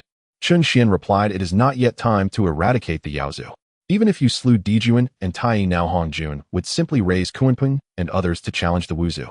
Enough of that for now. First we will deal with Faden. With that, Chun Xian released Faden. The moment Faden found himself in the Wuzu stronghold, panic seized him. Faden scanned the 12 ancestral Wus, then fixed his gaze on Chun Xian. You are that mysterious. Indeed, Chun Xian answered. Chun Xian continued, I am the black-robed one. I used you only to draw out Dijuan and Tai. My aim was to seize the Yaozu's rare treasures. Now you are useless, so you may go in peace. As the words fell, Chun Xian made a gesture. Faden's primordial spirit was instantly erased by the power of the great Dao. After Chun Xian obliterated the flying-born nascent soul, he immediately turned his gaze towards Houtu and the other 11 ancestral witches. Ladies and gentlemen, you are in for a treat tonight. Soon night fell, and after Chun Xian dealt with the flying-born physical body, he began to set up a bonfire in the plaza of the witch clan. At this moment, Xianming approached from a distance, saying, Chun Xian, what are you up to? You will know soon, Xianming. By the way, do you want to help out? Seeing Chun Xian assembling the bonfire, Xianming found it quite amusing, so he helped Chun Xian set up a few more bonfires. At this time, Chun Xian saw that the bonfire was ready and immediately placed the flying-born physical body onto it to roast. Xianming looked at Chun Xian with a puzzled expression, asking, is roasting the flying-born physical body really effective? The flying-born possesses quasi-saint cultivation. I doubt that ordinary flames would be effective against its physical body. Upon hearing Xianming's words, Chun Xian realized that using regular flames to roast the flying-born's physical body was indeed futile. Seeing that ordinary flames wouldn't do, Chun Xian planned to unleash the primordial true fire, but at that moment Xianming spoke up. Chun Xian, while ordinary flames are ineffective, Zhurong's flames would certainly work. Upon hearing this, a sly smile appeared on Chun Xian's face, thinking to himself that it was best not to do it himself. How foolish it would be to not utilize Zhurong the Fire Master. Xianming, go find Zhurong and ask him to help. I need to get something back now. Upon hearing this, Xianming headed in the direction where Zhurong was. At that moment, Zhurong and Di Jiang were discussing how many spirit root materials the demon clan had compensated them, completely unaware that Xian Ming had sold herself to be a fire servant. If Zhurong knew, he would definitely keep his distance. After all, the last time he was pulled in by Chen Xian to be a fire servant, it had been quite a miserable experience, and he certainly did not want to be made a fire servant again. While Zhurong was conversing with Di Jiang, Xian Ming walked up to Zhurong saying, "Zhurong, Chen Xian is calling for you to help in the plaza." Upon hearing this, Zhurong quickly replied, "Xian Ming, what does that guy Chen Xian want from me? He wouldn't want me to help him roast fire for alchemy again, would he? That's not it. Chen Xian needs you for something else. You should hurry over and take a look." Di Jiang, overhearing, immediately added, "Zhurong, if Chen Xian is looking for you, it must be important. You should hurry over and check it out." Seeing this, Zhurong immediately said, "All right, he'll go over and take a look now." After saying this, Zhurong headed straight for the plaza, while on the other side, Chen Xian was searching his system space for spirit roots to replace the seasonings.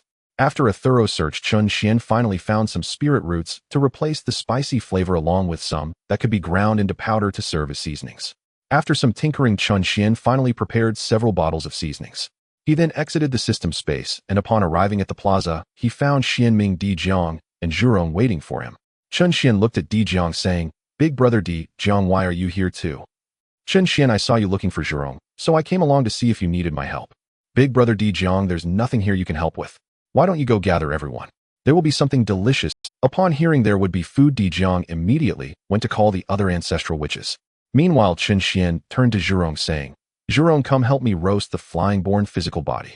I have already cut the flying-born's physical body into pieces. All you need to do is set the fire to roast the meat. Remember not to burn it all at once." Upon hearing this, Zhurong's face instantly fell. "Xian Ming, why didn't you tell me earlier that Chen Xian wanted me to come roast meat?" Xian Ming smiled and replied, "Zhurong, if I had told you in advance, would you still have come? You should hurry and roast the meat. Otherwise, if big brother Di Jiang comes over and there's no meat, you'll be in trouble. I don't think you want to be beaten up by everyone, do you?" Hearing this, Zhurong immediately shrank back. He certainly did not want to be beaten up by big brother Di Jiang and the others over this matter. Seeing he couldn't refuse, Zhurong walked to the center of the plaza. Then Zhurong unleashed the source divine fire and began to control the flames to roast the meat. Seeing Zhurong obediently starting the fire, Xian Ming walked over to Chen Xian's side and asked, "Chen Xian, do you think him pretty?" While saying this, Xian Ming pulled Chen Xian's arm towards her bosom. Chen Xian was startled by Xian Ming's actions and quickly withdrew his hand just as Houtu happened to walk by and see this. Houtu quickly approached and pulled Xian Ming away, saying, "Xian Ming, this is my husband. What do you want to do with him?" Xian Ming chuckled, covering her mouth, and said, "Houtu, don't be so stingy. Chen Xian is so powerful and handsome. Aren't you afraid Nuwa will take him away?" Houtu felt a pang of worry upon hearing this. Chen Xian was indeed too outstanding. Not only could he refine pills, but his strength also surpassed the Tao.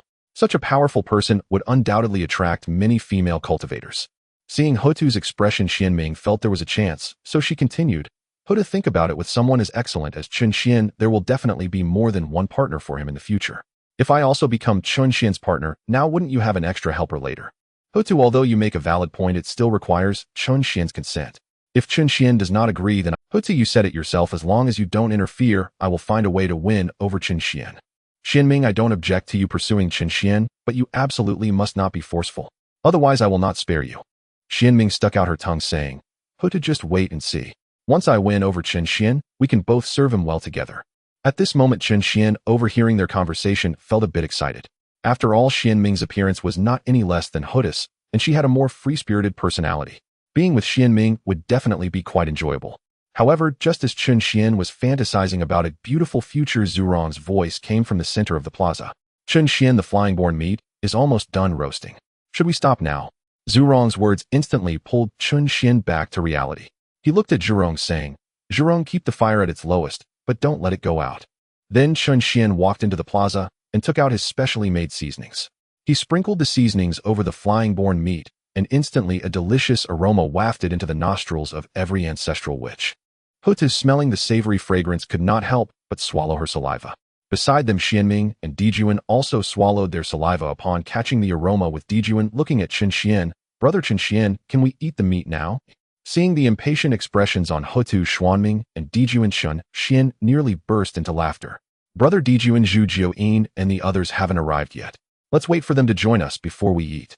Hearing this, Xian Ming thought to himself that he wanted to have the roasted meat quickly, so he hurriedly said, Chen Xian, you all wait here. They'll go find them. Without much delay, Xianming brought Zhu Jiuyin and a group of ancestor witches to the square. As soon as the ancestor witches caught the scent of the roasted meat, they couldn't help but drool. Gong looked at Zhulong. Zhulong, you're quite something. You actually learned to roast meat from Chen Xian. Zhulong glanced at Gong, thinking to himself that if it weren't for his cultivation of the fire principle, he wouldn't have been pulled in by Chen Xian to be the fireman. However, the thought of roasted meat made Zhulong feel it was worth it. There were no benefits during pill refining, but this time it was different. This time, they had roasted meat to enjoy. Gong, there's nothing wrong with learning to roast meat. At least in the future I can roast my own meat while you can only stand by and watch me eat it. Gong was furious upon hearing this. Zhulong, don't think you're impressive just because you can roast meat.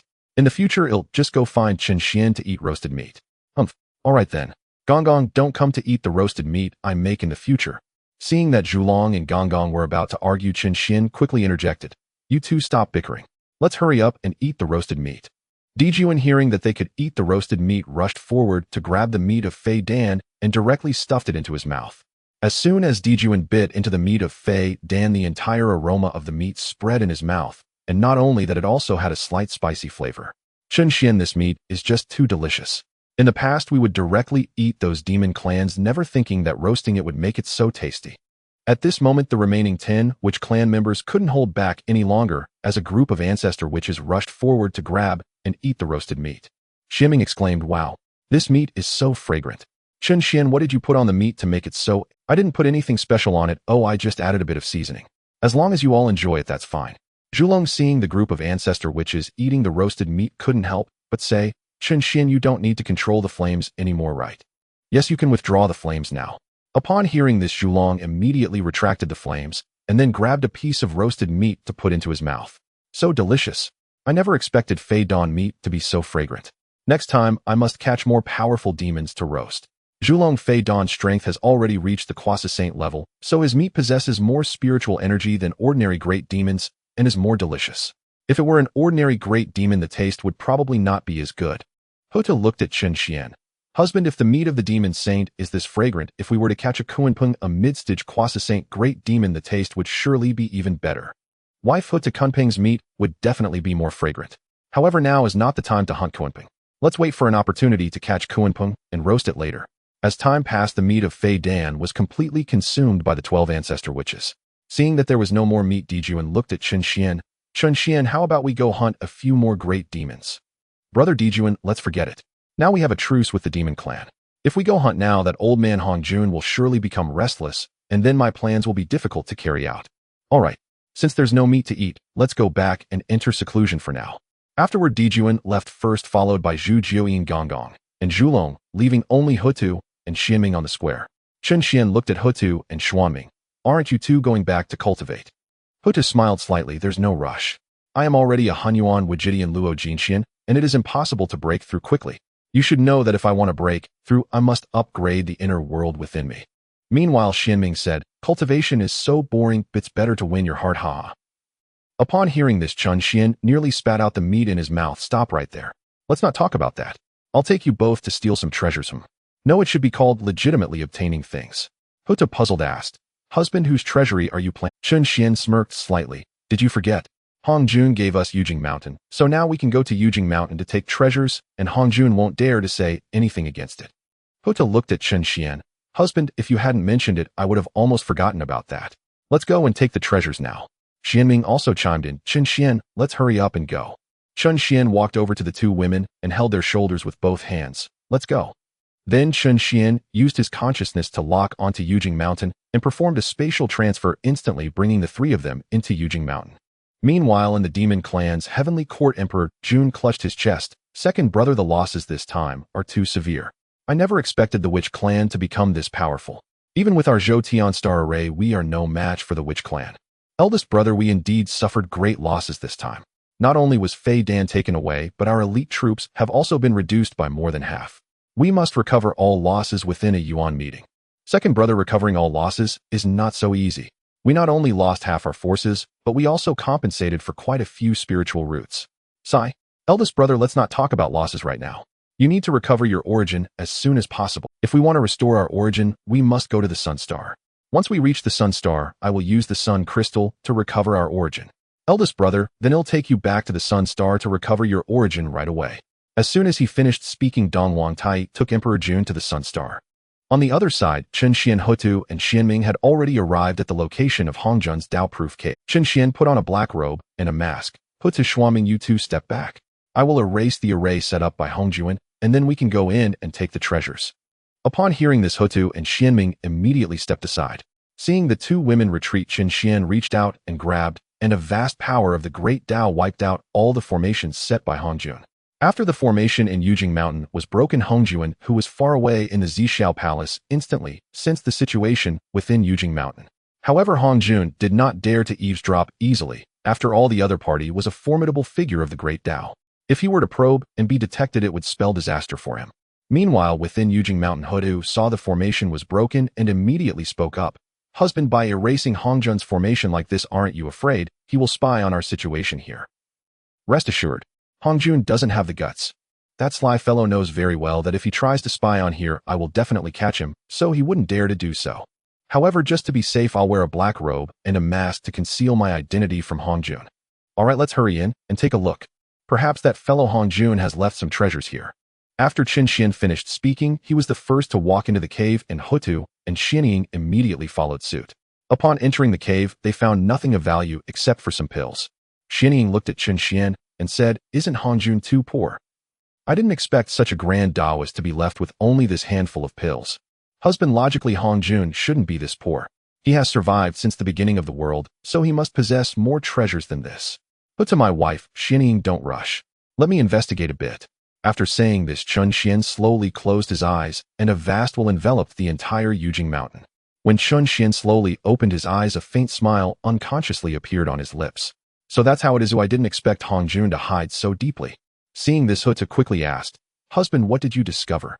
Houtu, my wife, Hongjun is indeed. This cave has more than one level. The position we are currently at is the first level. Hongjun's cave has 3 levels, and the treasures in each level are different. The first level where we are now is Hongjun's alchemy room, but most of the pills here have been consumed by Hongjuan, leaving only a few low-grade pills that are of little use to anyone above the Great Luo stage. However, although the grades are low, they are still quite effective for cultivators below the Tai Golden Immortal level. Husband, since this is the case, let's gather all the golden pills from this level. Although the golden pills are of lower grade, they are still useful for enhancing the strength of the human race. Upon hearing this, Chen Xian nodded. That makes sense. The cultivators of the human race are too weak now, and having these golden pills will help them develop more quickly. After saying this, Chen Xian immediately stored all the golden pills from the first level into the system space. Then he looked at Houtu and Xianying. Let's go. We are heading to the next level. Xianying interjected. Chen Xian, we still don't know where the entrance is. How can we go to the next level? Chen Xian stepped on the ground. Is it necessary to find the entrance to go to the next level? Just walk. As he spoke, Chen Xian stomped down hard, and instantly a hole appeared beneath his feet. Isn't this a way down to the second level? Xianying watched Chen Xian's actions and thought, wow, there's such a method. While Xianying was still amazed by Chen Xian's boldness, Chen Xian had already taken Houtu into the second level. When Xianying reacted, he immediately jumped down. However, just as Chen Xian and Houtu landed, Xianying jumped down as well. Bang! With a loud crash, Xianying found himself sitting on something. Looking down, he realized he was sitting squarely on Chen Xian's face. Chen Xian, pressed to the ground, felt the warmth of 2 soft mounds and a faint fragrance. He opened his eyes and found that Xianying was sitting on his head. At this moment, Houtu saw Xianying pressing Chen Xian down and quickly pulled Xianying away. Husband, are you all right? I am fine. Afterward, Chen Xian stood up. Xianying, are you okay? Hearing Chen Xian's words, Xianying's face turned red. I'm fine. Let's see what treasures there are. At this moment, Xianying wished he could find a hole to hide in, as that scene was just too embarrassing. Houtu also noticed Xianying's embarrassment and walked over to him. Xianying, didn't you want to get close to my husband? You will have to experience such things in the future. If you are so shy now, how will you serve my husband later? Upon hearing this, Xianying's face turned even redder, and Houtu, seeing Xianying's flushed face, almost couldn't help but laugh. However, Chen Xian was listening to their conversation, clearly thinking how exciting it would be if Houtu and Xianying both served him at the same time. Just as Chen Xian was fantasizing about his future life, countless golden lights suddenly illuminated the second level. Chen Xian was pulled back to reality by the golden glow, and Houtu and Xianying also reacted. When everyone looked towards the golden light, they saw countless treasures piled on the ground. Chen Xian took a closer look and was immediately astonished. Wow, so many chaotic spiritual treasures. Where did that old man Hongjun get so many chaotic spiritual treasures? Could it be that after Pangu slayed the 3,000 chaotic demons, all those chaotic spiritual treasures were collected here by Hongjun? But to my wife, Xianying, it seems we have struck it rich this time. That old man Hongjun actually collected the companion treasures of the 3,000 chaotic demons here. Houtu was startled upon hearing this. Husband, what did you say? These are all companion treasures of the chaotic demons. That's right. I didn't expect Hongjun to be so deep in concealment. When I mentioned Yujing Mountain, he tried to keep it from me. It turns out this is where he stored the chaotic spiritual treasures. Husband, with so many chaotic spiritual treasures that old man Hongjun hasn't used them. If he had the heavenly Tao, might not even be his match. But to my wife, it's not that Hongjun doesn't use them, it's that he intends to keep them as a trump card against the heavenly Tao. Just think about it, if so many chaotic spiritual treasures were to collide and explode, what do you think would happen to Hongwang? Indeed, if these chaotic spiritual treasures were to explode, both the entirety of the primordial world and the heavenly Tao would be reduced to nothingness. Hongjun, concealing so many chaotic spiritual treasures, must be unable to refine them in a short time. Husband, since Hongjun cannot refine these chaotic spiritual treasures quickly, why don't we help him refine? Chun Xian looked at Houtu saying, Wife Houtu, I know what you are thinking, but with your strength it's impossible to refine all these treasures simultaneously. However, I have a better idea. What if we let our people use these chaotic spiritual treasures? Wouldn't that make Hongjun furious? Upon hearing this, Xianming became extremely excited. Chun Xian, let's quickly choose our treasures. I can hardly wait to see if there are any suitable treasures for me. Just as Xianming was about to step forward to select treasures, Chun Xian immediately grabbed his shoulder. Xuanming, don't be impulsive. Since Hongjun placed the treasures here, he must have set up a formation. Wait until I break the formation before we select treasures. After Chun Xian finished speaking, his eyes emitted a radiant light as he scanned the chaotic spiritual treasures on the ground. Interesting that old fellow Hongjun actually set up such a terrifying formation. Houtu spoke up. Husband, what kind of formation has that old Hongjun set on these treasures? Wife Houtu, Hongjun has set the Hunyuan 9 Nether Celestial Calamity formation here. This formation is of Hunyuan level, and once any living being enters it, they will be burned to death by the 9 Nether Evil Fire. This 9 Nether Evil Fire is no ordinary flame. It is formed from the resentment of the Chaos Demon God after its death. Even a Hunyuan Daoyuo Jingxian would find it difficult to resist this evil fire. Wife Houtu, Xuanming, step aside. I will first break the formation, and then we can take the treasures. Upon hearing this, Houtu and Xianming quickly moved aside, while Chun Xian began to perform the great purification technique. With a clap of his hands, a massive force of purification surged towards the formation. As the purifying power entered the formation, a chorus of wails erupted from within, and soon all the resentments of the chaotic demon gods were completely purified. When the wailing ceased, the Hunyuan 9 Nether Celestial Calamity formation shattered. Chun Xian turned to Houtu and Xuanming saying, All right, the formation has been broken. Now we can select treasures. Houtu and Xianming hurried forward to choose their treasures. After some selection, Houtu ultimately claimed the accompanying treasure of the Chaos Earth Demon God. On the other side, Xianming took the accompanying treasure of the Chaos Killing Demon God and the accompanying treasure of the Chaos Ice Demon God. Seeing that both women had obtained suitable treasures, Chun Xian stepped forward to inquire, Wife Houtu, Xuanming, what kind of treasures did you get?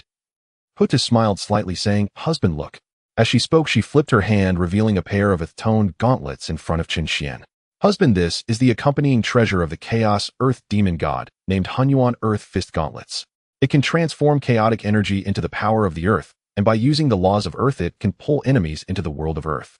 Once they enter, I become the invincible sovereign. Meanwhile, Xianming also took out a sword and an ice umbrella. Chun Xian, these two treasures are from the Chaos Killing Demon God and the Chaos Ice Demon God. The Chaos Killing Sword can transform chaotic energy into a blade of slaughter. Once wounded by the blade, the killing energy will corrode the wound, making recovery extremely difficult even for those with regenerative abilities. Moreover, this killing sword possesses a domain of slaughter. Once drawn into this domain, one will be eroded by endless killing energy. Those with weak willpower will become mere puppets knowing only slaughter. As for the Chaos Ice Umbrella, it can transform into a world of ice. Once struck by the chaotic ice, one will be instantly frozen and all spells under the Great Tao will be rendered unusable while frozen. Hearing this, Chun Xian nodded, saying, The treasures you chose are quite good. Since you have chosen well, I will take these treasures now. After speaking with a wave of his hand, the treasures on the ground were directly drawn into Chun Xian's system space. After collecting all the chaotic spiritual treasures, he said, There's nothing of value left on this level. Let's head to the third level and see. As Chun Xian finished speaking, he once again stomped the ground, creating a hole beneath him. Seeing this, Houtu jumped down to the third level first. Xuanming seeing Houtu jump followed suit. Chun Xian seeing both of them go down jumped down as well. When the three arrived at the third level, they found it pitch black, unable to see anything. Just as Chun Xian was about to cast a spell to illuminate it, suddenly the ground trembled violently. Then the third level suddenly lit up. When Chun Xian and the others looked around, they saw countless celestial chains tightly binding the third level. At that moment, a voice came from the center of the third level laughing. Huh? I never expected any living being could reach the third level. Chun Xian followed the sound and saw a black figure bound by celestial chains. When Chun Xian recognized the black figure, he was instantly taken aback, exclaiming, Pangu. No wait. You are not Pangu, you are Pangus, inner demon. Huh. Fellow Taoist, you truly are impressive, being able to see through my true nature at a glance. Chun Xian smiled slightly, saying, Pangus, inner demon, you conspired with the heavenly Tao to ambush Pangu, thinking you could swallow the heavenly Tao. I never expected you to be schemed against by the heavenly Tao and Hongjun. Upon hearing this, Pangus, inner demon, roared in anger. If it weren't for that damned Hongjun, I would have already swallowed the heavenly Tao and become the true sovereign of the primordial world. Fellow Taoists, since you have come here, it means we are fated. If you release me, I will let you become the sovereign of the primordial world once I deal with the heavenly Tao and Hongjun. As long as you merge with me, you can use my power as you wish. Together we can easily defeat the heavenly Tao and Hongjun, and the entire primordial world will belong to you. Chun Xian laughed heartily, saying, Pangus, inner demon, you are truly naive. Since I know of your existence, it means I have seen Pangu. Do you think I would be swayed by you? Fellow Taoist, so what if you have seen Pangu? Can Pangu grant you great fortune? Can Pangu elevate your cultivation? Just merge with me and you can directly advance to half a step into the great Tao realm. Chun Xian could not help but burst into laughter upon hearing the words of the Pangu inner demon. Pangu inner demon, I see you've been locked up to the point of foolishness. Is the half-step Tao realm really that strong? Let me tell you, with your mere half-step Tao realm, you are nothing more than cannon fodder in my eyes. Pangu inner demon looked at Chun Xian. Friend, are you not afraid of twisting your tongue? Do you think reaching the half-step Tao realm is an easy feat? From the birth of the chaos world to its destruction, only Pangu has ever reached the half-step Tao realm, yet you dare to say that it is mere cannon fodder. I dare to say that because I have my confidence, unlike you, a dignified half-step Tao realm actually suppressed here by the heavenly Tao and Hongjun working together. Hearing this, Pangu inner demon roared in anger. Kid, if you have the ability, release me. I will show you what true power is. Interesting, then I shall let you out to play. Chun Xian said, preparing to break the seal set by Hongjun. Seeing this, Houtu immediately grabbed Chun Xian's hand. Husband, it's better not to let him out. If he wreaks havoc in the Honghuang, many lives will be lost. No worries with me here, he can do nothing. Chun Xian said, and with a wave of his hand, all the sealing chains set by Hongjun shattered, while Pangu inner demon began to laugh maniacally at the sight of the black chains breaking. Kid, I didn't expect you to be this foolish. Do you know the consequences of releasing me? Ha ha. After finishing his words, Pangu inner demon flew out of Yujing Mountain, and the moment he appeared in the sky over Honghuang, the heavenly Tao in the void immediately sensed his emergence. What is happening? Wasn't Pangu inner demon suppressed? Why has he suddenly reappeared? Could it be that the great Tao expert released him? I must go to Yujing Mountain to see. I absolutely cannot allow Pangu inner demon to obtain the Pangu Tao fruit, or my hopes of ascending to the great Tao will be forever lost. Then the heavenly Tao stepped forward and instantly arrived above Yujing Mountain. Meanwhile, far away in Zhixiao Palace, Hongjun also sensed the emergence of Pangu inner demon. What is happening? Did that senior intentionally release Pangu inner demon? What does he want to achieve? No matter what that senior intends to do. But we absolutely cannot allow Pangu inner demon to obtain the Pangu Tao fruit, otherwise my hopes of transcending and ascending to the great Tao will be forever lost. Realizing this, Hongjun tore through space and hurried toward Yujing Mountain. At the same time, the 6 saints of the heavenly Tao also sensed the situation at Yujing Mountain. Yuanshi looked toward Yujing Mountain and said, what terrifying demonic energy. Could it be that Luo Ho has been revived? After Yuanshi finished speaking, he flew towards Yujing Mountain, while in the 8 Sceneries Palace, Taiching also sensed the situation at Yujing Mountain and immediately flew there as well. At this moment, the 6 saints of the heavenly Tao were all heading toward Yujing Mountain. However, above Yujing Mountain, Pangu inner demon looked at the distant heavenly Tao and said, Heavenly Tao, years ago you joined forces with that old man Hongjun to suppress me, but today I will let you taste the bitterness of being suppressed. Just as Pangu inner demon finished speaking, Hongjun appeared beside the heavenly Tao and said, Heavenly Tao, we must work together to suppress Pangu inner demon. Otherwise, once he regains his strength, we will be unable to suppress him. At that moment, 6 beams of light descended from the sky beside the heavenly Tao. As the light dissipated, the figures of the 6 saints appeared in the air. Hong Jun looked at the 6 saints and said, "You all arrived just in time. Come, let us all deal with Pangu inner demon together." The 6 saints were taken aback upon hearing Hong Jun's words. Niwa looked at Hong Jun and said, "Master, wasn't Pangu fallen? How can Pangu inner demon still exist?" Niwa, now is not the time to ask this. Let us quickly join forces to deal with Pangu inner demon.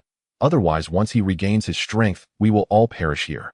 Hearing Hong Jun's words, Pangu inner demon revealed a trace of a sinister smile. Hong Jun, years ago you Pangu killed 3,000 chaos demons. I didn't expect you to ultimately escape a calamity. You went so far as to cooperate with the heavenly Tao to enter the Hongwang. But do you think the heavenly Tao truly cooperates with you? Why not join me? Once I devour the Panga Tao fruit, I will assist you in breaking free from the control of the heavenly Tao. The heavenly Tao looked at Hong Jun and said, "Hong Jun, do not be deceived by this fellow. Once he devours the Panga Tao fruit, he will definitely not spare us, as we were the ones who sealed him together back then." Hong Jun looked at the heavenly Tao and said, "Rest assured, I will not be deceived by Pangu inner demon. Heavenly Tao, let us merge to deal with Pangu inner demon now." Upon hearing this, the heavenly Tao nodded, "All right." Immediately, the heavenly Tao flew beside Hong Jun, and the two began to merge. Pangu inner demon looked at Hong Jun and said, "Interesting, years ago you used this trick to scheme against me. Now you have no chance to scheme against me again. I shall see how you suppress me." Ha ha. Heaven and earth heart calamity, gather the energy of the inner demon within me. As Pangu inner demon spoke, a black gas flew out of the bodies of all beings in Honghuang, converging into Pangu inner demon's body. As all the demonic energy entered the body of Pangu inner demon, his strength soared directly to the half-step Tao realm.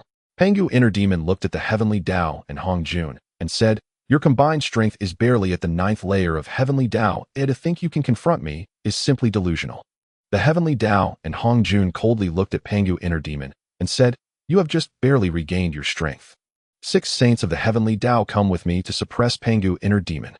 Upon hearing this, the 6 saints immediately summoned their treasures to suppress Pangu inner demon. Seeing this, Hong Jun immediately summoned the heavenly Tao divine wheel. "Heavenly Tao divine will suppress him for me."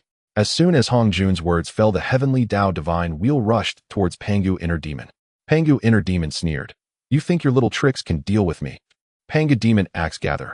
As Pangu inner demon finished speaking, a pitch black axe appeared in his hand. He then swung the Pangu demon axe towards the heavenly Tao divine wheel. Boom! The terrifying aftermath surged toward the 6 saints. Seeing this overwhelming aftermath, the 6 saints immediately switched to defense. As the aftermath swept across the bodies of Jane and Junti, both Jane and Junti perished on the spot. Seeing Jane and Junti fall, Taiching immediately summoned the heaven and earth Xianhuang Linglong Pagoda. However, as soon as the pagoda flew out, it was immediately swept away by the collision's aftermath. Bang! Taiking's physical body was instantly obliterated. Niwa Yuan Shi and Tongtian realized that the terrifying aftermath was sweeping toward them and understood that any defense they attempted would be futile, as the aftermath was too terrifying.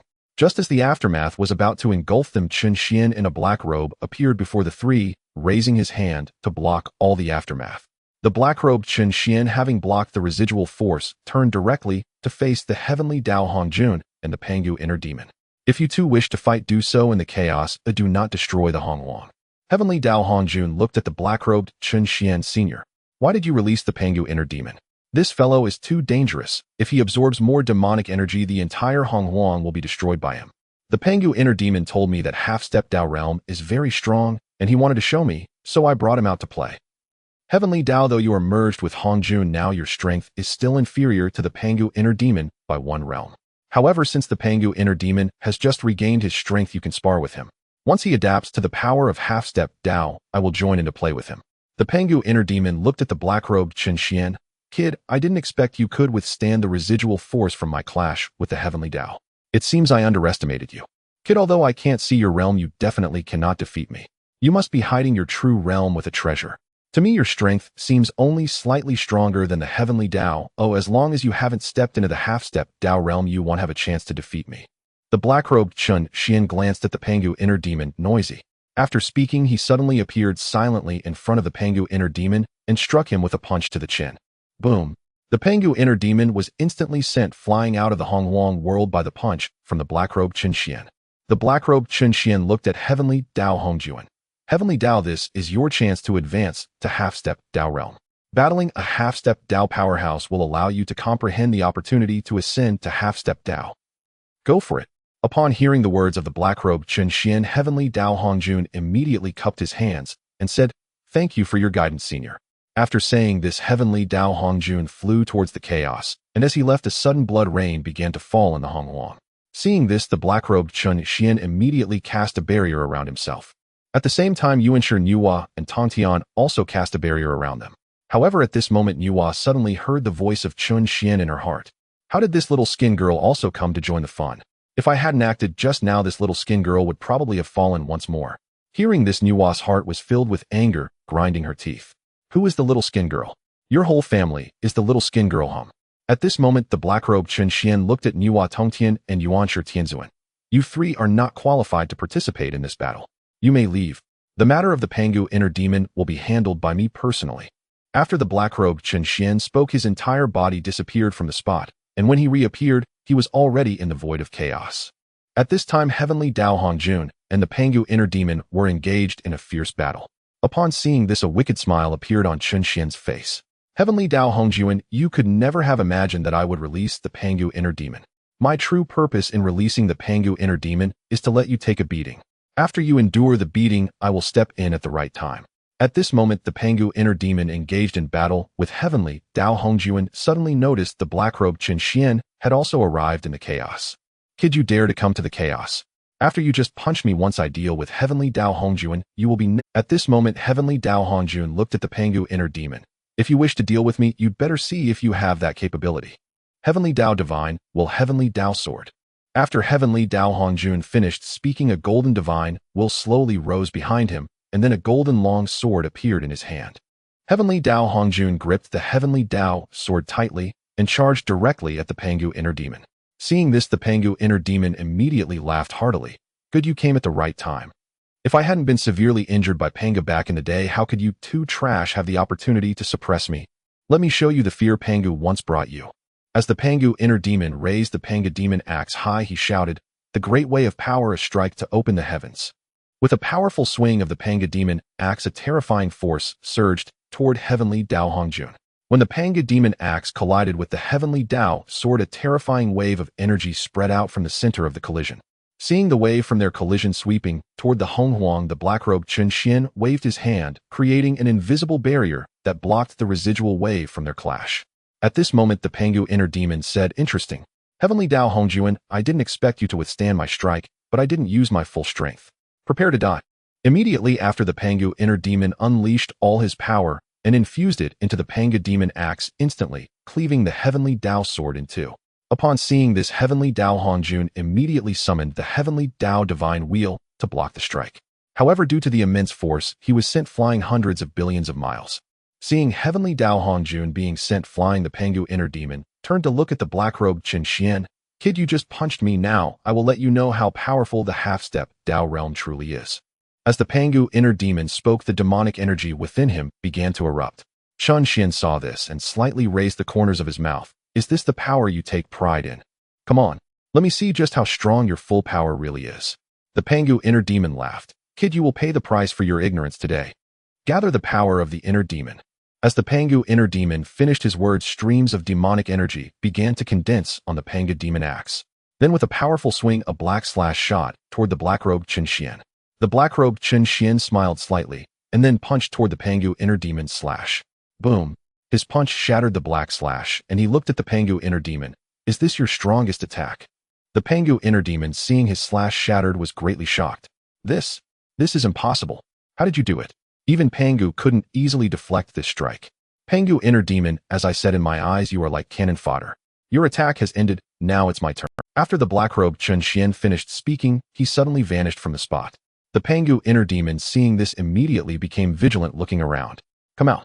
If you have the ability, fight me, Heathen." Just as the Pangu inner demon finished speaking, a terrifying force suddenly attacked from behind, sending, "Pangu inner demon, you don't even know where I am, and you think you can defeat me." As Chun Xian's voice fell, he instantly reappeared right in front of the Pangu inner demon, swiftly lifting his leg and delivering a powerful kick that sent the Pangu inner demon flying. "Pangu inner demon, your power is too weak. After stabilizing himself in midair, the Pangu inner demon roared in fury, "Kid, you're seeking death." Immediately after, the Pangu inner demon raised the heaven-opening demon axe and swung it directly at the black-robed Chen Xian. Seeing the Pangu inner demon charging at him, the black-robed Chen Xian leisurely raised his left hand and then opened his palm as a terrifying force of the Tao surrounded it. Boom!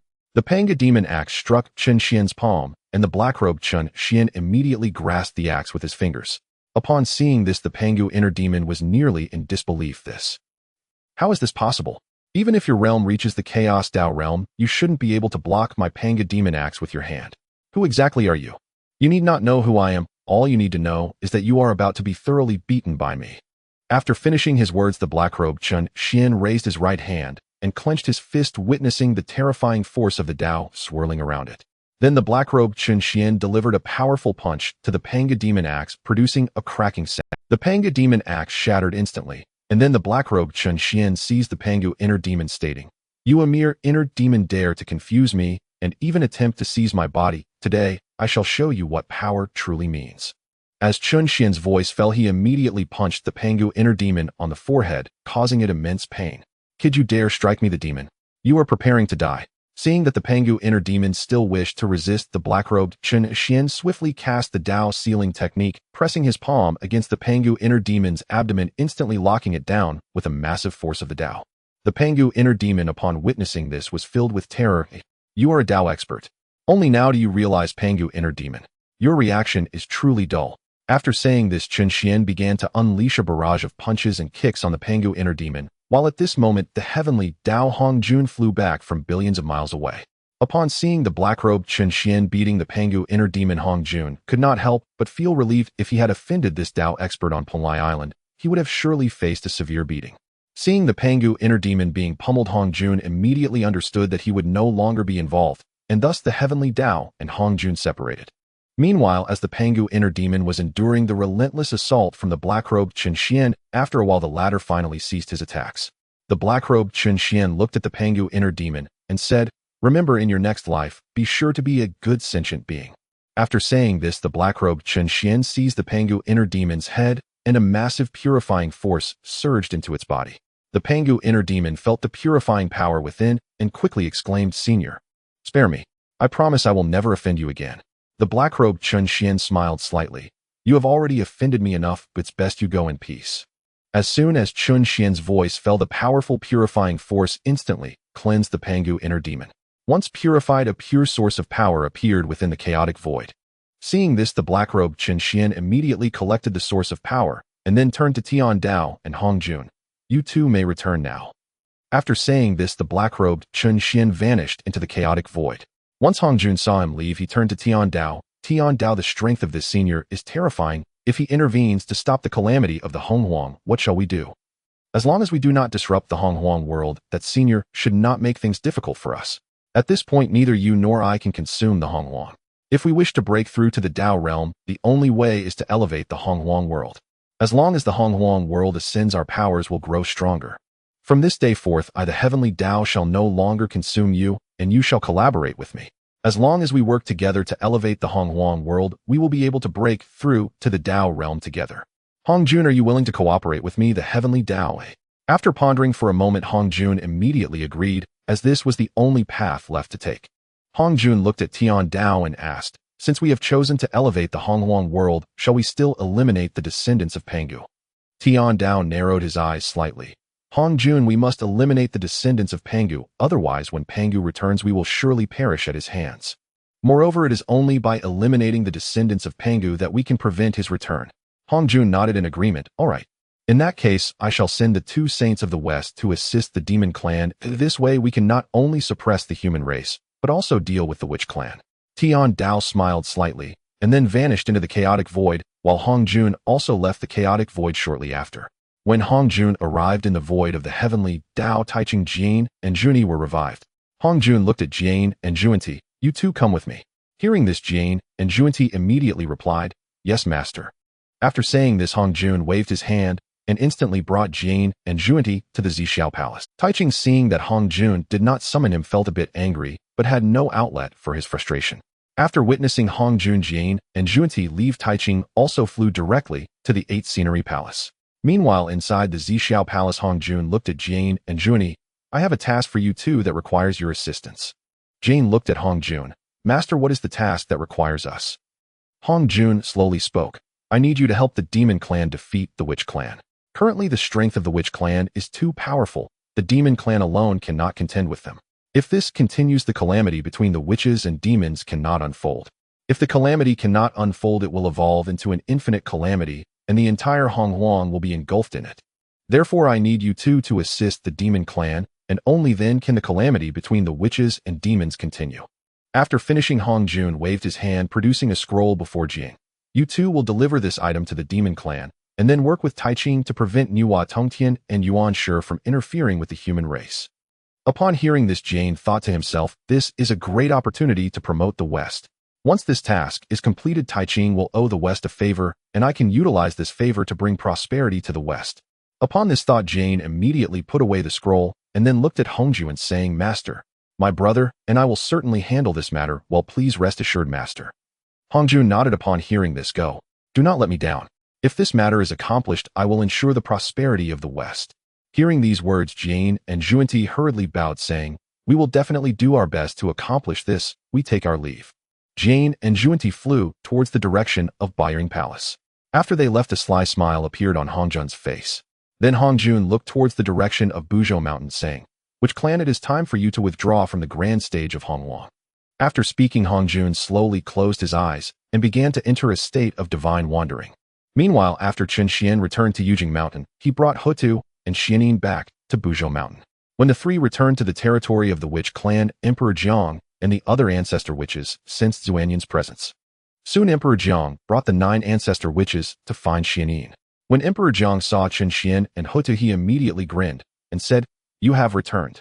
Chen Xian smiled slightly and said, Brother Emperor Jiang, you came just in time. I happen to have some things to hand over to you. Emperor Jiang, upon hearing this, excitedly inquired, Brother Chen Xian, what good things have you obtained? Or have you refined some good pills again? Brother Emperor Jiang, this is not the place for discussion. Let's go to Pango Hall and talk there. Hearing this, Emperor Jiang immediately led everyone to the entrance of Pango Hall. Then he said, Chen Xian, without the recognition of the Father God, it would be difficult for you to enter Pango Hall. Brother Emperor Jiang, do not worry. If I wish to enter Pango Hall, the pressure of Pango Hall cannot stop me, and now Pangu would not make things difficult for me either. After Chen Xian finished speaking, he walked to the entrance of Pango Hall and raised both hands to push against the door. Quickly, the door of Pango Hall was easily pushed open by Chen Xian.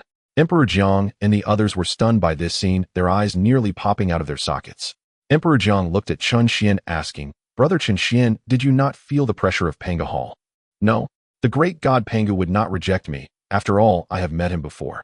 Emperor Jiang was taken aback, exclaiming, What? You have met the Father God? Is he still alive? He is dead. Why, I have only seen a trace of his consciousness. But do not be sad, Pangu will return, just not. Let's go.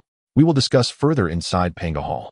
As Chen Xian's voice fell, he walked into Pango Hall, and the 12 ancestor witches followed suit. As the 12 ancestors entered Pango Hall, the doors of Pango Hall began to close automatically. Chen Xian looked at the 12 ancestors, saying, Brother Emperor Jiang, I have returned to strengthen your power. Although the Demon Clan has not yet regained its vitality, that old fellow Hongjun will surely find ways to. Therefore, I have brought you treasures. With these treasures, your strength will soar several times over. After finishing his words, Chen Xian waved his hand, and all the chaotic spiritual treasures appeared in Pango Hall. The 10 ancestors led by Emperor Jiang were almost scared senseless by the sight of the chaotic treasures scattered everywhere. Emperor Jiang looked at the chaotic treasures on the ground, asking, Brother Chen Xian, where did you get so many chaotic treasures? Xuanin, standing aside, replied, Brother Emperor Jiang, we brought these back from Hongjun's lair. That old fellow Hongjun placed the treasures of the 3,000 chaotic demons in Yujing Mountain, and Chen Xian brought Houtu and me to retrieve them. Upon hearing this, Emperor Jiang's eyes widened in disbelief. No wonder there are so many chaotic treasures. Chen Xian actually raided Hongjun's lair. Brother Chen Xian, do you mean for each of the 12 ancestors to choose a chaotic treasure that suits them? Exactly. Now that you all possess your primordial spirits, what you lack most are treasures. Previously, you fought against the Demon Clan with your physical bodies, but with the assistance of treasures, your strength will surge several times over. Emperor Jiang nodded in agreement. Indeed, we could only face the Demon Clan by relying on our physical advantages before. If we now add treasures into the mix, it would be impossible for the demon clan to defeat us. Brother Emperor Jiang, you all should quickly choose your treasures. Once you have chosen, I still need to return to the human race must have someone in charge. Although I have sent Xin Yuanzi and Hong Yun to protect the human race, if Taiching joins forces with the two saints of the West against the human race, Xin Yuanzi and Hong Yun would not be able to withstand it. Hearing this, Emperor Jiang immediately suggested, Brother Qin Xian, why don't I send some of my witch clan warriors to protect the human race? That would be safer. Qin Xian shook his head, saying, there's no need. I will personally guard it. Moreover, I have my own plans. You all should select your treasures now and quickly refine them. You must complete the refining of the treasures within a Yuan meeting, or else your witch clan may face danger.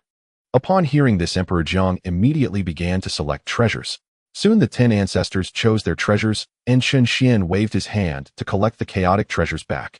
Brother Emperor Jiang, I should return to the human race now. I will naturally come back to see you when I have the time. Houtu, my dear wife, once the matters of the human race are resolved, we will marry immediately, and I will give you the grandest wedding.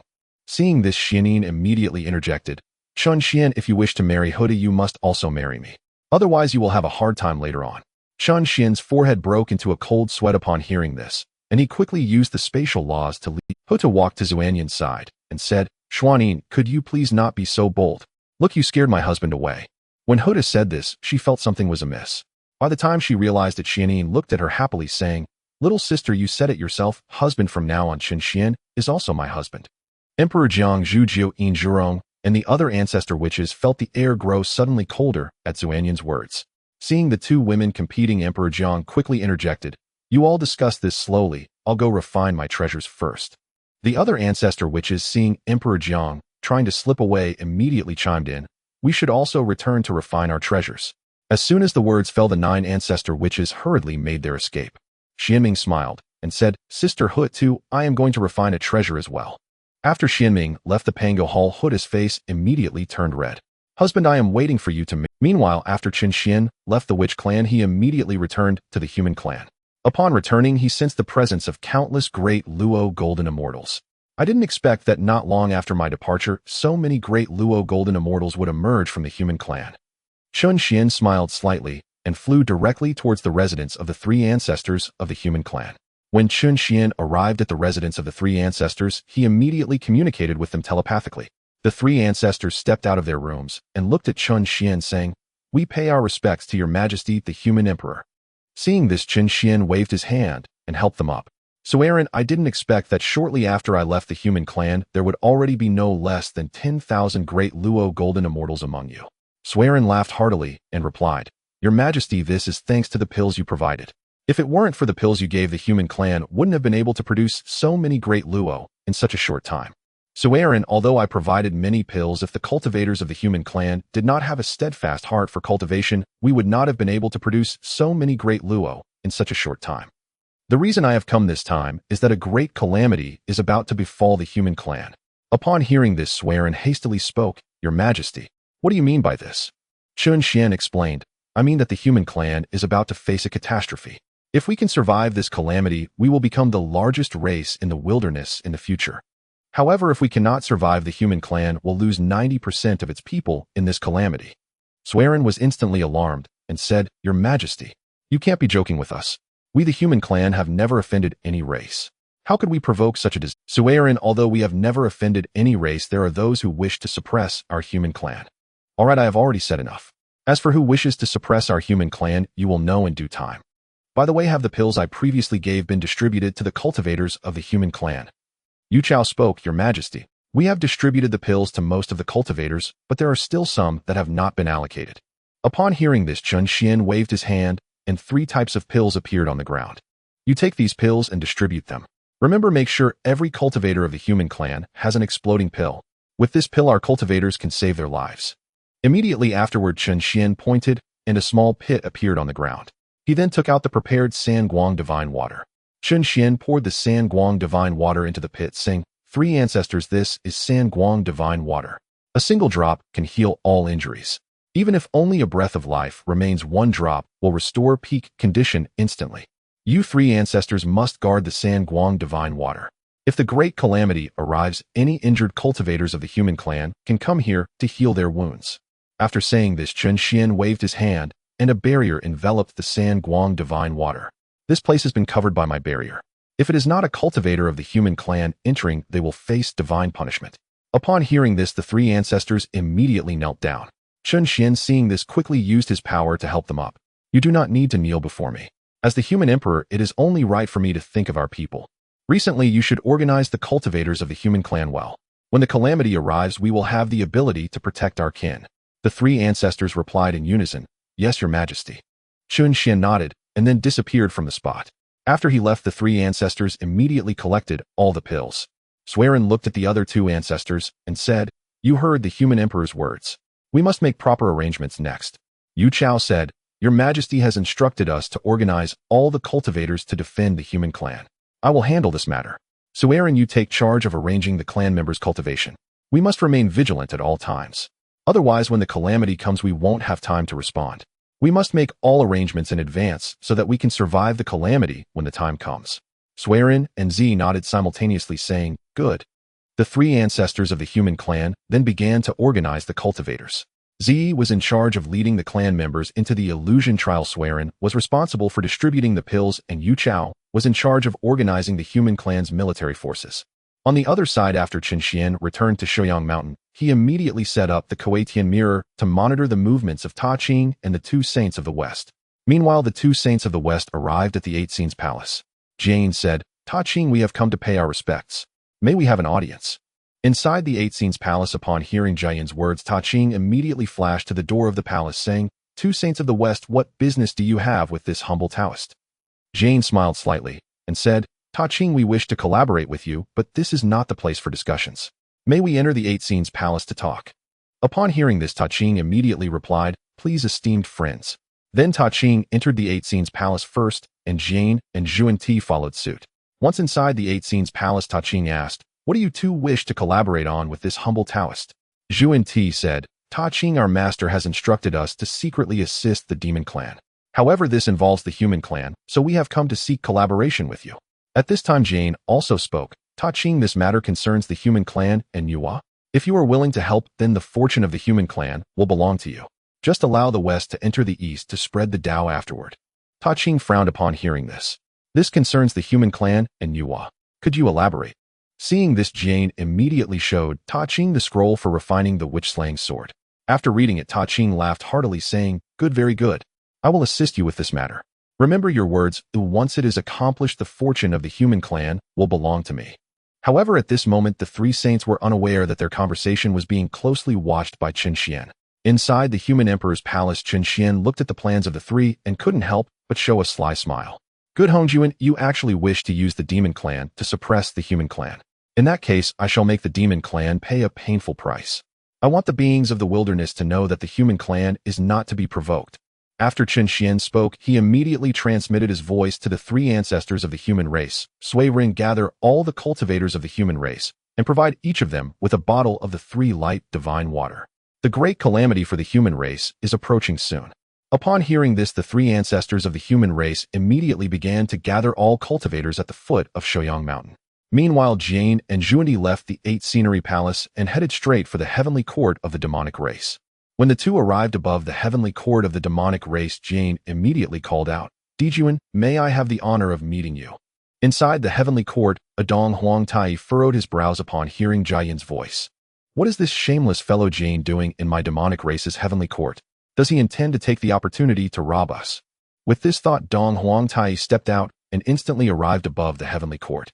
Jane, Junie, what brings you two to my heavenly court? Jane looked at Dong Huang Tai. Dong Huang Tai, why hasn't Dijuan come out to meet me? Jane, my elder brother, previously suffered damage to his origin and is currently in closed-door cultivation at the Sun Star. If you have any matters, please feel free to speak. Dong Huang Tai, this matter is of great importance. Your elder brother must discuss it with me. Upon hearing this, Dong Huang Tai's brows furrowed even more. Jane, what exactly is the matter? If you do not speak, I must ask you to return to the Western world. I still have many matters to attend to.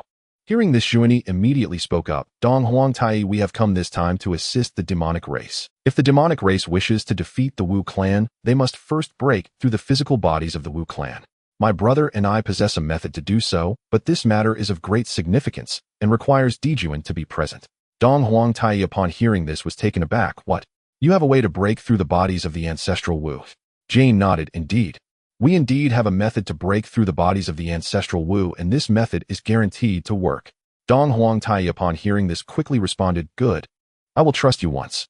You will accompany me to the Sun Star where my elder brother is currently in closed door. After Dong Huangtai finished speaking, he transformed into a long rainbow and flew towards the Sun Star. Seeing this, Jane and Junti immediately followed him. Soon the three arrived within the sun. Upon sensing Dong Huangtai's aura, Dijuan immediately exited his seclusion to welcome his younger brother. However, as soon as Dijuan emerged, he noticed that Jane and Junti were also present. Dijuan looked at Jane and Junti. What brings you to my Sun Star? Jane looked at Dijuan. Dijuan, we have a method to help the demonic race turn the tide and defeat the Wu clan. However, this method is too significant, and if you are not brave enough to use it, I will not force you. After Jane finished speaking, he immediately took out a scroll and presented it to Dijuan. Dijuan, this scroll contains records on how to break the physical bodies of the Wu clan. However, this method will offend the Holy One Nuwa. If you are afraid to use it, then forget it. I can return this scroll to Master Hongjun. Upon hearing this, Dijuan immediately unrolled the scroll and began to examine its contents. After reading it, he was completely astonished. Jane, this scroll was given to you by Master Hongjun, right? Since Master asked you to give it to me, it proves that you have already thought about how to deal with Nuwa. Meanwhile, in the Nuwa palace, Nuwa suddenly sneezed. How strange, why did I sneeze? Could it be that someone is plotting against me? Thinking of this, Nuwa began to deduce. At that moment, Juani spoke up from the Sun Star. Senior brother, quickly shield the heavenly secrets. Dijuan mentioned Nuwa's name, and she will sense it. Hearing this, Jane immediately waved his hand, disrupting all heavenly secrets in the Sun Star. Then Junti hurriedly activated a barrier to isolate the heavenly secrets. After doing all this, Jane and Junti finally felt at ease. Meanwhile, Nuwa in the Nuwa palace was unable to deduce anything, growing increasingly puzzled. How strange. I actually cannot deduce anything. Is there someone who has disrupted the heavenly secrets? Nuwa raised her head and looked at the sky above Hongwang. So that's how it is. Someone is disturbing the heavenly secrets, clearly not wanting me to know everything. As Nuwa finished speaking, she gathered her transformative power in her hand and struck towards the sky above Hongwang. Boom! Jiayin's power was instantly shattered by Nuwa's transformative power. After Nuwa broke Jiayin's power, the heavenly secrets became clear again, yet Nuwa still could not. Seeing this, Nuwa prepared to go to the human race to find Chun Xian, hoping to obtain some clues from him. Meanwhile, back inside the Sun Star, Jane looked at Dijuan. Dijuan, you almost exposed us. The names of saints should not be mentioned casually. Once mentioned, they can sense it immediately. Just now you were almost deduced by Nuwa. Fortunately, my brother and I timely shielded the heavenly secret. Junti, who was beside them, spoke up. Elder brother, Dijuan's words have probably already alerted Nuwa. If we do not act quickly, the demonic race may lose its chance in the future. Junti looked at Dijuan. Dijuan, Dong Huangtai, you must decide quickly. Will you use this method or not? If you do, my brother and I, along with Daoist Taiching, will help the demonic race. If you choose not to, I will immediately return the scroll to Master. Dijuan looked at the scroll before him and thought to himself that this was the only way to deal with the Wu clan. Moreover, he had the support of Hongjun Daozu behind him. Since that was the case, it was indeed feasible to use this method. After all, Nuwa was a saint of the demonic race. Even if she pursued the matter later, she would not kill him and Tai. With this thought, Dijuan immediately spoke up. Good. We will use this method. Let us return to gather the million-strong army of the demonic race to attack the human race. As for Nuwa, I'll leave that to you. Jane and Junti nodded with smiles. Excellent. They then flew towards Kunlun Mountain and the Golden Ao Island in the East China Sea, respectively. On the way to Kunlun, Jane transmitted his voice to Taiching, instructing him to go and stop Nuwa. Meanwhile, at the Sun Star, Dijuan looked at Dong Huangtai. Second brother, this is our last chance. Even if it offends Nuwa, there is no other way. If the demonic race wants to unify the Hongwang world, we must refine the Slaughter Wu sword. Without the Slaughter Wu sword, we cannot defeat the Wu clan. Elder brother, I understand your meaning. Since you have made your decision, I will accompany you to slaughter the human race and refine the Slaughter Wu sword. Dijuan smiled slightly and said, Good. Let us return to the heavenly court of the demonic race now. After Dijuan finished speaking, he took the lead and flew towards the heavenly court of the demonic race. Seeing this, Dong Huangtai immediately followed. Soon the two returned to the heavenly court, where Dijuan ordered the gathering of the 8 great demonic saints and dispatched demonic soldiers to the North Sea to invite the demonic master Kuimping to assist the human race. Soon Dijuan gathered all the warriors of the demon race. He looked at the 8 great demon saints and said, You are to lead a million-strong army to the human realm. Remember, you may slaughter the human race, but do not allow them to be exterminated, or we will not only offend Nuwa, but also Taiching. Ing Zhao below spoke, Your Majesty. Is it enough for us to just slaughter the human race? No, you must not only slaughter the human race, but also collect their essence, blood, and resentment. Only by gathering their essence, blood, and resentment can we forge the Slaughter Wu sword. As long as we possess the Slaughter Wu sword, we can defeat the Wu, and the entire Honghuang will be our demon territory. At this moment, Baizhe spoke, Your Majesty. Leave the slaughter of the human race to us. There is no need for Your Majesty to act personally. Dijun looked at Baizhe and said, Baizhe, this matter is of great importance. If we slaughter the human race, Nuwa will undoubtedly appear to protect them. Now the Taiching Saint and the 2 saints from the west have already gone to the 3 places: Wahuang Palace, Janeo Island, and Kunlun Mountain. Although the Taiching Saint is powerful, the Nuwa Saint is even stronger. We must slaughter the human race and collect their essence, blood, and resentment in a short period of time. Good. Our demon army has now assembled completely. Oh, let us follow the emperor to the human realm. After Dijun finished speaking, he flew directly towards the human realm, while Dong Huang Tai Yi and the 8 great demons immediately led the demon army to follow. Meanwhile, Chen Xian on Shouyang Mountain looked at the scene in the Kuwaitian mirror, and a sly smile appeared on his. Immediately, Chen Xian transmitted a message to Zhen Yuanzi and Hong Yun. Upon hearing Chen Xian's message, Zhen Yuanzi and Hong Yun, who were secretly protecting the human race, quickly arrived at Shouyang Mountain. When the 2 entered the human emperor palace, Hong Yun spoke. First, Chen Xian, what urgent matter did you summon us for? Chen Xian smiled slightly and said, Hong Yun, your chance for revenge has come. Dijun is currently leading the demon army to attack our human race. Hong Yun was immediately excited and exclaimed, Chen Xian, are you serious? Then I will go and annihilate the entire demon race right now. After Hong Yun finished speaking, he turned to leave to destroy the demon race. However, at that moment, Chen Xian suddenly said, Hong Yun, now is not the time to eliminate Dijun and Tai Yi. I want you to seek revenge by confronting Kunping. Kunping is currently rushing towards us. Stop him, but remember, as long as you don't kill him, you can torment him as you wish. Hearing this, Hong Yun's lips curled into a sly smile. Chen Xian, you said so I will go and meet Kunping now. I wonder if that old thing will be scared and run back to the North Sea when he sees I am still alive, haha. After Hong Yun finished speaking, he transformed into a red light and headed towards the North Sea. After Hong Yun left, Chen Xian immediately turned to Zhen Yuanzi and said, Zhen Yuanzi, you are responsible for protecting the safety of the human race. If necessary, step in to protect them. Zhen Yuanzi nodded and said, Chen Xian, rest assured, I will not let anything happen to the human race. Chen Xian smiled slightly and said, let's go. We will see what new tricks the demon race can play on Shouyang Mountain. As Chen Xian finished speaking, he walked directly out of the human emperor palace, and Zhen Yuanzi followed close. As soon as the 2 stepped out of the human emperor palace, the entire sky suddenly darkened. Chen Xian saw this scene and smirked. I didn't expect the demon race to arrive so quickly. Zhen Yuanzi spoke beside him. Chen Xian, should I block them now? Chen Xian waved his hand and said, there's no rush. I'll let the 3 ancestors play with them for a while. After Chen Xian finished speaking, he immediately transmitted a message to the 3 ancestors of the human race. Upon receiving Chen Xian's message, the 3 ancestors led 10,000 human cultivators to fly into the air above the human realm. As Dijun led the million-strong army to arrive above the human realm, he saw the 3 ancestors already waiting there with 10,000 human cultivators. Dijun looked at the 3 ancestors in confusion and asked, how did you know that I was coming to the human realm? Suiren smiled and said, Dijun, you don't need to worry about how we knew you were coming. Just know this, if you dare to make a move, our human race will make you pay the price.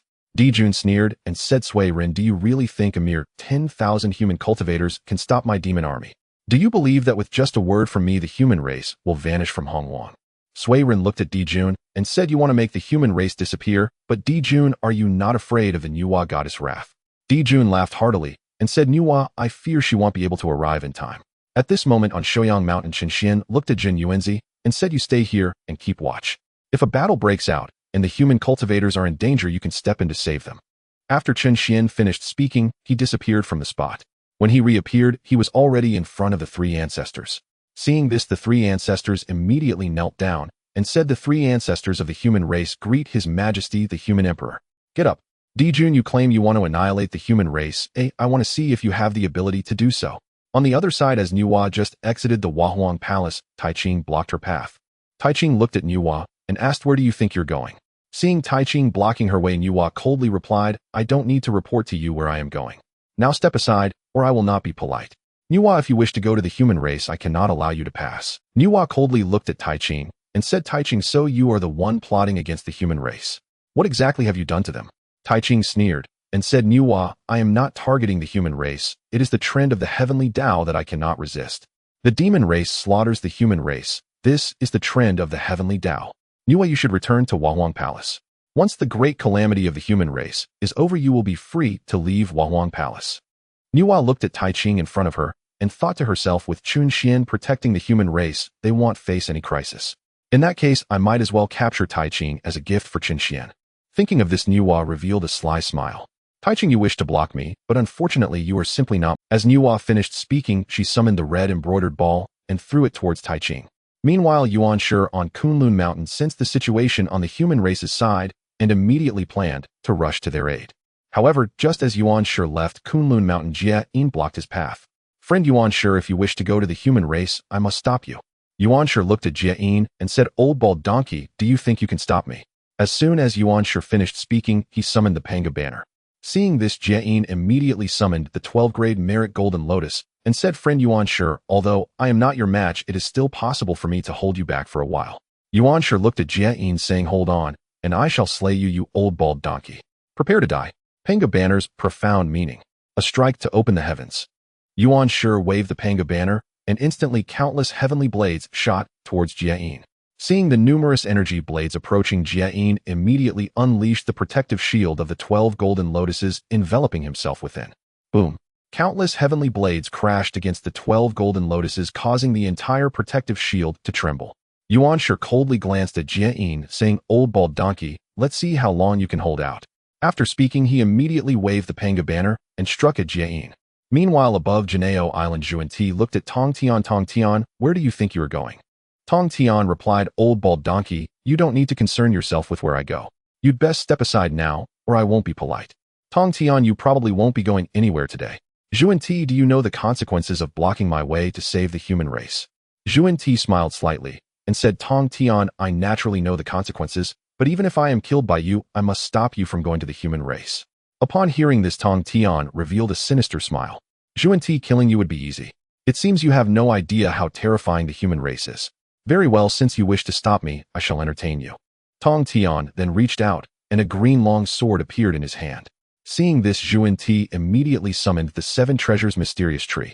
When Tong Tian saw Zhuan summoned the 7 treasures mysterious tree, he swung the Qingping sword, unleashing a terrifying sword energy towards Zhuan. Zhuan, seeing the sword energy coming at him, quickly swung the 7 treasures mysterious tree to counter it. Boom. The sword energy collided with the 7 treasures mysterious tree instantly, sending terrifying shockwaves spreading across the sky above the East Sea. Below the East Sea, countless aquatic beings fled far away, fearing that a slight misstep would turn them to dust from the residual force. At this moment, above the human race, Dijun looked at Chun Xian, saying, You are the emperor of humans. I did not expect the strength of the human emperor to be so weak. Dijun, you can come and test for yourself whether I am weak or not. After saying this, Chun Xian raised his hand, beckoning with his finger. Dijun, seeing this, was instantly furious. Human emperor, you are courting death. Whether I am courting death or not, come and try it. Upon hearing this, Dijun immediately summoned the heavenly emperor sword, intending to strike at the human emperor. Beside him, Jiaoying saw Dijun prepare to attack the human emperor and quickly stepped forward, saying, Your Majesty, leave this human emperor to me. Such trash is not worthy of your majesty personally taking action. Dijun looked at Jiaoying, saying, All right. I leave this human emperor to you, but remember not to kill him. I want to personally torment him. Yes, your majesty. Jiaoying then flew in front of Chun Xian, saying, Human emperor, by provoking the heavenly emperor, I shall let you know today that the heavenly emperor is not someone you can casually provoke. After finishing his words, Jiaoying lunged forward with a punch towards Chun Xian. However, just as Jiaoying was about to strike Chun Xian, he pulled out a 9 turns explosive pill and threw it towards Jiaoying. As the 9 turns explosive pill approached Jiaoying, it exploded instantly. Boom. The terrifying explosion energy engulfed Jiaoying and Dong Huang Tai. He, seeing this, quickly activated the Dong Huang bell to protect himself and Dijun. In contrast, Chun Xian ignored the explosive energy. As the energy approached him, it was instantly repelled by an invisible barrier. When the explosion energy dissipated, Jiaoying's physical form had already turned to nothingness.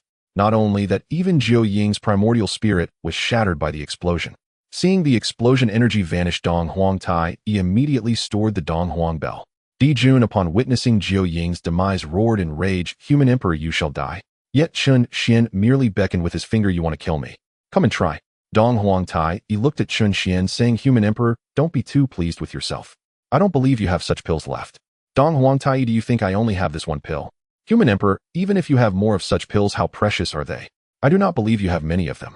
Just as Dong Huangtai finished speaking, Qin Xian immediately pulled out more than 10 9-turns explosive pills. Dong Huangtai, I wonder if these are enough, if not I have more. Dong Huangtai looked at the pills in Qin Xian's hand, already shocked to the point of speechlessness. These pills, equivalent to quasi-saint-level self-destruction, were astonishingly over 10 in number. If these pills were thrown into a million-strong army, the consequences would be unimaginable. Di Jun looked at the pills in Qin Xian's hand and secretly transmitted a message to Dong Huangtai, second brother, I have a way to prevent the human emperor from throwing these pills. Dong Huangtai, receiving Di Jun's message, immediately responded, eldest brother, what method do you have? Hurry and tell me. Second brother, you possess the Dong Huang Bell to counter these pills. You need to find a way to restrain the human emperor.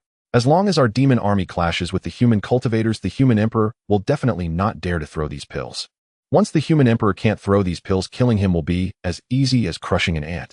Hearing Di Jun's message, Dong Huang's eyes lit up. Eldest brother, this method is good. As long as the human emperor can't throw those pills, killing him will be effortless. Second brother, find a way to restrain the human emperor, and we will have a chance to approach the human cultivators. Dong Huangtai then looked at Qin Xian, saying, human emperor, from now on I shall be your opponent. I want to see what your pills can do to me.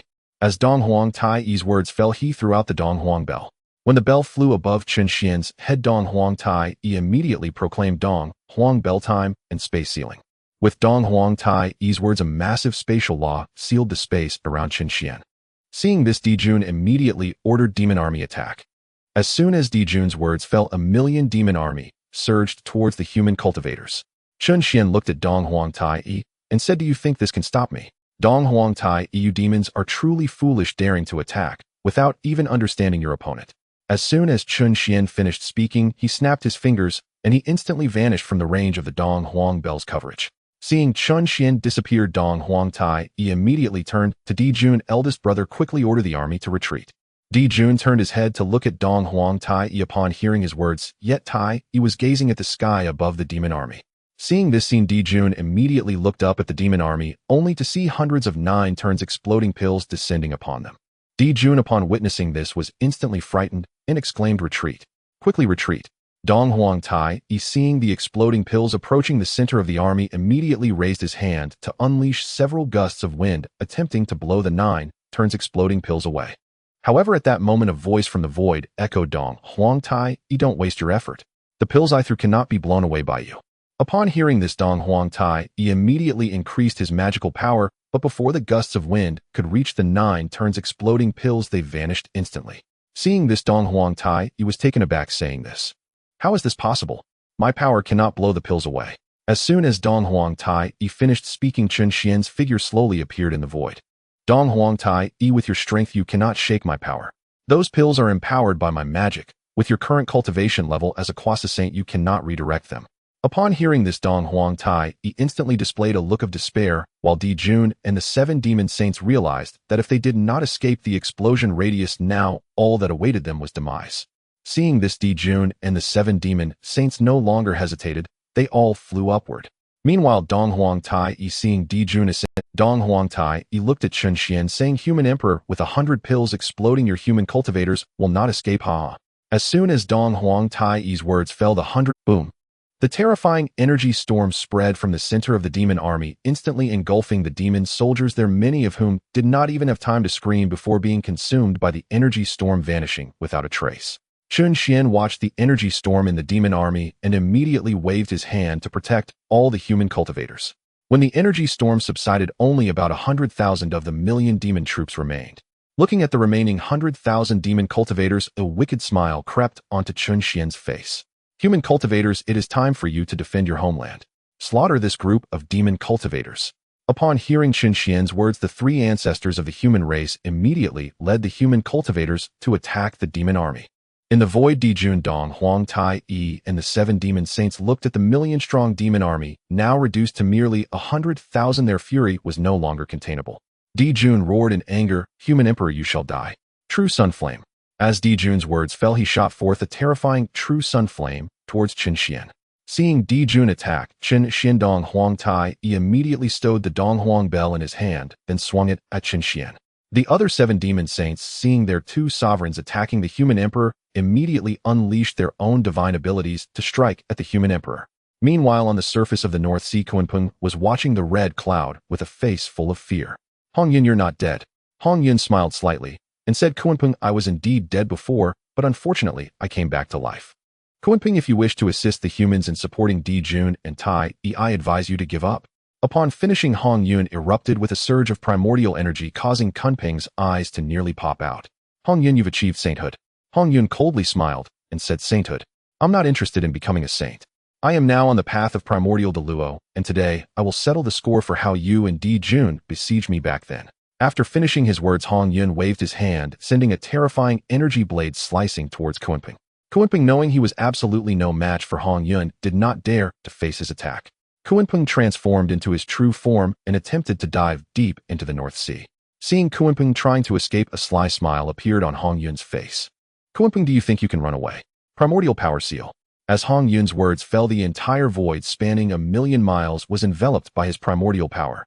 Seeing that 1,000,000 miles of void had been sealed by Hong Yun, Kunpeng immediately tried to dive into the North Sea. However, just as he was about to enter, a terrifying primordial force suddenly rebounded him.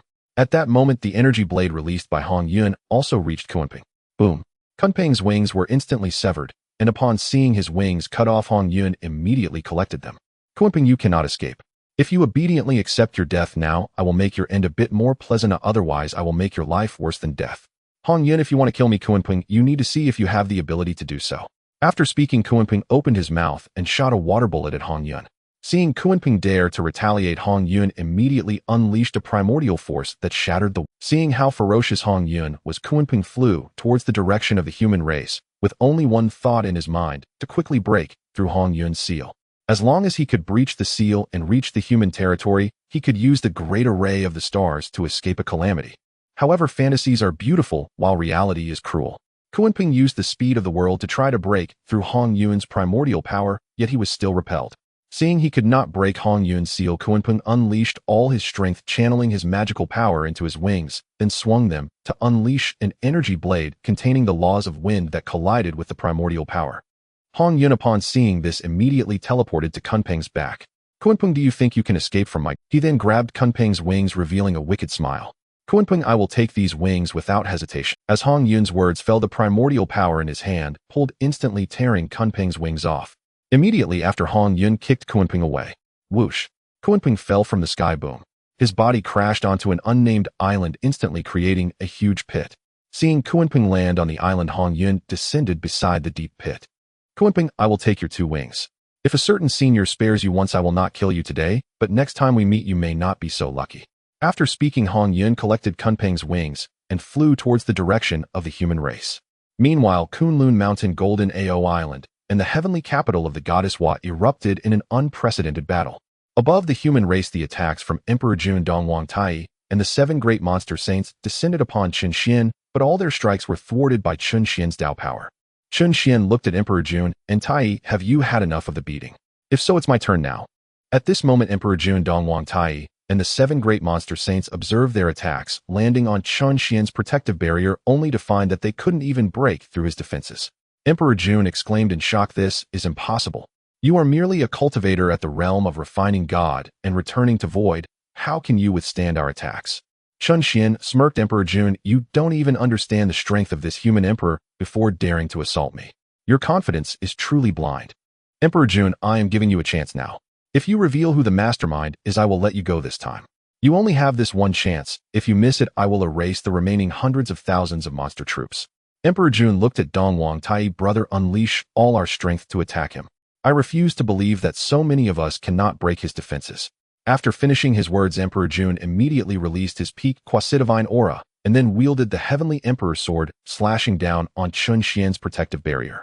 Seeing that Emperor Jun could not break Chun Xian's defenses, Dongwang Tai could no longer hold back. Human emperor, you are forcing me. Boom, boom, boom. A tremendous aura erupted from Dongwang Tai.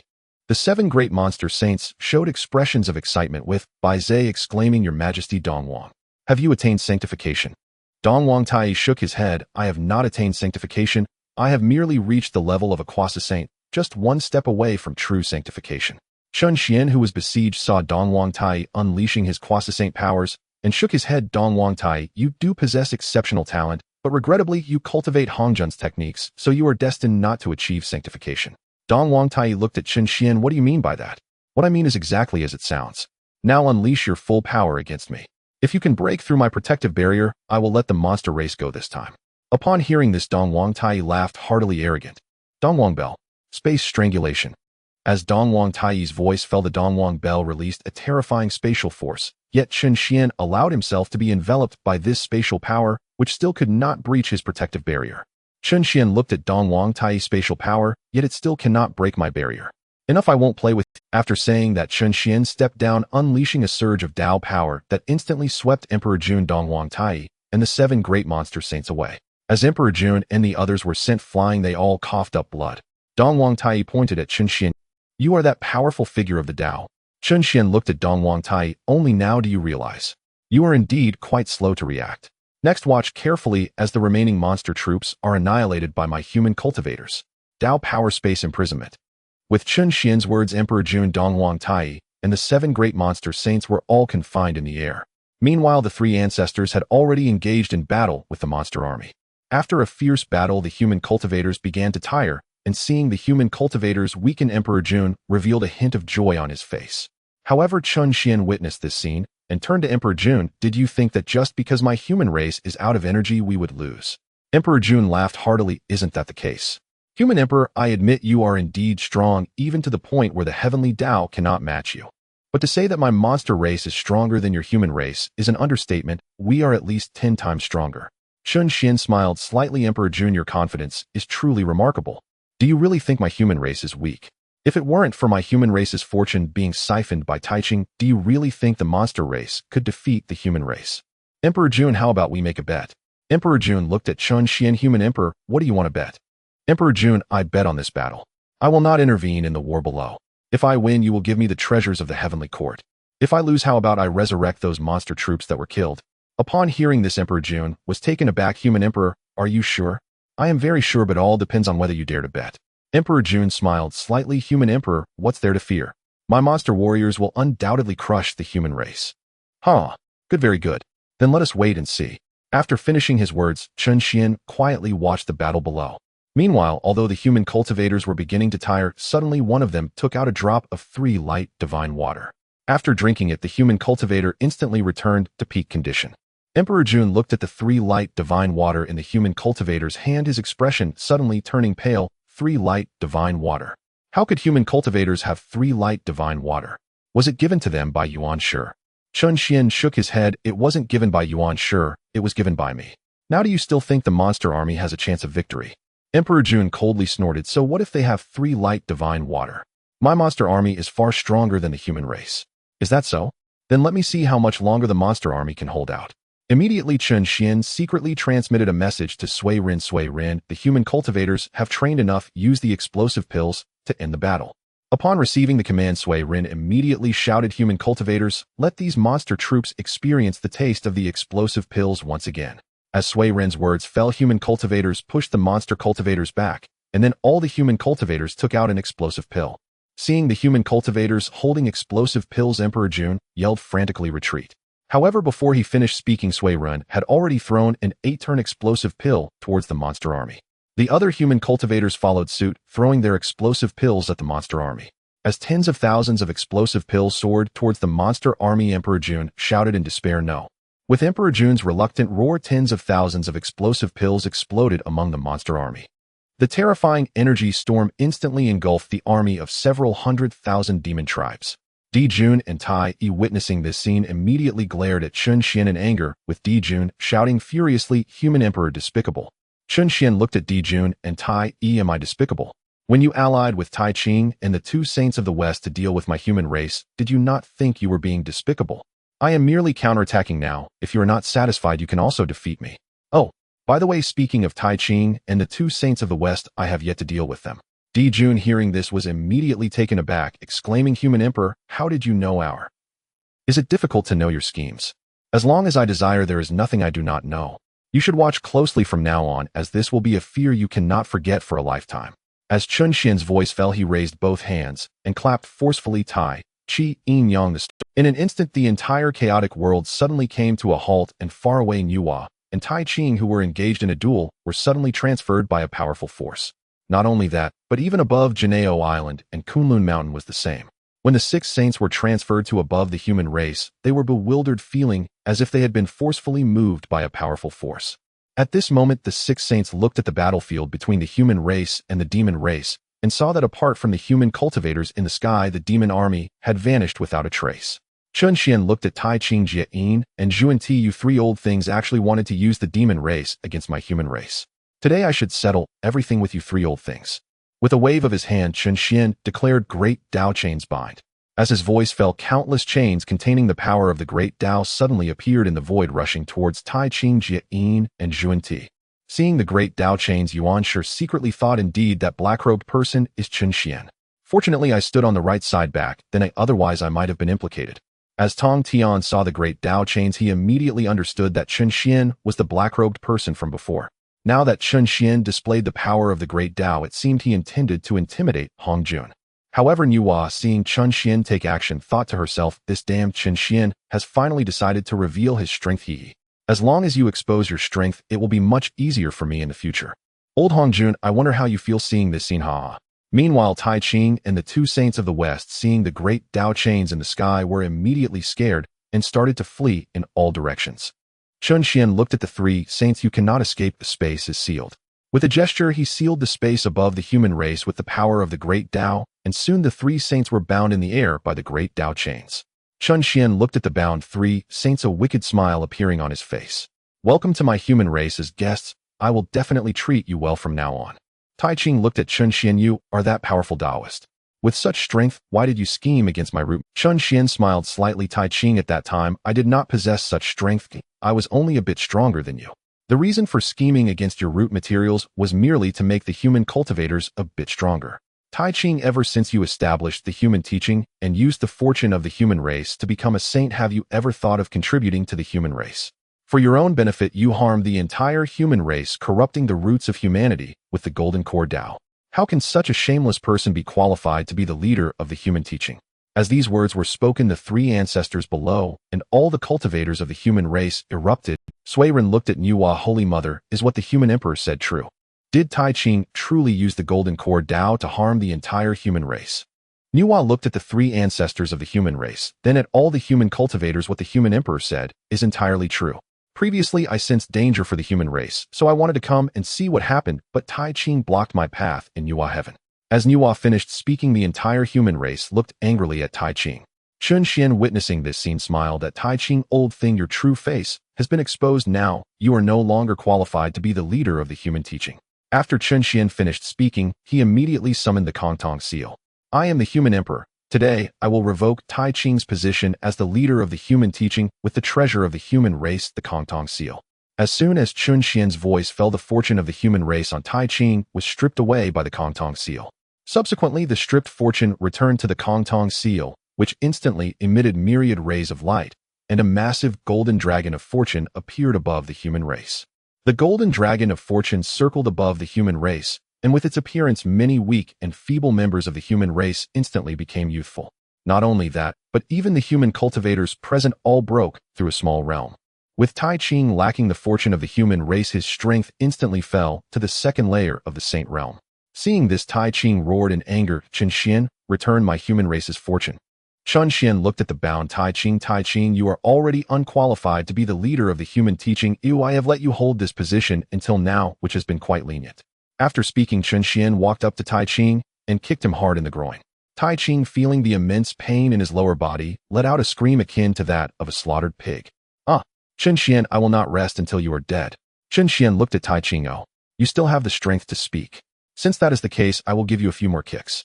Then Chun Xian kicked Tai Ching's groin several more times. Seeing this scene, Jia Yin and Zhuan Ti were instantly terrified and trembling.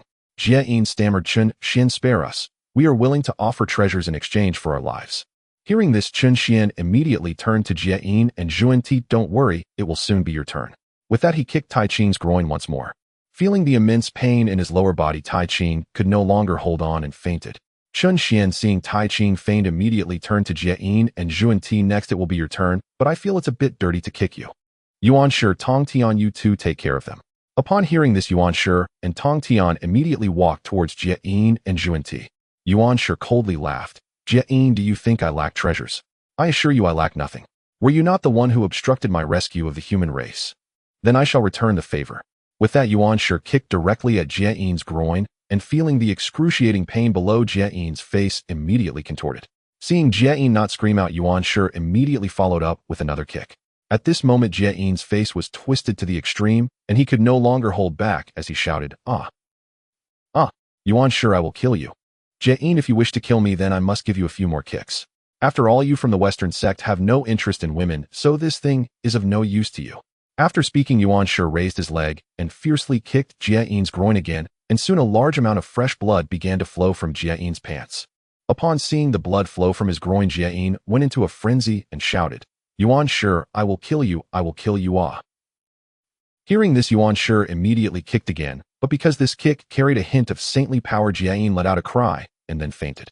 Seeing Jie Yin faint, Zhuan Ti was terrified and nearly wet his pants. He looked at Tong Tian.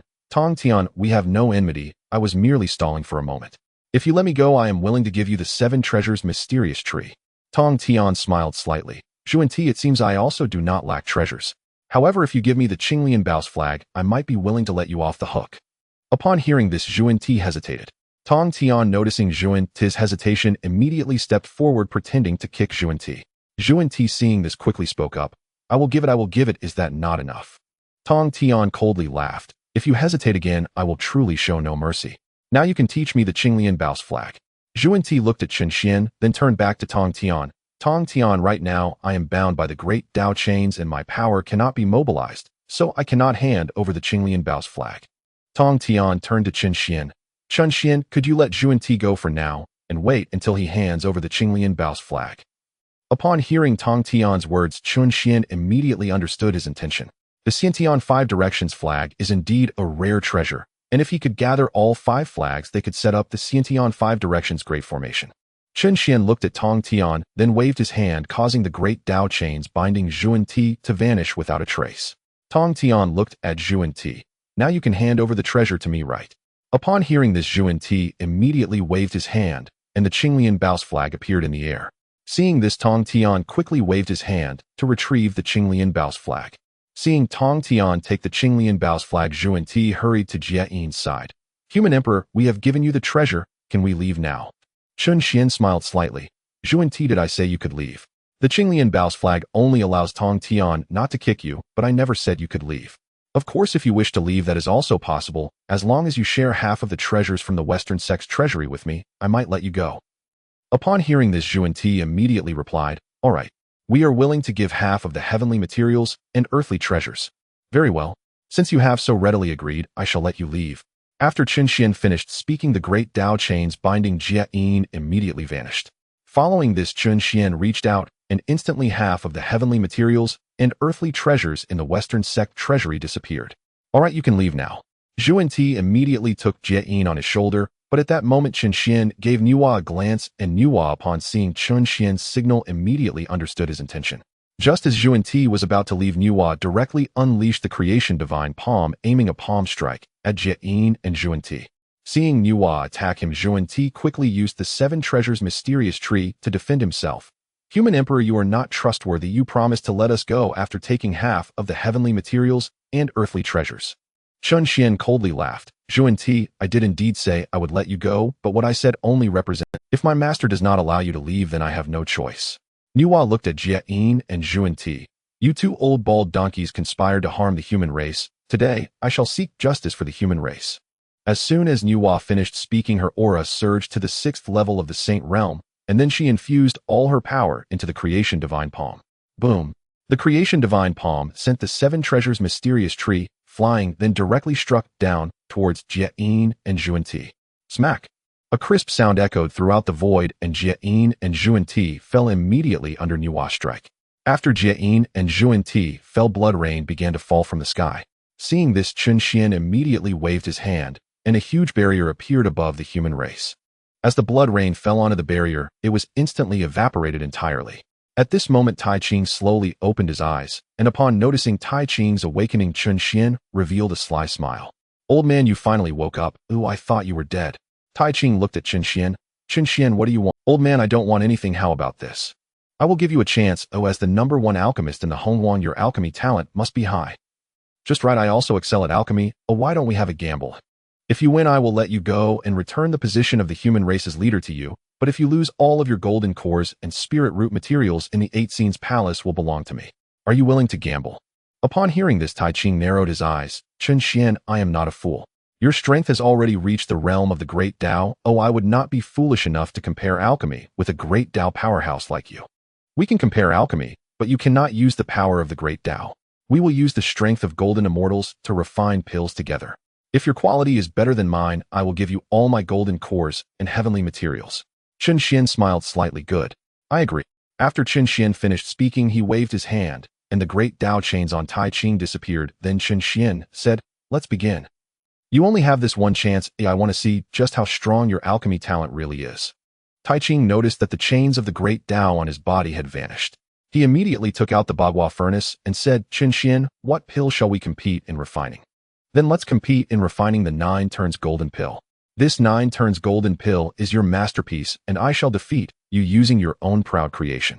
Chun Xian then took out the mythical indestructible cauldron and said, Tai Ching, I will give you a chance. You may go first in the refining. Upon hearing this, Tai Ching looked at Chun Xian with anger, saying, Chun Xian, how dare you underestimate me? Since you wish for me to refine, first prepare to lose. After finishing his words, Tai Ching opened the lid of the Bagua furnace and began placing the materials for refining the 9 turns golden pill into the furnace in order. At this moment, Chun Xian called out to the system, dog system. Scan takings refining recipe for the 9 turns. Ding. Host scanning the 9 turns golden pill recipe for you. Ding. Scan successful. Congratulations, host, you have obtained the 9 turns golden pill recipe. Ding. Warning. Warning detected issues with the 9 turns golden pill recipe, modifying the recipe for the host. Ding. Modification complete. Congratulations, host, you have obtained the true 9 turns golden pill. Chun Xian, upon hearing the system's voice, showed a look of shock. Dog system. What issues does taking's 9 turns golden pill recipe have? Ding. Host, taking's 9 turns golden pill recipe is a defective version, and now this system has completed the deficiencies. The recipe you obtained is the complete 9 turns golden pill recipe. Dog system. Merge the true 9 turns golden pill recipe. Ding. Merging the true 9 turns golden pill recipe. Ding. Merging complete. At this time, a new recipe appeared in Chun Xian's Sea of Consciousness. After reviewing the complete 9 turns golden pill recipe, he also took out the materials for refining the 9 turns golden pill and placed them into the mythical indestructible cauldron. Then Chun Xian unleashed a divine fire and began to refine the true 9 turns golden pill. As time passed, taking's Bagua furnace emitted 9 rays of golden light, and soon a golden pill flew out of the furnace. Tai Ching raised his hand to catch the 9 turns golden pill, inspected its quality, and upon seeing the exquisite 9 turns golden pill in his hand, he burst into laughter, saying, Chun Xian, I have successfully refined my 9 turns golden pill. However, upon hearing taking's words, Chun Xian's face revealed a mocking expression. Old man, do you really think the 9 turns golden pill you refined only has 9 turns? Let me tell you, the 9 turns golden pill actually has 12 turns, and you can only refine it to 9 turns because your recipe is a defective version. Hearing this, Tai Ching immediately retorted, the 9 turns golden pill cannot possibly have 12 turns. Although I obtained the recipe from a secret realm, it is the complete version. Chun Xian smiled slightly and said, oh really? Since you believe your 9 turns golden pill is the complete version, I shall make you lose convincingly today. As soon as Chun Xian finished speaking, 12 rays of golden light erupted from the mythical indestructible cauldron, and a golden pill flew out. When the golden pill appeared in the air, the entire wilderness darkened, and dark clouds of tribulation began. Chun Xian looked at Tai Ching and said, old man, do you see clearly now? This 9 turns golden pill bears 12 turn patterns, and now that the 12 golden pills have been born, the heavens shall send down a tribulation. Tai Ching, you have lost. Tai Ching stared at the 9 turns golden pill with 12 turn patterns, and his face went pale. This is impossible. It absolutely cannot be. How can the 9 turns golden pill have more than 10 turn patterns? Chun Xian, tell me this is not real. Chun Xian looked at taking's frantic expression and couldn't help but smile slightly. Tai Ching, your Tao heart is. However, as soon as Chun Xian finished speaking, the heavenly tribulation began to descend, and after enduring 81 strikes of heavenly lightning, the 9 turns golden pill with 12 turn patterns was finally completed. Chun Xian looked at the 9 turns golden pill with 12 turn patterns and reached out to catch it. Taiching, your Dao heart is unstable. Now that you have lost to me, you should fulfill your promise. Taiching looked at Chun Xian and asked Chun Xian, tell me, why can't the 9 turns golden pill I refined reach above the 9th grade? Taiching, I have said that what you obtained is merely a defective version. Thus you can only refine it to 9 turns at most. Of course, if you wish to learn, I can teach you, but only if you call me father. Then I shall teach you how. Upon hearing this, Taiching was momentarily stunned and asked, father, what does that mean? Chun Xian burst into laughter, saying, father means father. As long as you call me father, I will teach you how. Upon hearing this, Taiching became furious. Chun Xian, you wish for that to happen. In this wilderness, only Pangu is my true father. Taiching, if Pangu knew he had a son like you, he would probably be furious enough to slap you to death. Fine. I won't waste words with you anymore. Now I will take all the golden pills and rare treasures from your 8 scenery palace. After saying this, Chun Xian reached out toward the void, quickly collecting all the golden pills and rare treasures from the 8 scenery palace into the system space. After completing all this, Chun Xian coldly looked at Taiching and said, Taiching, I will let you go this time, as I consider Pangu's face. If you dare scheme against the human race again, do not blame me for sending you to meet Pangu. Get lost. Upon hearing this, Taiching felt furious but dared not show it. Now that Chun Xian possessed the strength of the great Dao, if he did not recognize the situation, he could very well perish on the spot. Just as Taiching turned to leave, Hong Yun happened to fly over. Taiching, seeing Hong Yun, was instantly shocked and said, Hong Yun, weren't you supposed to have perished? Hong Yun smiled and replied, Taiching, I did indeed perish back then, but Chun Xian saved me. Speaking of which, you are quite bold to dare offend Chun Xian. TSK, TSK, TSK. How does it feel to have your lower half crippled? Is it quite painful? Upon hearing this, Taiching became furious and retorted, Hong Yun, you. Taiching snorted coldly. Hong Yun, though I am grievously wounded now, do you, a wastrel of quasi-saint cultivation, really think you can slay me? You sorely underestimate the Tiandao saint. Hong Yun regarded Taiching with a malicious grin. He thrust out his right hand and in an instant seized Taiching's throat. Taiching, old curmudgeon, do you think the Tiandao saint is so invincible? I tell you, if I so desire, I can slay even the Tiandao saint. With those words, a vast surge of Hunyuan power erupted from Hong Yun's body. Taiching's face drained of color in alarm. How is this possible? When did you attain the Hunyuan Dao? Old curmudgeon Taiching, do I need to inform you of when I achieved the Hunyuan? Hong Yun finished speaking and turned his gaze to Chun Xian. Chun Xian, you do not mind if I butcher Taiching, do you? Chun Xian shrugged. Hong Yun, I spared Taiching just now. Since he offended you, deal with him as you see fit. Upon hearing this, Hong Yun immediately turned to Taiching. Taiching, old curmudgeon, mind your arrogance next time, or you will be easy prey. Today I shall give you a proper lesson.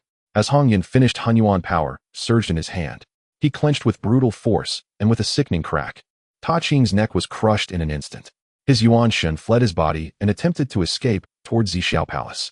Hong Yun fashioned his Hunyuan power into a giant hand and immediately snatched Taiching's Yuan Shen up. Chun Xian, how shall we deal with this old man? Crush him outright, or let him go? After all, he is a descendant of Pangu. I will grant Pangu one courtesy. Upon hearing this, Hong Yun released his grip, and Taiching's Yuan Shen sped toward Bajing Palace. Watching Taiching depart, Hong Yun raised his head and glanced at Di Jun and Tai. Chun Xian, what do you intend to do with those two? Chun Xian looked back at Hong Yun. Hong Yun, I know what you intend, but for now those two must not die. Then he fixed his gaze toward Zixiao Palace and spoke. Hong Jun, I know you have been watching this place. If you do not show yourself, I will not hesitate to slay Di Jun and Tai. At those words, Hong Jun, who had been observing the battle from within Zixiao Palace, could not remain seated. With a single step, he appeared instantly above the human realm. Elder, how do you intend to spare Di Jun and Tai? Chun Xian accused Hong Jun aloud. I know this was your scheme. You provided the escort the scroll of the Zhuan Ti Tu Wu sword. Did you think I was unaware? Elder, Hong Jun, be at ease. I brought you here for a small matter. You may take Di Jun and Tai, but I have one condition: return the Yuan Shun of Nuwa Yuan Shi. And at this demand, Hong Jun hurriedly replied, Elder, their 3 Yuan Shun are not in my custody. Their Yuan Shin reside within the Tiandao void. If you seek them, you must approach Tiandao. Within the Tiandao void, Tiandao immediately understood that if Hong Jun had mentioned him, Nuwa Yuan Shi and Tongshan's Yuan Shun might be irretrievably lost. Tiandao rose, and with a single step appeared above the human realm. He cast a cold glance at Hong Jun, and then smiled pleasantly at Qin Xian. Elder Nuwa and the other 2 are Tiandao saints. If their Yuan Shun leave the Tiandao void, they may perish, and if they are slain, there will be no chance of resurrection. Tiandao, you need not worry about that. For now, simply hand over their Yuan Shun. Tiandao hesitated at those. Seeing Tiandao waver, Chen Xian's gaze turned icier. Tiandao, if you refuse to remain Tiandao, perhaps I should erase you outright and create a new Tiandao instead. Startled, Tiandao quickly pleaded, Elder, do not. If you desire their yuan shun, I shall return them at once. He then withdrew the 3 yuan shun from the Tiandao void. Tiandao pushed the 3 yuan shun forward until they floated before Chen Xian. Chen Xian regarded the 3 yuan shun and then looked toward Nuwa, Yuan Shi, and Tong Tian. Seeing this, the 3 immediately drew their yuan shun back into their bodies. Once they had reclaimed their spirits, Chen Xian turned his gaze back to Tiandao. Tiandao, let these 3 yuan shun serve as compensation for the losses the human race has suffered. If you dare plot against the humans again, I will seize you and mete out a severe beating. Tiandao heard those words and thought inwardly that it would be unwise to provoke the human race, as should Chen Xian seize him, the consequences would be unbearable. At that moment, Chen Xian's voice echoed inside Nuwa's spirit. See, if Nuwa now establishes Rindao, Tiandao will not dare to oppose it. With my presence here, Tiandao cannot possibly stop it. Hearing Chen Xian's thought, Nuwa immediately spoke to him. Chen Xian, lend me the Kongtong seal. I have an important matter to carry out. Chen Xian heard this and asked with some puzzlement, Master, why do you need the Kongtong seal? Nuwa smiled faintly. Chen Xian, if you lend it to me, you will know my intent. Chen Xian looked at Nuwa and then produced the Kongtong seal. He sent the seal to her. Nuwa received the Kongtong seal and addressed Chen Xian. I am Nuwa, mother of the human race. By the human treasure Kongtong seal, I hereby decree Chen Xian is established as the leader of Rinjiao. Chen Xian was astonished. Master, I am unsuited to be leader of Rinjiao. Please choose someone else. Nuwa fixed him with a fierce look. Chen Xian, I will not heed excuses. You idle away your time. You must accept the post of leader of Rinjiao. Chen Xian saw Nuwa's relentless expression and understood that if he refused, she would make trouble for him later. Reluctantly, he said, Master, I will accept the leadership of Rinjiao. Will that not suffice? Nuwa, pleased at last, nodded. She then intoned, the great Tao above, I am Nuwa, mother of the human race. By the human treasure Kongtong seal, I establish Rindao. At her declaration, the entire Hongwang quaked, and a great river began to manifest in the heavens. Tiandao was alarmed and exclaimed, the Rindao Great River. Yuan Shi and Tong Tian turned to Tiandao and asked, what is the Rindao Great River? Tiandao regarded the river. The Rindao Great River is the root of the human race and all sentient beings. It records the past and the future of humanity and of life itself. The river of humanity emerges, signifying the imminent manifestation of the path of humanity. Once it appears, all beings will no longer be governed by the heavenly Tao, but will be under the dominion of the path of humanity. The path of humanity is the way of all beings, while the heavenly Tao represents the path of order. At this moment, the river of humanity appears, enveloping Nuwa and drawing her into its depths. As Nuwa contemplates within the river of humanity, she loses track of time until finally her eyes open and a tremendous power of humanity erupts from within her. As the power of humanity surges, Nuwa's aura begins to rise dramatically. Only when she breaks through to the heavenly Tao realm does the power of humanity gradually recede. However, just as Nuwa is assessing her strength, a golden sword suddenly shoots out from the river of humanity. Nuwa reaches out to grasp the golden sword, and instantly a message enters her divine sense. The Hongmeng sacred sword is the innate treasure of the master of humanity, possessing the ability to create and annihilate all things. After reviewing the information about the Hongmeng sacred sword, Nuwa promptly stores it away, and the river of humanity slowly vanishes from sight, with her figure reappearing before the others. Chen Xian looks at Nuwa and says, congratulations. Master has reached the heavenly Tao realm. Seeing Nuwa's cultivation level advance to the heavenly Tao realm, Tong Tian immediately congratulates her, saying, congratulations, junior sister Nuwa, on attaining the heavenly Tao realm. Meanwhile, Hong Jun feels an intense jealousy as he sees Nuwa's strength reach the heavenly Tao realm. He reflects on how he embodies the heavenly Tao, yet his strength can only reach the 9th heaven of the sage realm. The thought that Nuwa has established the path of humanity and attained the heavenly Tao realm makes him wish he could take her place. At this point, although the heavenly Tao is displeased with the emergence of the path of humanity, it realizes it cannot stop Nuwa. If it intervenes, Chen Xian would undoubtedly retaliate fiercely. As the heavenly Tao contemplates how to deal with Nuwa in the future, a great merit suddenly descends. Nuwa gazes at the vast expanse of merit in the sky worth billions of acres, her heart filled with excitement and speechlessness. In that moment, the merit divides into 2 portions, with 1/3 descending toward Chen Xian. Upon seeing this, Chen Xian immediately absorbs the merit into his inner world, while Nuwa incorporates it into her body. She looks at Chen Xian and says, Chen Xian, you have been so good to me that I don't know how to reward you.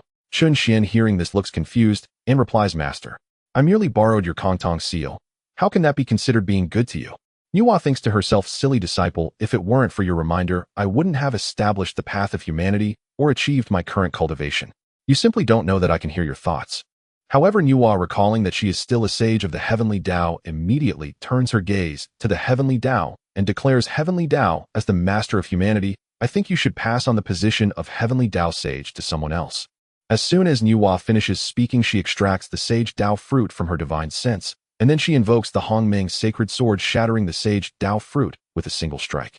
As the sage Tao fruit shatters, Nuwa's realm begins to decline.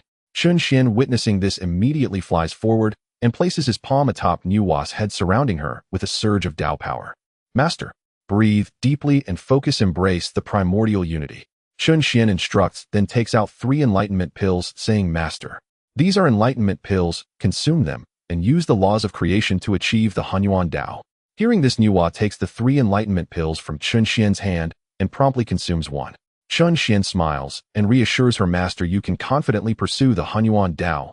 If anyone dares to disturb you, it'll make them vanish into nothingness.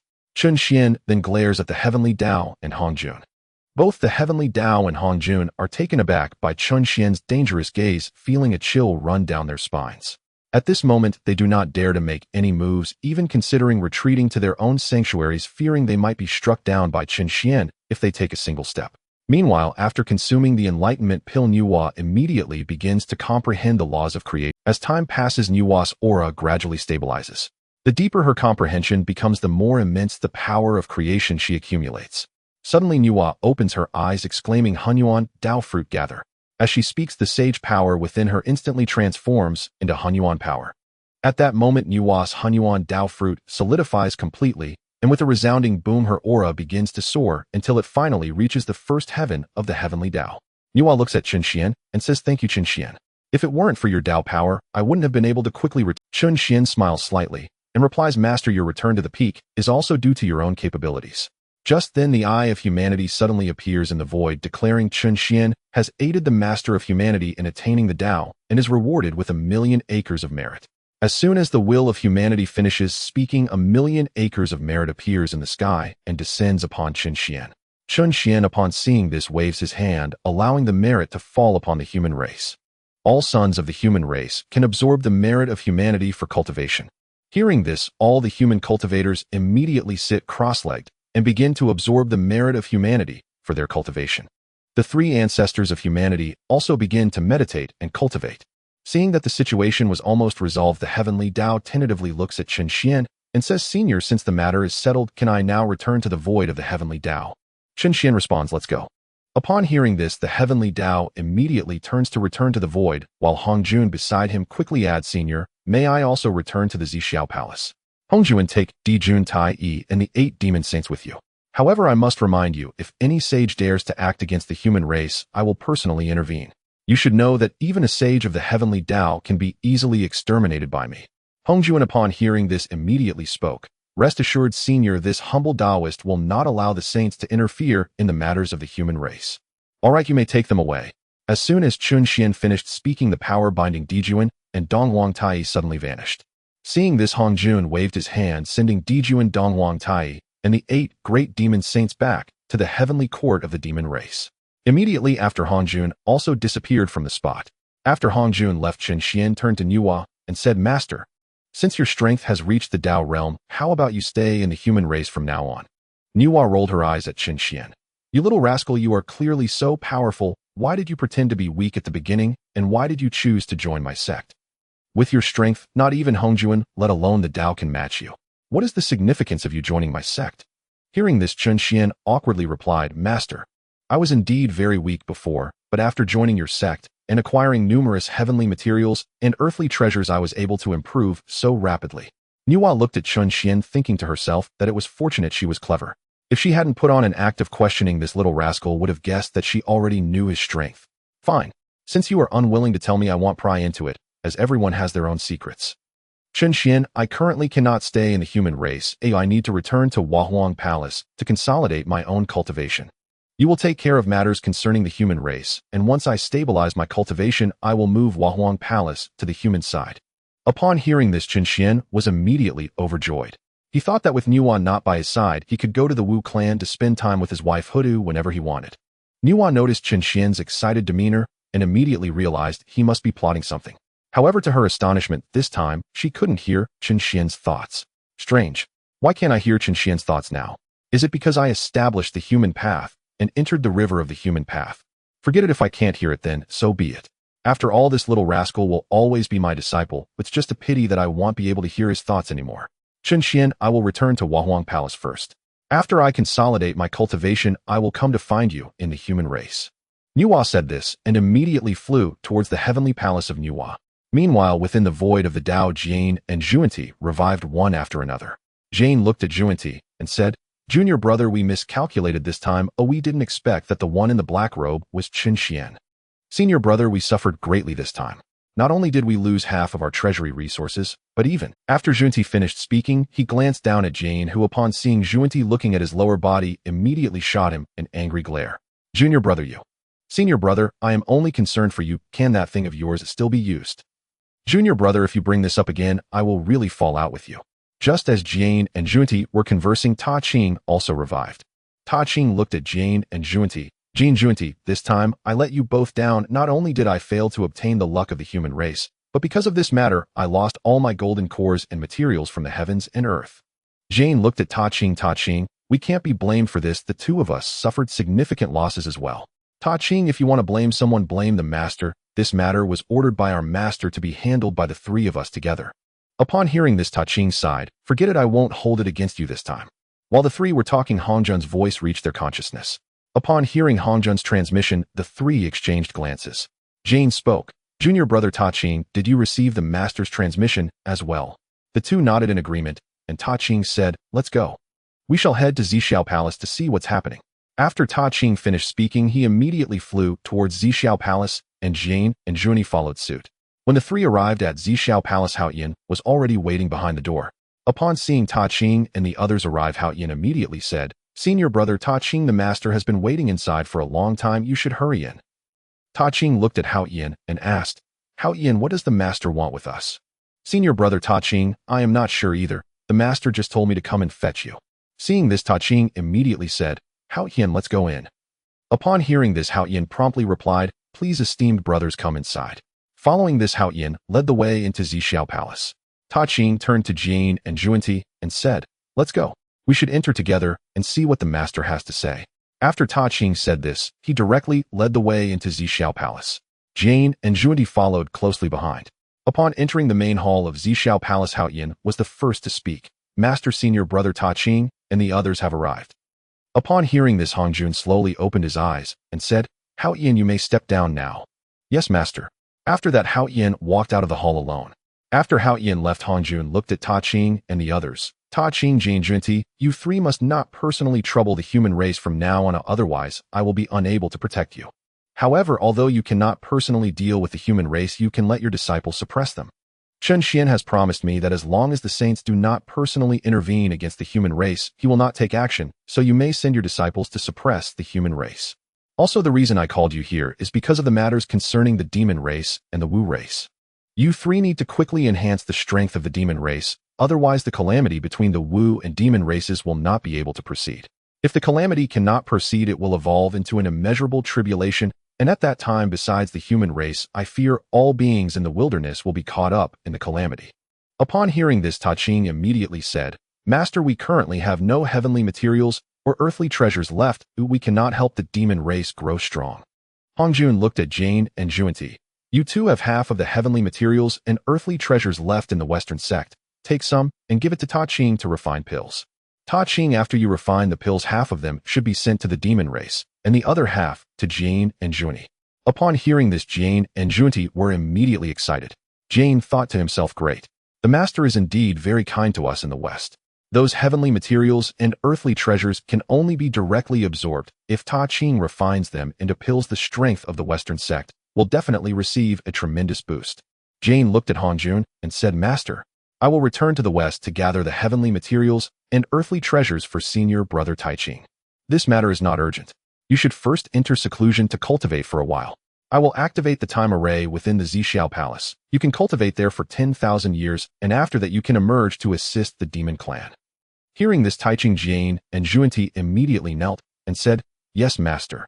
Meanwhile, in the human realm, Chen Xian noticed that the Kongtong seal was still on Nuwa after she left. Damn, that little vixen Nuwa actually took my Kongtong seal. Forget it, since she took it, I'll just ask her for it next time she comes to the human realm.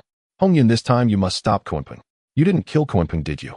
Hongyun replied with a mischievous smile. Chen Xian, according to your instructions, I severely injured Kunpeng, but don't worry, that guy won't die. By the way, I brought back some good things for you.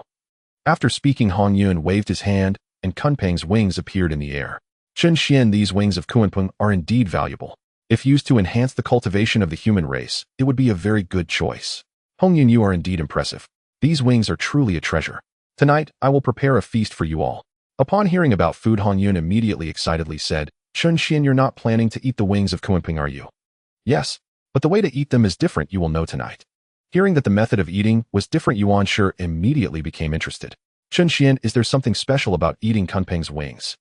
Yuan Shi, eating Kunpeng meat definitely requires a special method. You will understand tonight. By the way, do you have any fine celestial brew? If you do, it would make the flavor even better. Yuan Shi laughed heartily. Chen Xian, obtaining celestial brew is easy. I just happen to have a few jars atop Kunlun Mountain. I will let Guang Qingzi bring them over. Nearby Tontian also spoke. Chen Xian, I also have a few jars of celestial brew on my Golden Ao Island. I will have Wudong bring them over shortly. Upon hearing this, Chen Xian laughed heartily. Great. You all wait for tonight. I will prepare a lavish. Then Chen Xian looked down at the three ancestors of the human race and said, Swirenchi, you three lead our human cultivators back to the tribe. By the way, once you return to the tribe, immediately arrange the banquet. I will personally prepare a delicacy for our human race tonight. Upon hearing this, Swirenchi immediately knelt and said, Yes, your majesty. Following this, the three ancestors of the human race led the cultivators back to the human tribe, while Chen Xian looked towards the direction of Shouyang Mountain and said, Zenyuanzi, it's time for you to come out. Inside Shouyang Mountain, Zenyuanzi heard Chen Xian's voice and immediately flew out from within the mountain. When Zenyuanzi arrived in front of Chen Xian smiled slightly and said, Zenyuanzi, it seems I didn't give you a chance to make a move this time, but next time I will definitely let you personally deal with Dijuan and Tai.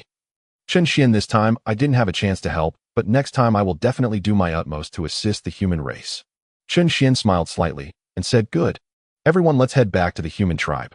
As soon as Chen Xian finished speaking, he took the lead and flew towards the human tribe, and Tongtian and Yuan Shi immediately followed suit. Hongyun looked at Zenyuanzi and said, Let's go. We should also head back. As night fell, Wudong and Guang Qingzi delivered the celestial brew to the human race, and then immediately returned to their own Taoist sanctuaries. On the other side, in the demon clan's heavenly court, Dijuan looked at Dong Wangtai and said, Second brother, this time, it was truly dangerous. I never expected the human emperor's strength to reach the level of the great Tao. Now we have no chance to act against the human race. Eldest brother, even without the Slaughter Witch sword, we can still defeat the Witch clan. Now we must find a way to strengthen the power of the demon clan. Second brother, now half of the treasures in our heavenly treasury have been taken by the human emperor. It seems unlikely that we can quickly enhance the strength of the entire demon clan in a short time. Eldest brother, since we need to strengthen the overall power of the demon clan, we must conquer the myriad clans. How about I lead the remaining demon clan army to conquer the myriad clans? As long as we integrate the myriad clans into the demon clan, our strength will naturally increase. Second brother, I believe it's time to subdue the three ancient clans. Although their strength is not what it used to be, their foundation should not be underestimated. If we can incorporate these three clans into our demon clan, we will have a good chance against the Witch clan. Eldest brother, subduing the three ancient clans might not be feasible right now. Our demon clan has suffered significant losses, and it may not be possible to confront the three clans in the short term. Second brother, you should first lead the demon clan army to attack the myriad clans. As long as we can gather those scattered small tribes, our demon clan will acquire a vast amount of heavenly materials and earthly treasures. As long as we have sufficient resources for the demon clan, our army can be strengthened, and then we can deal with the three ancient clans. Hearing this, Dong Wangtai nodded and said, Eldest brother, this plan is feasible. In that case, I will lead the demon clan army to conquer the myriad clans now. After Dong Wangtai finished speaking, he immediately turned and exited the demon emperor's palace. At that moment, Dijuan suddenly remembered something and looked at Baze. Baze, this time in the battle against the human race that Guy Kunpeng didn't come to support at all. Go check it out in the North Sea. If Kunpeng defies my orders, I will certainly lead the demon clan army to flatten the North Sea. Upon hearing this, Bays immediately replied, "Yes, your majesty." He then flew towards the North Sea. At this moment in the human tribe, Chun Xian divided the processed Kunping wings into countless pieces of meat and then placed all the pieces on the fire to roast. After some time of roasting, the meat of Kunping began to emit an incredibly enticing aroma. When the fragrance wafted into everyone's nostrils, they couldn't help but swallow hard. Hanyan looked at the Kunping meat and said, "Chun Xian, is the Kunping meat ready to eat? I can barely hold myself back." Chun Xian replied, "Hanyan, don't rush. I haven't added the seasoning to the meat yet." After saying this, Chun Xian took out the seasoning he had prepared earlier from the system space and began to brush the seasoning over all the pieces of meat. As the seasoning was applied to the meat pieces, the rich aroma of roasted meat made everyone present drool involuntarily. Tontian said, "Chun Xian, this Kunping meat is just too aromatic. I can hardly resist it now, or it smells absolutely delicious." Chun Xian smiled slightly and said, "Of course the meat I roast is fragrant. Now the meat is almost ready, you can come and get it." Upon hearing this, Yuan Shi immediately stepped forward and picked the largest piece, and seeing this, Tontian immediately exclaimed, "Second brother, that's excessive. Hurry and share half of that big piece with me." Chun Xian watched Yuan Shi and Tontian compete for the Kunping's flesh, a faint smile curling across his lips. He mused that had he never appeared, Yuan Shi would never have altered his path, nor would he ever have forged such profound brotherhood with Tontian. After all, in the original destiny, Yuan Shi and Tai Ching had journeyed to Nuwa Heaven to prevent Nuwa from aiding humanity, while Jane and Junti secretly guided select humans toward the Western lands. Now, however, Yuan Shi not only aided humanity, but even stood defiantly against the two holy ones of the West on their behalf. Chun Xian observed the assembly feasting with unrestrained delight, his own heart swelling with quiet joy. At that moment, Han Yun turned to Chun Xian. "Chun Xian, this roasted meat is truly exquisite. Had I known Kunping's flesh was so fragrant, I should have severed his legs as well." Xinyuanzi, hearing this, burst into hearty laughter. "Dear friend Hong, the next time let us jointly subdue Kunping. I shall sever his legs while you cleave his wings." Yuan Shi, overhearing their banter, thought to himself, to savor Kunping's flesh endlessly would indeed be a most delightful prospect. At that very moment, Yuan Shi schemed inwardly how to secure an unceasing supply of Kunping's flesh, while Tongtian, utterly unburdened by such calculations, continued stuffing morsels into his mouth without pause. Tongtian glanced at Chun Xian. "Chun Xian, this Kunping meat is divine. Do join us in tasting it." Upon hearing this, Chun Xian promptly picked up a piece and savored it. Seeing him partake, Tongtian immediately produced 2 jugs of immortal wine. "Chun Xian, meat demands wine. This vintage has aged in my storehouse for eons. Pray taste it and tell me your thoughts." Chun Xian accepted the jug, uncorked it, and drank deeply. "Huh, a splendid flavor. Indeed, this wine balances sweetness, tartness, and spice in rare harmony." At that moment, Yuan Shi also produced several jugs. "Chun Xian, this is celestial apricot wine, crafted by my own hand. Pray sample it and judge its merit." Having spoken, Yuan Shi slid 1 jug forward to Chun Xian. He accepted it and took a sip. "Excellent. Truly excellent. This vintage is truly exceptional." Having said so, Chun Xian drank 2 more generous draughts, just as Xinyuanzi approached him. "Chun Xian, pray also taste the immortal wine I brewed from ginseng fruits." Hearing this, Chun Xian smiled faintly. "Ginseng fruit wine. Xinyuanzi, do present it. I, the sovereign, shall test it myself." Thereupon the assembly began exchanging wines freely. Yet at that instant, Yuan Shi addressed them all. "Esteemed friends, Kunping's flesh is a rare delicacy, but with so many of us gathered, portions grow scarce. Might I propose a solution?" Han Yun turned to Yuan Shi. "Brother Yuan Shi, what ingenious idea do you offer?" Yuan Shi replied with a mischievous grin, "Kunping is but a quasi-sage. To feast upon his flesh, we must first sever his wings. Yet if we elevate him to the rank of Dao Heaven sage, then we may slay him endlessly, reborn anew each time." Tongtian, thrilled by the notion, exclaimed, "Elder brother, what a brilliant scheme. Once Kunping attains sainthood, we may sever his nascent soul and bring his corporeal form back for roasting." Hong Yun, eyes gleaming with sly amusement, added, "A fine plan indeed. But how precisely do you intend to elevate Kunping to sainthood?" Yuan Shi immediately turned to Chun Xian. "Chun Xian, only you possess the authority to accomplish this. The Dao Heaven trembles before you alone. If you speak but a word, the heavenly Dao itself will grant Kunping sainthood without hesitation. Moreover, Sister Nuwa has voluntarily relinquished her sagehood, leaving 1 seat vacant within the Dao Heaven pantheon. Appointing Kunping to fill it seems both fitting and auspicious." Chun Xian, finding the proposal sound, transmitted his decree directly to the heavenly Dao. "Dao Heaven, I am aware your pantheon lacks 1 sage. I hereby ordain Kunping to ascend as a Dao Heaven sage, to occupy the final seat. You surely will not object." Within the void of the Tao heaven, the heavenly Tao instantly responded, "All rests in the elder's hands." "Very well, proceed forthwith." Having issued his command, Chun Xian dismissed the matter entirely, while the heavenly Tao, perplexed, could not fathom why the sovereign sought Kunpeng's ascension. Had the heavenly Tao known Chun Xian's sole motive was culinary indulgence, it might well have retorted, "Then, when the feasting begins, do remember to share a portion with me." Meanwhile, in the celestial court of the Yaos, Dong Wang Tai had already assembled the full Yao host. Dong Wang Tai turned to Dijuan, "Elder brother, I depart now." Dijuan smiled gently. "Second brother, proceed with utmost caution. Above all, avoid provoking the Wu clan.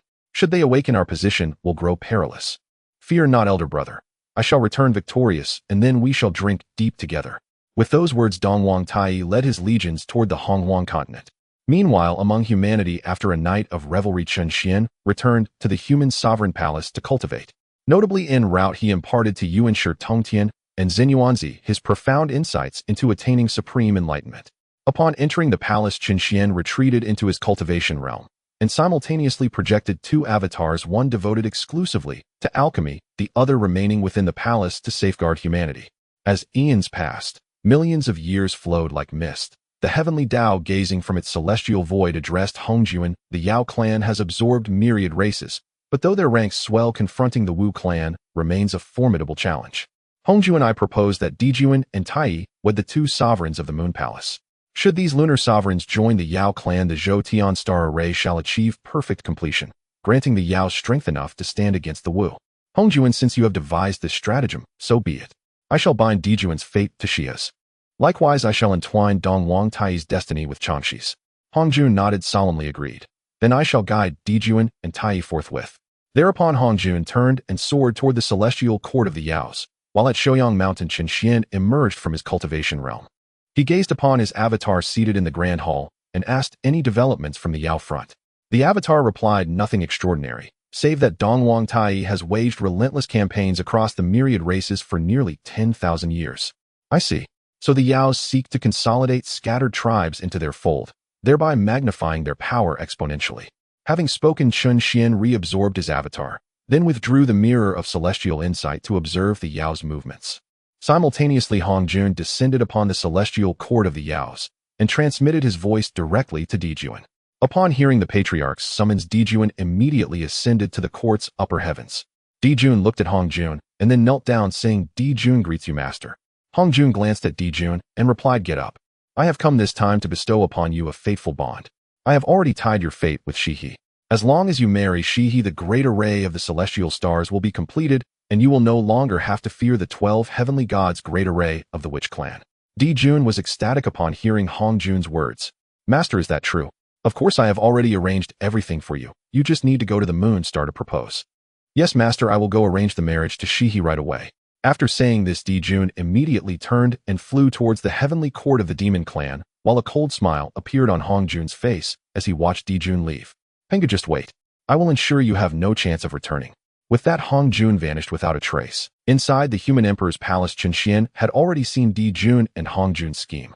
"What a clever plan, Hongjun. You are indeed cunning, trying to use the essence of the Moon Star to fill the gap of the great array of the celestial stars. However, since I know your plans, I cannot let you succeed." Chun Xian then left the human emperor's palace and looked towards the Moon Star, saying, "Shihi Chong, let me see if you are worth my effort to save." As soon as Chun Xian finished speaking, he vanished without a trace. When he reappeared, he was already at the moon. Looking at the desolate Moon Star, Chun Xian concealed his figure and quietly infiltrated the Moon Star. Meanwhile, Dijuan returned to the heavenly court of the demon clan and immediately summoned Bai Zhe to the demon emperor's hall. Bai Zhe arrived and knelt, saying, "Your Majesty, what is it that you need from me?" Bai Zhe, "Prepare some heavenly materials and earthly treasures. I shall use them as a dowry to marry the fairy Shihi of the Moon Star." Upon hearing this, Bai Zhe was taken aback. "Your Majesty, is this true? You really want to marry Shihi of the Moon Star?" "Of course it's true. By the way, prepare 2 sets. If I marry Shihi, then Chong, she must be my brothers. I want double happiness." Bai Zhe was overjoyed and said, "Your Majesty, I will go prepare valuable gifts at once." After Bai Zhe finished speaking, he went to the heavenly court's treasury to select magical treasures and spirit roots, while Dijuan looked towards the Moon Star, saying, "Shihi, wait for me to come and marry you." As time passed, Bai Zhe had prepared 2 gifts. He arrived at the demon emperor's hall and said, "Your Majesty, the gifts are ready. When shall we head to the Moon Star?" "Bai Zhe, we shall go to the Moon Star immediately." I can hardly wait to see my empress. After Dijun finished speaking, he flew towards the moon star, and Baizé immediately led the gift team to. After a few days, Dijun and Baizé arrived outside the moon star. Dijun looked at the moon star and called out, "Fairy Shihi, I am Dijun of the Demon Clan. May I have the honor of meeting you?" Inside the moon star, Shihi and Chong, she were bathing when suddenly Dijun's voice echoed in. Changshi looked at Shihi and said, "Sister, why has Dijun suddenly come to our moon star? Does he want us to join the Demon Clan?" Changshi, Dijun's arrival at the moon star surely brings no good. Just wait here. I will go meet Dijun. After saying this, Shihi stepped out of the bath and transformed into a graceful white palace dress. Then with a step she vanished from the Guanghan Palace. When Shihi reappeared, she was already outside the moon star. She looked at Dijun and said, "Dijun, our moon star has had no dealings with your Demon Clan. What brings you here?" Dijun gazed at Shihi before him, thinking to himself that this would be his empress, so beautiful, with a perfect figure and exquisite features. He was determined to marry Shihi. "Fairy Shihi, I have come today to propose to you. I am the king of the Demon Clan, and since we are both born from the eyes of Pengu, if we unite, our cultivation will greatly enhance, and by marrying me, you will also gain a great deal of heavenly merit. Fairy Shihi, would you be willing to marry me?" Shihi looked at Dijun, who had a lecherous expression, and immediately felt a surge of disgust. "Dijun, give it up. I will not marry anyone. Please leave. Fairy Shihi, our marriage is destined by the heavens. Haven't you realized?" Shihi coldly glanced at Dijun, saying, "So what if it's destined? My sea of consciousness has given me a warning. I do not like you. If you continue to harass me, I will have to be rude." Upon hearing this, Dijun coldly snorted, "Rude? I would like to see how you dare to be rude to me, ha ha ha." Shihi, seeing Dijun's lecherous demeanor, was furious and took out the yin-yang wheel. "Dijun, you are courting death. Moon will slash." With Shihi's words, a massive crescent blade slashed towards Dijun. Seeing the moon will coming towards him, Dijun immediately summoned the river map and Luo book to block Shihi's attack. Boom! The crescent blade struck the river map and Luo book, causing a massive explosion in the air. Inside the Guanghan Palace, Chong, she heard the explosion and quickly put on her clothes, then rushed outside towards the moon star.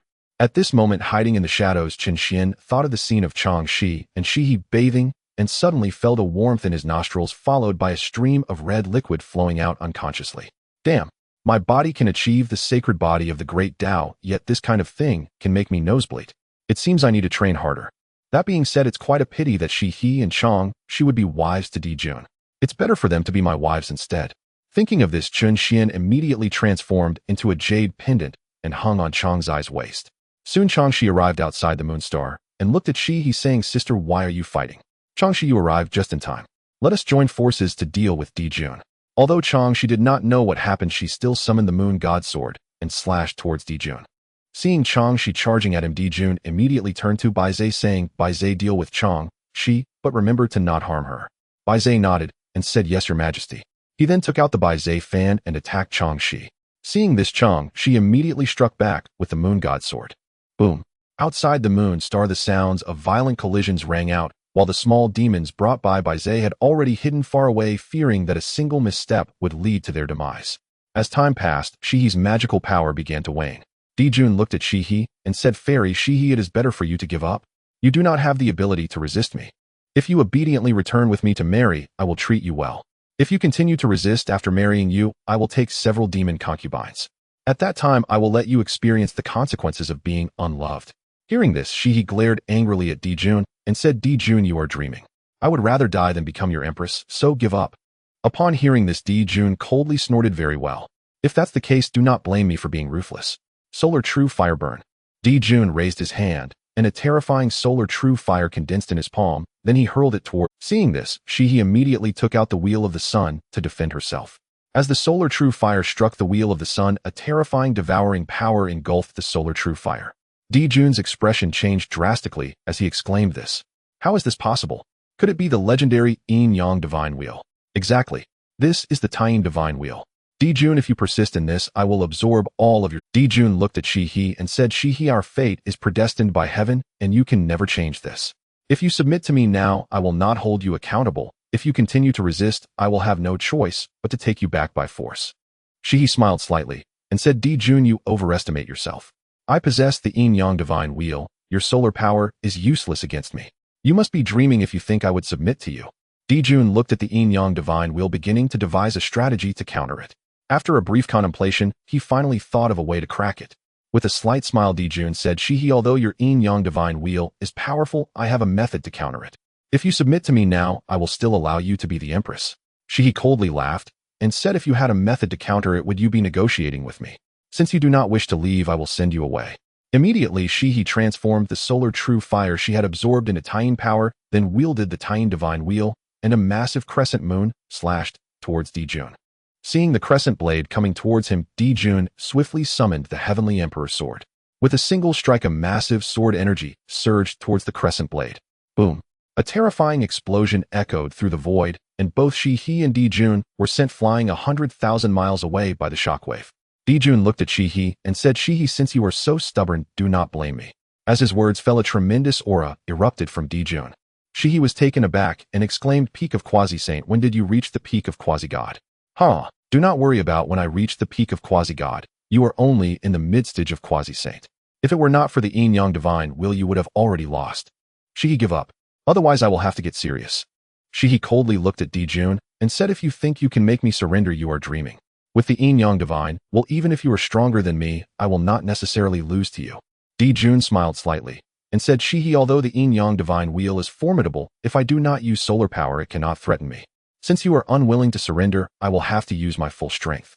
As Dijun's words fell, he raised the Heavenly Emperor's sword in his hand, and with a powerful swing, an even more massive sword energy slashed toward Shihi. Shihi watched as the massive sword energy came at her, immediately igniting her essence, then swung the Taiyin divine will, transforming it into a giant crescent that collided with the sword energy. Boom! Two immense forces clashed in the void, and Chang, she seeing her sister burning her essence, shouted, Elder sister. At this moment, Chang, she was entangled by Baizhe and unable to rescue Shihi.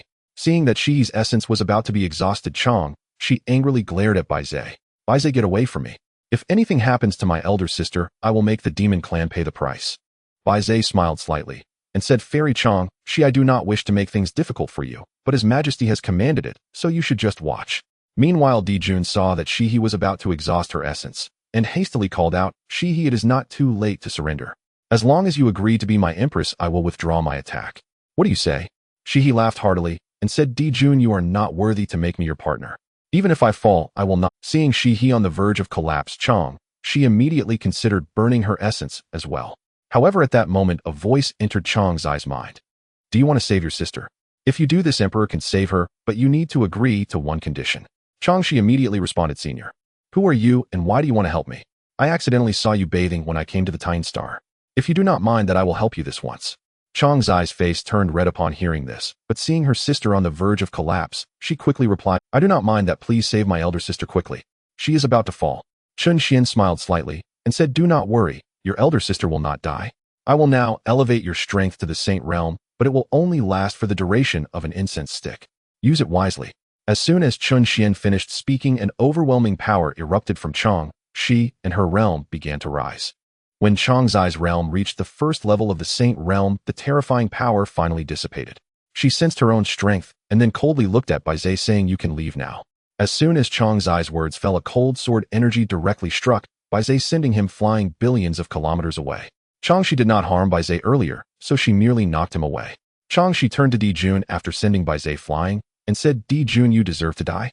As her words fell, she wielded the Taiyin divine sword and shattered the clash between the two. Shihi was astonished to see Chang, she suddenly become so powerful. Chang, she, what happened to you?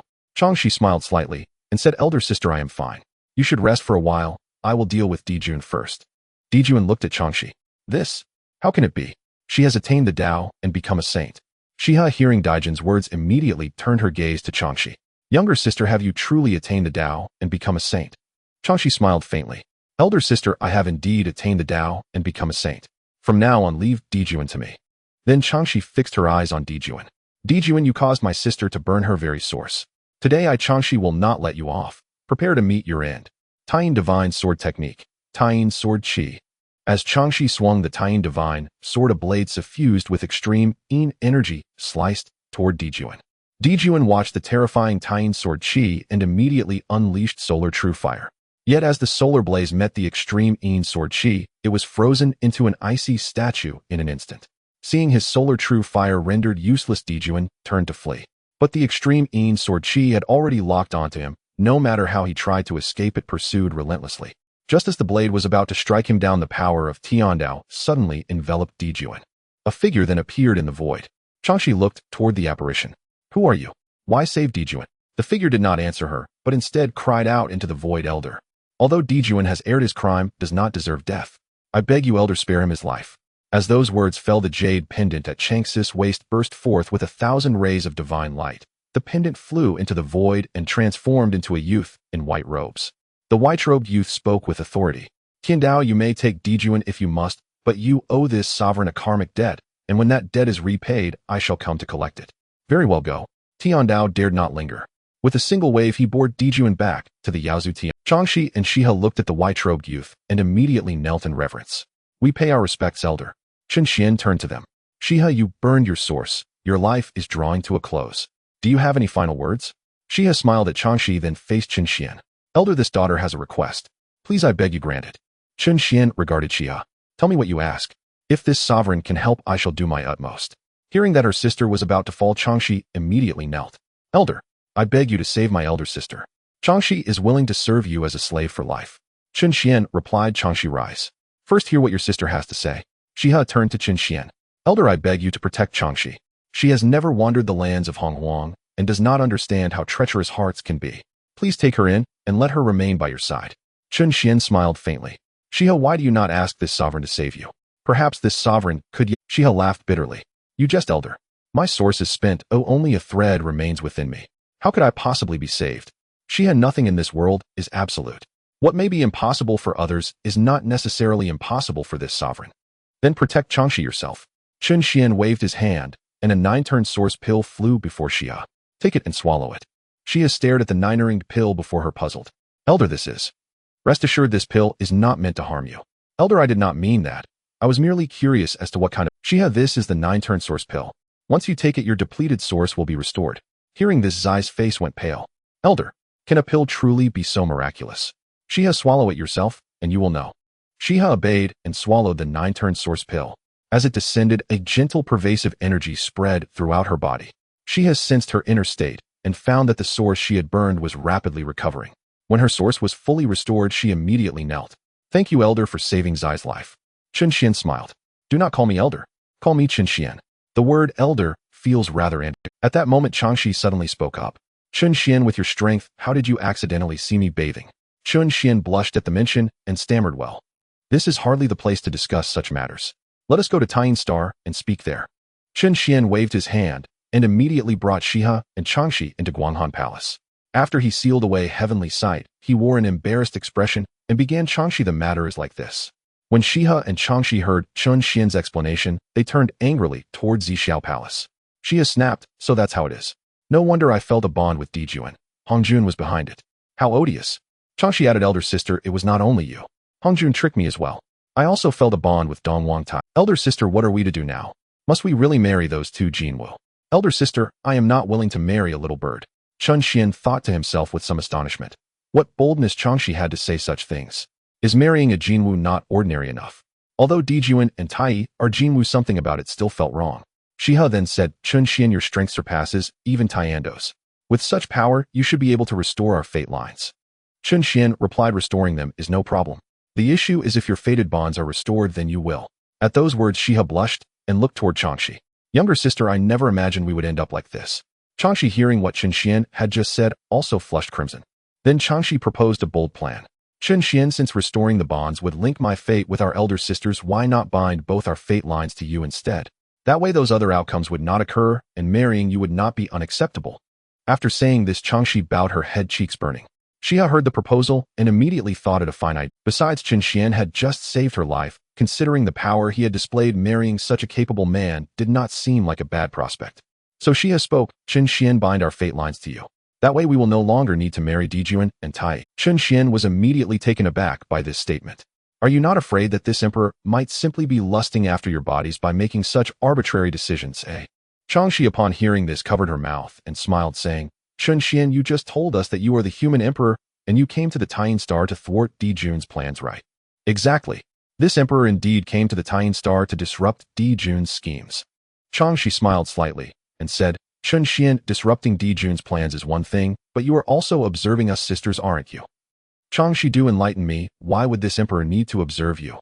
Chun Xian, I know your strength is formidable, even surpassing the Tao, and with your abilities you have no need to fear the demon race. The reason you have come to the Tying Star is to see if we sisters will agree to Di Jun's proposal, isn't it? Chun Xian smiled slightly, and said, that's interesting, go on. What you are doing has a purpose.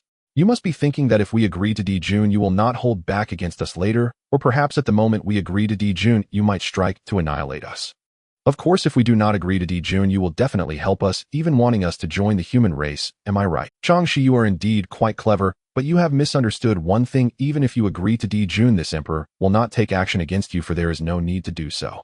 Let me reveal a bit of the future to you. Shi He and Changshi immediately quieted down and looked at Chun Xian upon hearing this. Chun Xian looked at Shi He and Changshi. In truth, this emperor has no need to deal with you, because if you agree to Di Jun the demon race will soon be destroyed, and by then the demon race will be nearly extinct.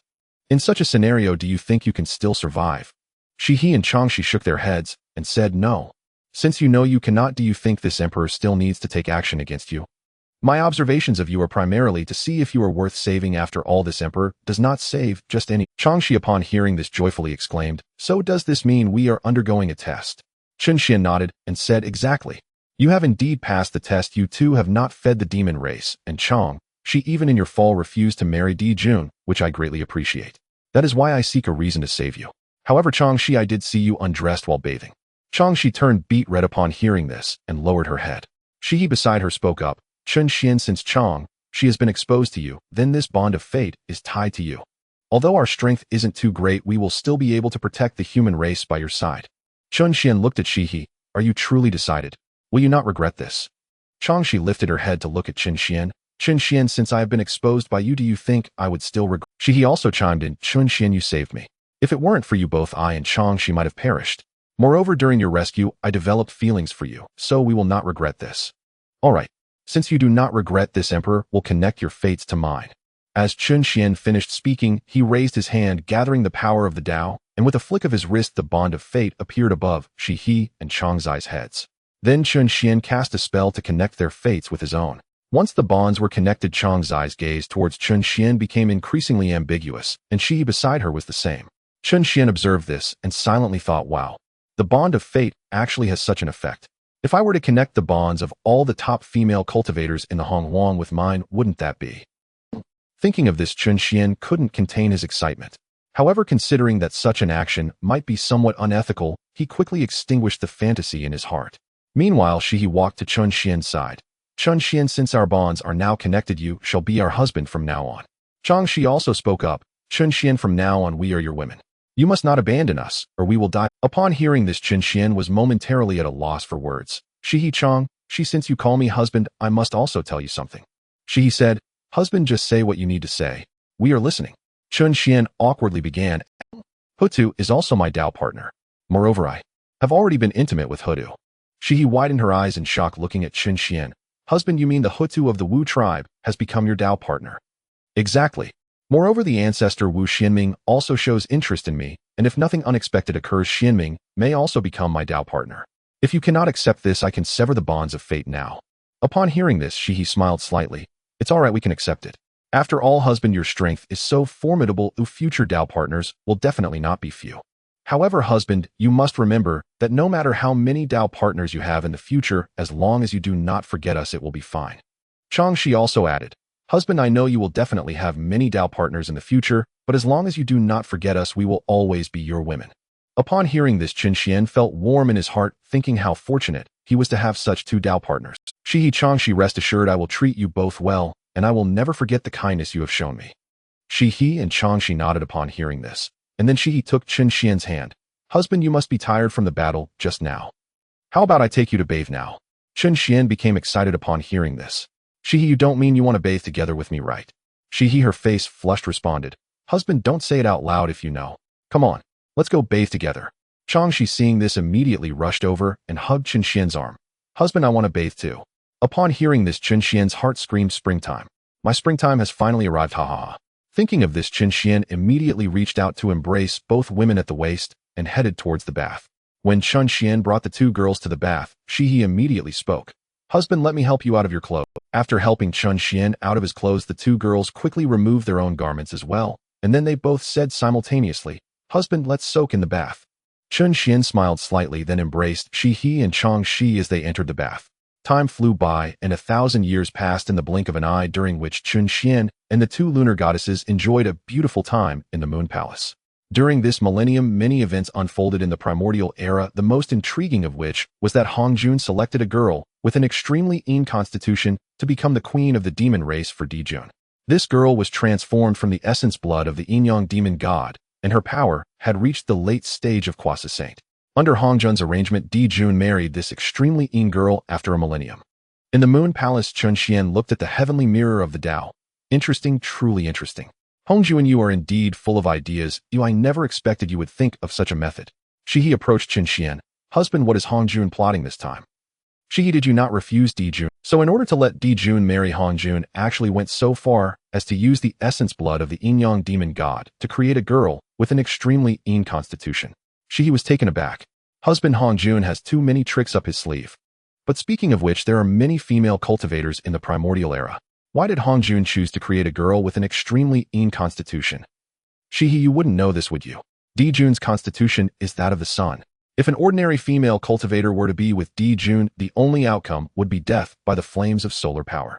Previously, Heaven's Tao and Hongjun chose you both because you are both of the Yin constitution. Only those of the Yin constitution cannot be burned by solar power, and only a girl of the Yin constitution can bear offspring for Dijun. Shihi nodded. I see now. No wonder Heaven's Tao and Hongjun chose us sisters. It was for this. At this moment, Chang Shi walked over. Husband, just now in the mirror, Dijun is going to marry soon. Don't you plan to disrupt it? Chun Xian shook his head. There's no need for me to intervene in disrupting Dijun's wedding.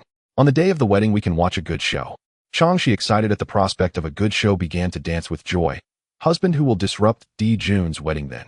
Chang Shi, you will naturally find out then.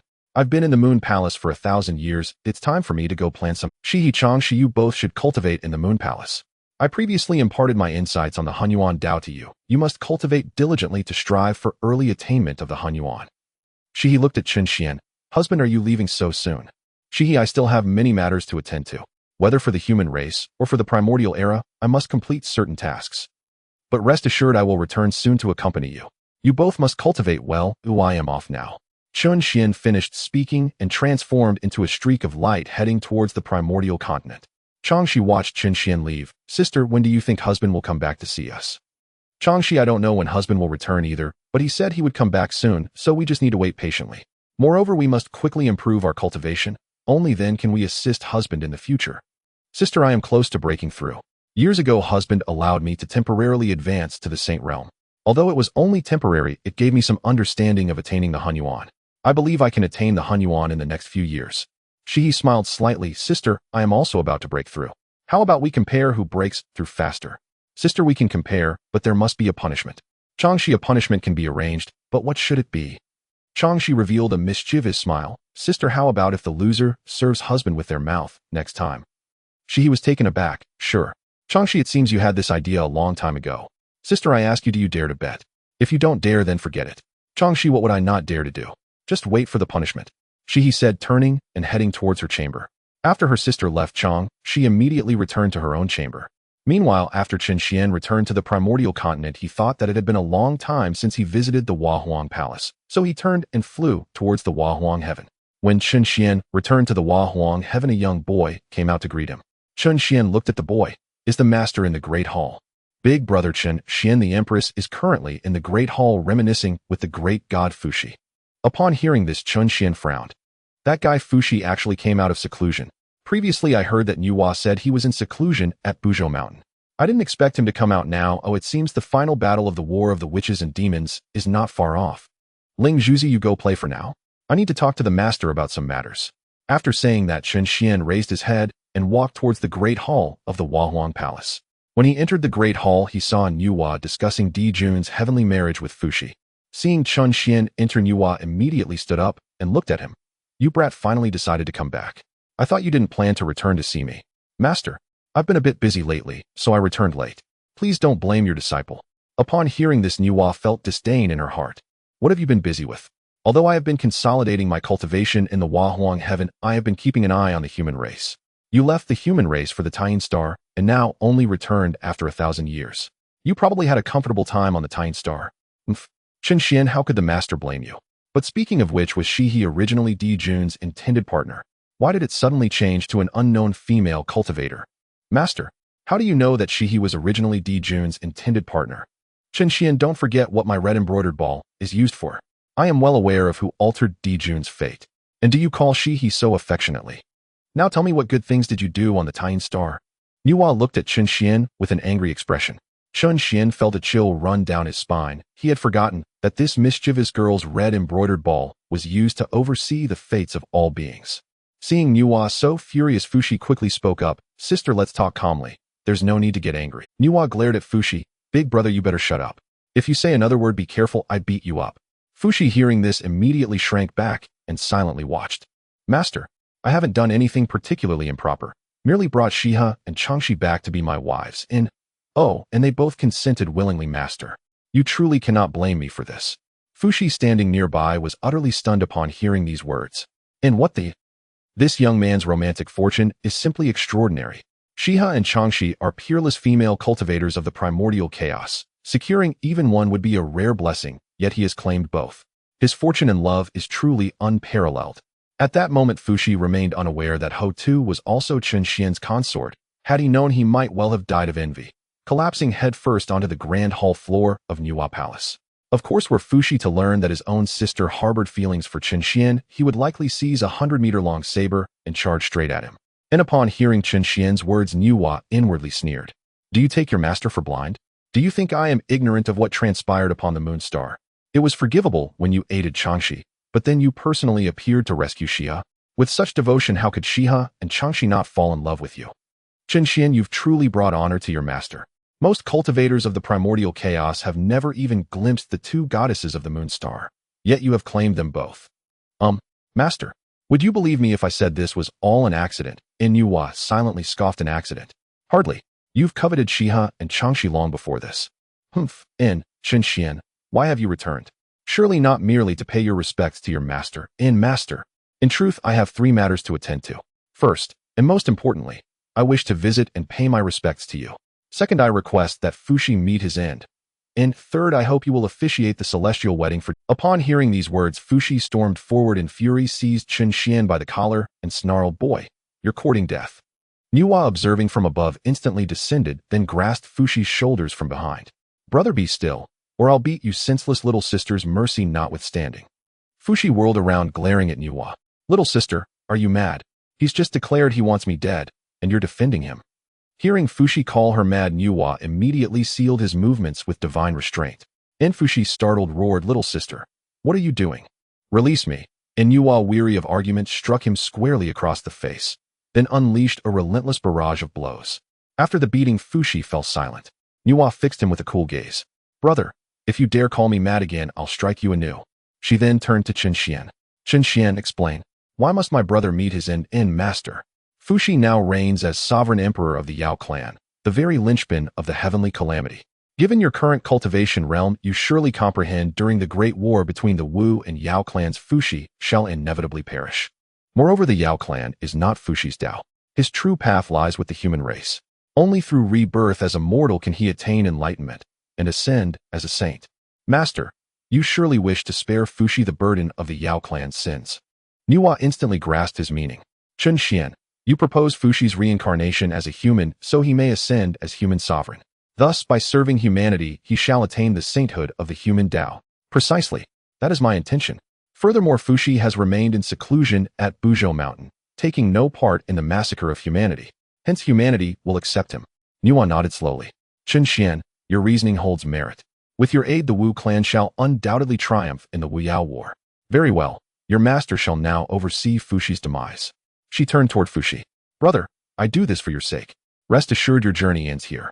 Fushi trembled violently. Little sister, don't believe Chen Xian's nonsense. The Yao clan will never fall to the Wu clan. Calm yourself. As Niuhua advanced, Fushi's heart raced wildly. He bitterly regretted visiting his sister. Had he stayed away, he might have lived a few days longer. Just as Niuhua raised her palm to strike the fatal blow, Chen Xian stepped forward and gently intercepted her wrist. Master, this is not yet the time. Have you forgotten Di Jun's celestial wedding? Let Fushi accrue celestial merits from the wedding first. Then once it concludes, we shall escort him onward. Fushi glanced between Nuwa and Chunxian appalled. This master-disciple pair was ruthless, not only scheming to claim heavenly merits, but plotting his very demise. A torrent of curses rose in his throat, yet recalling Nuwa's brutal fists, he dared utter not a single word, fearing another savage beating. Nuwa gazed at Fushi. Brother, do not fault me. This is for your sake. Chunxian is a supreme Taoist sovereign, and the sky-perceiving mirror he wields reveals only truth. If you seek enlightenment, you must heed me.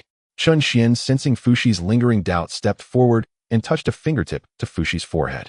Instantly, a torrent of vast revelatory knowledge flooded Fushi's spiritual sea. Upon absorbing the information, Fushi erupted in furious roars. Hongjun, you dared manipulate me to harm my sister? Ah! Chunxian watched, a faint smile curling his lips. Fushi, do you still wish to serve the Yao clan? Fushi spat out the words, eyes blazing. No, I shall serve them no longer. Hongjun lured me into the Yao clan solely to turn me against my sister. I will not let him prevail.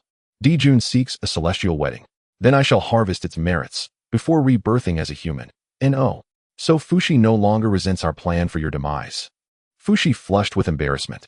Ah, Chunxian, forgive my earlier rudeness. Nuwa regarded him calmly. Brother, your choice is made. Return now to the Yao celestial court. After Dijun's wedding, come back to me. I shall personally guide you onward. Fushi bowed. Rest easy, little sister. I shall return as promised. And then I shall depart for the Yao celestial court now. Yet at that moment he realized he could not move. Little sister, release my restraint first.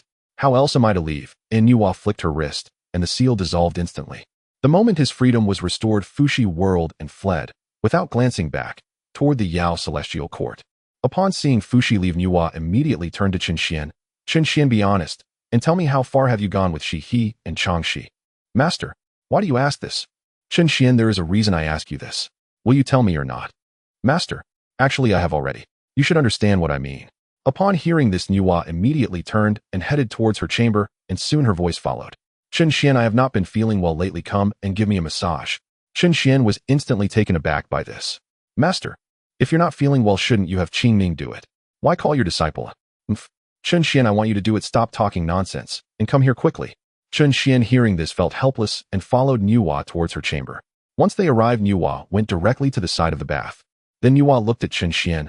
Turn around, I need to change my clothes. Upon hearing this, Chunxian immediately turned his back. Seeing Chunxian turn around, Nuwa swiftly put on a thin garment and then stepped into the bath. Chunxian, you can turn around now.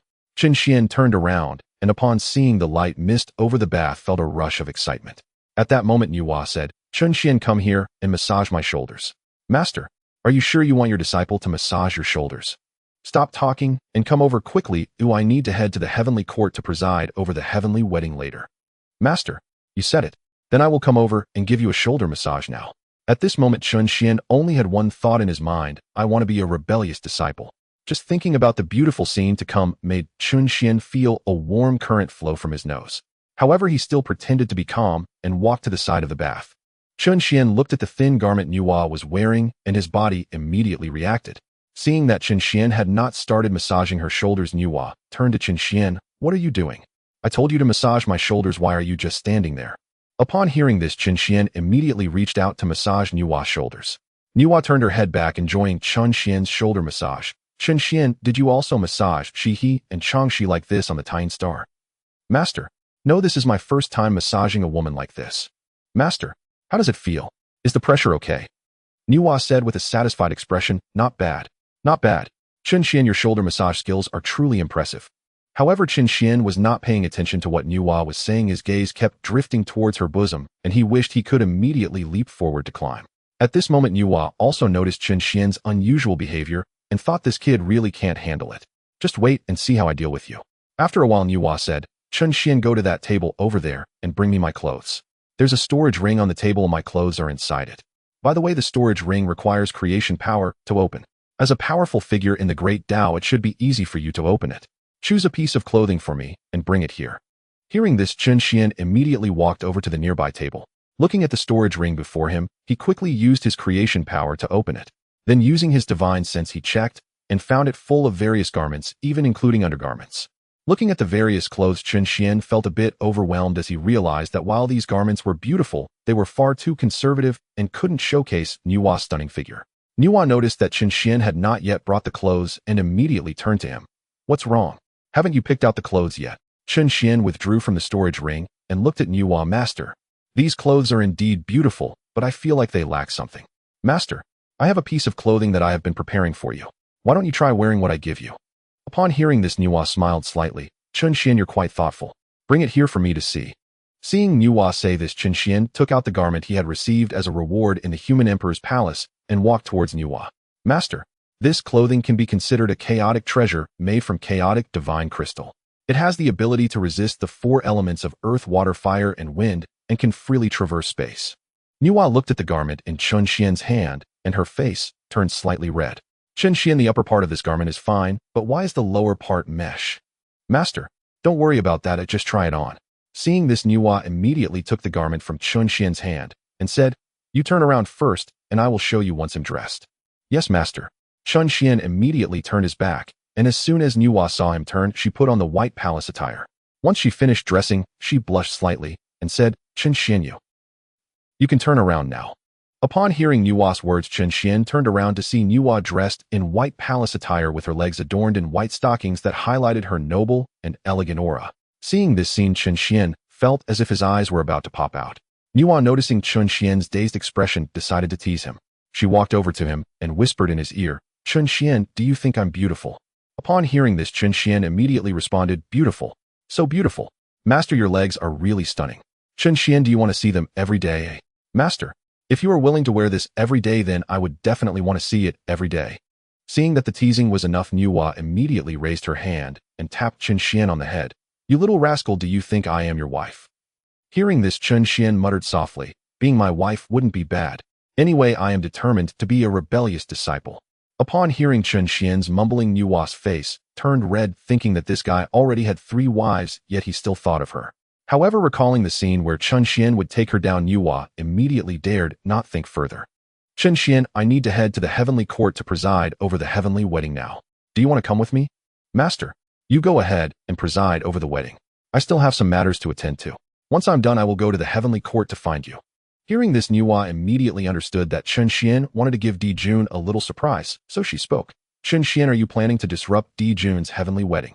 Master, I have no such thoughts. After all, the heavenly wedding has its merits and Fuxi also needs the merits of the heavenly wedding, so I won't disrupt it. However, although I cannot disrupt Di Jun's heavenly wedding, giving him a little gift is still acceptable. Nuwa, upon hearing this, became interested. Chen Xian, what gift do you plan to give Di Jun? Master, you need not worry about that. You'll know when the heavenly wedding starts. If you want, say, then I shall head to the demon clan's heavenly court right now. You go arrange your little gift. Oomph. As Nuwa's voice fell, she instantly disappeared from the spot. After she left, Chen Xian quickly communicated with the Heavenly Tao. Heavenly Tao, didn't I ask you to make Kunping a saint? 1,000 years have passed, and Kunping still shows no signs of becoming a saint. In the void of the Heavenly Tao, it received Chen Xian's message and immediately responded, Your Majesty, the Human Emperor. Although I had Hong Jun grant Kunping the primordial purple energy, that fellow still hasn't attained the Tao. Oh, I have no way to force it. Chen Xian sneered. Heavenly Tao, I see you have no idea how to establish a religion for Kunping. Very well. I shall offer you a suggestion. You can have Kunping establish the Xian Shui sect to educate the water tribes throughout the world, thus allowing Kunping to become a saint. Remember, I want you to make Kunping a saint immediately and to celebrate the heavenly wedding for Di Jun at the demon clan. Upon hearing this, the Heavenly Tao immediately responded, Rest assured, Your Majesty, the Human Emperor, I will give Kunping a hint to help him become a saint. Receiving the message from the Heavenly Tao, Chen Xian no longer paid attention to it, instead tearing through space towards Buzhou Mountain. At this moment, the Heavenly Tao thought to itself, what on earth does the Human Emperor intend to do? Why does he want Kunping to become a saint so urgently? Could it be that the Human Emperor intends to use Kunping as a pawn? It seems that Kunping is in for some trouble. Thinking of this, the Heavenly Tao became somewhat excited. After all, it also wanted to see what the Human Emperor planned to do with Kunping. As long as it doesn't affect its own ascension to the Great Tao, there is no need to become enemies with the Human Emperor. Even if it were to become enemies, it would still be a dead end. Understanding this, the Heavenly Tao immediately hinted to Kunping, and the latter, who was in closed-door cultivation in the Northern Sea, flew into the air upon receiving the message. Upon arriving above the Northern Sea, Kunping immediately declared, Heavenly Tao above, I am the Demon Master Kunping. Today I established the Xian Shui sect, taking the education of the water tribes across the 4 seas as my responsibility. I hope the heavenly Tao acknowledges this. Xian Shui sect established. As soon as Kunping finished speaking, dark clouds suddenly gathered above the wilderness, followed by billions of merits appearing in the sky. Immediately afterward, the merit golden clouds transformed into two streams of merit golden light that descended. 80% of the merit golden light entered Kunping's body, causing his aura to surge dramatically, and soon Kunping broke through to the first level of sagehood. The other portion of merit fell towards Buzhou Mountain. At that moment, Chun Xian, who was already within the witch clan, saw the merit from the heavenly Tao descending towards him and immediately understood that Kunping had become a saint. After collecting the merit from the heavenly Tao, Chun Xian headed straight to the Panga Hall. Upon entering, he saw the 12 ancestral witches discussing how to disrupt Di Jun's heavenly wedding. At this moment, the 12 ancestral witches noticed someone entering and immediately looked towards the door. When the ancestral witches saw Chun Xian, they hurried forward to greet him. Houtu looked at Chun Xian. Husband, you are truly impressive.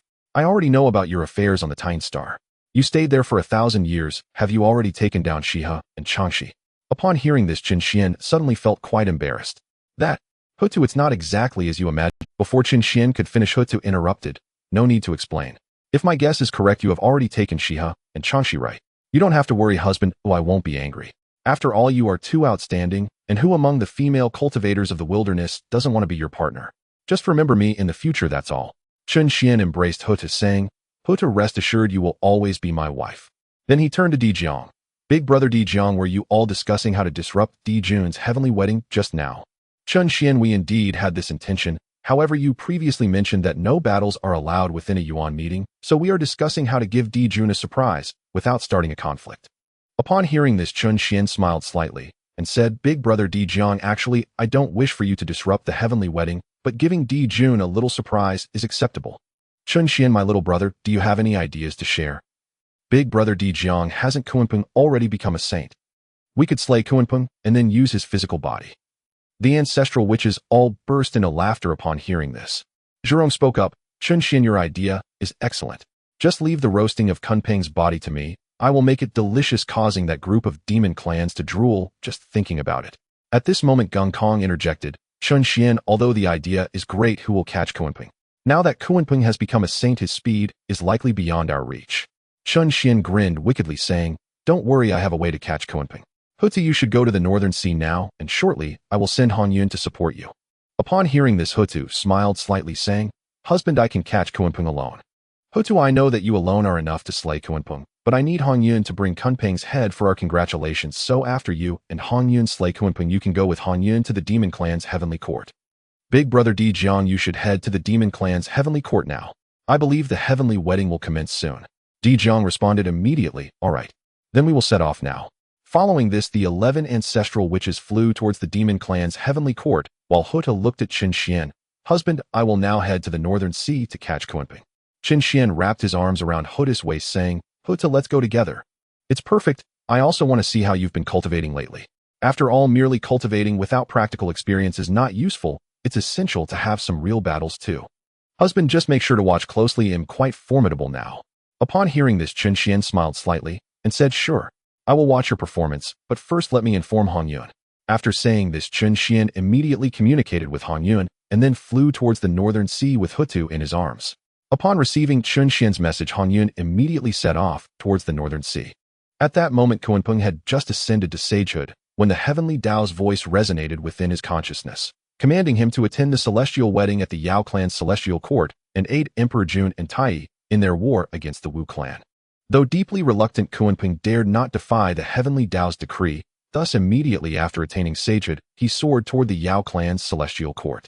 Yet before he had flown a mere 10,000 meters, two figures suddenly materialized before him. Kunping fixed his gaze upon them and recognized the Wu clan's ancestral god Houtu alongside a human cultivator. Kunping regarded Houtu, ancestral god Houtu, I have now ascended to sagehood. If you wish to avoid annihilation, step aside, now. Kunping Houtu replied with a faint knowing smile, Do not presume your sagehood renders you untouchable. Submit willingly to my blade, and perhaps I shall spare your nascent soul from utter obliteration. Resist, and I shall erase both your body and soul together. Before the echo of her words faded, another figure descended beside Houtu. Esteemed friend Houtu, the newcomer said, Might this Kunping be entrusted to this humble Taoist? Houtu turned And upon recognizing Hong Yun, she declared without hesitation, Taoist Hong Yun, I had discovered Kunping first. I shall not yield him to you. Hong Yun sighed, visibly crestfallen. Very well. Then let esteemed friend Houtu deal with Kunping.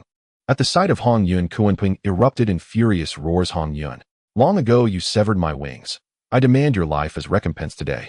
Hong Yun met Kunping's glare with serene disdain. Kunping, if you truly seek to slay this Taoist, then come, test your strength. With those words he raised a hand and crooked a finger, beckoning Kunping forward to strike. Enraged by Hong Yun's arrogance, Kunping lashed out with razor-sharp wind blades, only for a pair of colossal fists to shatter them midair. Kunping, your adversary is me. Houtu, stand aside, or I shall cut you down without mercy. Houtu merely raised her hand, silent, defiant, inviting his attack. Kunping instantly transformed into his primordial form and lunged forward, claws outstretched toward Houtu. She, undaunted, summoned the power of her sovereign realm, then unleashed the overwhelming might of a supreme immortal of the primordial chaos realm. Kunping recoiled in shock. The being before him had been but a quasi-sage moments earlier, yet now stood as a supreme immortal of the primordial chaos realm. Realizing her true cultivation level, he instinctively halted his assault. But Houtu granted him no reprieve. Seizing his talons barehanded, she hurled him downward with cataclysmic force, sending him plummeting from the heavens. Boom! Kunping crashed onto an unnamed island, carving a colossal crater into the earth. Houtu gazed into the abyss. Kunping, I know you are not so easily slain. Emerge now. Her words had scarcely faded when a guttural roar echoed from the crater, and Kunping surged forth, wings flaring. Houtu, you overstep all bounds. Today, even if I must self-destruct, I shall drag you down with me. With that vow, he gathered every ounce of his power into his chest. Houtu, let us perish together. Houtu scoffed, a cold, contemptuous laugh. Self-destruction before me. Do you truly believe it possible? Her voice rang out like thunder. 3,000 Tao divine arts, spatial binding technique, primordial seal art. In rapid succession, she wove 2 supreme divine arts, binding Kunping, utterly sealing even his primordial essence. His heart seized with terror at the realization. This cannot be. Since when do the Wu clan wield divine arts, especially ones of such profundity? Impossible. The Wu clan possess no nascent souls. How could they master cultivation arts? Observing Kunping's stunned disbelief, Houtu's expression hardened with disdain. You understand our clan far too little, Kunping. Today I shall offer your body as a wedding gift to Emperor Jun.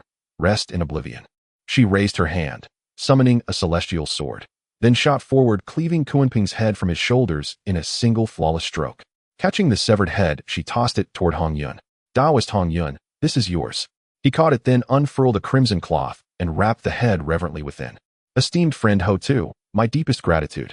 No sooner had Hong Yun spoken than Kunping's nascent soul fled northward toward the northern sea. Houtu instantly deployed spatial binding, freezing the soul mid-flight. The nascent soul strained against the binding, but overwhelmed by the chasm in cultivation and weakened by its disembodied state, it proved utterly powerless to break free. Houtu drew the nascent soul into her palm, then turned to Chun Xian. My lord, how shall we dispose of Kunping's nascent soul? Chun Xian smiled faintly. Crush it, utterly. It holds no value for us whatsoever. At her husband's command, Houtu closed her fist, and Kunping's nascent soul dissolved into nothingness. As he perished, a crimson rain began to fall across the primordial chaos realm. Simultaneously, in the Zixiao Palace, Hong Jun sensed Kunping's demise, and his brows knotted in grim concern. His gaze swept northward, where he beheld Houtu standing triumphant beside Chun Xian and Hong Yun. Kunping's head severed, his soul extinguished. A silent thought stirred within Hong Jun's mind. What do Chun Xian and Houtu intend? Do they dare oppose the celestial wedding itself? Then, clear and immutable, the heavenly Tao's voice resonated within his spiritual sea. Hong Jun, let Kunping's death be. Niwa has consented to officiate Emperor Jun's wedding, thus Chun Xian will not disrupt it.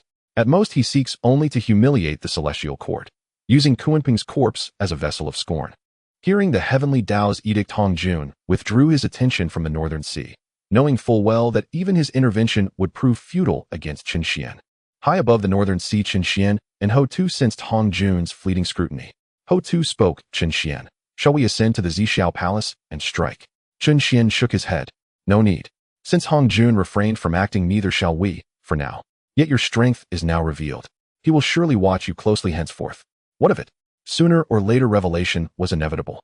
And should I falter before Hong Jun, you, my lord, shall strike him down. Chun Xian smiled, finding her logic irrefutable, then drew her close into his arms. Let us go to the Yao clan's celestial court. Hong Yun, watching them embrace, groaned, Chun Xian. Save the affection for when no one's looking. Must you flaunt your romance before me? Chun Xian glanced at him amused. Hong Yun, you ought to find a Dao companion soon. Else you'll feast on romantic fare daily. With that he lifted Houtu and soared toward the Yao clan's celestial court. Hong Yun watched them vanish into the distance, and inwardly resolved, truly, I must seek a Dao companion. Else life shall become unbearable. Then with quiet determination he followed in their wake. At the demon clan's heavenly court, Emperor Jun was currently preparing the venue for the heavenly marriage, while Dong Huangtai had just returned from battles in the lower realms. Dong Huangtai looked at Emperor Jun. Elder brother, congratulations on finally finding a Dao partner. Second brother, since you have returned from the lower realms, it seems you have nearly conquered them all.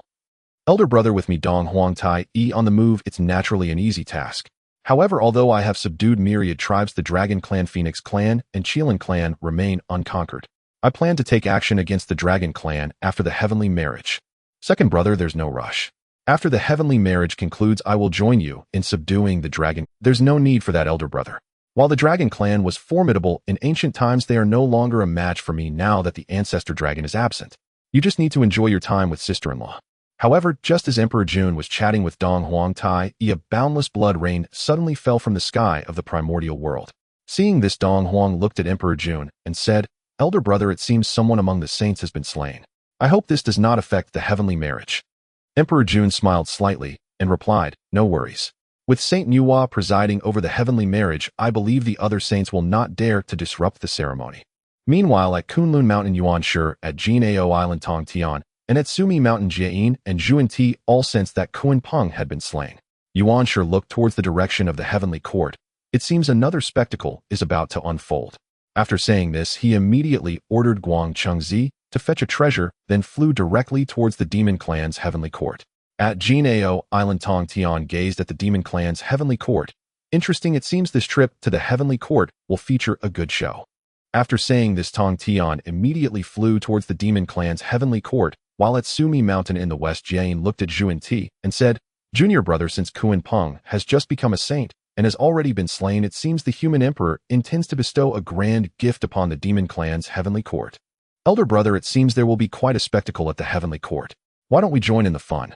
Haha, junior brother, that is exactly what I intend. Let us head to the heavenly court now. As Jiayin finished speaking, the two flew directly towards the demon clan's heavenly court. At this moment, Emperor Jun was unaware that this heavenly marriage had become a spectacle for all the saints. As Emperor Jun watched the clan leaders present their congratulatory gifts, his heart was already filled with joy, for what the heavenly court lacked the most now were spiritual roots and celestial treasures. Just as Emperor Jun was feeling delighted, Fu Shi arrived first at the heavenly court and said, Emperor Jun, long time no see. Seeing Fu Shi, Emperor Jun immediately stepped forward and said, Fu Shi, welcome back to the heavenly court. Fu Shi smiled slightly and then produced a high-grade celestial treasure, saying, Emperor Jun, congratulations on finding your Dao partner. Emperor Jun gratefully accepted Fu Zai's gift, saying, Fu Shi, since you have returned, stay in the heavenly court to assist me. Since you joined the heavenly court, you have been in seclusion. Now that the heavenly court is thriving, your assistance will surely help me become the sovereign of the primordial world. Fu Shi smiled slightly and said, Emperor Jun, rest assured, since I Fu Shi have emerged from seclusion, the matters of the heavenly court will also be mine. At this moment, Nuwa also approached Emperor Jun and said, Emperor Jun, congratulations on your wedding today. I have no other good gifts, so I will present this ethereal celestial robe to your Dao partner. After Nuwa finished speaking, she waved her hand, and a celestial robe appeared before Emperor Jun. Upon seeing this, Emperor Jun immediately accepted the robe, and then looked at Nuwa, saying, Thank you, Saint Nuwa, for the treasure. Nuwa nodded, and then led Fu Shi into the heavenly marriage venue. Just as Nuwa left, Yuanshi and Tongtian also arrived simultaneously, followed by Jiayin and Zhuanti, who entered the heavenly court. After all the saints had presented their respective treasures, they immediately headed towards the heavenly marriage venue. Seeing that most guests had arrived, Emperor Jun looked at Dong Huangtai and said, Second brother, let us go. The heavenly marriage banquet should begin now. Upon hearing this, Dong Huangtai nodded and said, Let's go. After Emperor Jun and Tai arrived at the heavenly marriage venue, Dong Huangtai quickly found a spot to sit down. Emperor Jun meanwhile walked up to the high platform and looked down at all the gods below. Welcome everyone to attend my heavenly marriage. I now officially announce that the heavenly marriage begins. After Emperor Jun finished speaking, he immediately stepped down from the high platform, while Baizhe walked up and said, Esteemed immortals, let us welcome the heavenly empress to the stage. As by Zez's words fell, a red palanquin appeared above the heavenly court with 4 demon saints carrying. When the palanquin landed, Emperor Jun immediately stepped forward and opened the curtain. As the curtain lifted, a stunningly beautiful woman emerged from within. The woman looked at the gathered saints and said, "Wang Li pays respects to all the esteemed saints." Niuhua and the other saints nodded in response, while Emperor Jun took Wang Li to the high platform. Seeing this, Niuhua immediately rose to the air above the high platform and spoke. "I am Niuhua of the human race. Today Emperor Jun has specially invited me to preside over the heavenly marriage. Today I will use this red embroidered ball as a witness for the heavenly marriage of Emperor Jun and Wang Li. Let the heavenly marriage commence." As Niuhua's words fell, 1,000,000 acres of merit golden clouds appeared in the sky, followed by the golden light of merit raining down upon the demon clan's heavenly court. All who witnessed the heavenly marriage in the demon clan's heavenly court would share in a portion of the merit. Once all the merit had been distributed, Niuhua finally put away the red embroidered ball. Then Niuhua directly walked to her seat, while Emperor Jun, having gained the merit of the heavenly way, saw his strength elevate from the peak of quasi-saint to sub-saint. Though Dong Huang Tai beside him also gained merit, his strength remained at the quasi-saint level. Upon witnessing this, Dong Huang Tai immediately understood that to become a saint one must gain the recognition of the heavenly way, otherwise he would forever remain at the sub-saint level. Thinking of this, although Dong Huang Tai felt quite reluctant, there was nothing he could do. However, at that moment 11 figures appeared in the sky above the demon clan's heavenly court, followed by 2 more figures. Emperor Jun looked into the void and said, "12 ancestors of the witch clan Hong Yun, what brings you to my heavenly court?" Houtu looked at Emperor Jun and said, "Emperor Jun, I have come to present a gift to you." "What? Are you not welcoming us 12 ancestors of the witch clan?" Emperor Jun coldly replied, "Houtu, you 12 ancestors of the witch clan are mortal enemies of our demon clan. Why would you be so kind as to present me with gifts?" Houtu smiled slightly and said, "Emperor Jun, although we are enemies, you are having a wedding. How could we not come to present our gifts?" Houtu watched as Di Jun spat a mouthful of blood and immediately mocked him.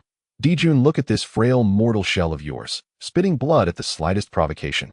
In my view, you do well to feast upon Kunpeng's flesh. It might just strengthen certain faculties of yours." Upon hearing these words, Di Jun's face flushed crimson with rage. "Houtu, you go too far," he thundered. "Houtu, what I say is truth itself. After all, did I not merely slay Kunpeng once? Then why must you bleed at the mere sight of his corpse? Or is it that you and Kunpeng? Houtu, you speak nothing but slander. How could this sovereign ever associate with one such as Kunpeng? Is that so? If indeed there is nothing between you and Kunpeng, then why does the sight of his severed body make you bleed?" Di Jun fell silent, utterly at a loss for reply. How could he admit that his hemorrhage stemmed from their brazen disruption of the celestial wedding and their grotesque presentation of a saint of the Yao clan as a wedding gift? Realizing he could gain no advantage in debate, Di Jun drew the celestial emperor's sword. "Houtu, your tongue is sharp as a blade, but if you continue this slander, this sovereign shall strike you down here and now." At that moment, Di Jun remained unaware that Houtu had already attained the supreme Taoist cultivation of Hunyuan Wuji de Luo Jin Xian. If he had known, he would never have dared utter such words. Seeing Di Jun raise his weapon, Houtu calmly raised her hand in warning. "Di Jun, if the celestial court wishes war, then let it begin." Di Jun glared at Houtu, gripping the celestial emperor's sword tighter, and prepared to strike. Just then Dong Huang Tai stepped forward and restrained him. "Elder brother, we must not act first. If we do, the human sovereign will surely intervene against our Yao clan. A full cosmic cycle nears its end. Let us endure just a little longer. Then we shall settle our accounts with the Wu clan." Di Jun burst out in fury. "Brother, this humiliation burns too fiercely to swallow. I know your anguish, elder brother, but for the sake of our entire Yao clan, we must bear it." Nearby, Hong Yun, standing beside Houtu, turned toward Di Jun and said with a sly smile, "Di Jun, I too have brought a wedding gift, though it is rather unconventional." No sooner had Hong Yun spoken than she flicked her wrist. A crimson-wrapped object soared toward Di Jun. He caught it instinctively and unwrapped it, only to recoil in horror upon revealing Kunpeng's severed head, which he dropped to the ground in panic. "Hong Yun, you, displeased with my gift. Long ago you besieged me without mercy. Today I return the favor with deliberate insult. Dare you strike back?" As Hong Yun spoke, an overwhelming saintly aura erupted from her being. "Di Jun, dare you raise your hand now? Should you move, I shall reduce the entire celestial court of the Yao clan to dust and ash." Di Jun clenched his fists until his nails pierced his palms, unfeeling, consumed by fury. Seeing his seething resentment, Hong Yun taunted him. "Di Jun, do you feel that bitterness now? Once you drove me to this very precipice. I merely repay you in kind. Then turning toward Jia Yin and Zhuan Ti, Hong Yun added, Jia Yin, Zhuan Ti, our reckoning remains unfinished. This time I shall spare you, but next time, that remains uncertain. Jia Yin met Hong Yun's gaze and replied earnestly, Hong Yun, indeed, it was my failing in days past. Whatever recompense the Western lands can offer, we grant it freely. We beg you, Hong Yun Dao, you spare our Western disciples from suffering. At that moment, Jia Yin longed only to flee westward. Had he known Hong Yun would appear, he would never have ventured into the Yao clan's celestial court for profit. After all, Hong Yun now stood under the human sovereign's banner, and should the sovereign intervene, the Western lands would be utterly annihilated. Sensing their dread of the human sovereign, Hong Yun declared plainly, Jia Yin, Zhuan Ti, fear not. Your karmic debt to me shall be settled by my own hand, not by the human sovereigns. At that moment, Di Jiang interjected, Hong Yun, your affairs with those two bald monks can wait. Now let us eat. For though we came to present Di Jun with a wedding gift, he has neither offered us hospitality nor invited us within. So we shall simply roast meat ourselves. Di Jun inwardly cursed. These Wu clan barbarians invade my celestial court, then demand feasting and wine. Their audacity knows no bounds. Di Jiang, reading Di Jun's expression, knew exactly what raged in his mind, yet he cared not a whit how Di Jun perceived him. After all, he still intended to provoke Di Jun and every guest attending the celestial wedding. Turning to Houtu, Di Jiang said, Little sister, if Di Jun refuses Kunping's body, let us roast it ourselves. Then with a pause, by the way, Chen Xian was with you, was he not? Where has he gone? Houtu replied, Elder brother Di Jiang. The husband said Di Jun's celestial wedding was unworthy of his presence. So en route to the Yao clan's celestial court, he turned back towards Shouyang Mountain. But fear not, elder brother Di Jiang. The husband entrusted the provisions to me. We may begin roasting Kunping's flesh at once. As soon as Houtu finished speaking, Gong Gong darted to her side. Little sister, Kunping's body requires preparation. Some parts are unfit for consumption. Houtu promptly handed over Kunping's corpse. Gong Gong accepted it, then swiftly employed the mysterious water art to cleanse it, excising unsuitable portions before dividing the remaining flesh into manageable cuts. Having completed the task, Gong Gong turned to Zhu Rong. Zhu Rong, it is your turn. Zhu Rong immediately summoned divine flame and began roasting the flesh. Soon an intoxicating aroma rose from the sizzling meat. At that moment, Di Jun, Tai Yi, and the assembled sages found themselves unconsciously swallowing. Houtu, judging the roasting complete, produced seasonings gifted by Chen Xian and applied them precisely as instructed. The instant the seasonings touched the meat, an irresistible fragrance bloomed across the celestial court. The 7 great Yao saints began salivating openly, and even Di Jun and Tai Yi were no better off. Di Jun repeatedly swallowed, while Jia Yin and Zhuan Ti beside him did likewise. Meanwhile, in the void of the heavenly Tao, Kunping resurrected. Upon sensing the scene unfolding in the celestial court, he surged forth at ultimate speed toward the celestial wedding. When Kunping beheld his own roasted corpse, fury exploded within him. Oh, Kunping, you've revived. Alas, you arrived too late. I meant to gift your body to Di Jun, but since he refused it, I decided to roast it instead. Kunping, take a whiff. Does your own flesh smell delicious? Kunping looked at his previous physical body being roasted into chunks, his heart filled with rage that threatened to drive him to madness. He glared at Houtu, saying, You Wu clan are truly going too far. Do you really think I, Kunping, can be so easily bullied? Houtu smirked and replied, Kunping, are you really that hard to bully? Don't forget how you were slain by me before. Kunping was infuriated upon hearing this. Houtu, you. What's wrong with me? If you have the ability, go ahead and attack me. Come on, if you dare, do it now. As Houtu finished speaking, he took out a red elixir. Kunping, I give you a chance to strike. If you attack now, I will not retaliate. How about that? As long as you can catch this elixir. Seeing the elixir in Houtu's hand, Jane and Zhuan Ti immediately recalled the scene where Red Cloud had used this elixir to blow himself up. Jane looked at Kunping and said, Kunping, you must remain calm. That is an explosive pill. Once it detonates, the entire monster race's heavenly court will be destroyed. Hearing this, Di Jun and Tai Yi quickly stepped forward to stop Kunping. Di Jun looked at Kunping and said, Kunping, don't act impulsively. Houtu is deliberately provoking you to act. If you act, Houtu will have a reason to strike at us. Although Kunping was eager to attack, he understood he was certainly no match for Houtu, so he coldly snorted. He then found a place to sit down. Seeing Kunping back down, Red Cloud immediately mocked. Kunping, becoming a saint of the heavenly Tao doesn't mean much, does it? You don't even have the dignity of a heavenly Tao saint. Kunping, next time you must not fall into my hands, otherwise I will continue to pluck your wings. Kunping glared at Red Cloud, saying, Red Cloud, don't get too smug. One day, I will definitely slay you. Seeing Kunping like this, Red Cloud felt an urge to continue mocking him, but Houtu interjected. Red Cloud, there's no need to waste words with Kunping. His flesh is already cooked. Let us all enjoy Kunpeng's meat together. At this moment Daijang also spoke up. Red Cloud, there's no need to ridicule Kunpeng. After all, he has contributed his entire body. After saying this, Daijang picked up a piece of Kunpeng's meat and looking satisfied said to Red Cloud, Red Cloud, come over and try this. Kunpeng's meat is simply exquisite. Upon hearing this, Red Cloud immediately flew over to Daijang's side and began to enjoy a piece of Kunpeng's meat.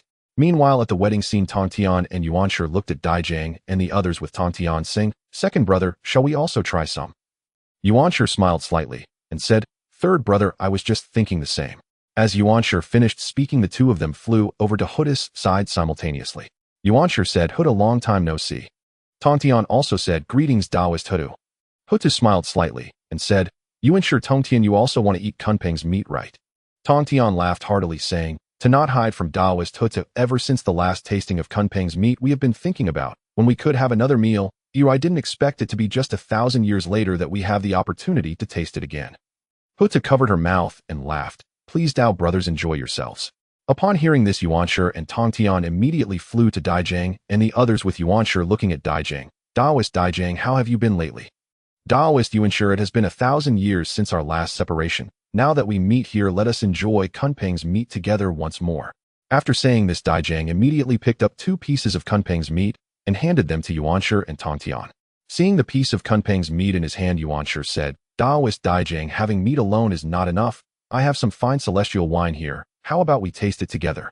Taoist Yuanshi, if you have fine celestial wine, quickly bring it out for us to share. After Daijang finished speaking, Yuanshi immediately took out over 30 jars of celestial wine, and the other 10 ancestral witches immediately rushed forward to ask for a jar of celestial wine. Xianming opened a jar of celestial wine and took a sip. Taoist Yuanshi, this celestial wine is truly excellent. Do you have more? Taoist Xuanming, I have plenty of this celestial wine. If you like, I will have my disciples send some over later. Yuanshi, you said this. Do not go back on your word later. At this moment, Dijuan, Tai and Kunpeng saw this scene and became furious instantly, but when they caught a whiff of the meat's aroma, they couldn't help but swallow hard. Dijuan secretly transmitted a message to Tai saying, Second brother, this Kunpeng meat is too fragrant. Oh, I can barely hold back. What should we do? Elder brother, even if you can't hold back, you must endure. This is the Wu clan deliberately tempting us. We must hold on. Meanwhile, Kunpeng watched as his flesh was being devoured by the ancestral witches. Although he wished to slay them all, the sin of his meat made him wonder, could his flesh really be this delicious? At this moment, Kunpeng had an inexplicable desire to take a bite. Jane and Junie looked at the ancestral witches savoring the meat, and seeing Yuanshi and Tong Tian also enjoying Kunpeng's flesh, they too wanted to try. Jane and Junie flew to Houtu and Jane said, Taoist Houtu, may we brothers have a bite of Kunpeng's meat? Houtu looked at Jane and Junie saying, Aren't you bald donkeys abstaining from meat and fish? Are the teachings of your Western sect merely for show? Upon hearing this, Jane and Junie felt quite embarrassed. However, at this moment, Kunpeng could no longer bear it. He glared at Jane and Junie saying, You shameless ones, you still wish to eat my flesh. I cannot afford to offend the Wu clan, and I don't take you two Western saints seriously. Junie quickly said, Taoist Kunpeng, please do not be angry, we brothers were just joking. Jane added, Taoist Kunpeng, we were just making a joke. Taoist Houtu, we won't eat Kunpeng's meat anymore. Dijuan, we have disturbed you today, we take our leave. After Jane finished speaking, he immediately flew towards Shumi Mountain, and Junie quickly followed suit. After the two Western saints left, Kunpeng finally sat down again. At this moment, Houtu noticed Nuwa swallowing hard, so she said, Nuwa, why don't you join us and have a taste? Although you are my husband's master, we are still sisters. As long as we each have our own discussions, it is fine. Hearing this, Nuwa glanced at Kunpeng's meat and then moved closer to Houtu. Houtu, since you invited me to enjoy it together, I will not be polite. After saying this, Nuwa reached for Kunpeng's meat, and Houtu leaned close to Nuwa's ear, saying, Nuwa, perhaps we will really become good sisters.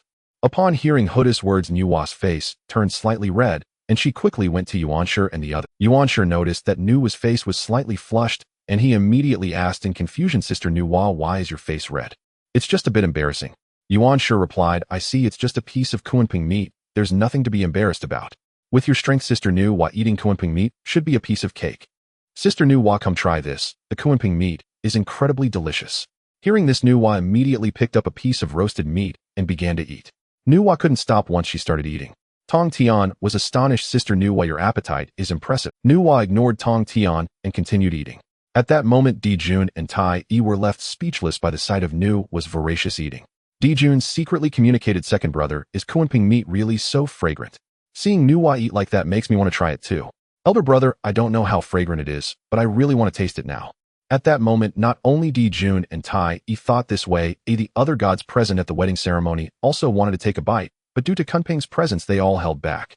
On the other side, after Nuwa Yuan Shi Tong Tian and the 12 ancestors of witchcraft finished eating the Kunping meat, Nuwa felt it wasn't enough, so she looked at Kunping. Kunping, your meat is too fragrant. How about you sacrifice again? Don't worry, if you sacrifice once I will gift you a piece of innate spirit treasure. Kunping looked at Nuwa. Nuwa, don't go too far. Seeing the look in Nuwa's eyes, Kunping felt uneasy. If this continued, Nuwa might not be able to resist making a move against him. So Kunping turned to Jun and Tai Yi. Jun, I am returning to the North Sea. If the demon tribe has any matters, feel free to send someone to find me. After speaking, Kunping immediately unleashed his maximum speed and flew towards the North Sea, fearing that if he stayed longer, Nuwa would really catch him to roast. Seeing that their purpose had been achieved, Houtu glanced at the other 11 ancestors of witchcraft and said, let's go. Since the demon tribe's heavenly court doesn't welcome us, we have no need to make things difficult for them. Upon seeing Houtu leave, Jiang turned to Jun. Jun, next time we meet, we won't hold back so easily. After Jiang finished speaking, he immediately led the ancestors of witchcraft back to Buzhou Mountain. At this moment, Nuwa looked at the nearby Hongyun. Friend Hongyun, after you return to the human race, immediately bring that brat Qin back to Huahuang Palace. I have matters to discuss with him. As soon as Nuwa finished speaking, she vanished from the spot. Yuan Shi and Tong Tian saw Nuwa leave and quickly bid farewell to Hongyun before returning to their own places. Seeing that everyone had left, Hongyun also flew towards the human race. At this moment, Jun thought to himself, finally they are all gone. If this continued, the demon tribe's heavenly court might be torn apart by the saints. After the Eastern Emperor Tai Yi saw that the saints had departed, he immediately looked at Jun. Elder brother, the banquet is almost over. It's time for you and sister-in-law to enter the bridal chamber. Hearing this, Jun's face turned red, and he hurriedly left with the heavenly queen. Once Jun left, the other gods also began to depart from the demon tribe's heavenly court. Seeing that all the gods had left, Eastern Emperor Tai Yi immediately turned to Baizé. Baizé, the affairs of the heavenly court are temporarily entrusted to you. I must lead the army to the East Sea to subdue the dragon tribe. Baizé, hearing this, immediately knelt and said, yes, your majesty, Eastern Emperor. Eastern Emperor Tai Yi nodded and began to summon the demon tribe's army. Soon, Eastern Emperor Tai Yi led the demon tribe's army towards the East Sea. Meanwhile, Hongyun returned to Shouyang Mountain and immediately came to the human emperor palace. At this moment, Qin was observing the movements of the demon tribe with the heavenly mirror. Seeing the Eastern Emperor leading the demon tribe's army to the East Sea, he understood that the Eastern Emperor Tai Yi wanted to subdue the dragon tribe and bring them into the demon tribe's heavenly court. Noticing Hongyun's return, Qin immediately stood up and said, Hongyun, did you enjoy your time in the heavenly court this time? Qin, I must say this time was truly enjoyable. It's just a pity that Kunping managed to hold back. If he had made a move, we could have had another meal of Kunping meat. Qin smiled slightly. No worries, that guy Kunping has already attained the status of a saint. As long as we want Kunping meat, we can go to the North Sea to catch him anytime.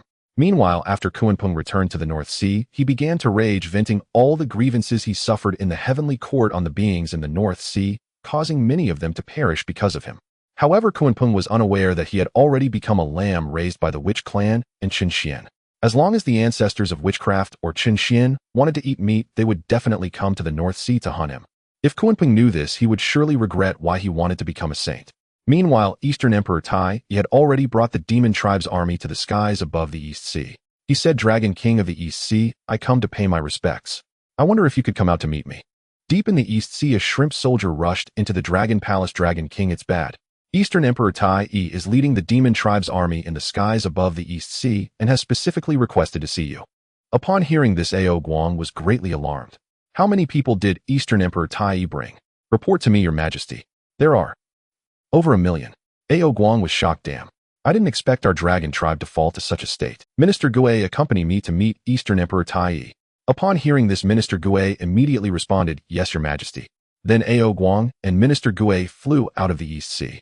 Ao Guang looked at Eastern Emperor Tai Yi. Eastern Emperor Tai Yi, what brings you to my East Sea?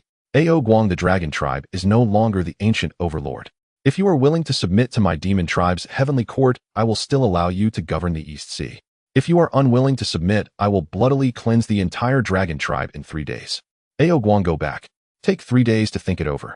If you want to avoid the destruction of the dragon tribe, lead them to submit to my demon tribe's heavenly court. Upon hearing this, Ao Guang immediately returned to the dragon palace furious. That Eastern Emperor Tai is going too far. If it weren't for my dragon tribe's decline, how could the demon tribe be so rampant? Minister Gue looked at Ao Guang, Your Majesty. What should we do now? Is there no way to save the dragon tribe? There is a way to save the dragon tribe. I am now heading to the dragon tomb to seek Lord Zhulong.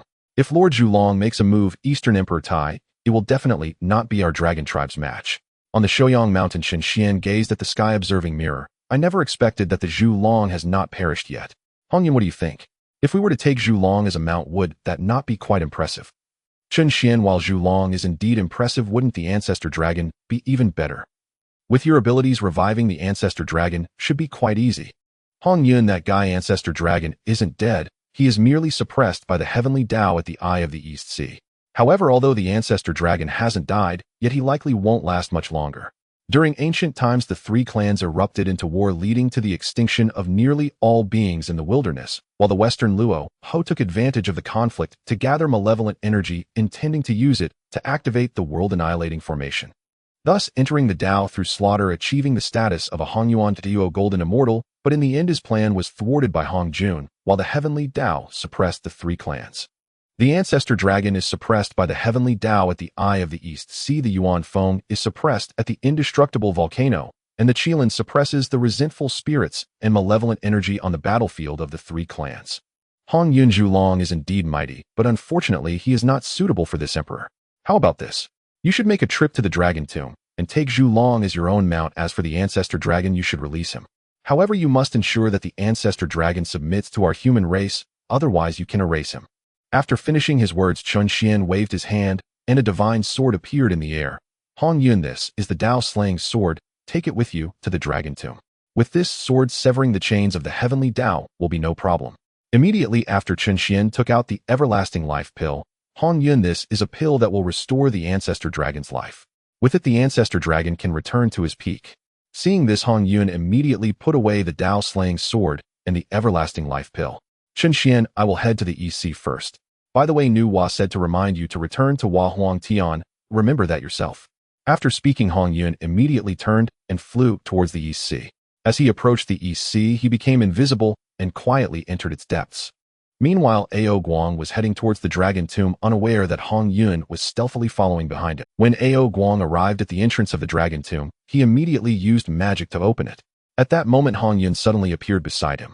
Ao Guang, you wish to enter the dragon tomb to find Zhulong to resolve the crisis of the dragon clan, right? Hearing this, Ao Guang was greatly startled. Hongyun, how did you get here, and how do you know that the little dragon wants to enter the dragon tomb to find Zhulong? Hongyun smiled slightly and said, how I know is not for you to care, just know that I am here to help you. We will enter the dragon tomb together. I want to personally talk with Zhulong. Hongyun, this is not allowed. The dragon tomb is a forbidden place of my dragon clan, and no one but the dragon clan can enter. Hongyun coldly laughed, not allowed to enter. Fine. I won't go in any way. The destruction of the dragon clan has nothing to do with me. Ao Guang, if you believe Zhulong can defeat Dong Huang Tai, then you can refuse to let me in. But remember, Ao Guang, Dong Huang Tai is a Quasi-Saint powerhouse, while Zhulong is just a peak Quasi-Saint. Do you really think Zhulong can defeat Dong Huang Tai? Upon hearing this, Ao Guang fell silent. Indeed, with Zhulong's current strength, he was not a match for Dong Huang Tai. To resolve the crisis of the dragon clan, only a saint could intervene. Thinking of this, Ao Guang immediately spoke. The little dragon knows you have attained the Tao, so since you wish to talk to Zhulong, let's go in together. Then Ao Guang took the lead into the dragon tomb, and upon seeing this, Hongyun followed him inside. When the two entered the main hall of the dragon tomb, they saw a giant dragon, 100 billion zhang in length, coiling within the hall, its body marked with countless claw marks. Hongyun looked at the giant dragon. Zhulong, your fleshly body is indeed severely damaged. Upon hearing this, the giant dragon raised its head to look at Hongyun. Hongyuan Thuo Golden Immortal, who are you, and why have you come to my dragon clan? Hongyun smiled slightly and said, I am the protector of the human race. I have come to talk to you about two matters. Upon hearing this, Zhulong immediately transformed into a human form and looked at Hongyun, asking, may I ask how the saint is addressed? Zhulong, you may call me Hongyun. Then Hongyun looked at Ao Guang. Ao Guang, step outside for now. My conversation with Zhulong is not something you should know. Upon hearing this, Ao Guang immediately looked up at Zhulong. Seeing this, Zhulong gestured for Ao Guang to step outside and wait. Ao Guang turned and walked out of the dragon tomb. Once Ao Guang left, Hongyun immediately addressed Zhulong. Zhu Long, I have come to ask you to be my mount. Before Hong Yun could finish, Zhu Long roared angrily, impossible. My dragon clan will never be anyone's mount, not even for a saint. Seeing Zhu Long so furious, a sly smile appeared on Hong Yun's face. Zhu Long, if you refuse to be my mount, then I shall not save the ancestor dragon either. Originally, I wanted you to be my mount, and then rescue the ancestor dragon, and after saving the ancestor dragon, help the dragon clan break free from the heavenly Taoist karma. Since you Zhu Long are unwilling, then I will take my leave. After saying this, Hong Yun immediately turned and walked towards the exit of the dragon tomb. Upon hearing Hong Yun's words, Zhu Long hastily called out, Hong Yun, is what you said true? Can you really save my elder brother? Upon hearing this, Hong Yun stopped in his tracks, turned around, and said, of course it's true, but if you are unwilling to become my mount, then I have no reason to save the ancestor dragon. Hong Yun, if what you say is true, then I Zhu Long am willing to be your mount, and will never betray you for all. However, how can you prove that you can save my elder brother? I Zhu Long cannot simply take your word and be. Hong Yun smiled slightly, and then took out the Dao slaying sword. Zhu Long, this sword is a supreme treasure of the Dao. With it, do you think I cannot rescue the ancestor dragon? Looking at the sword in Hong Yun's hand, Zhu Long felt a tremendous pressure emanating from the sword, instantly rendering him immobile. Seeing Zhu Long suppressed by the Daos, might Hong Yun quickly put the Dao slaying sword away. Zhu Long, do you now believe me? Zhu Long nodded and said, I believe. Hong Yun, hurry and go save my elder brother. As long as you can rescue my elder brother, I Zhu Long will immediately offer my life source. Hong Yun shook his head, saying, I do not need your life source, for I know you would never dare to betray me. Let's go. We shall head to the Eye of the East Sea to rescue the ancestor dragon. After saying this, Hong Yun walked directly towards the exit of the dragon tomb, and upon seeing this, Zhu Long immediately followed. Soon Hong Yun and Zhu Long exited the dragon tomb, where Ao Guang and another individual were waiting outside. Ao Guang immediately spoke, Lord Zhu Long, the demon clan's heavenly court has given us 3 days to pledge allegiance to them, or they will wipe out our entire dragon clan. Hearing this, Zhu Long was instantly filled with rage. What did you say? The demon clan wants us to submit to them. Who do they think they are? If it weren't for our dragon clan being caught in the chaos of the 3-clan war, how could they be so arrogant now? Ao Guang, how long has it been since then? Lord Zhu Long, it is already the 2nd day now. Zhu Long turned to Hong Yun. Hong Yun, how long will it take to rescue my elder brother? Rescuing the ancestor dragon will only take a moment, but speaking of which, Zhu Long, your injuries are quite serious.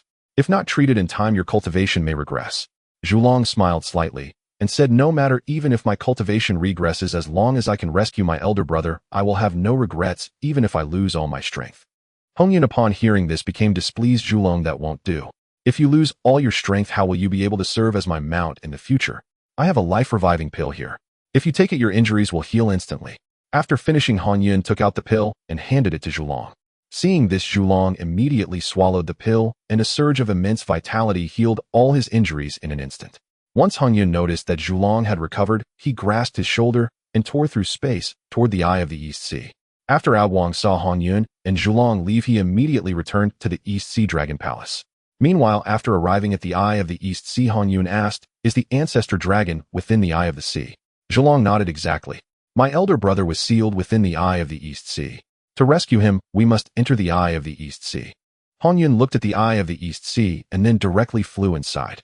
Zhu Long followed suit as soon as he saw Hong Yun enter the eye.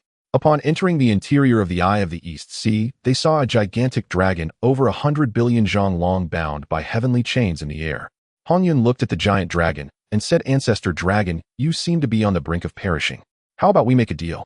The ancestor dragon lowered its massive head and looked at Hong Yun. Primordial chaos, great, immortal. Ancestor dragon, I am Hong Yun, a protector of the human race. My friend is the human emperor who has sent me to rescue you. But there is one condition: the dragon clan must henceforth pledge allegiance to the human race. The ancestor dragon, upon hearing this, was instantly furious. Dream on. My dragon clan is one of the ancient overlords.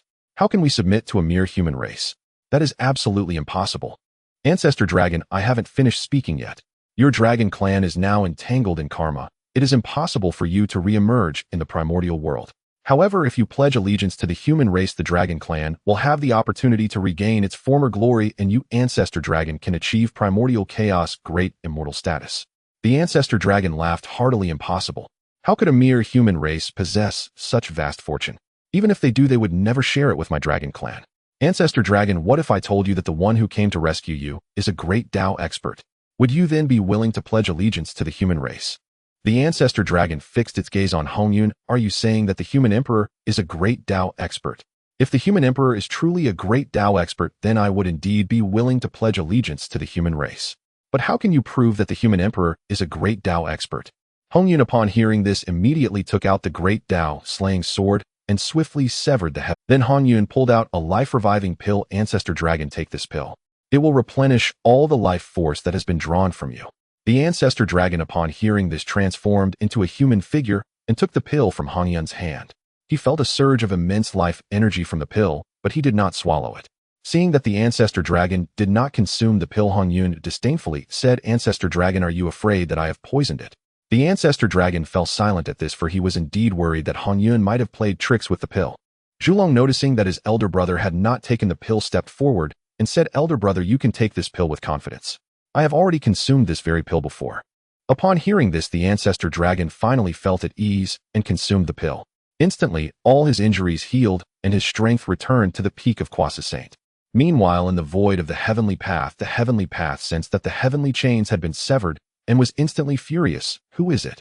Who dares to sever the heavenly chains? I will find you and ensure your demise. After calculating, the heavenly path began to deduce who had severed the heavenly chains. When it deduced that it was Hong Yun, the heavenly path immediately became fearful.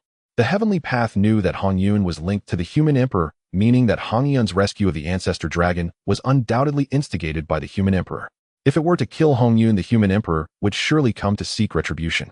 Thinking of this, the heavenly path quickly suppressed its anger, reasoning that as long as the ancestor dragon did not contend for supremacy in the primordial world, it had nothing to worry about. Inside the eye of the East Sea, after the ancestor dragon had recovered from his injuries, he immediately thanked Hong Yun. Thank you. I am grateful for the life-saving grace of Saint Hong Yun. Hong Yun replied, don't thank me yet. If you want to express your gratitude, then thank the human emperor. Ancestor dragon, your injuries have healed now. Let us go resolve the matter with the demon clan's heavenly court. After we deal with the demon clan's heavenly court, you can accompany me to meet the human emperor.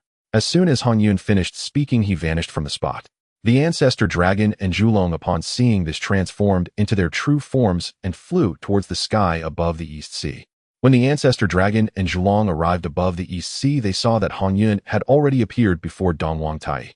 Hong Yun looked at Dongwang Tai and said, Dongwang Tai, the dragon clan is now a subordinate force of the human race. If you wish to make a move against the dragon clan, I do not mind playing with you. As soon as Hong Yun finished speaking, a 9-9 scatter soul gourd appeared in his hand. Dongwang Tai looked at Hong Yun and said, Hong Yun, do not be complacent. When I break through to the Saint Realm, I will personally strike you down. Hong Yun smiled slightly and said, Dongwang Tai, I will be waiting for your breakthrough to the Saint Realm. Perhaps then I might even enjoy a bowl of chicken soup. Seeing he could not out-talk Hong Yun, Dongwang Tai immediately led the demon army back to the heavenly court. Once Dongwang Tai left, Hong Yun turned to the ancestor dragon and Zhulong, let us go. Follow me to the human race. After saying this, Hong Yun flew towards the human race, and the ancestor dragon glanced at Zhulong. They both nodded and flew towards the human race. Hong Yun brought the ancestral dragon and the candle dragon to Shouyang Mountain. Hong Yun immediately sent a message to Chun Xian, as entering Shouyang Mountain required Chun Xian's approval, otherwise one would be killed by the mountain's formation. Upon hearing Hong Yun's message, Chun Xian responded right away, let them in. Outside Shouyang Mountain, after receiving Chun Xian's message, Hong Yun turned to look at the ancestral dragon and the candle dragon. Let's go. Follow me to meet the human sovereign. Immediately Hong Yun entered Shouyang Mountain with the ancestral dragon and the candle dragon following closely behind. When the three arrived at the human sovereign's palace, they saw Chun Xian using the skywatching mirror to observe the movements of the demon race. At this moment Hong Yun spoke, Chun Xian, I have returned. Chun Xian turned to look at Hong Yun, then at the ancestral dragon and the candle dragon. Ancestral dragon, I sent Hong Yun to rescue you. You should understand my true intention. I want your dragon clan to submit to the human race. Is there any objection, ancestral dragon? The ancestral dragon looked at Chun Xian, realizing he could not see through Chun Xian's cultivation, and then said, Human sovereign, what benefits would my dragon clan gain from submitting to the human race? Chun Xian smiled slightly and said, You have already received half the benefits, and the other half is that once the dragon clan submits to the human race, they will reappear in the wilderness and will no longer be subjected to karmic erosion. Is this benefit satisfactory to you? Human sovereign, are you certain my dragon clan can reappear in the wilderness?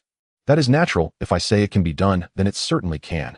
Then Chun Xian took out the Kongtong seal and declared, I am the human sovereign, and today, I bestow the Kongtong seal, a treasure of the human race, to officially designate the Dragon Clan as a totem of the human race, granting them the protection of human fortune to safeguard my human race's safety. As Chun Xian's words fell, the eye of humanity appeared above the human race, and then the fortunes of the human race and the Dragon Clan connected together. Moreover, the eye of humanity descended, bestowing merits to wash away the Dragon Clan's karma. Upon witnessing this, the ancestral dragon immediately knelt and proclaimed, "My Dragon Clan will forever submit to the human race and will always protect the human race." Chun Xian smiled slightly and said, "Rise. From now on, the human race and the Dragon Clan will coexist peacefully and strengthen their races together." Ancestral Dragon, there are no strict rules here. As long as the human race is in danger, the Dragon Clan should assist. Human sovereign, your great kindness is something I, the little dragon, can never repay. I wish to become your mount and follow you for eternity. Chun Xian looked at the ancestral dragon and then shook his head, saying, "Ancestral dragon, I cannot accept you. However, if you are willing to become my master's mount, the Dragon Clan's karma will be washed away even faster." The ancestral dragon frowned upon hearing this, thinking to himself, if he could not see through Chun Xian's cultivation, then his master must be even stronger. Seeing the ancestral dragon deep in thought, Chun Xian revealed a sly smile, saying, "Ancestral dragon, my master may not necessarily be stronger than me, but she is the master of humanity and possesses the ability to mobilize the power of humanity. As long as your Dragon Clan protects the human race, well, you will naturally soon wash away the Dragon Clan's karma. Would you be willing to become my master's mount?" Hearing this, the ancestral dragon immediately knelt and proclaimed, "I, the little dragon, am willing." "Very well. You may follow me to Huang Tian. Candle Dragon, you and Hong Yun guard the human race, and if necessary, mobilize some dragons to protect the safety of the human race." "Ancestral dragon, let us go." Upon hearing this, the ancestral dragon immediately flew out of the human sovereign's palace, transforming into its true form, saying, "Human sovereign, please sit on my head. We will go to Huang Tian together." Chun Xian, upon hearing this, looked at Candle Dragon and Hong Yun, saying, "I leave the matters of the human race to you. I must go to Huang Tian." After saying this, Chun Xian flew out of the human sovereign's palace and sat on the ancestral dragon's head, saying, "Let's go." The ancestral dragon replied, "Human sovereign, please hold on tight." As the ancestral dragon spoke, it immediately flew towards Huang Tian. Meanwhile, in the demon race's heavenly court, Dong Huang Tai, he roared in anger, "Damn it. I never expected this guy Hong Yun would actually help the Dragon Clan. If it weren't for Hong Yun's appearance, the Dragon Clan would have been captured by me already." Dijun looked at Dong Huang Tai, saying, "Second brother, don't be angry. Hong Yun's assistance to the Dragon Clan is probably instigated by the human sovereign. Since the human sovereign wants the Dragon Clan, then we will give the Dragon Clan to the human race. After all, the three ancient clans do not only consist of the Dragon Clan. Let us go to the undying volcano and subdue the Phoenix Clan instead." "Elder brother, but I am unwilling. Just when I was about to capture the Dragon Clan, they were snatched by the human race." "Second brother, what good does being unwilling do? We cannot provoke the human race. Not to mention how strong the human sovereign is, we cannot deal with Zhen Yuanzi and Hong Yun, and Nuwa also stands on the human race's side. Do you think we can afford to provoke the human race?" "Elder brother, but I..." "Second brother, I understand you are unwilling, but we really cannot afford to offend the human race. Since we cannot capture the Dragon Clan, we will capture the Phoenix Clan instead. Second brother, you should lead the army to the undying volcano. The Phoenix Clan is within the undying volcano. As long as we capture the Phoenix Clan, then the losses from the Dragon Clan will not be worth mentioning." Upon hearing this, Dong Huang Tai nodded and said, "All right. Elder brother, I will lead the army to the Phoenix Clan now. If this time, we must bring the Phoenix Clan into the heavenly court." Then Dong Huang Tai led the army towards the Phoenix Clan. However, he did not know that this attack on the Phoenix Clan would also end in failure, because Qing Ning is a disciple of Nuwa and is also Chun Xian's senior sister. At this time, Chun Xian and the ancestral dragon arrived at Huang Tian. Chun Xian glanced at Huang Tian and then looked at the ancestral dragon, saying, "Let's go. We are heading to Huang Palace." However, just as the ancestral dragon was about to fly towards Huang Palace, a figure suddenly blocked its path. Chun Xian looked at the figure and immediately exclaimed in excitement, "Master, why have you come?" Nuwa saw Chun Xian and thought to herself, this kid is mixing with the ancestral dragon. Could it be that he has captured the ancestral dragon as a mount? "I sensed the approach of a Quasi-Saint near Huang Palace, so I came out to take a look. I didn't expect to find you here too. Tell me, how did you end up with the ancestral dragon? You didn't capture the ancestral dragon as a mount, did you?" "Master, the ancestral dragon is not my capture. He came voluntarily. You can ask the ancestral dragon if you don't believe me." Nuwa turned to the ancestral dragon and asked, Ancestral dragon, is what Chen Xian said true? The ancestral dragon looked at Nuwa and said, Saint Nuwa, to be honest, I the little dragon came willingly.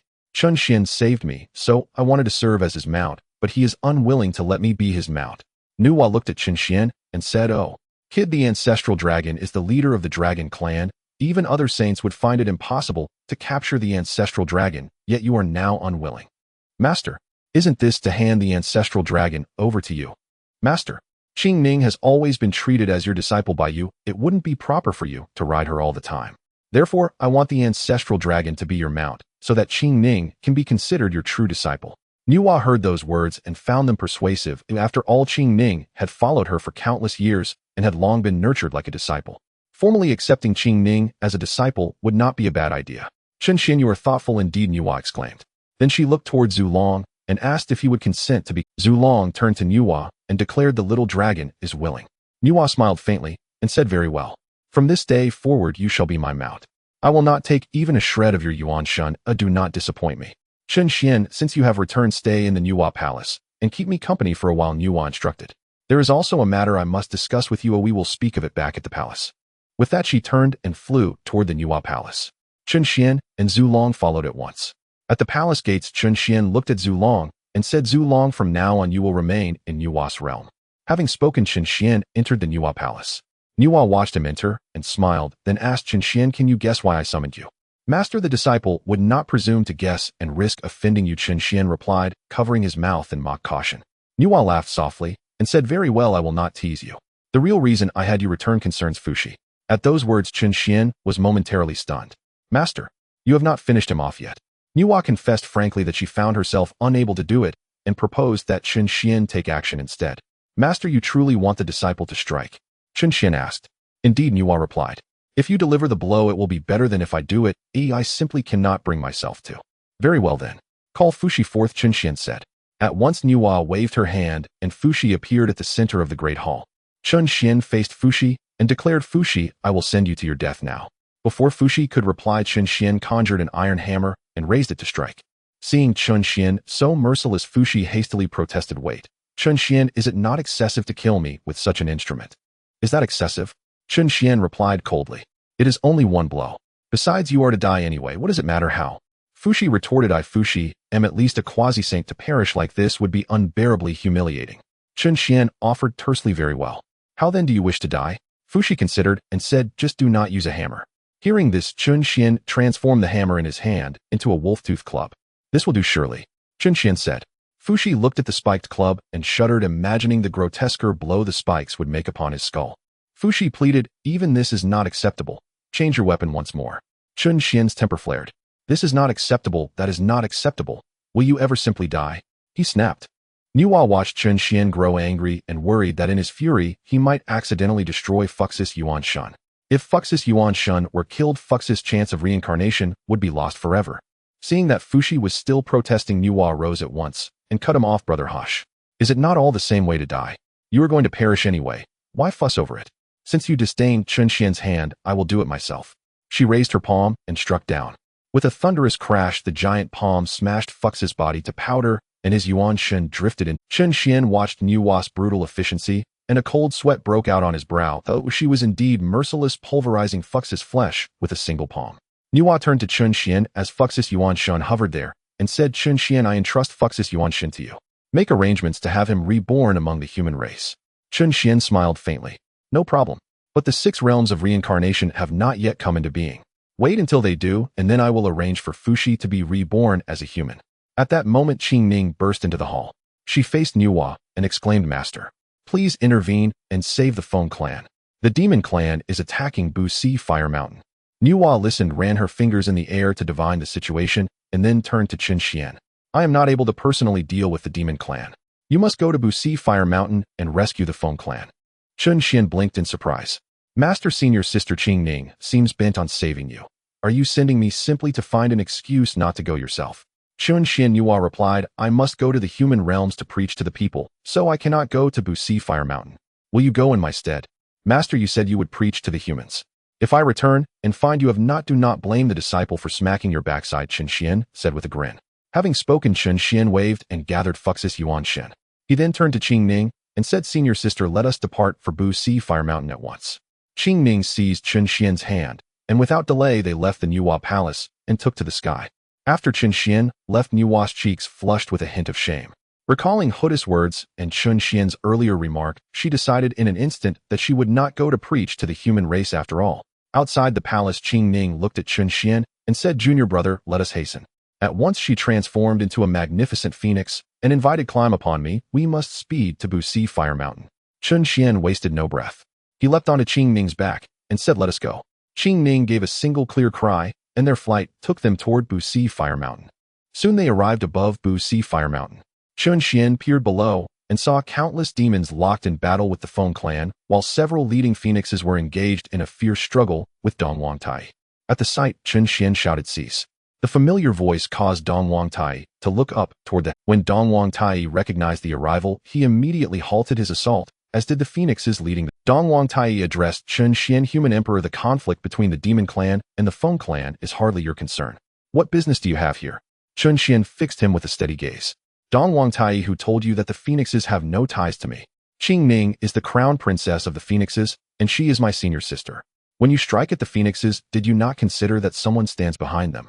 At those words, Dong Wangtai understood immediately any attempt to move the Feng clan today was impossible, and in the future it would be equally unthinkable. The realization filled Dong Wangtai with anger, yet even in his wrath he knew better than to provoke the. Though Dong Wangtai seethed inwardly, prudence restrained him. The human emperor was not a foe to be. The human emperor said, "Since the Feng clan has a connection with you, I shall not attack them. All demon armies retreat." After finishing his words, Dong Wangtai turned to return to the demon heavenly court, but at that moment Chen Xian suddenly appeared before him. "Dong Wangtai, since you are here, why hurry to leave?" He continued, "I offer you an opportunity. As long as you pledge allegiance to the human race, I will ensure the survival of your demon clan. What do you say?" Dong Wangtai looked at the human emperor. "Human emperor, you stand with the Wu clan. Do you think I would believe your? The Wu clan wishes to annihilate my demon race, and you being a powerful figure behind the Wu clan, would you protect my demon race? Who would believe such words? Dong Wangtai, whether you believe me or not is irrelevant. I must remind you, if you wish to avoid death, hide a fragment of your primordial spirit within the Dong Huang bell. That may grant you a glimmer of hope. All right, I have said all I needed to say, you may leave." Dong Wangtai glanced at Chen Xian and then flew directly towards the demon heavenly court, while the demon army followed suit. At this moment, Qing Ning transformed into human form and approached Chen Xian. "Junior brother, are you really going to let Dong Wangtai leave like this? Senior sister, now is not the time for Dong Wangtai to fall. Moreover, I am also keen on subduing both Dong Wangtai and Dijun. Junior brother, since you wish to subdue both of them, why not strike directly to suppress them? That way the demon heavenly court would belong to you. Senior sister, we are in the midst of the Wu Yao calamity. It is not the right time to subdue Dijun and Tai Yi, and the heavenly court must be controlled by the human race. Thus I am not in a hurry to subdue them. Now that the matter of the Feng clan is resolved, let us proceed to rescue my mother." Hearing this, Qing Ning was overjoyed. "Junior brother, you are so kind to your senior sister, I do not know how to repay you." Upon hearing this, Chen Xian thought to himself that there was no need for repayment, as long as her mother could repay him later. At this moment, if Qing Ning knew that Chen Xian was coveting her mother's body, she would probably be furious. "Senior sister, what are you saying? You are my senior sister, it is only natural for junior brother to help you." At this moment, if Qing Ning knew that Chen Xian was coveting her mother's body, she would probably be furious. "Senior sister, what are you saying? You are my senior sister. Elder Feng Yu of the Feng clan, I greet you, senior. Thank you for your help in saving the Feng clan." Chen Xian looked at Feng Yu. "No need for thanks, Qing Ning. Is my senior sister assisting the Feng clan is the least I could do. Elder, please wait here with your people. I will go and rescue the Yuan Feng clan leader." Hearing this, the elder was taken aback and exclaimed, "Senior, can you really save our clan leader?" "Of course I can. You all stay here and make sure no one enters the undying volcano." Then Chen Xian turned to Qing Ning. "Qing Ning, let us enter the undying volcano together." Hearing Chen Xian's words, Qing Ning immediately flew towards the undying volcano. Seeing this, Chen Xian quickly followed. When the two arrived at the entrance of the undying volcano, Qing Ning spoke, "Junior brother, this is the entrance to the undying volcano. As long as we enter here, we can reach the deepest part of the undying volcano. However, this entrance is sealed by the heavenly Tao chains, and the further down we go, the more heavenly Tao chains there are. Any cultivator who enters will have their lifespan drained by the heavenly Tao chains." Upon hearing this, Chen Xian nodded and said, "I see the heavenly Tao has set up so many chains to prevent you from rescuing Yuan Feng. However, these heavenly Tao chains pose no threat to me. Senior sister, please wait here." I will go down to rescue your mother." After saying this, Chun Xian tore through space and disappeared inside. When Chun Xian reappeared, he had already arrived at the deepest part of the undying volcano. He looked around and saw that the area was filled with lava with eruptions occurring from time to time. Seeing this scene, Chun Xian thought to himself that this place was like a hellish world. The only race that could survive in such an environment must be the Feng clan. At this moment, Chun Xian looked up to the sky and saw a phoenix bound by the heavenly Tao chains. Suddenly, the phoenix opened its eyes and locked its gaze on Chun Xian. "Who are you? What brings you to the undying volcano?" Chun Xian looked at Yuan Feng. "Yuan Feng, I am the human emperor of the human race. Your daughter Qing Ning sent me to rescue you." Hearing this, Yuan Feng replied, "Thank you for your kindness, but you cannot save me. This is the heavenly Tao chains. No living being can sever them, so you need not bother." "Yuan Feng, what if I can sever the heavenly Tao chains?" Yuan Feng sneered, "Impossible. Even if you attain the Tao of primordial chaos, it's not possible unless your strength is greater than that of the heavenly Tao. Human Emperor, although I cannot see through your strength, you are certainly not stronger than the heavenly Tao. If you truly can sever the heavenly Tao chains, then I would not mind becoming your Tao partner." Upon hearing this, Chun Xian smiled slightly. "Yuan Feng, you said this yourself. I have not forced you. Just wait until I sever the heavenly Tao chains. You do not regret it then. Human Emperor, as long as you can sever the heavenly Tao chains, I will not regret it." However, just as Yuan Feng finished speaking, Chun Xian raised his hand, and the power of the great Tao gathered in his palm. With a firm grip, the heavenly Tao chains began to shatter. Yuan Feng's eyes nearly bulged out at this sight. "How is this possible? You are a great Tao powerhouse." Chun Xian replied, "Yuan Feng, do not concern yourself with my strength. Now that I have shattered the heavenly Tao chains, are you ready to fulfill your promise? Rest assured, since I have said I will act, I will certainly do so. However, my lifespan is limited, and even if I become your Tao partner, I cannot accompany you for long." Upon hearing this, Chun Xian smiled slightly. "Lifespan is a simple matter. As long as I wish it, you shall never." As soon as he finished speaking, Chun Xian took out the everlasting life pill. Upon sensing the life force emanating from the pill, Yuan Feng was greatly astonished, saying, "What kind of pill is this? Why is the life force so potent?" "Yuan Feng, this is the everlasting life pill, a pill I refined. Once you consume it, the life force absorbed by the heavenly Tao chains will be restored." After saying this, Chun Xian immediately brought the everlasting life pill to Yuan Feng's lips. After Yuan Feng swallowed the pill, her previously dwindling life force began to recover. Once Yuan Feng's life force was restored, she immediately transformed into human form. However, upon seeing this, Chun Xian's eyes nearly bulged out, for Yuan Feng was not wearing any clothing. Yuan Feng, noticing Chun Xian's gaze upon her, quickly covered her mouth and laughed. "Husband, am I really that beautiful?" Chun Xian, hearing her words, stepped forward and embraced Yuan Feng, exclaiming, "Beautiful, absolutely beautiful." Seeing herself being held by Chun Xian, Yuan Feng hurriedly spoke. "Husband, my injuries have not yet healed. I must undergo nirvana rebirth. However, during my rebirth, the fiery desires within me will bring immense pain, and I will need your help to alleviate it." Chun Xian nodded and said, "All right, begin your nirvana rebirth." Upon hearing this, Yuan Feng unleashed the flames of nirvana, enveloping herself. As time passed, the flames of nirvana began to transform into the true fire of the phoenix, and Yuan Feng's expression started to show signs of pain. "Husband, now is the time." Seeing this, Chun Xian immediately stripped off his clothing and rushed to Yuan Feng's side. Yuan Feng looked at Chun Xian and promptly tackled him down. The ensuing scene. After 100 years, Yuan Feng finally healed her injuries. Moreover, she achieved a state of harmony thanks to a thread of celestial power given by Chun Xian. At this moment, Yuan Feng looked at Chun Xian and said, "Husband, you truly are formidable. After 100 years, your vigor remains so robust." Chun Xian laughed heartily. "Yuan Feng, you should have experienced just how powerful I am over this century. However, I still have not had enough fun." As soon as Chun Xian finished speaking, he pounced on Yuan Feng, and another round of vigorous activity ensued. After another 100 years, Chun Xian, finally satisfied, put on his clothes. Meanwhile, Yuan Feng lay exhausted in the flames, gasping as she said, "Husband, you are too intense. I can barely keep up." "Yuan Feng, if you can't keep up, how will you serve me in the future?" "Oomph. Chun Xian, if you have the ability." Yuan Feng, appearing indignant, caused Chun Xian to burst into laughter.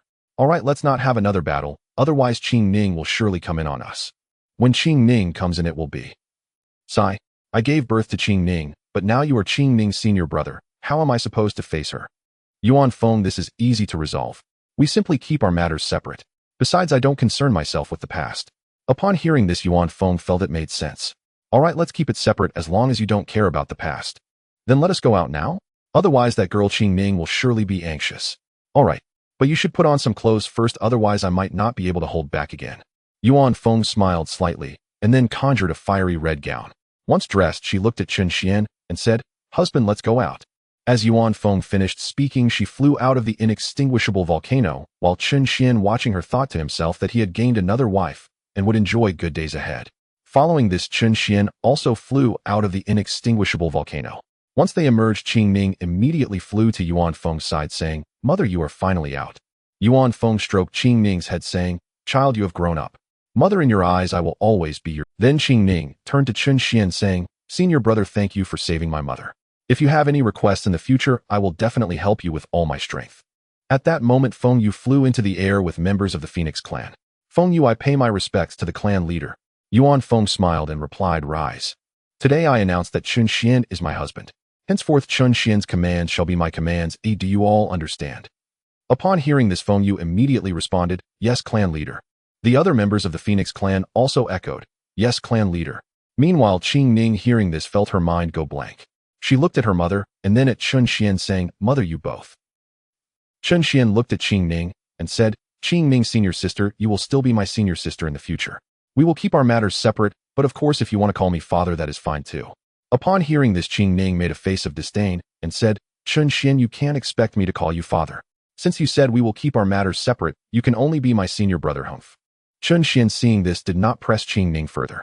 He turned to Yuan Feng and said, "Yuan Feng, the karmic burden of the Phoenix clan is too great. It will be difficult for us to re-emerge in the primordial world. However, if the Phoenix clan joins the human race, then the Phoenix clan will have a chance to reappear in the primordial continent. Are you willing to let the Phoenix clan join the human race?" "Husband, I will follow your arrangements." "Good. In that case, the Phoenix clan shall join the human race and become a totem of humanity. Relying on the fortunes of the human race, the Phoenix clan can more swiftly wash away their karmic burden and reappear in the primordial world." Chen Xian then took out the Kongtong seal, saying, "I am the emperor of the human race. I hereby decree the Phoenix clan to be a totem of humanity to enjoy the blessings of human fate, and the Phoenix clan shall protect the human race for generations, ensuring their everlasting prosperity." As Chen Xian's voice fell, the eye of humanity appeared above the inextinguishable volcano. Instantly, countless merits descended. When the merits fell upon the members of the Phoenix clan, their karmic burdens were significantly reduced. Seeing this, Chen Xian nodded in satisfaction and then looked at Feng Yu, saying, "Feng Yu, leads some members of the Phoenix clan to the human race. Remember, only by diligently protecting the human race will the karmic burdens of the Phoenix clan have a chance to be washed clean." Feng Yu nodded and said, "Yes, senior." Subsequently, Feng Yu selected some elite members of the Phoenix clan to head to the human race, while Chen Xian transmitted a message to Hong Yun to arrange for the dwelling of the Phoenix clan. After completing all this, Chen Xian looked at Qing Ning and asked, "Senior sister, how long have you been waiting at the inextinguishable volcano?" "Junior brother, I have been waiting for 200 years at the inextinguishable volcano." "What? 200 years? Oh no. Has Dong Huang Tai already subdued the Qilin clan?" Qing Ning nodded and replied, "That's right. Dong Huang Tai subdued the Qilin clan 100 years ago. However, although Dong Huang Tai subdued the Qilin clan, he did not rescue the initial Qilin. Senior sister, Dong Huang Tai does not have the ability to rescue the initial Qilin. Since he cannot rescue it, we should go to the Qilin clan. If I can subdue the initial Qilin, it will be akin to subduing the entire Qilin clan. Qing Ning, you should return to Huang Tian. I will go to the Qilin clan with your mother." Upon hearing this, Qing Ning nodded and said, "All right. I will leave my mother in your care, and you mustn't bully her, understand?" Hearing this, Chen Xian thought to himself, "I have already bullied her enough. What do you know, you little girl?" "Understood, you can head back now." Upon hearing this, Qing Ning turned to glance at her mother, saying, "Mother." After saying this, Qing Ning turned and flew towards Huang Tian. Meanwhile, within the heavenly court of the demon clan, Dijun looked at Tai Yi and said, "Second brother, although we have subdued the Qilin clan, I still feel that we have not captured the original Qilin. I fear that one day the Qilin clan will rebel against us, the demon clan. Elder brother, you need not worry about that. The original Qilin is suppressed by the heavenly Tao and has no chance of escape. Moreover, if the Qilin clan dares to betray us, I shall annihilate the entire Qilin clan." On the other side, Chen Xian and Yuan Feng had already arrived above the Qilin clan. Upon seeing that the Qilin below were sparse, Chen Xian frowned slightly. Tai Yi really is ruthless, having dispatched most of the Qilin to the heavenly court. It seems he is afraid I will cause more chaos. Yuan Feng, do you know where the original Qilin is suppressed? Husband, the original Qilin is suppressed beneath the Qilin ancestor. We can enter directly underneath the Qilin ancestor. Chen Xian nodded, saying, "Let's go." We shall subdue the original Qilin. After finishing his words, he immediately wrapped his arms around Yuan Feng and then tore through the space, instantly arriving beneath the Qilin ancestor. The original Qilin sensed a familiar aura and immediately opened its eyes. When it saw Yuan Feng, its eyes nearly popped out. Yuan Feng, you actually escaped the suppression of the heavenly Tao. How is this possible? Original Qilin, you need not concern yourself with how I escaped the suppression of the heavenly Tao. I only have one question for you. Do you wish to break free from the heavenly Tao suppression? Yuan Feng, do you want to help me escape the suppression of the heavenly Tao? Speak. I do not believe that you have come here with good intentions. Yuan Feng smiled slightly, saying, Original Qilin, I want you to pledge allegiance to the human race. If you are unwilling, then you shall watch the Qilin clan perish. Yuan Feng, what do you mean by that? Do you intend to destroy my Qilin clan? Upon hearing this, Yuan Feng coldly laughed, saying, To annihilate your Qilin clan, I need not lift a finger. The Qilin clan has already been subdued by the demon clan, and if nothing unexpected happens, soon the Qilin clan will be completely destroyed. At this moment, Chen Xian looked at the original Qilin and declared, Original Qilin, I am the emperor of the human race. If you are willing to pledge allegiance to us, I can guarantee the survival of the Qilin clan and allow them to reappear in the Hongguan continent. The original Qilin looked at Chen Xian and discovered that it could not see through his cultivation level. Not only that, but it could not even see through Yuan Feng's cultivation. The original Qilin asked Yuan Feng, Have you comprehended the Tao of Han Yuan? Yuan Feng smiled slightly and replied, Indeed. This was helped by my husband. If you are willing to pledge allegiance to the human race, my husband can also help you comprehend the Tao of Han Yuan. Hearing this, the original Qilin was taken aback, exclaiming, Yuan Feng, you have a husband. Could it be that your husband is this emperor of the humans? Indeed. My husband is the emperor of the humans. Original Qilin, you now have the chance to escape the suppression of the heavenly Tao. Oh, it all depends on your choice. The original Qilin looked at Chen Xian and asked, Emperor, you mentioned that the Qilin clan will soon be completely destroyed. What exactly is going on? Original Qilin, Yuan Feng did not speak falsely. Your Qilin clan has been subdued by the demon clan, and soon a calamity will arrive. As one of the protagonists of this calamity, do you think the Qilin clan can survive? Upon hearing this, the original Qilin could no longer hold back. It thought that it would rather be suppressed by the heavenly Tao with the goal of leaving a sliver of hope for the Qilin clan. But now that the Qilin clan had been subdued by the demon clan, when the calamity descends, how could the Qilin clan possibly survive? Thinking of this, the original Qilin immediately spoke, Emperor, I am willing to join the human race. Please save my Qilin clan. Upon hearing this, Chen Xian smiled and said, Very well. Since you are willing to join our human race, I shall release you. After saying this, Chen Xian raised his hand, and a force of the Tao enveloped his palm. Then with a grasp, the chains of the heavenly Tao binding the original Qilin began to shatter. The original Qilin looked at the force of the Tao in Chen Xian's hand, and instantly understood that the other party was a powerful figure of the Tao. Thus the original Qilin said, Emperor, please allow me to be your mount. I am willing to follow you for eternity. Seeing this, Chen Xian immediately shook his head, saying, No need. I have Yuan Feng, which is enough. Since you want to be a mount, I will give you a chance. Soon the Earth Tao will emerge, and I want you to become the mount of the Earth Tao Lord. Do you accept? Upon hearing this, the original Qilin nodded, saying, I will follow your arrangements, Emperor. Very well. From today onward you shall join our human race, but now is not the time for bestowing titles. Afterward, Chen Xian walked over to the original Qilin and whispered a few words in its ear. The original Qilin nodded in understanding after hearing this. Then Chen Xian took out a sustaining life pill and said, Original Qilin, your life force has been nearly drained by the chains of the heavenly Tao. Take this pill, it will restore your life force. The original Qilin took the pill and instantly felt a surge of life force within it. It then swallowed the sustaining life pill, and its life force began to gradually recover. Seeing that the original Qilin's life force had almost fully recovered, Chen Xian then said, Original Qilin, it is not yet your time to appear in the world. Please shrink your body so that it will be easier for me to carry you out.